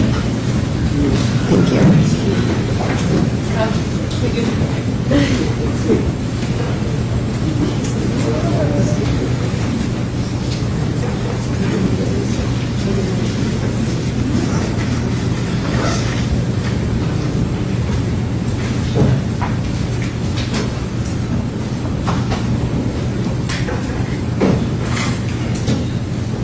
Okay, y'all know, see, we got fully through 3 witnesses today. The state, though, how many more do you have? Judge, some of it depends on the cross-examination of Dr. Mithun, I would think, before we can develop. Who do you know you've got left? I know that we have 4. Who's that? We have Ms. Denny, we have Michael Johnson, we have Detective Reese, and we have Ms. Benning's mother, Bridget Parks, that I know we are definitively calling all 4 of those people. Okay. So I'm just trying to give the defense, they can have some of their people ready tomorrow. Judge, I have one thing that I'd like to address before we adjourn, if it's possible. Okay. There's been this issue about the iCloud. They filed a motion to suppress anything outside the range. Your Honor didn't rule on it. I was specific, we were not using it in our case in chief. I said, but if it comes up because they open the door on cross-examination or defense proof, then I would request Your Honor to...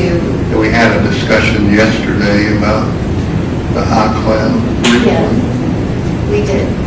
So there is a message that was in the iCloud search warrant return from 2018. It is a message between Ms. Denny and Mr. Blaise Taylor. In that message, Ms. Denny references, it's a longer text message, but she references the girl who I had. May I ask that at least that the media be shut down if she's going to go into any substantive evidence that has not been. How can I shut down the media under Rule 30? Well, may we approach? No. Tell me how to do that.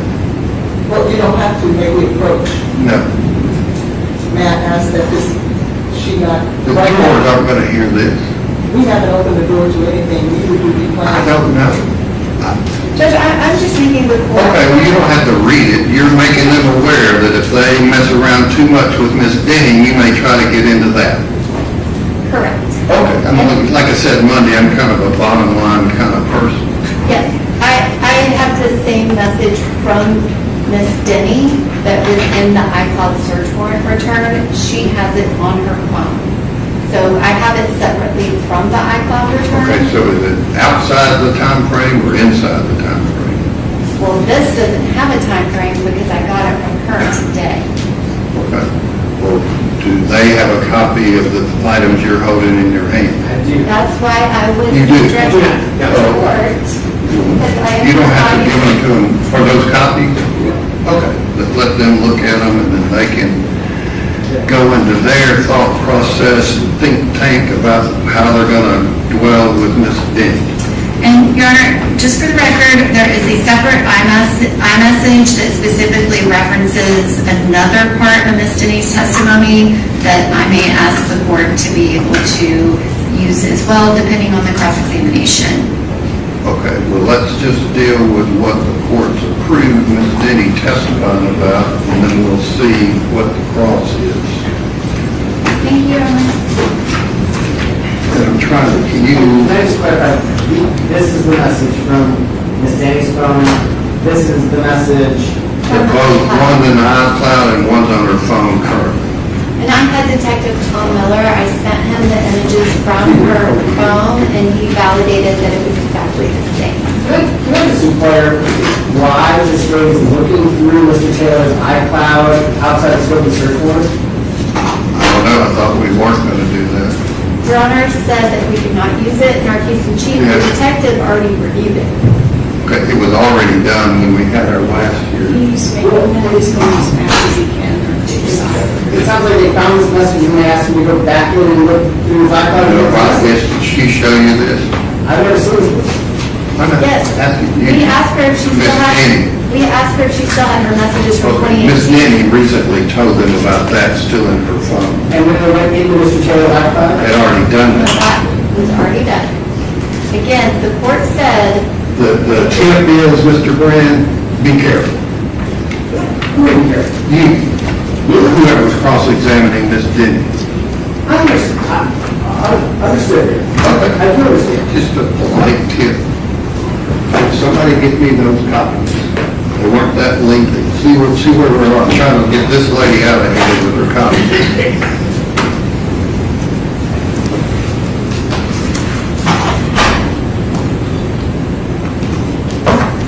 I guess then... Don't guess anything.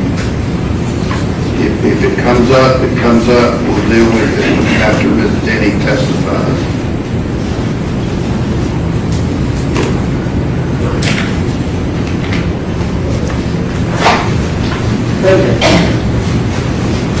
Putting it together, but these are her notes. Those are her notes. They're giving, He put them together. they're giving you copies of the notes that she's referenced here. You get everything back? Just double check. Making sure I got all the pages.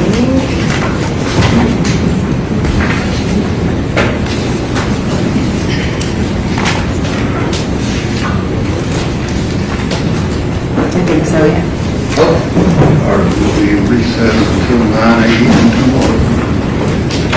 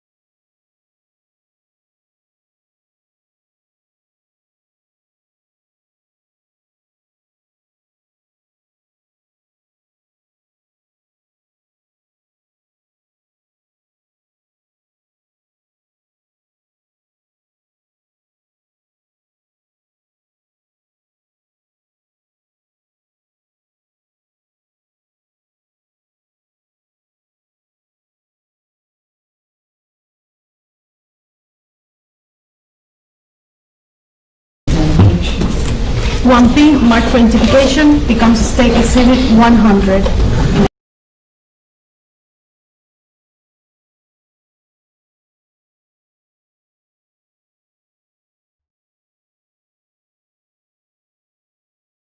Okay, so the trial is over for today, and they'll be coming back Saturday tomorrow, around 9 Central. Now we will continue to watch the boat trial.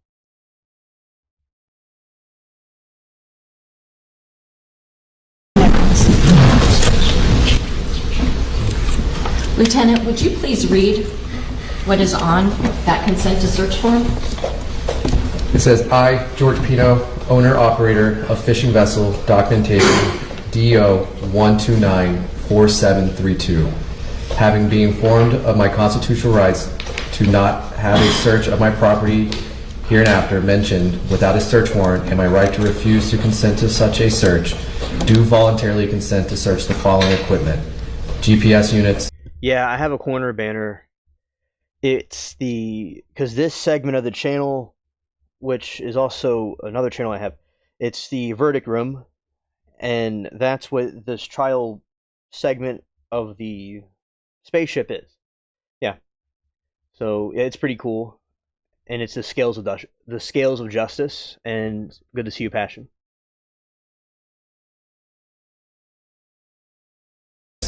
Engines, hatches, bags, personal belongings, etc. The above equipment may be searched for all data, including but not limited to waypoints, track lines, marks, routes, events, position data, and dates by special agents or officers of the FCC. Technical assistance such as authorized dealers, technicians, or manufacturers' technicians, or other FWCC enforcement designees. I further understand that anything or any article that may be found during the search may be used as evidence against me in any criminal or civil trial.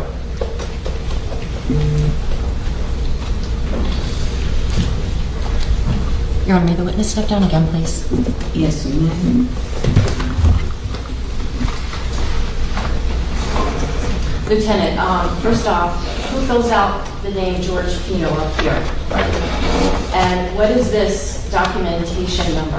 Documentation is an identifier of the vessel that Mr. Pino is operating. It's a federal documentation number stated in a different way, but that's federal documentation identifier of the vessel. Speaking of that vessel, was it in fact taken out of the water that night? It was not taken out that night. It took a day or two to get it out? Yes, sir. Okay. Now I see under here, I voluntarily consent to search of the following equipment. Receive GPS units, engines, hatches, bags, personal belongings, etc. Who wrote that in? I did. At the bottom, I see a signature. Who wrote that signature? The defendant. Okay. And what was the date and the time that this was signed? 9/4/2022 at 21:31 hours, which is 9:31 p.m. Okay, and then down here, the name of the person giving permission. Who wrote that? I did. And I see name of person with missing signature. Who's that? That was me. And did you fill out your name? I did. Below that, it asks address and telephone number of person giving permission. Who wrote that information? I did. And at the bottom, again, there's another signature of person giving permission. Who wrote that signature? The defendant. And then the signature of the person witnessing permission? That would be my signature. Okay, thank you.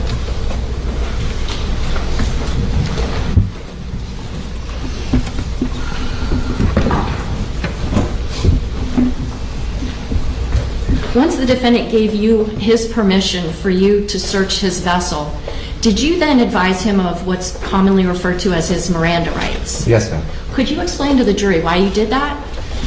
The reason I advised him of his Miranda rights was just in case he says something along the lines of, I had a copious amount of drugs in my system, I drank something, I did this on purpose. I want to make sure that he's advised of his rights before he makes any such comment like that. Was he under arrest at that point in time? No, ma'am. No handcuffs on him? No, ma'am. No physical force used against him, right? No, ma'am. Okay. In order to advise him of his Miranda rights, Did you have handy with you what's commonly referred to, I think, as a Miranda card? Yes, ma'am. Can you tell the jurors what's a Miranda card? It's a state-issued piece of plastic that we usually keep in our vest or in our pocket on our person. It has the Miranda warnings written onto it with a couple questions on the back end to ask the individual that we're reading the rights to. Showing counsel states 5R for identification. Lieutenant, I'm showing you states 5R. Is this a photocopy of the Miranda card Yes, ma'am. that you would have advised the defendant with? Yes, ma'am.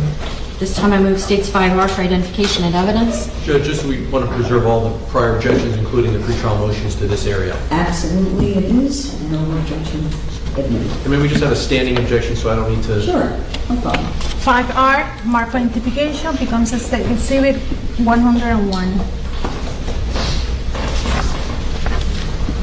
Lieutenant, would you read from this document what you read to the defendant in the same type of tone that you read it to him? Yes, ma'am. Go ahead. You have the right to remain silent. Anything you say cannot be used against you in a court of law. You have the right to talk to a lawyer and have him or her present with you while you're being questioned. If you cannot afford to hire a lawyer, one will be appointed to represent you before any questioning if you wish. If you consent to answer questions now without a lawyer present, you will still have the right to stop answering at any time. Do you understand each of these rights? With these rights in mind, do you wish to talk to us now? Did the defendant ever tell you, no, I'm not willing to talk to you? No, ma'am. So he's still being cooperative with what he's out there to say? Yes, ma'am.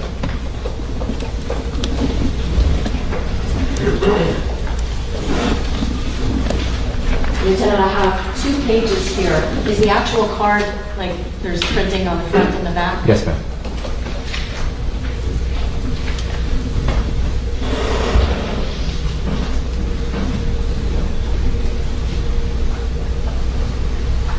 At some point while you're advising the defendant of his rights, do you remember, oh gosh, I forgot to turn on my microphone? Yes, ma'am. Do you turn it on right then and there? Yes, ma'am. And once you hit the microphone on your camera, is the remainder of that exchange with the defendant recorded? Yes, ma'am.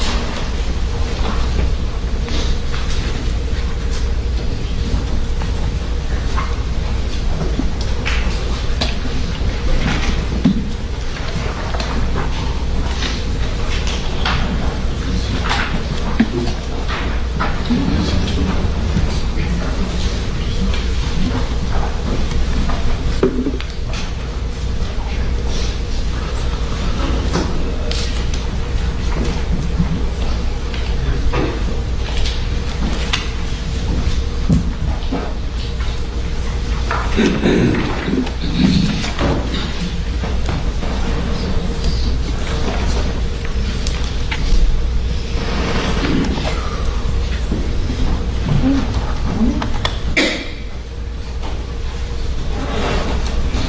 the record, I am now publishing the clip that is titled 4, Statement 3.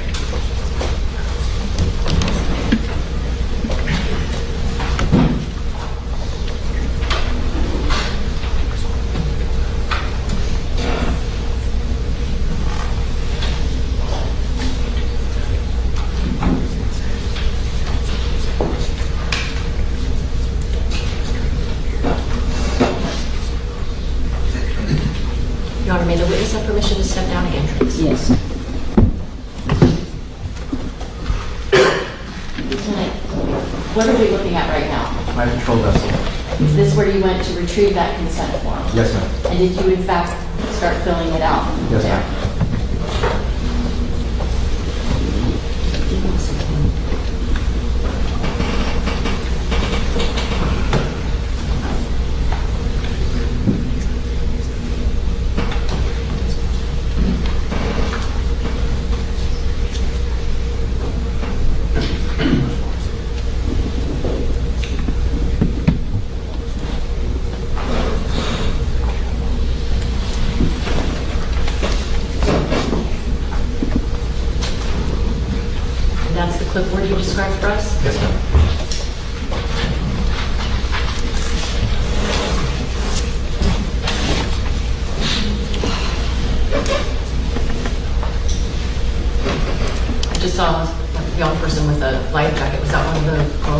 drop back? Yes, ma'am.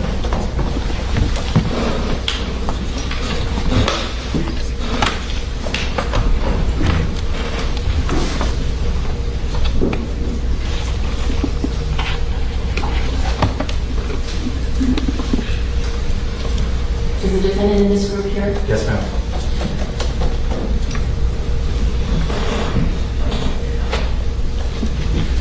It's a little blurry, but.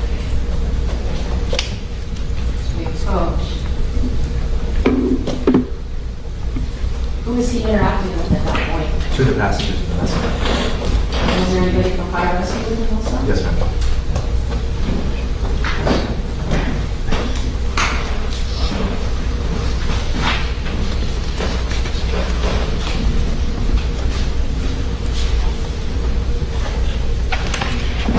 Who's this? I have to look at my notes. I'm sorry, can't hear you, sir. Sorry. I said I have to look at my notes. It's one of the passengers.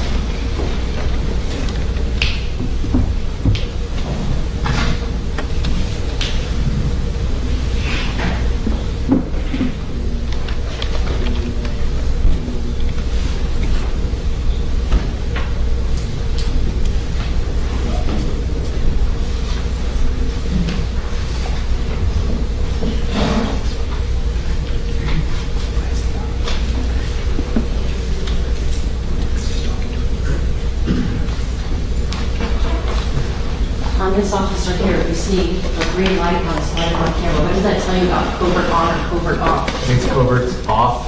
That's so you can see that blinking light I was talking about earlier that can be distraction. You have the ability to cover that up so there's no blinking light. That means the covert is on.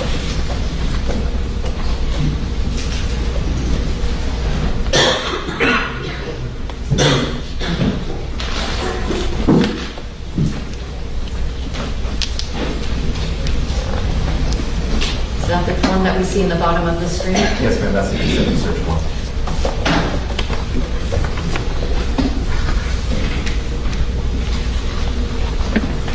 Was it rocky out there? It was.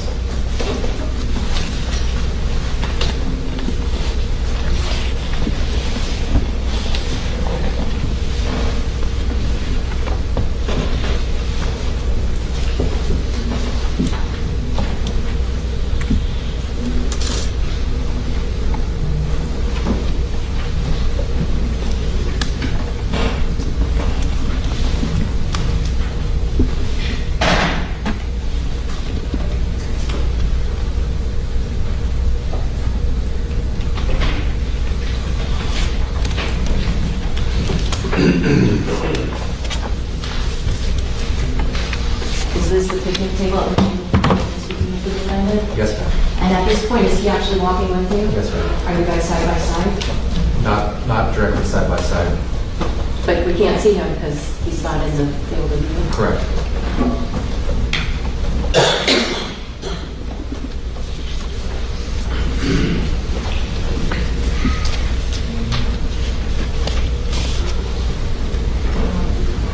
What are you doing at this point? Just describing to the consent to search form and giving him his instructions with it.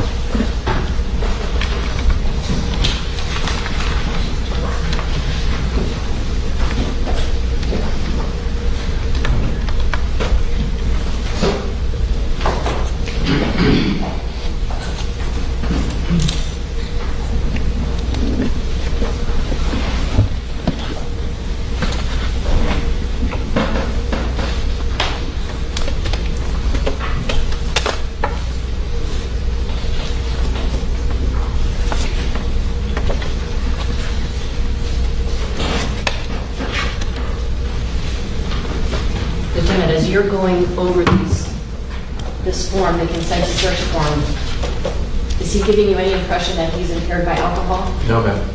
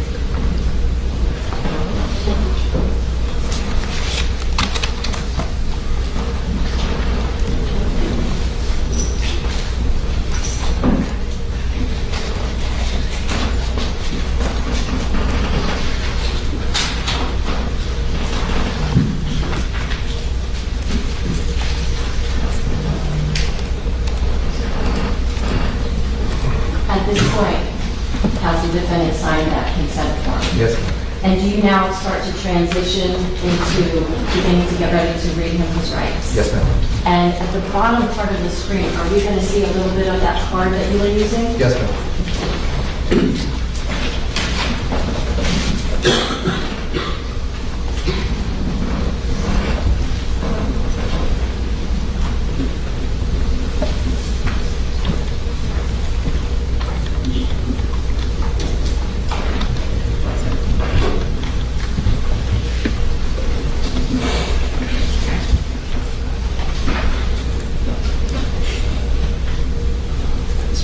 Is that it there?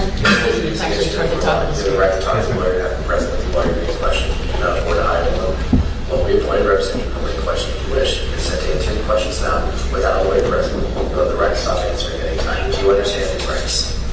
When you have any rights in mind, we wish to talk to you.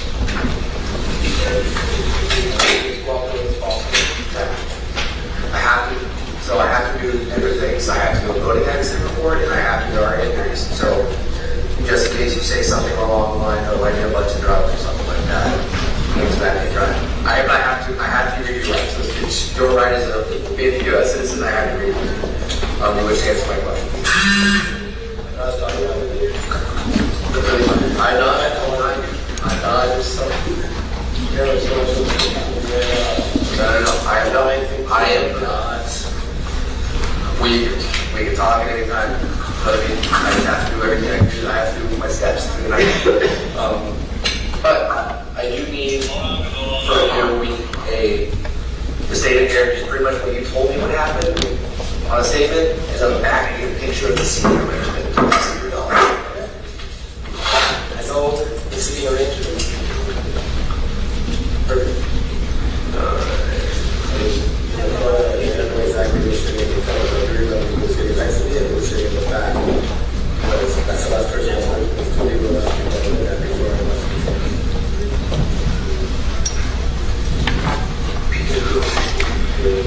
You're at date of birth again, sir?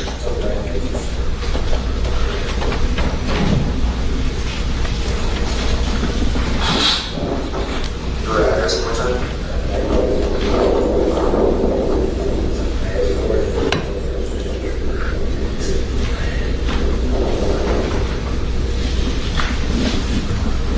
Your home number?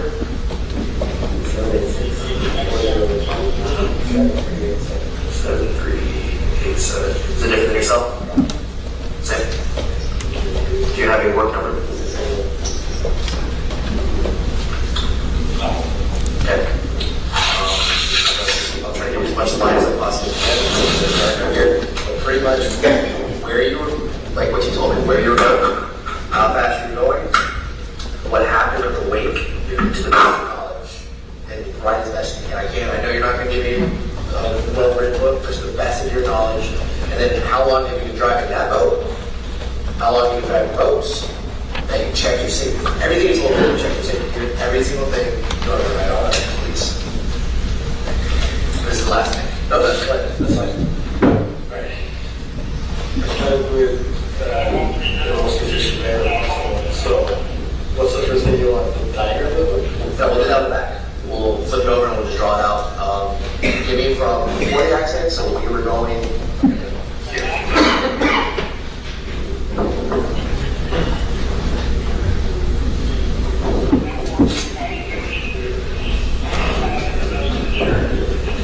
Your vessel is not insured, correct? It is insured? You know the policy number right here? 91. It is insured. You are the policy number on the policy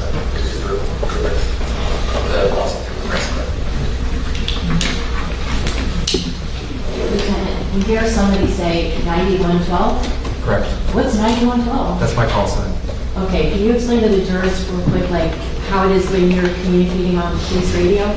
So we communicate via call sign, so every unit, every supervisor has a different number, so what you're hearing... Stand if you want to. So what you're hearing there is, that was a supervisor that was on land asking about the insurance company for the vessel that was in the accident. The reason for that is, we're trying to get that boat floated and get it to land, and it costs a lot of money to get that done.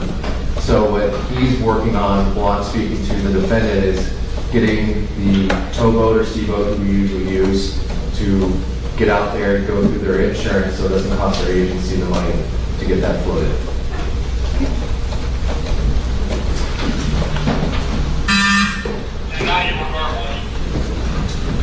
LTV vessel is insured. It's through Progressive.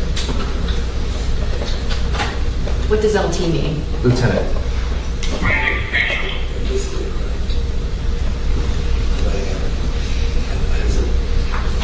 I'm just seeing if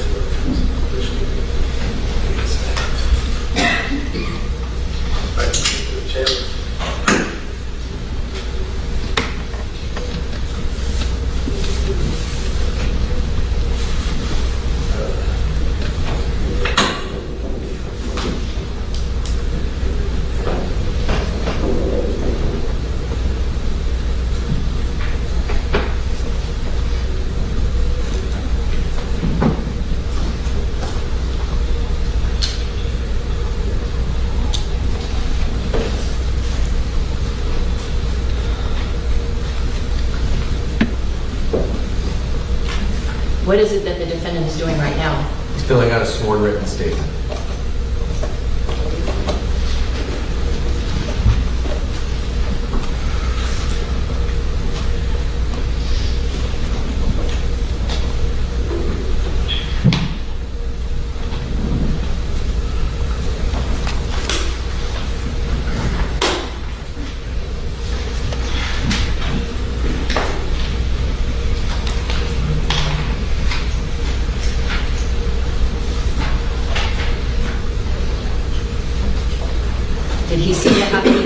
difficulty writing this statement? No, ma'am. Are you wearing your switch? I'm just trying to see if it is, because I don't know what the turn off is going to be. The accent is like too much information.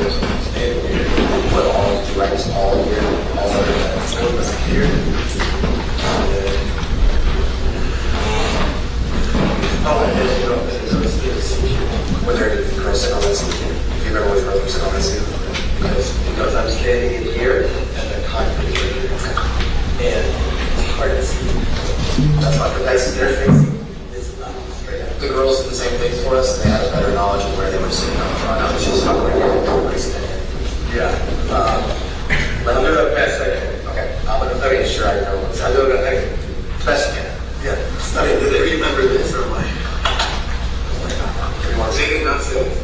they only, the girls up here knew where they were all sitting. So they didn't know what was going on right here? They didn't know it was back here. I know that. And the three individuals that were taken, white and girls, which ones they were. So you know, it's Lucy. Lucy was up front? Yeah. Okay. Lucy got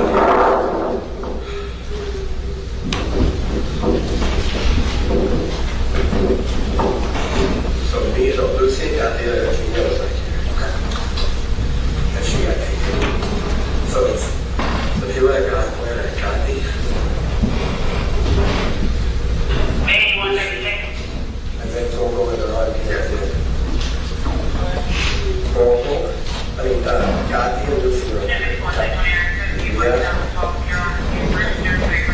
I'm over. So it's over here. So I think it's here. You don't have to go I don't think there's one for you. I want to get you, first before I let you go, I just want to make sure that your wife is at Jackson South, so I don't send you to the wall. Yes. But you swear that everything you just told me was the truth on this statement? Can I get you to say Two questions. First off, at that moment when you say to the defendant, I want to send you to the right place, you can stand up. Were you signifying to him, like, you're not going to keep him in custody? No, I want to make sure he got back to his wife. He's worried about everybody that was injured, specifically his wife. He has to get times. Okay, now, let me just back this up about 10 seconds. I want to ask you about this. Jackson South, so I don't send you to the wall. But you swear that everything you just told me was the truth on this statement? Can I get you to say yes? As a law enforcement officer, are you permitted to swear people in to tell the truth? I am.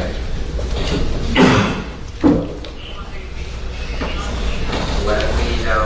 You want me to try to put the initials of I remember? Because I do remember. We'll come back to that. Looking at maybe few people face to people. We'll come back to it in a couple days time. I can put sure. I want to get you to your wife. I don't want to change it up. I don't know what I remember. Because every time we done, every time we done. So, my daughter is here at CB. Here. And then,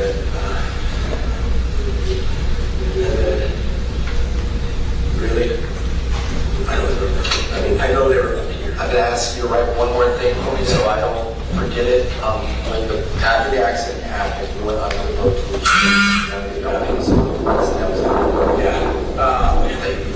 Yeah. Actually, I don't recall if she was like under or she was right next to me. It was so crazy. Could you write which individual that was? Yeah, I was pretty sure that was Lucy. Could you write that on the website? Right, that after accident, I found Lucy and supported Lucy or whatever. Yeah, I helped Lucy. It was like, she may have come out of that boat right when I was going to go under.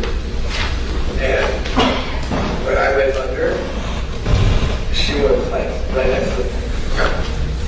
And I think because I got into the boat where the cockpit was. First. In this area. So the boat's upside down. The damn is here. Here. And I was here. Okay. And I saw everybody over here floating. Where, if she wasn't in the boat, where was she by the damaged area of the boat? It was like, I would say, could you put a little dot right there for me? Put just her initials? It's fine. That's fine. And then put in a boat came. Yep. And then they left. And then I stayed. And that boat just took Lucy? And then I continued swimming, looking for people. And then came out, and everybody was over there.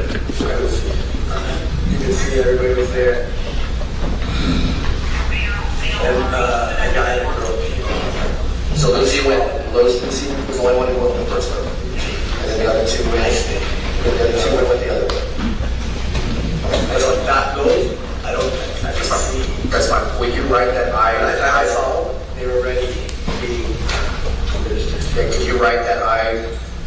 was swam up to Lucy, and I stayed with Lucy until the boat came. Can you write that one, please?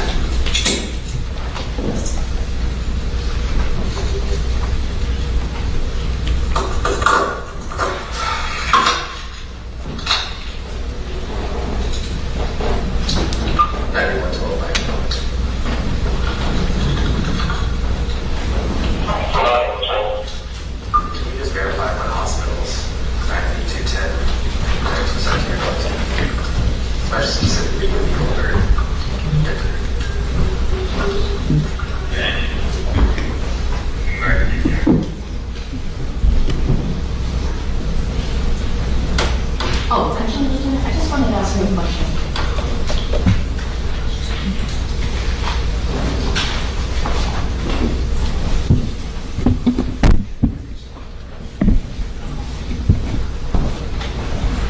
All right, ladies and gentlemen, we're going to have to take actually, just one. Before we can just go. How much longer do you want to do that? Okay? Yes. Okay. All right, ladies and gentlemen, put the, we just one juror. Because we would take a break in about another 30 minutes. So if there's one juror, that's fine. Send one juror in the back. Does everybody have to vote? Okay, just Just sit for a moment.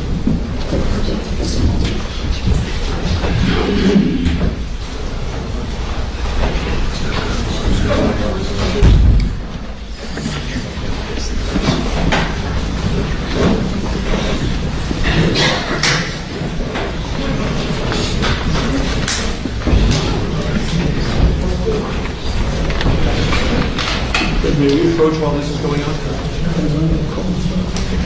My court reporting list? That would be helpful, yeah.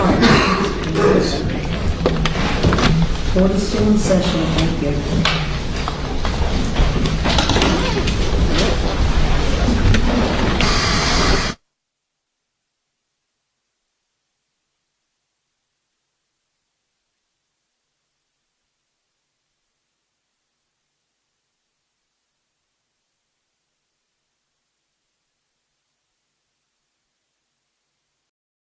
I can't hear the testimony, sir.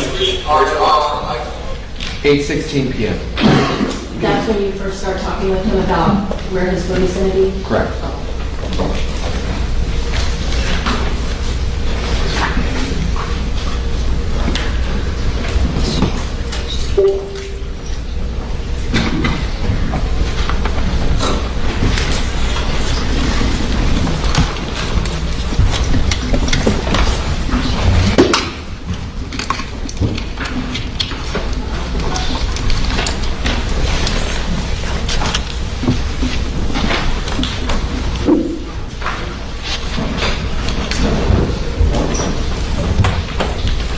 Showing counsel states 1L for identification.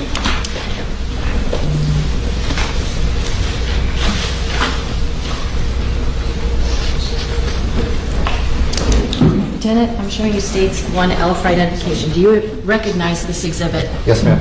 Is this an enlarged photocopy of the actual written statement that the defendant gave to you that we just saw the body-worn camera footage of? Yes, ma'am. I move states 1L for identification and evidence. Standing objection to this subject matter. Yes, sir. Over objection is it? 1L, marked for identifications, becomes State Exhibit 102. 102. Two. Thank you.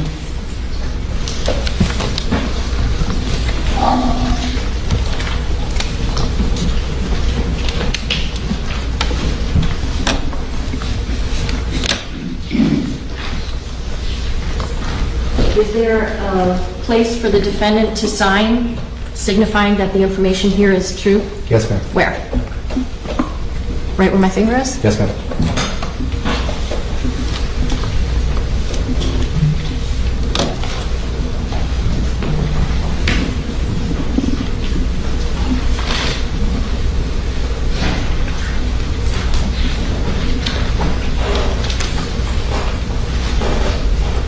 Would you please read for us the information that the defendant wrote down that he swore was true? Going back to Ocean ORC through channel, past boat on left side by my boat. Vessel to the right to avoid big waves. Coming back into wave. I lost control of steering wheel as boat was going through the big waves. I was ejected from the boat. In the back of the boat, I saw Mia and Sarah, my wife Ceci next to me, and the others in the front of the boat. I believe we were traveling at 40 to 45 RPM. I have owned the boat since early 2020. I swam to Lacy and stayed until boat came. Then I stayed looking for others inside the boat. The record I'm showing counsel now states 5I for identification.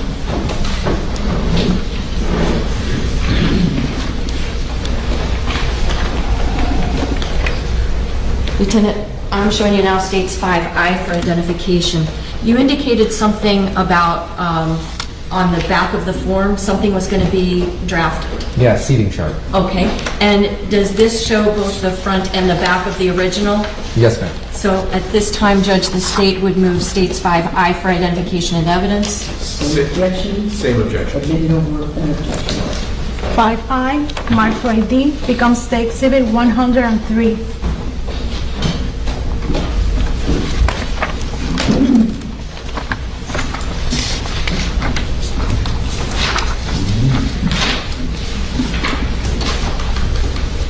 Lieutenant, did you actually get to witness with your own eyes as the defendant was filling this out? Yes, ma'am. Would you be able to explain to the jurors what the various writings on here Yes, ma'am. were done? Thank you, Ms. Stephanie. This is your picture of a boat? Yes. How long have you been boating? Almost all my life. Okay. Can you walk us through, what was it that the defendant was explaining to you with this diagram? I asked him to use initials, first name and last name of people that were on the boat. The goal was trying to find the actual seating chart where everybody was on the boat and see if he had any limits of it. So, as you can see, he put GP for himself for Pino, CP for Ceci Pino, his wife. In the back he has Mia and Sarah. Then up here he has KP and CP, Coco and Kasi.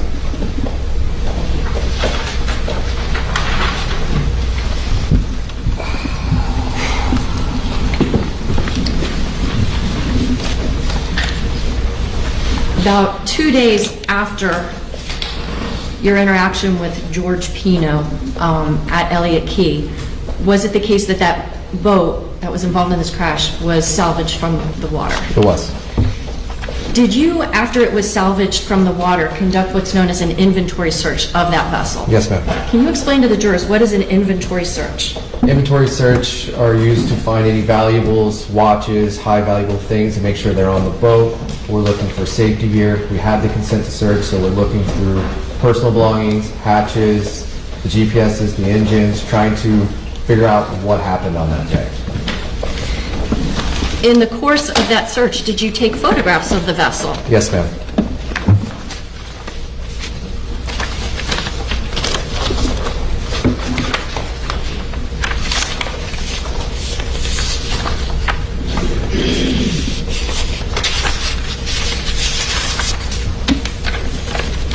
The record I'm showing counsel states 5J, 5M, and 5K.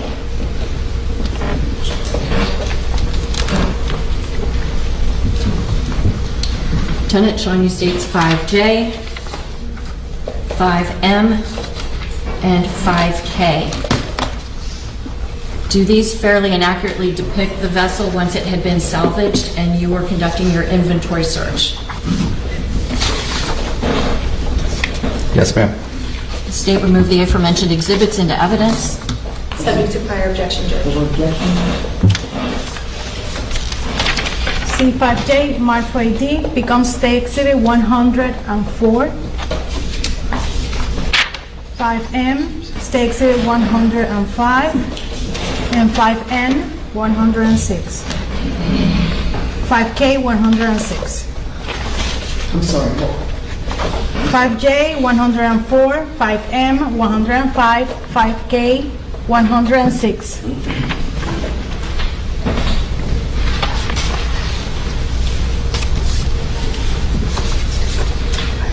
All right, Lieutenant, with the court's permission, you can step down and... Yes. First off, as to exhibit 105, can you explain to the members of the jury, what is this photograph depicting? That is a picture of the helm or the steering wheel and throttle bar. There's 2 empty holes here where the GPS units were. This will be depicting where the operator was sitting during the operation of the vessel. Lieutenant, I think you're aware that yesterday our jurors got a chance to actually see this vessel. Yes, ma'am. Were you there when that happened? Yes, ma'am. And so were the jurors able to actually see for themselves what the operator's eye view would be from the helm? Yes, ma'am. And that's basically what you're depicting here? Yes, ma'am. In terms of state's exhibits numbers 104 and 106, can you explain to the jurors what we're looking at here? The front of the center console of the vessel.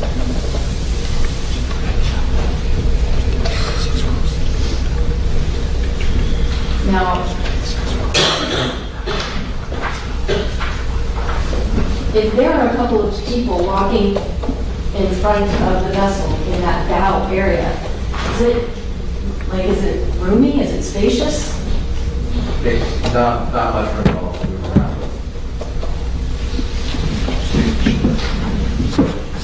Well, I'm going to ask you if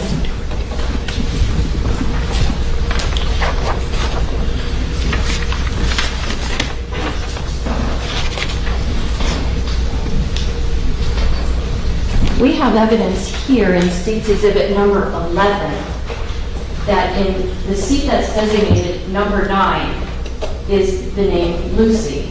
Yes, ma'am. Using State's Exhibit number 106, would you be able to corroborate or show where seat number 9 that says Lucy, where would that be on this? This would be right here on the center, right front of the center console on this padded seat.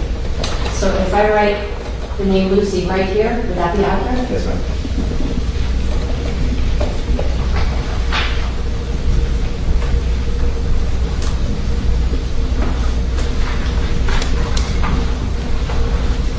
Okay, that's it for now. Thank you.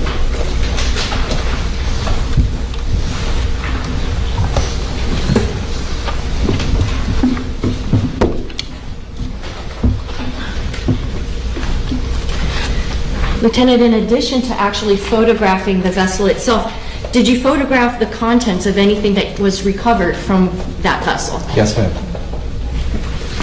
Showing counsel states 5N, 5O,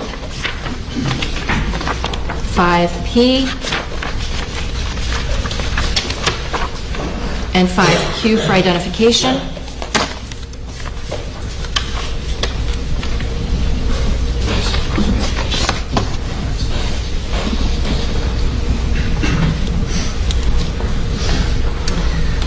Do states exhibits 5N, 5O, and 5P depict a location where items of alcoholic containers were recovered from, and the items themselves? Yes, ma'am. Judge, I would move the aforementioned exhibits into evidence. Subject to prior objection. We need a prior objection. 5N, marked for identification, becomes State Exhibit 107. 5O, 108. 5P, 109.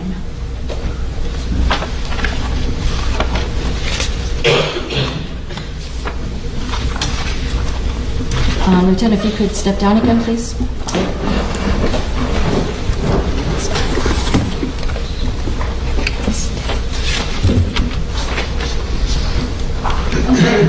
So in the back part of the vessel, behind where the helm would be, there appears to be a place where there's two round hatches. Well, can you describe what that is? It's a wash station. They would usually have a hose on this left little pole here, and the other one's usually used for trash. Okay. And did you look in the area where the trash would be, if there was anything in there? Yes, ma'am. In State's Exhibit number 108, is that the top of what you saw when you opened that trash hatch? Yes, ma'am. Did you empty that hatch? Yes, ma'am. And did you photograph what was in there? Yes, ma'am. Does State's 109 depict the items that were in that place? Yes, ma'am. Are you in a position to say that George Taylor drank all this alcohol? No, ma'am. Do you remember exactly how many alcohol containers were recovered from that? 61. And I wanted to ask you also, there are two exhibits that were already admitted into evidence as State's Exhibits numbers 20 and 21. Do you remember seeing these on the vessel? Yes, ma'am. Were these other alcohol containers that were recovered from the vessel? Yes, ma'am. What are they? Looks like a type of champagne and a liqueur.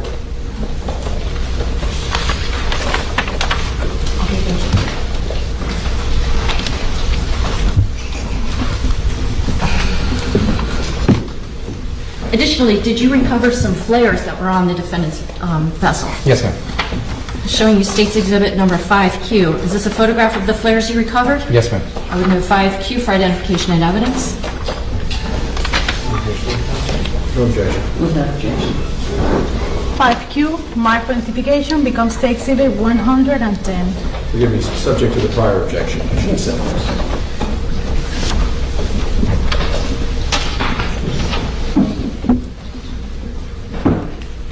This might sound obvious, but what are flares for on vessels? Signaling for distress. What do you do if your boat becomes disabled and you have flares? You shoot off the flares, it'll create a large bulb in the sky, bright in color, so other boaters can see it. And it's known around the boating community that that's a sign of distress and that people need help. What was the expiration date on these flares? October 20th of 19. 2019? Yes. When did you do this? 2022. When did I remember that you asked the defendant if he had all the safety equipment that he needed on his vessel? I did. Would this be considered safety equipment? It would. Is it safe if it's expired? No.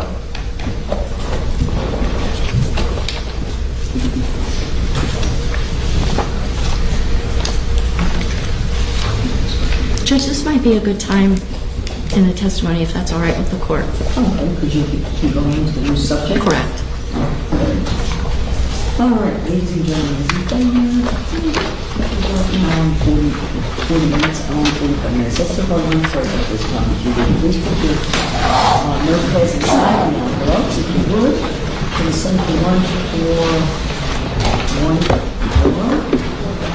So it's 12:35. Let's go to 140. 140 for lunch. When we return from lunch, please go to the jury room on the 7th floor, waiting side for me to come and get you. I ask everyone to stay in the courtroom. Excuse the jury just for a moment, giving a chance to go down the hall. Please remember to wear your badge as well displayed at all times. No conversations with anyone. If anyone attempts to speak with you or in your presence about the case, please advise Renee of that. All right? Very good. Thank you. All right.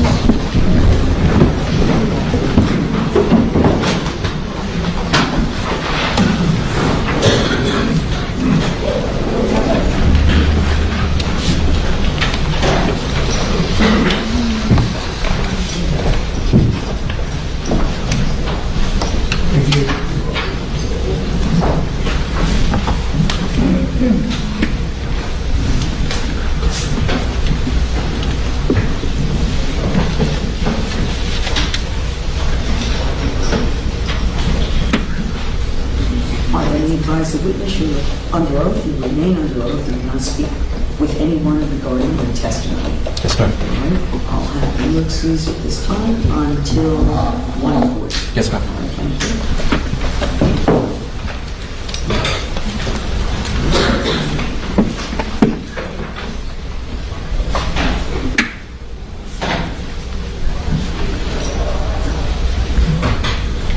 All right, ladies and gentlemen, we'll be taking our lunch break until 1:40. Thank you.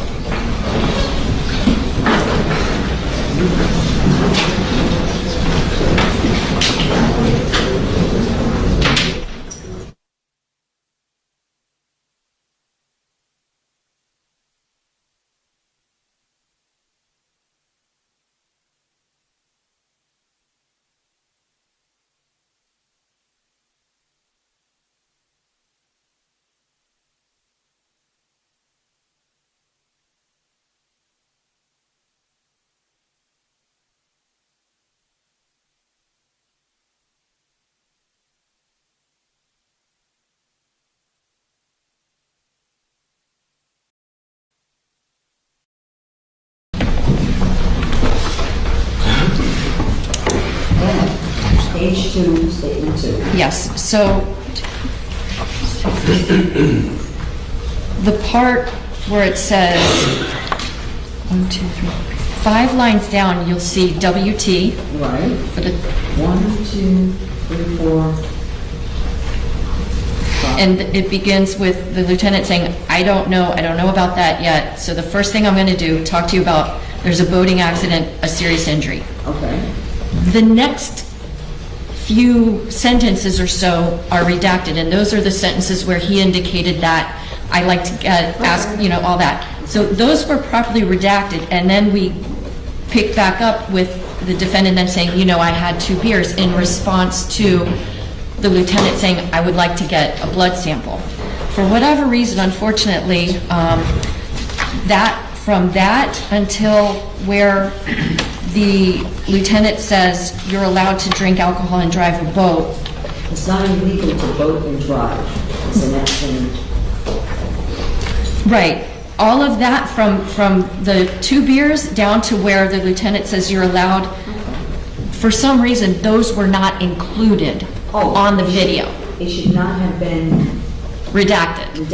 It should have been in. Unfortunately, I think there was a miscommunication between myself. Okay, well, let me figure it out. Yeah. In the video. Yes. It's shown to the jury. Yes. Did they see when it said, GP, I had 2 beers? See and hear. They didn't see and hear that. They only saw it on the transcript, which is not evidence. It was not included on the actual DVD, which is. And then the next line, where Lieutenant. The lieutenant. our lieutenant Yeah. says, and it's not illegal, is also not there. Correct. Correct. Okay. So, Keep going, Judge. all right, go ahead. The next sentence, Yeah, it's not illegal to drink a beer or a couple of beers and drive. Right. that's also not included in the Wasn't recording. included, so, And more. More was excluded. okay, what is- Also, what the else part was excluded from where it says, Yeah. I feel perfect in the way my mind was, that also was redacted, which it should not have been. Right. And then the next part, you're allowed to drink alcohol and drive a boat. There's nothing saying that. Are you bleeding anywhere now? That's where it picks back up. When does it pick back up? When the defendant says my elbow. Okay, so here's what you're going to need to do. I think we did it. Okay. So we now have. We have to, I don't know, tell me what you propose. So the issue is that Ms. Adams, when she drew from the witness, from the testimony about the 2 beers, it was Ms. Adams characterizing it as a spontaneous statement. I think that's where it spontaneously said, and we can go to the transcript, but the word spontaneously. We all know it was not spontaneously. It was in response to several sentences of dialogue, including when the witness, Lieutenant Thompson, says, it just answers more questions if there was alcohol in your system or not. Okay. We know it being a a blood draw, and so the exact quote was, "It just answers more questions if there was alcohol in your system or not, which I'm not sure it was, so I'd like to ask permission to draw your blood. It's completely up to you." And then Mr. Pino says, I had 2 beers. Okay. Okay. So our concern is that the impression has been left with the jury that Mr. Pino just blurted out, "I had 2 beers." Yeah, I understand where you're coming, that it was something so spontaneous it just came out of Mr. Pino. So that has to be addressed. And so the way that I interpreted spontaneous is, at no time did the lieutenant say, "Have you been drinking? How much did you have to drink?" The defendant volunteers that. But that's maybe the way you interpreted it. So how do I clarify it? I think what we can do is just either we were able to reinsert all of the part that was initially over-redacted. So I have a copy of that. So I can either replay that and just say, "Lieutenant, is this what happened?" And the jury can follow along again and just leave it at that. Whether I characterize it as spontaneous or not, it's kind of like a, tomato situation, Maybe the jury thinks it was spontaneous, maybe they don't, but it's not in direct relation to a question that was posed by the lieutenant. Well, okay.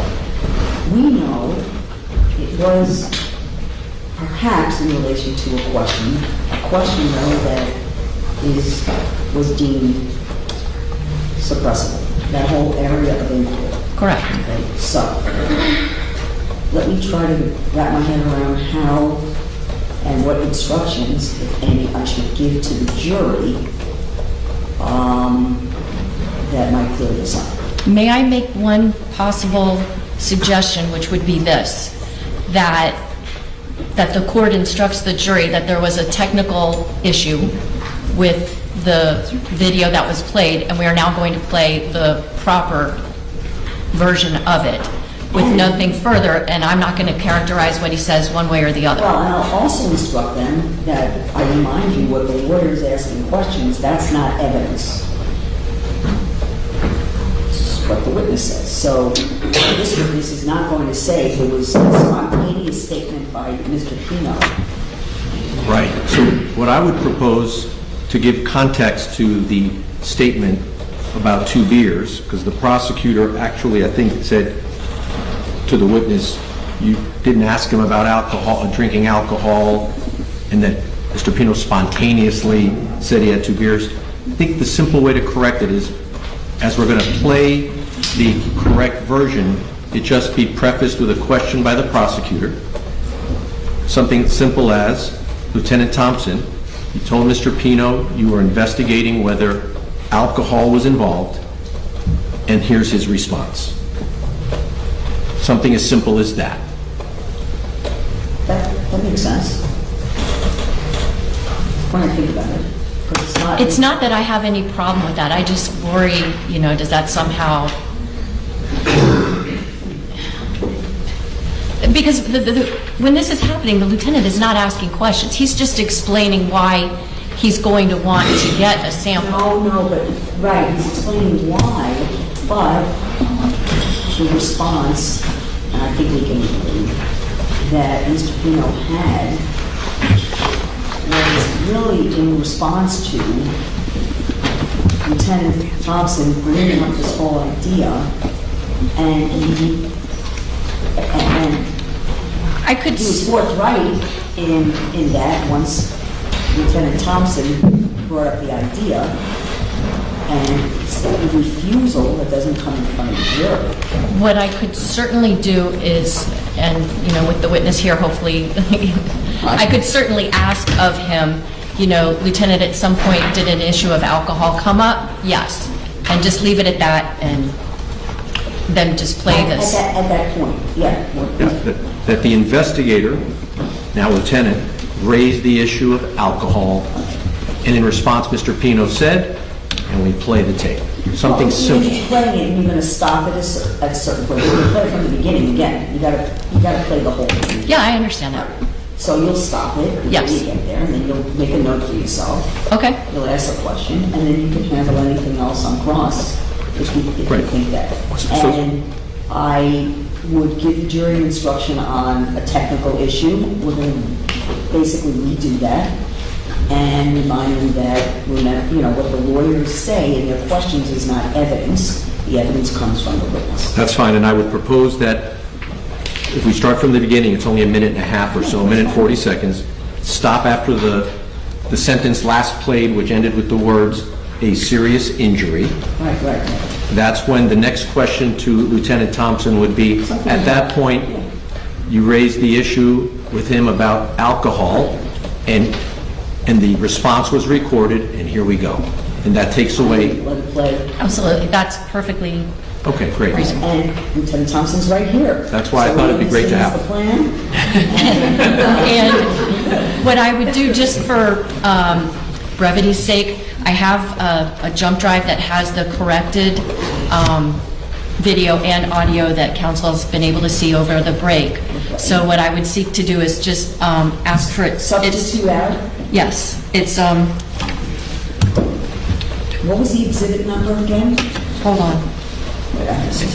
And while she's looking, to be clear, we're not opening any doors to his refusal, to the defendant's refusal by doing it. Absolutely not. I'm correct? We're not opening. This isn't in the doors, but what is Thank it? you. Correct. Thank you. Because that was, I have a pet peeve about double negatives. that was, Thank the you, Joe. request in limine or to suppress was granted in that regard. Oh, I know what this is. The defense has it. This is my computer. This is for what? I don't know who it is, but it's not yours.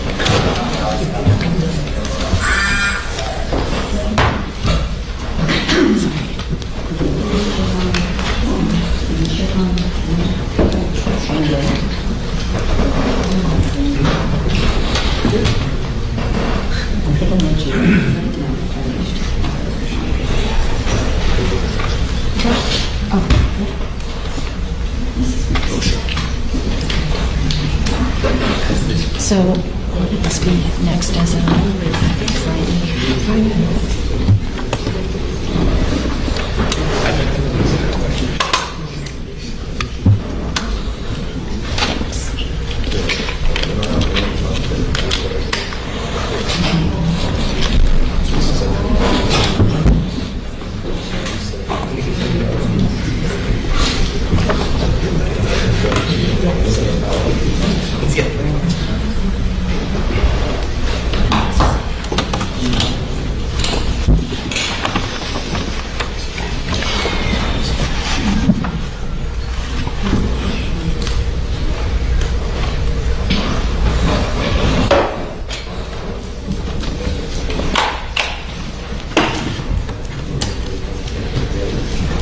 So, Your Honor, if I may, the corrected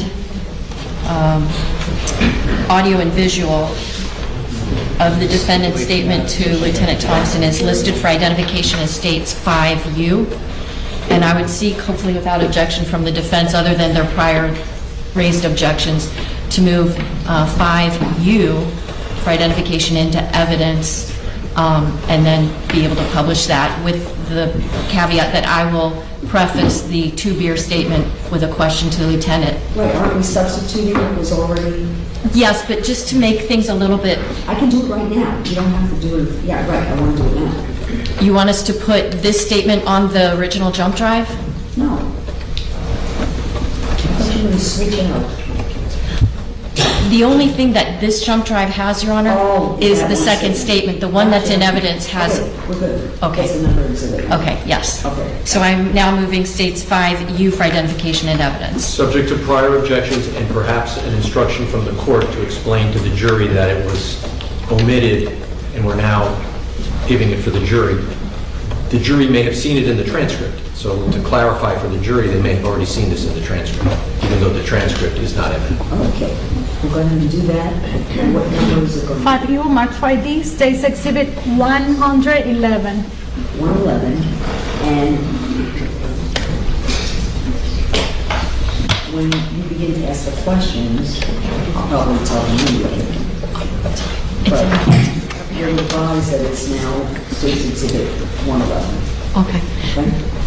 Judge, there's another matter, which, so we can go through the whole afternoon. I'm going to stand in any minute with my jury. So is this something with regard to his sentence? Yes. Should he be sitting here? I don't know. It has to do with anticipated cross-examination questions. Okay, so when you finish your direct, Okay, which will be how much longer? not much. Okay, we'll stop for a minute. We'll come sidebar. Okay. And then we can talk about what you want to talk about. Thank you. Okay, very good.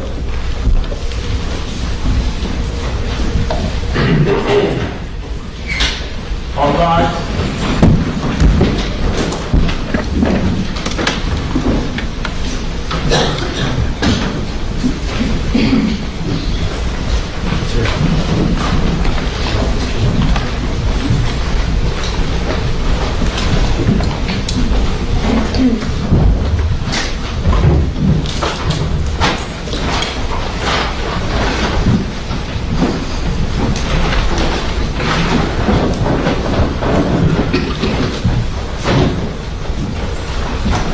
All right, everyone, please be seated.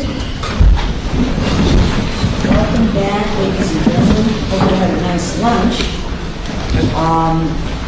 During the playing of the body-worn camera evidence from Lieutenant Thompson, there was a technical issue with regard to what is essentially the second statement in the conversation between Mr. Pino and Lieutenant Thompson. That technical issue has been resolved. There was what you might have been reading on the transcripts was actually not heard on the video. So that's been corrected.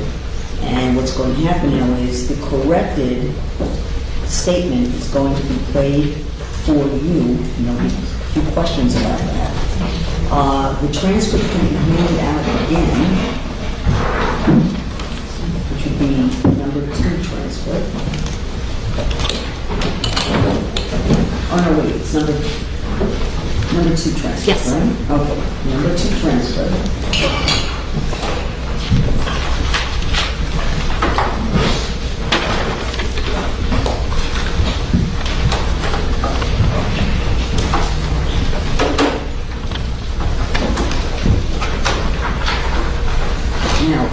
I remind you, the transcript is not the evidence. The evidence is the video, the audio and the video, okay? In addition, let me remind you that what the lawyer is asking their questions is not the evidence. The evidence comes from physical evidence and or testimony of the witnesses. Okay?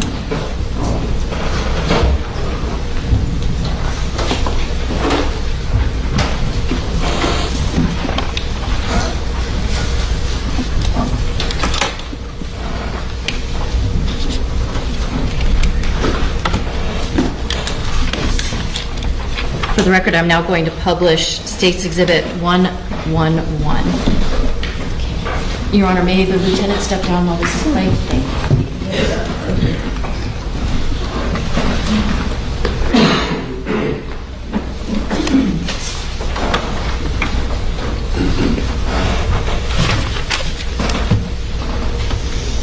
Work at WC.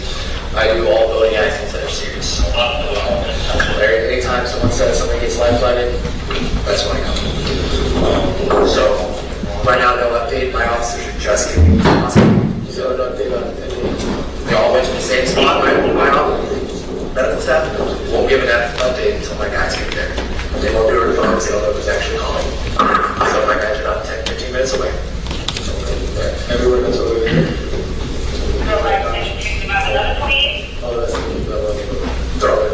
All the girls?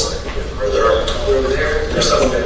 Oh, there's some who's over there. I thought no, there's no more there. They moved over there. All of the girls are fine. They're a little shit. Okay, so right now, last I had an update was her wife. She had a great head hit. She's conscious, but she's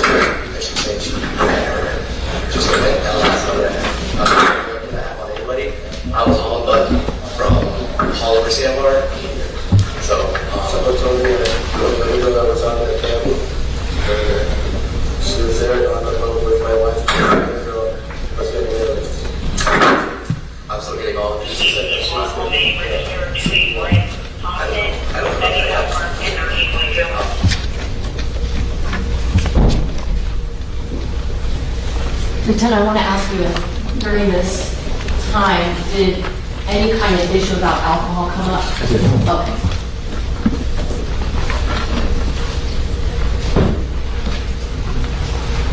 Can we hit a pause, Your Honor? Just pause it for a minute. Sure.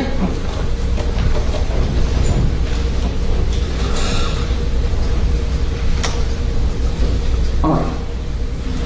Ladies and gentlemen, again, this is the portion that was not played before, and the question was asked, questions about alcohol, and this wasn't played for you before. All right? And this is the evidence.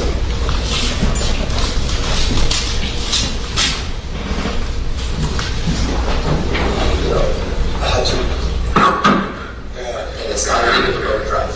It's not illegal to drink and be a couple years and drive. I feel perfect in a way that on my words, I know it happened. I've been out there forever. I did that right. You're allowed to drink alcohol and drive a boat. There's nothing said about it.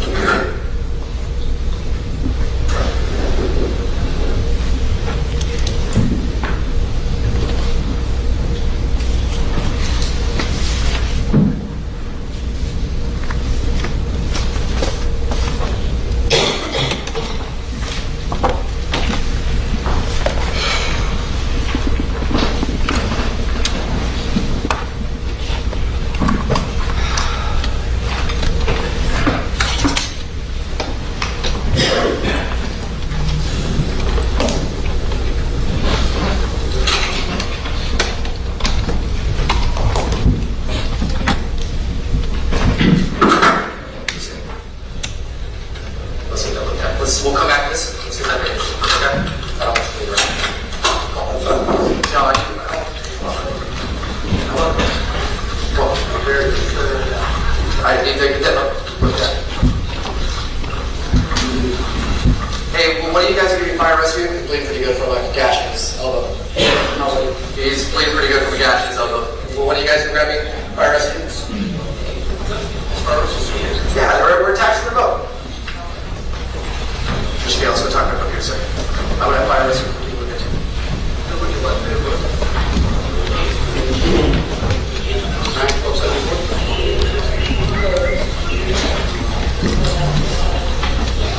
Come out of this. You guys talk about we'll continue our conversation.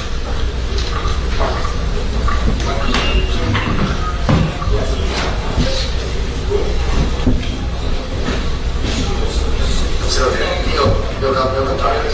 Yeah, if he has questions, he'll come by. You're heavy breathing. I want you sitting down. I don't want you falling over in this rock. Okay, perfect.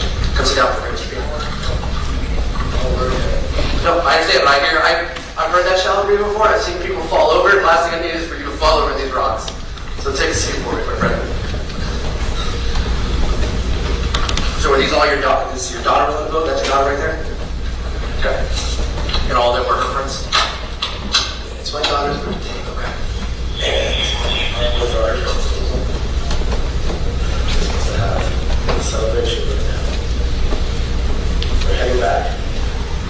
I mentioned to you, we're going through that channel, not the last part. Anyway, we're not done. You can estimate how fast.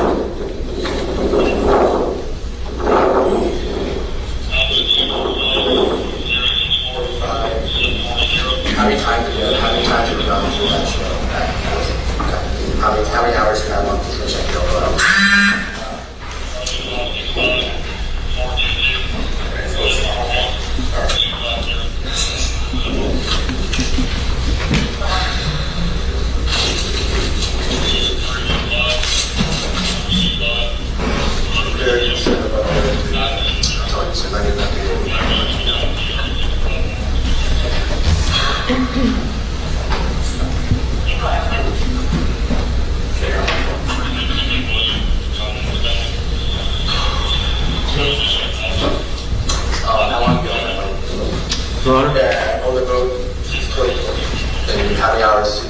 hours behind the loop. So I think that resolved the issue of the missing portion. Don't worry about this.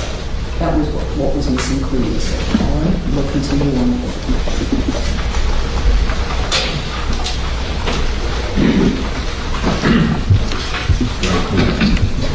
Pardon me? So we're going to conclude this. Thank you.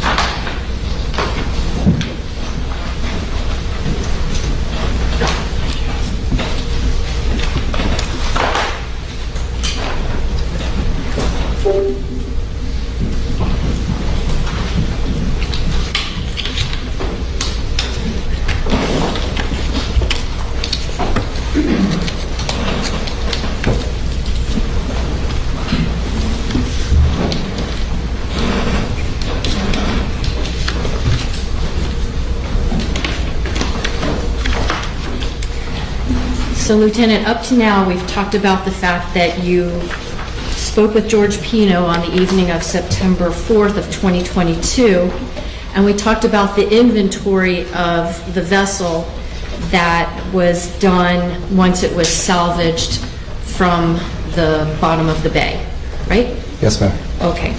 So let's talk now a little bit about something that occurred on June the 9th of last year. Did you and other people involved in law enforcement try to think of a way to explain or express to the jury what the defendant's driving pattern, for lack of a better term, was through the Cutter Bank Channel on the afternoon of September 4th, 2022? Yes, ma'am. We conducted a reconstruction as close as we could. Prior to doing the reconstruction, were any thoughts given about trying to actually bring the jurors through on the channel? There were thoughts. And? Objection, Your Honor. Too dangerous to bring the jury out there. Okay. What was the overall plan to try to show the jury as accurately as possible the route that the defendant's vessel took on that afternoon up to leading to it actually hitting a channel marker? Yes, on May 30th, ASA Adams reached out to me asking if this is even a possibility. Told her that logistically there's going to be a lot of moving parts to get this done, specifically around safety reasons. So we had to make sure we had safety vessels to block off channels. We had to make sure the weather was right that day, the right individuals were there, that we had access to Key Biscayne's airfield. It's a state park, so no drones can be flown. So we had to talk to the FAA for the drones. There was a lot of moving parts for it. Could you explain to the jurors what the idea was in terms of how this path would be recreated? So we had the GPS data from the units that were on the defendant's vessel that showed certain track marks and speed that the vessel was operating on September 4th. So we used multiple buoys as points of speed increase or direction change towards the channel marker. So if there was a track point, say, that indicated that the defendant was going 43 miles per hour, is there a way using GPS to put the buoy like really close to where that track point is? Yes, ma'am. We used a certified handheld GPS following the exact coordinates from the units from the vessel to match it to the exact spot that we were going to drop the buoy. Okay. And then in this particular case, were there two last track marks or track points from the defendant's vessel up until it crashed into that channel marker? There was. And did a buoy get placed in each of the locations where those last two track points were? Yes, ma'am. And so what was the idea behind piloting a vessel past those buoys which represented the track points?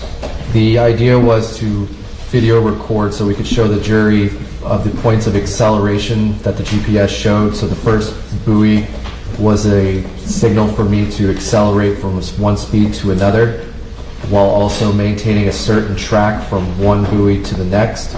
The second buoy was the last buoy prior to the collision with the channel marker. Now, the second to last track point, can you describe where within the channel that would have been? Between channel marker 13A and 13. Okay. And where was the last buoy, or the buoy that represented the last track mark prior to impact? It was right next to channel marker 15. Now, in order to try to recreate this, did you have available a police vessel? I did. What was the size of that police vessel? 30 feet. What was the size of the Robalo vessel that was salvaged from the bay in this case? 29 feet. What were the engines that were on the vessel that was used for this? 2 300 horsepower Yamaha engines. What kind of engines were on the Robalo in this case? 2 300 horsepower Yamaha engines. Did it seem that your police vessel was a comparable vessel to show the jurors what took place on that day? Yes, ma'am. Were you able to get the police vessel accelerated up to 43 miles per hour at that first buoy? Yes, ma'am. And did you then accelerate the vessel to about 47 miles per hour right before you got to that second buoy? Yes, ma'am.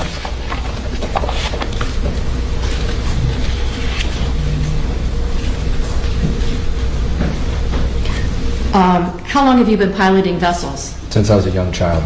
How many times have you piloted toward a steel marker? Not on purpose. Okay. Can you talk to the jurors a little bit about what the experience was like trying to recreate a path that you know in real life resulted in the destruction we saw to that vessel in photographs in yesterday?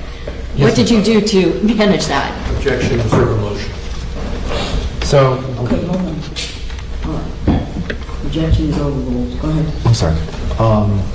So with those two markers that we spoke about earlier, the first one is to the start getting to a speed of 43 miles an hour. The second channel buoy that we placed is right next to channel marker 15. We had to take in consideration that if I were to take the exact same route, it was near impossible for me to evade that channel marker. Okay. Before engaging in this reenactment, for lack of a better term, did you have any alcohol to drink? No, ma'am. Did you have any minors on the boat with you? No, ma'am. Now, did you make several passes through that channel? Yes, ma'am. And was there a drone involved? Yes, ma'am. I want to show you an exhibit. It's not in evidence, it's a demonstrative aid. It's State's Exhibit 2I.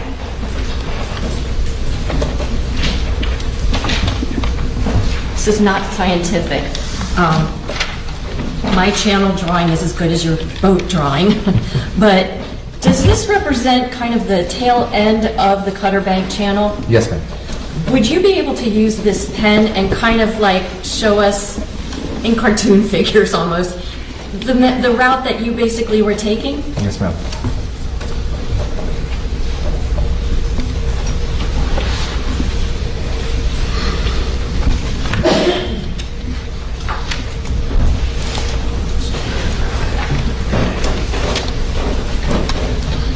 Where the squiggly line is, does that represent the route that you were taking? Yes, ma'am.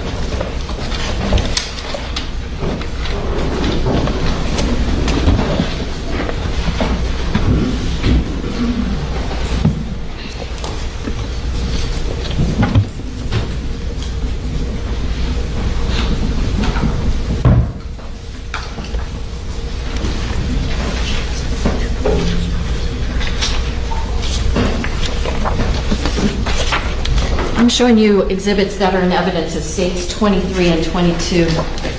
Do these accurately depict what channel markers 14 and 15 look like? Yes, ma'am.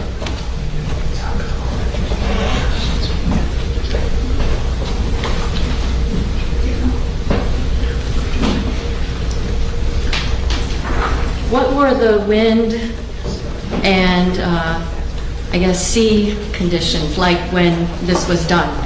Very favorable, low winds, very slight chop, very small waves on the water. Was that similar to the weather conditions on the afternoon of September 4th, 2022, Biscayne Bay in the vicinity of Cutter Bank? Yes, ma'am. I'm going to show you an exhibit which is in evidence now as State's Exhibit number 11. And now I'm going to show you an exhibit which is State's 106. Now, in State's Exhibit 11, there is a seat which is designated as number 9, and there's a name attached to that. What is that name? Lucy. May I have that, please? Thank you. And, Your Honor, may the witness step down, please?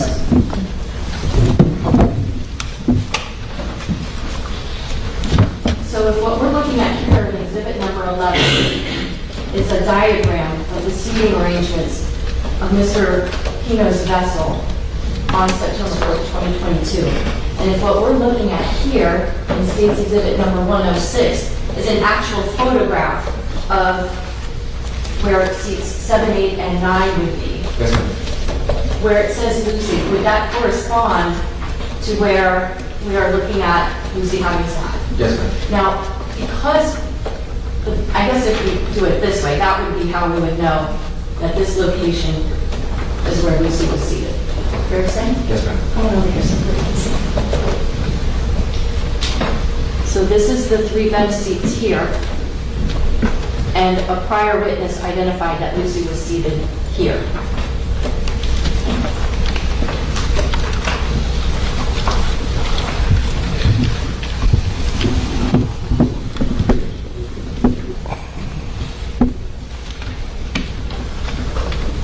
I'd like to ask if during this process of trying to recreate for the jury a sense of what the defendant's vessel was doing prior to and at impact, was there somebody who actually sat in seat 9, the seat that was identified as the seat that Lucy had been in, filming from that vantage point where the vessel was traveling? Yes, ma'am. Have you seen that video? Yes, ma'am. For the record, I'm showing counsel's, oh, no, it's already in evidence, State's number 98. Earlier, did you get a chance to look at this? Yes, ma'am. And you put your initials on it? Yes, ma'am. Okay. Judge, at this time, I publish this exhibit. Same objections previously asserted. And over those objections,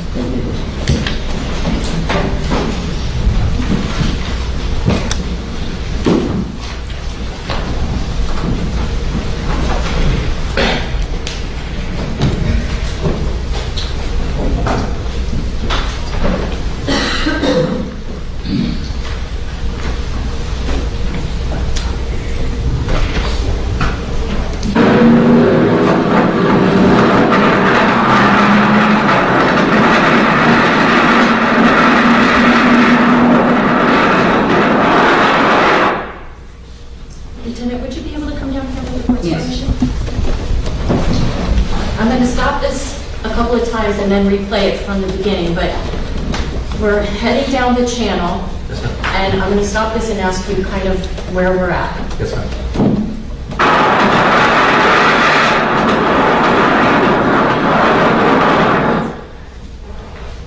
What channel marker is that? Be 13. 13A? Take a close look. 13A. Okay.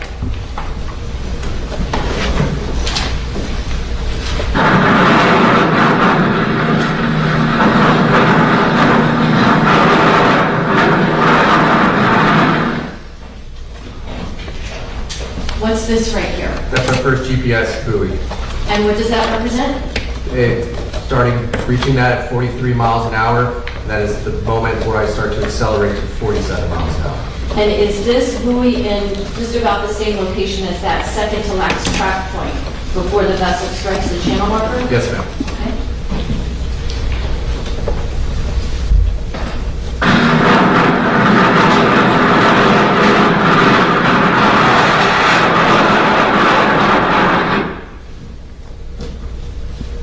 What I'm pointing to here with my pen what is that? That's the second GPS buoy.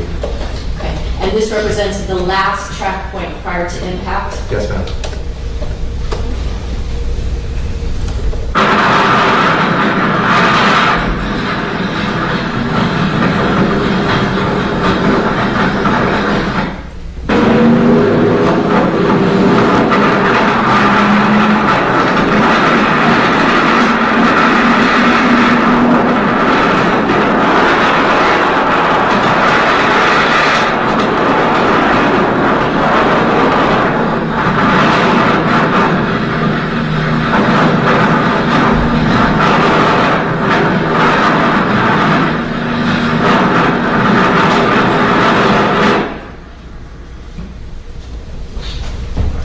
Lieutenant, when is this channel marker there? Green marker 15.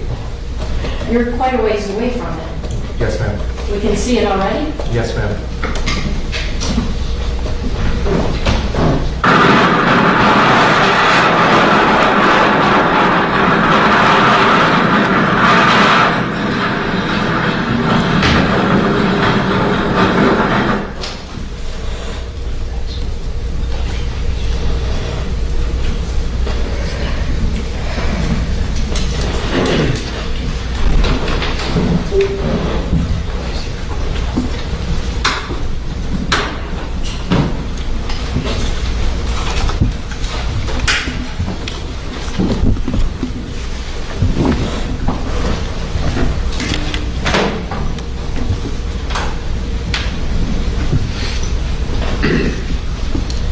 Last thing I want to ask you about was yesterday.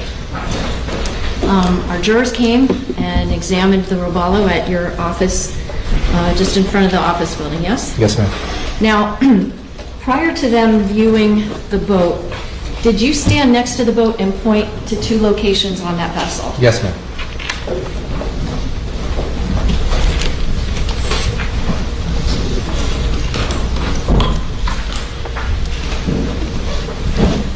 I'm going to show you State's Exhibit number 68. And if the witness can step down, please, Judge? Yes. Can you use this exhibit to point out the 2 locations that you pointed to for the jurors? The first point is right here. The second point is right here. Can you explain to the jurors what you were pointing out? Up here, I'm pointing out what we call as the paint transfer from the green day board that was on top of markers 15 as the initial impact point. And you pointed to a second location. Here, What is that? secondary impact point. And why were you, what was there that let you know that? The extreme amount of damage that started from this point. And in fact, was there paint transfer there as well? There was.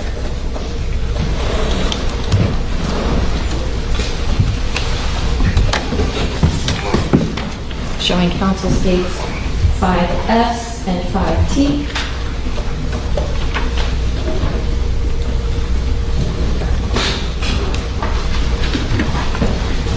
Do exhibits 5S and 5T represent the 2 locations of paint transfer that you just described? Yes, ma'am. I would move states 5S and 5T for identification and evidence. No objection. 5S, marked for identification, now State's Exhibit 112, 5T 113. I'm sorry, 113. Thank you.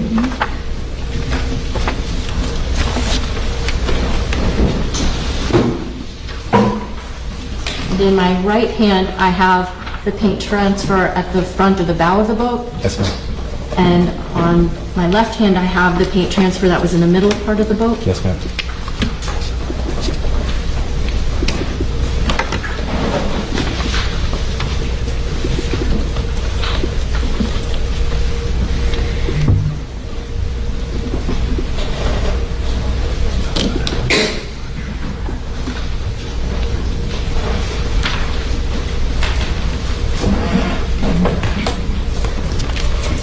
I have no other questions.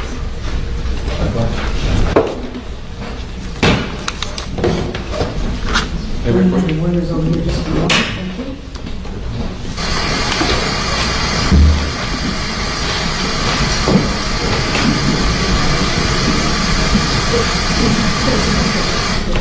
Ladies and gentlemen, please remember we're in session. Was on a police boat, is that right? Yes, sir. In fact, he was on a police boat with one of your members of your crew that day, Keith Hernandez, is that right? Yes, sir. And when you are asking Mr. Pino some basic background questions about his boat during that interaction, Mr. Pino answered those questions, correct? Yes, sir. But he also offered an explanation, his memory about how this accident occurred, correct? Yes, sir. And I just wanted to go through slowly with you. We have the benefit of the transcript that was prepared for the jury. And Mr. Pino says that we were going back, we were coming through the channel. Of course, he's referring to Cutter Bank Channel. Was that your understanding at the time? Yes, sir. And there were two girls sitting in the back. A boat was coming. We were going by the little, and then you interrupt him and say, you leave the boat in the water at Ocean Reef, or is it at a trailer at Ocean Reef? That's all that you were interested in at that moment, is that correct? Yes, sir. But Mr. Pino continues with his answer, and he tells you, no, it's in the water. So anyways, I turned back to look because there were two girls sitting in the back seat of the boat. And I had 5 or 6 in the front, my wife in the middle, and we were coming, and I approached the waves head first, like I always do. And the boat hit. I was looking at the girls, and just to make sure they were okay if they were sitting in the back, and the next thing I know, it hit the wave, and I tried to swing, and the right side of the boat would be the left side of the boat, hit the pylon. My God, I can't believe it. You recall him telling you that? Yes, sir. Mr. Pino was telling you that in his memory of the way the accident occurred, as a part of that, he believes that the left side of his boat made contact with the pylon. Objection, calls for speculation. This is what he told you, isn't Excuse me. it? I'm going to rule as to what was said. Go ahead. But Judge, Go ahead. That, in fact, is not the case, though, correct? The left side of Mr. Pino's boat did not make contact with the pylon in this case, did it? No, sir. In fact, we know just from the pictures presented in this case.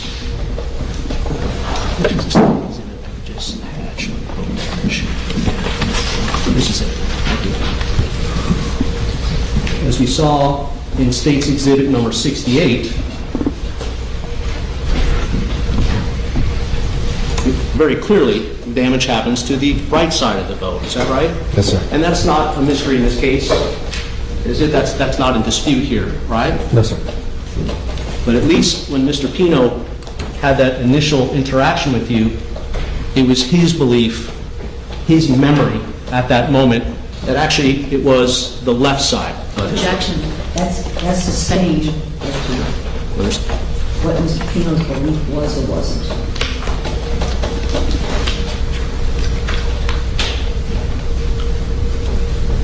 You go on. You ask him if he has a trailer for the boat, and he tells you that the boat goes back to Ocean Reef, etc., and so on.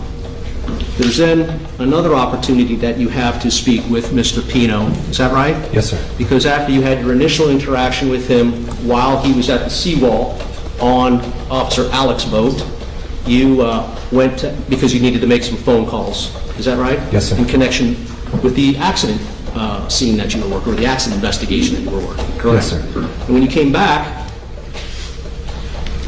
you had a further conversation with him.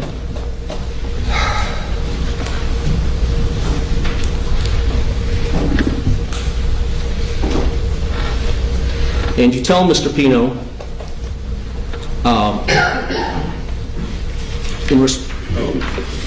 Mr. Pino says to you, someone told me that, well, the other girl that was on there, Tammy, she's over there. She was there on the boat with my wife when the other girl was getting airlifted. And you reply, see, I'm still getting all the pieces. See, I'm still getting all the pieces. Pino, she said that she was getting CPR.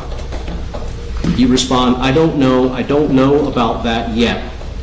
So, first thing I'm going to do, talk to you about, there's a boating accident, a serious injury. And Mr. Pino Then there was some conversation between you, Mr. Pino, about alcohol, correct? Yes, sir. And Mr. Pino says to you, in response, he says, I had 2 beers. You recall him saying that? Yes, sir. And your response to that was, and it's not illegal to boat and drive. It's not illegal to drink a beer or a couple of beers and drive. And that's a true statement, isn't it? Yes, sir. And Mr. Pino says, I feel perfect in the way my mind was. I mean, I know what happened. I've been operating boats forever. I've done that ride 1,000 times. Do you know if Mr. Pino has done that ride 1,000 times? I did not know. Do you know if it's true? I do not know if that's true. Did you ever examine or become aware of the data examination of the GPS devices in Mr. Pino's boat? Yes, sir. Did either of the historic track points in either of the GPS devices reflect thousands of rides through the Cutter Bank Channel? No, it did not. So this was Mr. Pino's memory. Objection. Sustained. The GPS devices did not bear out Mr. Pino's statement that he had been through the Cutter Channel thousands of times. Is that correct? Correct. And you reply to that and you say, you're allowed to drink alcohol and drive a boat. And this is what you told him, right? Yes, sir. And again, that is a true statement, right? Yes, sir.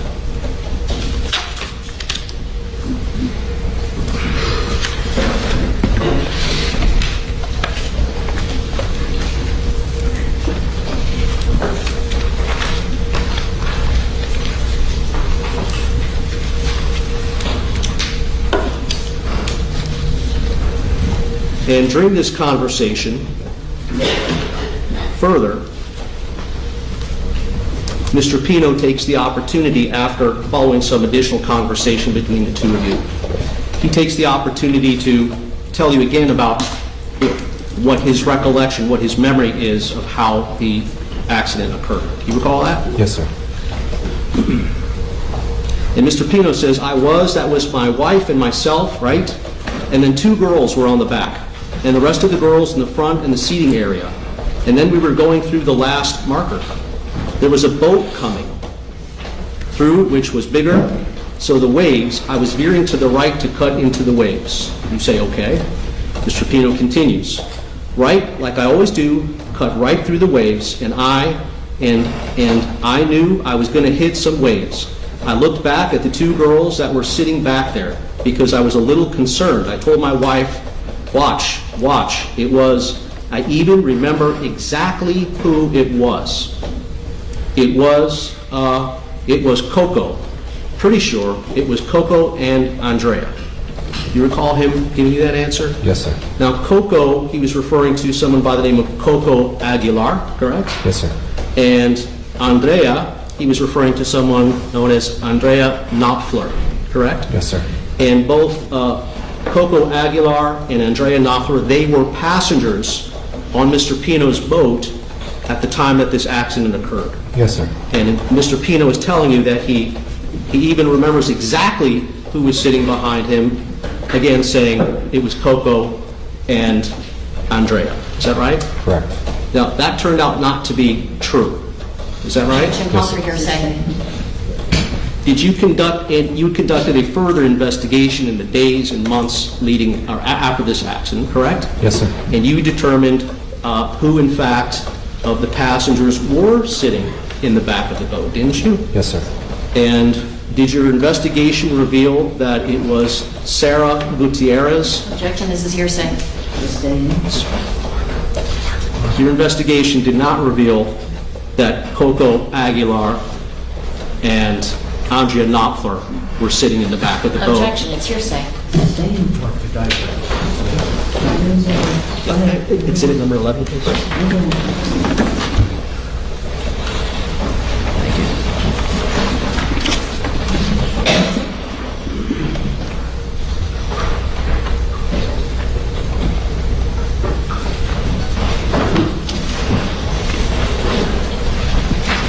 So I'm handing you exhibit number 11.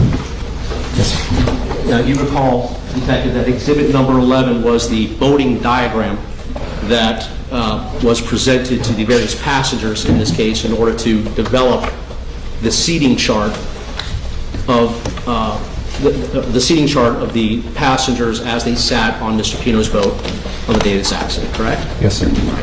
And if you would, referring to exhibit number 11, what did your investigation reveal as to who was sitting in the back of the boat? Objection, Judge, that's not what Exhibit 11 demonstrates. Is it introduced? Yes. Yes, but it was not from the detective, it was the words of other witnesses. I'm going to allow it. Go ahead. It says Sarah and Mia. Not Coco and Andre. Correct. So Mr. Pino gave you mistaken information when he said that Coco and Andrea were sitting behind him. Is that right? Yes, sir.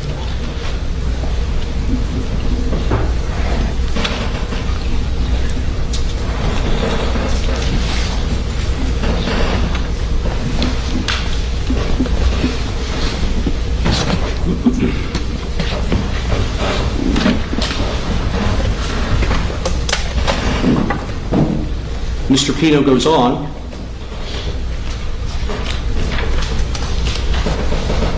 and he tells you, speeding up a bit, he says, so I turned around and I said, hey guys, watch out, hold on, because I'm cutting into the waves and you guys are on the back, and if you bump around, they were right on the back. There was a seat at the back of the boat, and as soon as I said it, I was cutting through the wave and I looked, and the wheel, I guess when it hit the waves, the wheel turned a little bit, okay, turned a little bit as I was cutting back in, and I lost a little bit control, and I think I turned, okay, and it was I'm pretty sure it was the left side of the boat that skimmed the left side of the boat, probably towards the front to try to turn away from it. So again, Mr. Pino tells you that it was the left side of the boat that made contact. Is that right? Yes, sir. And he goes on to say, and the boat hit the left front boat, and then we all got ejected. Do you know if Mr. Pino's statement to you that, quote unquote, they all got ejected, or I'm sorry, that we all got ejected, was true? Objection, calls for hearsay.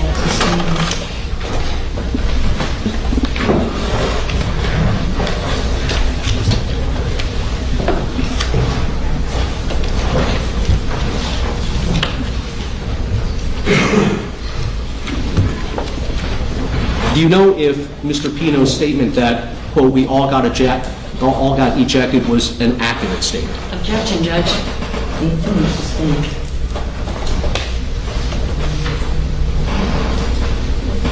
You asked Mr. Pino, once you get ejected, when you came up, what did you see that you can remember? And Mr. Pino says that I know exactly what I saw.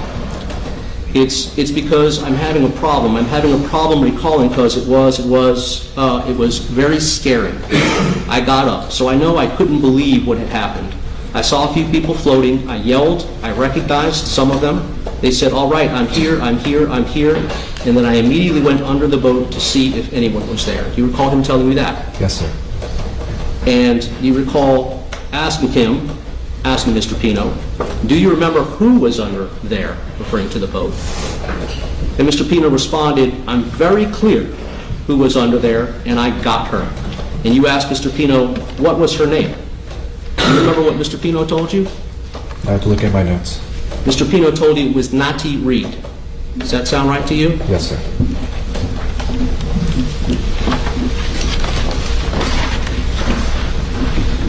And we, of course, are here in this trial because it wasn't Natty Reed who was under the boat, right? Correct. Do you know who was under the boat? Objection, Judge. Calls for speculation. Witness not there. Do you know who was under the boat? Objection, calls for speculation.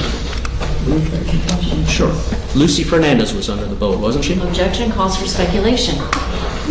Question, please. Not sure I understand the... Come over here, please. Sure. Explain it to me.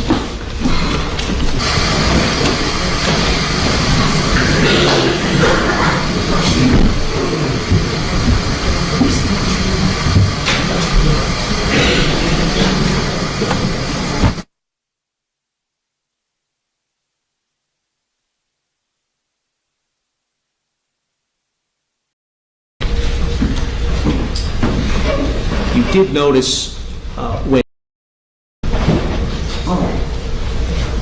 Counsel?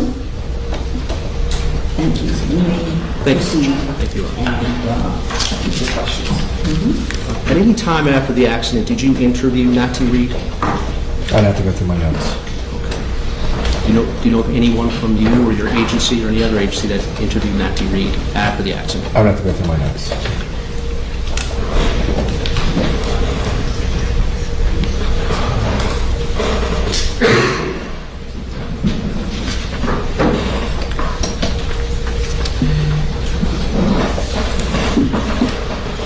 Now, your conversation with Mr. Pino continued on later after that afternoon. Is that right? Yes, sir. And at the time that you asked Mr. Pino if he would write a statement as to his, what happened, he agreed to do that. Is that right? Yes, sir. And you had conversations between the two of you regarding any number of things that he and you thought would be appropriate to place in the statement. Is that right? Yes, sir. And one of the things that you asked Mr. Pino about was how fast he was going. If you remember, it's what his speed was. Yes, Is sir. that right? And Mr. Pino mentioned to you, first he said 39 RPMs, 38, 39 RPMs, and RPMs means what? Quotations per minute. And when you're on a boat, like Mr. Pino's, it's very common that the screen on many of these boats kind of shows what your speed is based on rotations per minute, RPMs, correct? Yes, sir. So if the RPMs are 39 RPMs, for example, that doesn't necessarily mean that you're going 39 miles per hour on a boat. Is that right? Correct. Because there are many variants with speed on a boat, correct? Correct. And in fact, he discussed that with Mr. Pino because he was asking you, what does 39 RPMs correspond to in miles per hour? Do you remember that conversation? Yes, sir. And you were telling Mr. Pino that, just as we said, it could be a couple different things. It could be propeller, that he had 14 people on the boat. These are some of the variables which would affect speed.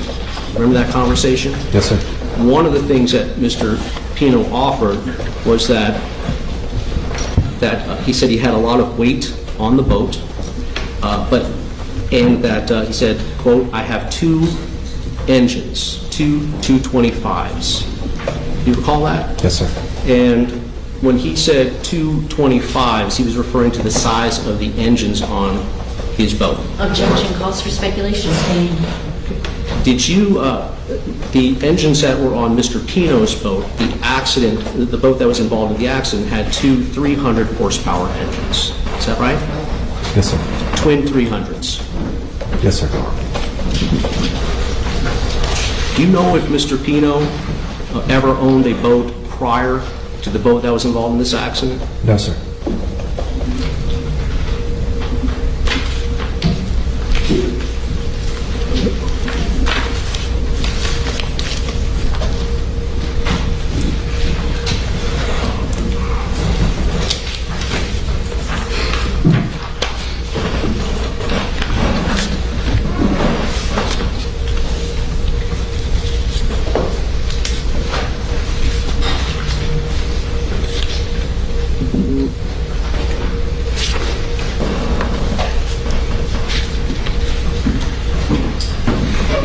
You did notice when you began your interview with Mr. Pino that he did have his head wrapped in a gauze bandage. Is that right? Yes, sir.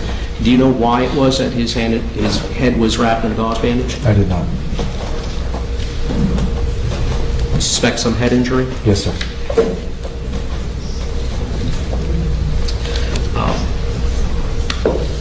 And Mr. Pino, in fact, prepared the written statement for you that you asked for. Is that correct? Yes, sir. That's in evidence now, isn't it? Yes, sir.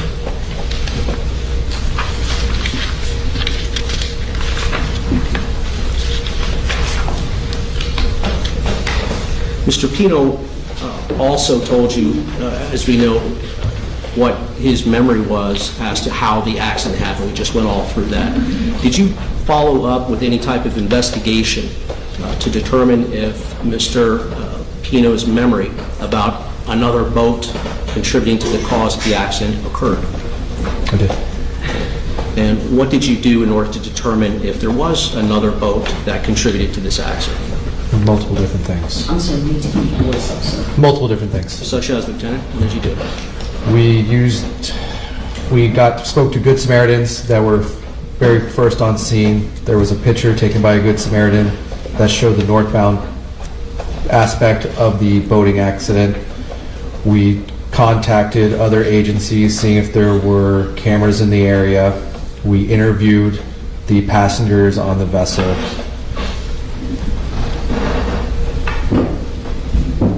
And did you find anything in all of that which corroborated Mr. Pino's memory as to whether there was another boat? Objection, hearsay.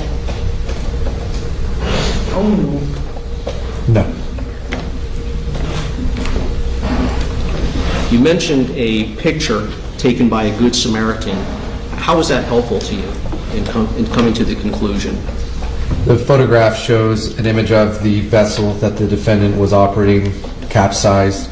I believe it's 3 minutes post-accident time. I'll have to verify my notes if that's exact time.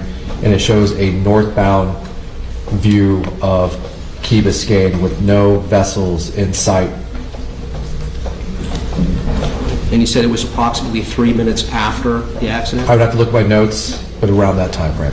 Could it have been as soon as 2.5 minutes after the accident? Could have been. And the picture that you were referring to was a wide enough view so that you were comfortable that any boat that might have fit the description that Mr. Pino gave would still have been within the picture frame? Yes, sir.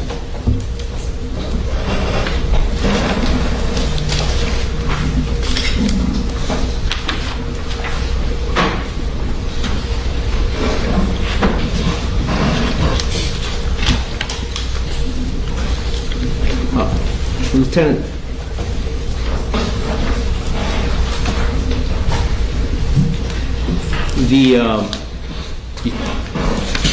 one of the things that was recovered 2 days after the accident were some empty alcoholic beverage containers. Is that right? Yes, sir. And that was when the boat was actually recovered out of the water. There was an inspection done of the boat. Yes, sir. And that's where these things were discovered. Is that correct? Yes, sir. And you testified earlier today that there were 61 empty alcoholic beverage containers. Yes, sir, to my memory.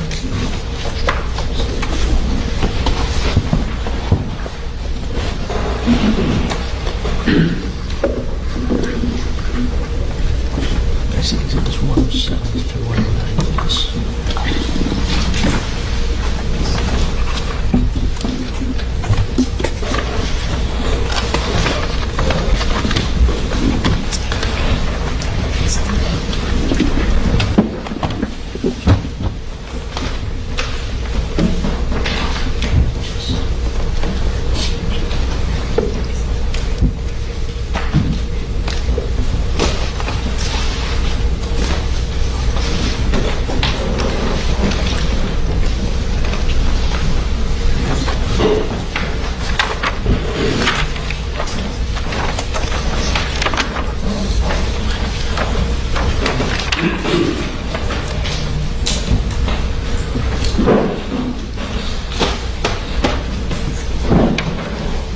Lieutenant, were you a part of the recovery team of the boat on the 6th? Objection, Judge. This is beyond the scope of direct.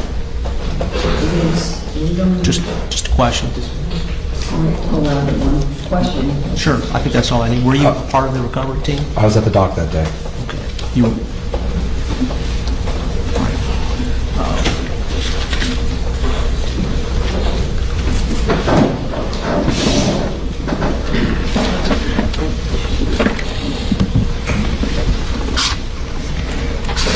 Exhibit 97. Yeah. I'm drawing out of the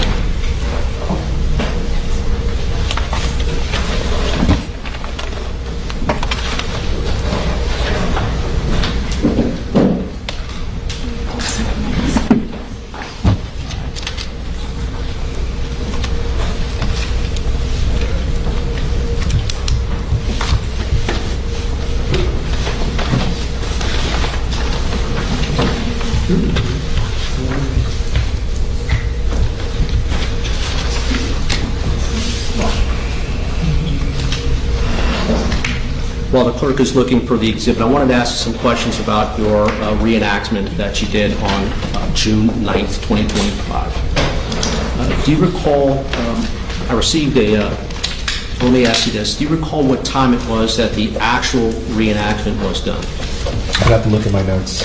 Do you have your notes with you? I do. Why don't you take a look at those and look up with you. You have your memory refreshed. Around 8:47 a.m. So at 8:47 a.m., is that when the actual runs with the vessel were done? I don't have that report with me. That was the time frame that we started doing runs, but I don't know the full time frame of how long. The group of persons that were going to be involved met at Bayfront Marina at about 8 a.m. that day, is that right? Yes, sir. And so you're saying that about 8:47, you guys were out at the location? Yes, sir. And that's when the activity began, is that right? Yes, sir. Do you know what the tide was, the tide phase at that time? I do. On that day, what was it? It was a plus 1.75. Sorry, I didn't. Plus 1.75.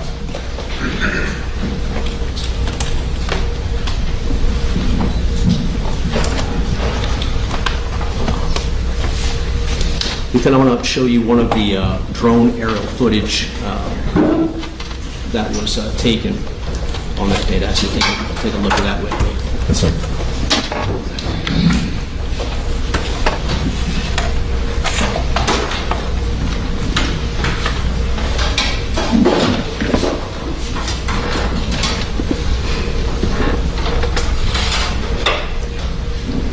Before we look at the video, as I understand it, your testimony earlier was that you tried to follow the historic track that Mr. Pino's vessel took on the day of this accident as you possibly could. Is that correct? Yes, sir. And the track that you followed was, based on the information that you took off or that you received from Mr. Pino's actual SIMRAD GPS device. Is that right? The information that was given to Paul Abler, yes. All right. And you were able to, it was actually you that was navigating or that was driving the test boat? Yes, sir. And you had that information, I presume, on the screen in front of you, the historic track, so that you could kind of steer on that. Is that right? Mr. Abler did.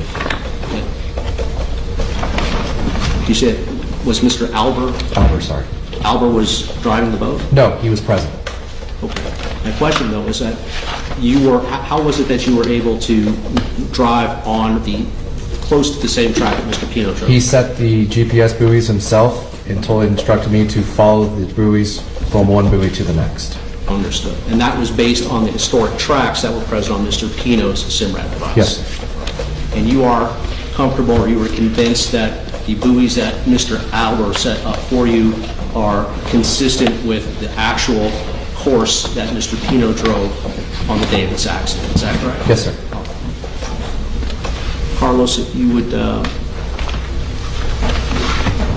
call up S1001384. You may Lieutenant Thompson come down and take a look. Yes, ma'am.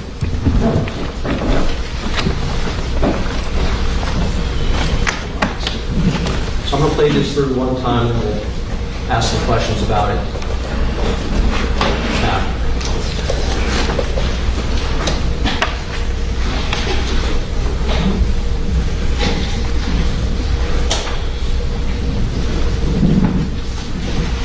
Prior to, hold that for a second.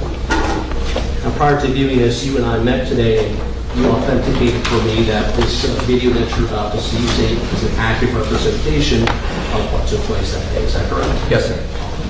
Excuse me, can we have what exhibit number this is? Yeah, it's 97. Thank you. Once you start, hold it there for a second. So this is the vessel that you were operating, Lieutenant? Yes, sir. And just for the sake of the record, what we're looking at here is a part of the Cutter Bank channel, correct? Yes, sir. And can you see what I'm pointing at the channel marker here. Do you know what channel marker that is? 13A. And I'm pointing at another one with the red triangle. You know what that is? 14. And the final channel marker that I'm pointing at? 15. 15 is the channel marker that was aligned with, is that right? Yes, sir. Okay. Please continue.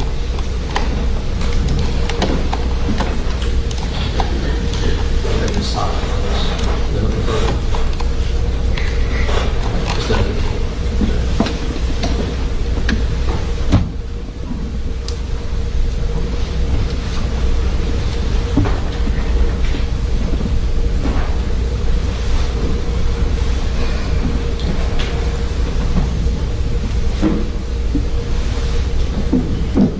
Let's run that back again on that set of questions.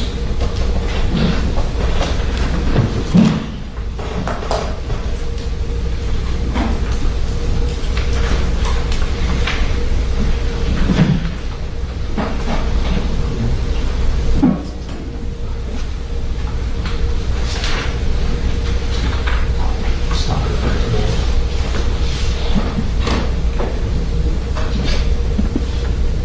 Further.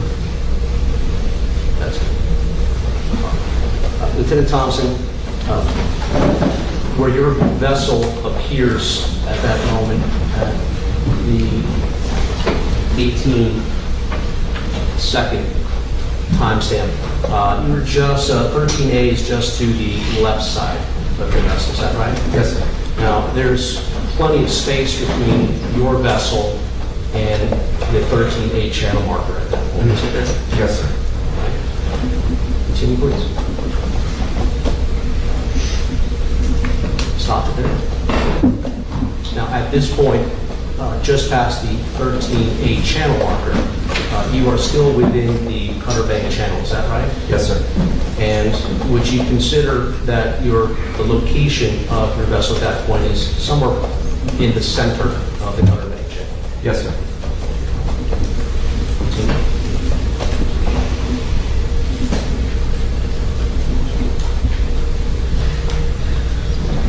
Over there. And as your vessel is continuing now, that is more in line with the left side of the channel, is that right? Yes, sir. Now, if there are no oncoming boats present in that community, correct? Yes, sir. And that is because the area has been essentially quarantined by other police vessels, is that right? Yes, sir. There were no oncoming boats, as you said earlier, you were convinced no oncoming boats at the time of the accident that Mr. Pino was involved, is that right? Objection. Sustained. Continue on, please.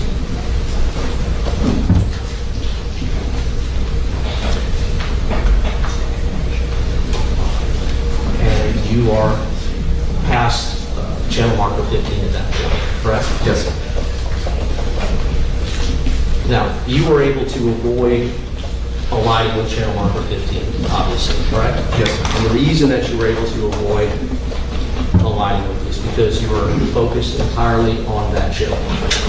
Correct. The very purpose that you were there was to conduct this experiment, if you will. Is that right? Yes, sir. It's reenactment, correct? Yes, sir. And so that's all that you were focused on, right? So I'm focused on all my surroundings while on the water, making sure I'm not going to hit any other channel markers, making sure the water depths are good, that my passengers are safe. I'm not just focused on that green marker. Sure, but because you were completely focused, as you said, on all of these things, you were able to approach that channel marker 15 at close to or at the same rate that Mr. Pino was able to, that Mr. Pino approached that, but you managed to avoid colliding with him, correct? Yes, sir. And that's because you saw it in front of you? Yes, sir. Correct? You saw it even before you got to the channel marker itself, is that fair to say? Yes, sir. And you were able to make the decision as you got closer to it, to turn, or in your case, you turned slightly to the left in order to avoid the collision, right? Yes, sir. And but for the fact that you were not distracted by anything else, you were able to safely get around channel marker 15, correct? Yes, sir. Nothing further.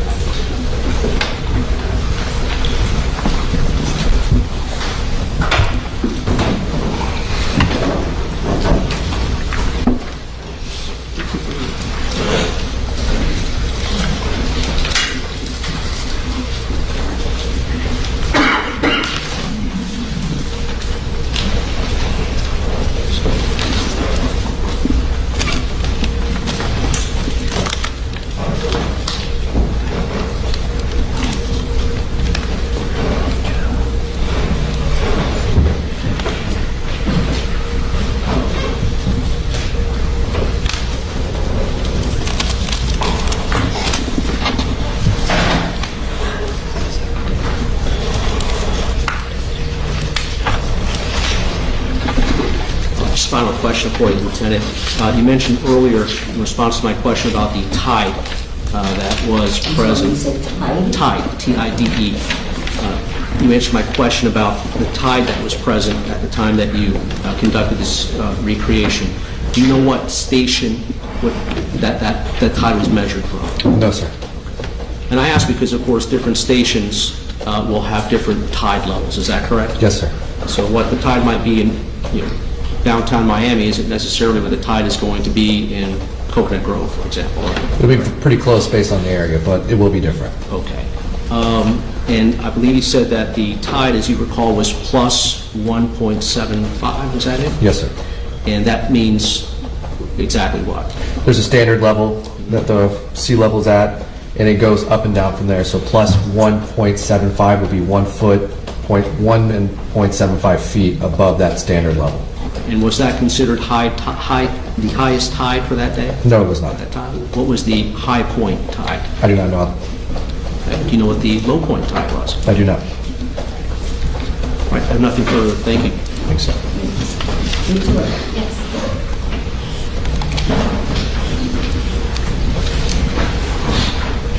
Speaking of tides, the tide on the day that recreation was done, you indicated the tide was what exactly? Plus 1.75. Did you ever research what the tide was at that location on September 4th, 2022 at about 6:30 p.m.? I did. What was it? The high tide of the day was at 4:48 p.m., which was plus 2.2. The low tide was going to be at 11:33 p.m., which is negative 0.7. So it's be somewhere between there, roughly around 1.5 feet. So at the time that the vessel collision happened in this particular case, the tide was lower than it was during this recreation? It was. Now, in terms of what that means as far as how high up or down the water moves along that channel marker, when would the water have been higher up on the channel marker? On the day of the recreation or at the time of the crash? It was higher at the day of the recreation. So at the time of the crash, would more of the sign have been visible? It would have. I want to show you a picture. It's in evidence. It's State's Exhibit number 10. Do you recognize from this investigation who is depicted in these photographs? More or less, yes. And are a lot of these girls the girls that were in fact on the vessel? Yes, ma'am. And let me ask you a question first off. Are they black or white? No. Huh? Colored picture. No, I'm sorry. I'm sorry. We needed that on a Friday. What is the race of these girls? Black, white? Mostly white. Okay. What about hair length? Longer hair for most of them. What are they wearing? String bikinis. Some of them are wearing sunglasses. Yes, Overall, do these girls kind of look alike? they do.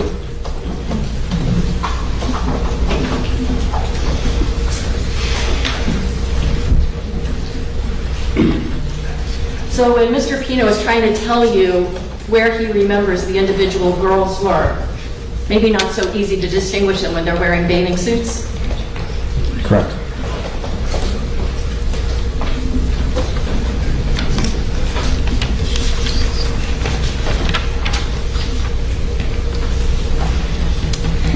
The defense asked you about Mr. Pino saying that he's traversed that area thousands of times. Were you taking him literally at that moment? No, ma'am. So like if I say to you, we've had thousands of sidebars in this trial, do you think we've really walked over to the side of the judge's bench thousands of times? No.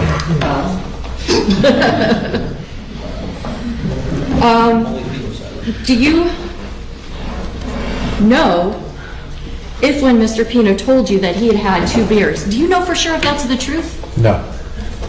When he told you that there was this other vessel that caused this crash, do you know if that's the truth? No. Do you know whether he said that because he was misremembering what happened? No, ma'am. Do you know if maybe he said that because he wanted to blame somebody else for this crash? Objection, Your Honor. Do you know? No. Nothing else.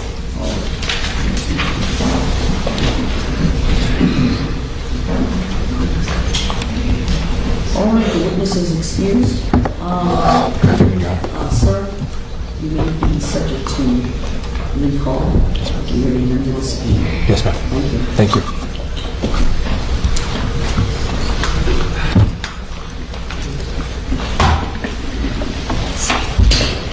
All right. You're good for today? Yes, my witness, I explained, will have to come back next week. And the witness will be doing that? Yes. Okay. Thank you very much. All right, ladies and gentlemen, we're going to end for today at this time. Please put your notepads inside your envelopes. We've gone over a couple of days now, and it's very important that you continue to be vigilant with regard to my instructions, protecting yourselves. No outside information, potential influence. Do not discuss this case with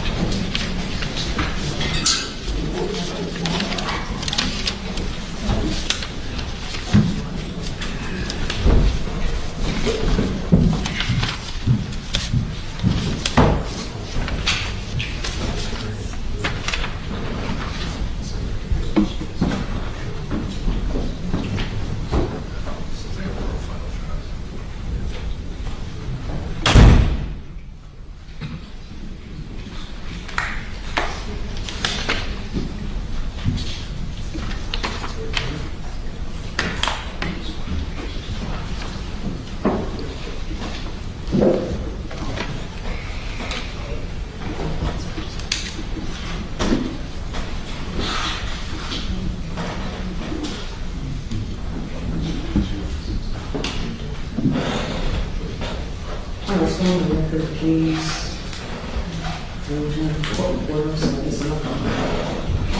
Great.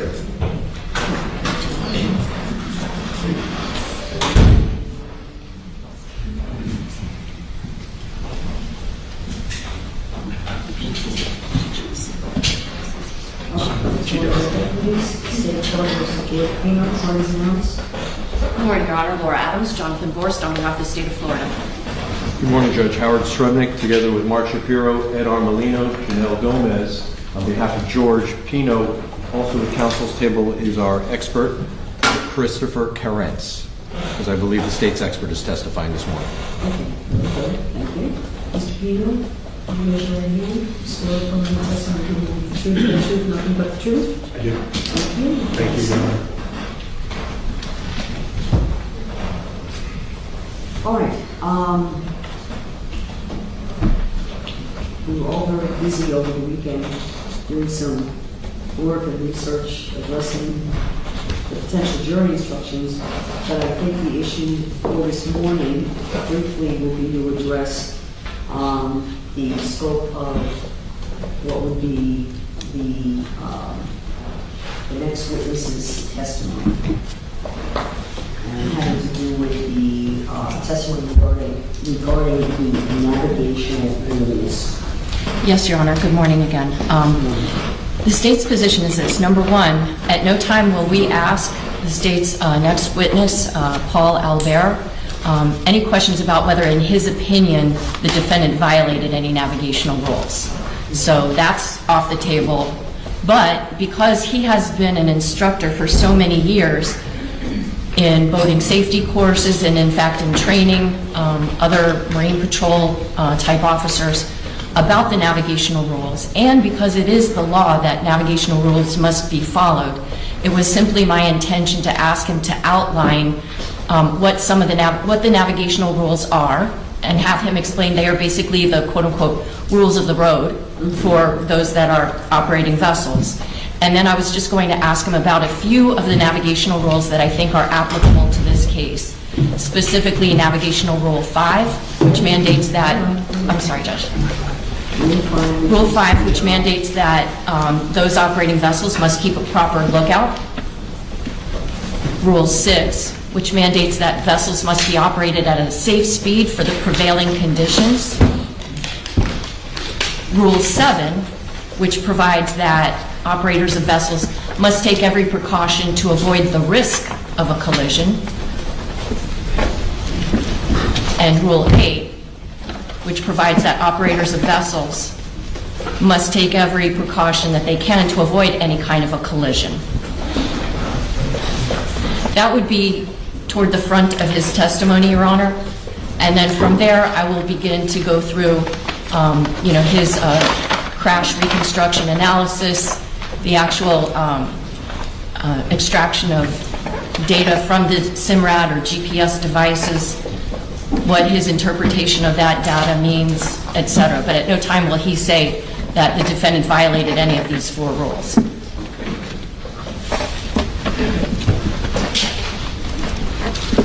So let's talk generally though about, and this flows into the issue of the jury instructions as well. I'm still having trouble hearing you. This flows into the issue of the jury instructions as well. And I received the defense memo on this point. And do you want to just summarize your position, counsel? Yes. So this witness is going to be, I guess, trying to lay the law down, which is the court's responsibility, of course. And so we've outlined our position in regard to that issue. The leading case we found was a case called Logan. And so we filed a pleading on that over the weekend, and we would ask that the court simply exclude all of this testimony about rules. Alternatively, there'll come a point in time where the court would, if it's admitting the evidence, give a limiting instruction on how to assess those rules, that mere violation of a navigation rule does not constitute recklessness or culpable negligence, and there are proposed jury instructions on those points. Right.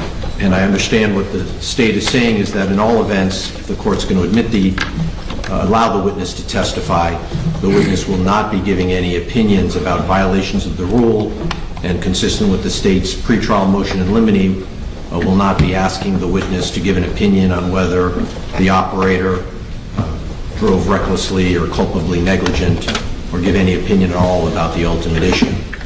So I'll be expecting that will be enforced. Stand by, Judge. And that's really, the second point that you made, that's really the issue. While it will be over defense objection, I'm going to allow the witness to testify in general about navigational rules and the purpose of navigational rules.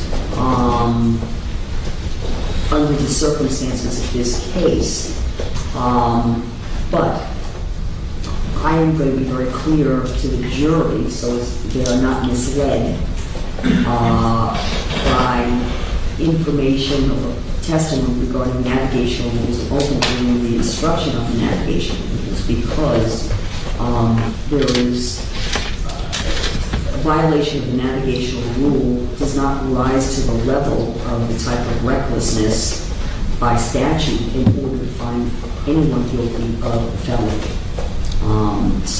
And I was kind of playing around with different types of instructions, but I'm going to be ready to give the jury a limiting instruction at the outset of the testimony, or at the point of the testimony. I guess it would be after he's sworn, and after maybe there's some initial questioning of the witness as to, once he starts to discuss navigation rules.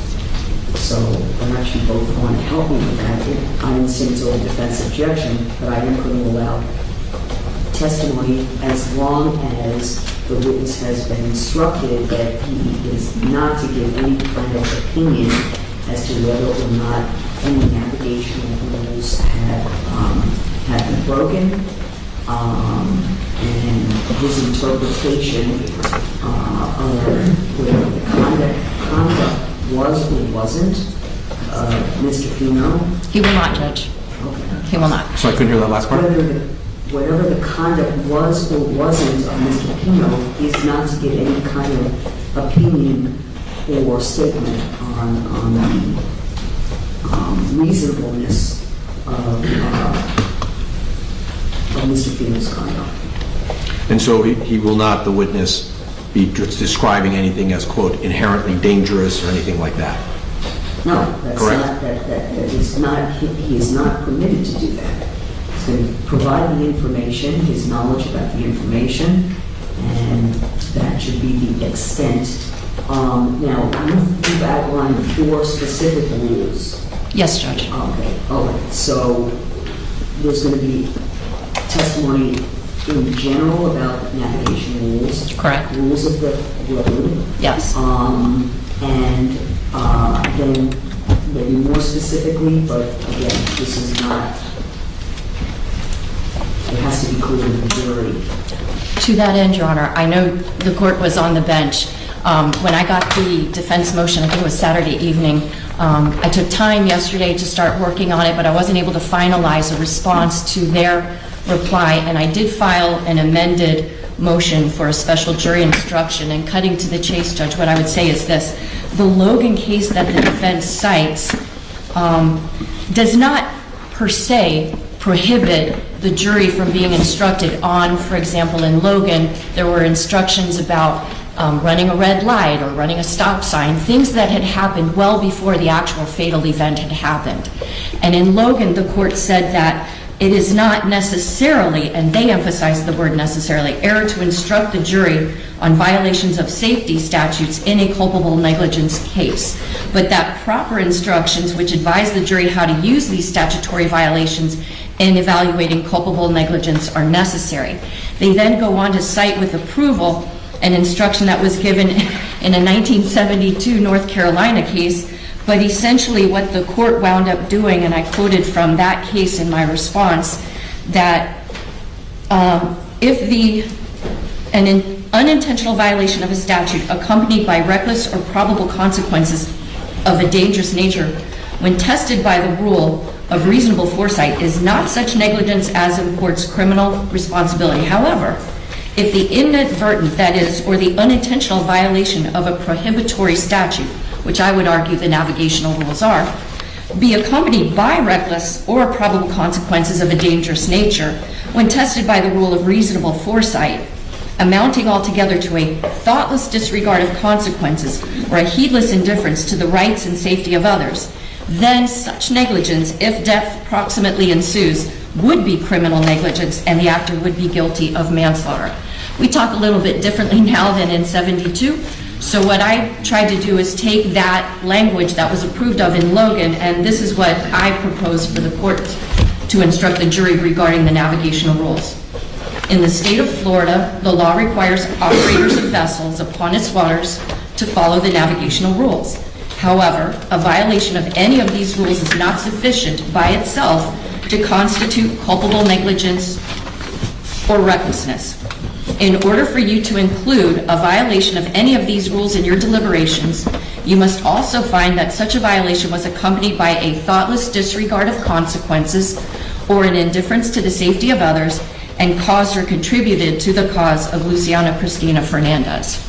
And I think that kind of bridges the gap between telling the jury just to ignore the navigational rules, which of course can't be done in any scenario, including when we're talking about court proceedings, but it also does not make the mere violation of those rules in and of itself per se reckless or culpable negligence.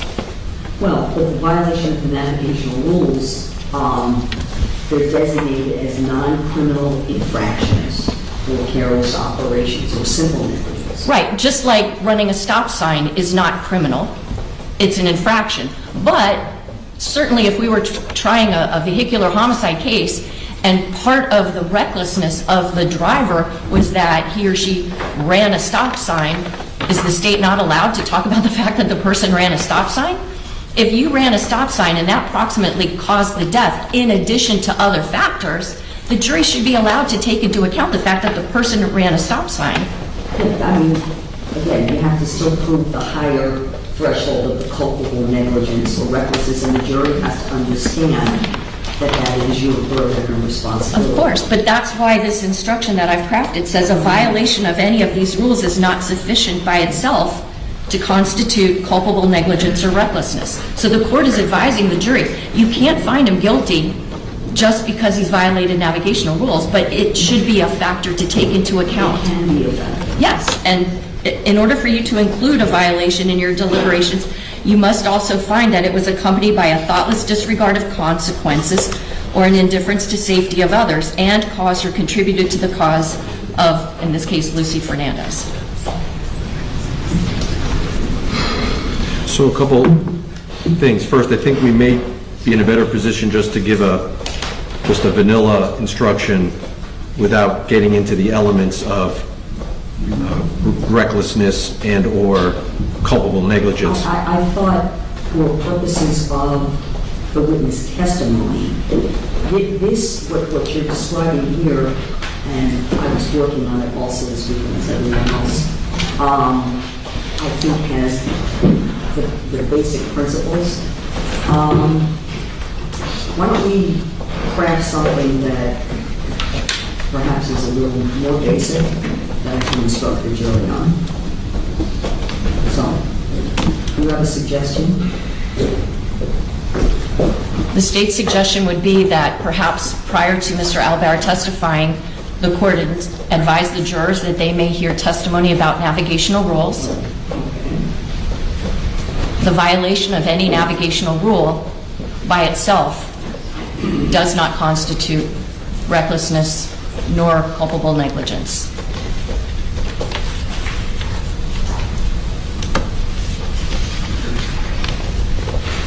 And it's I can maybe include they're explicitly designated as non-criminal infractions. Why do they need to know that? May hear testimony about navigational rules, a violation of the navigational rule.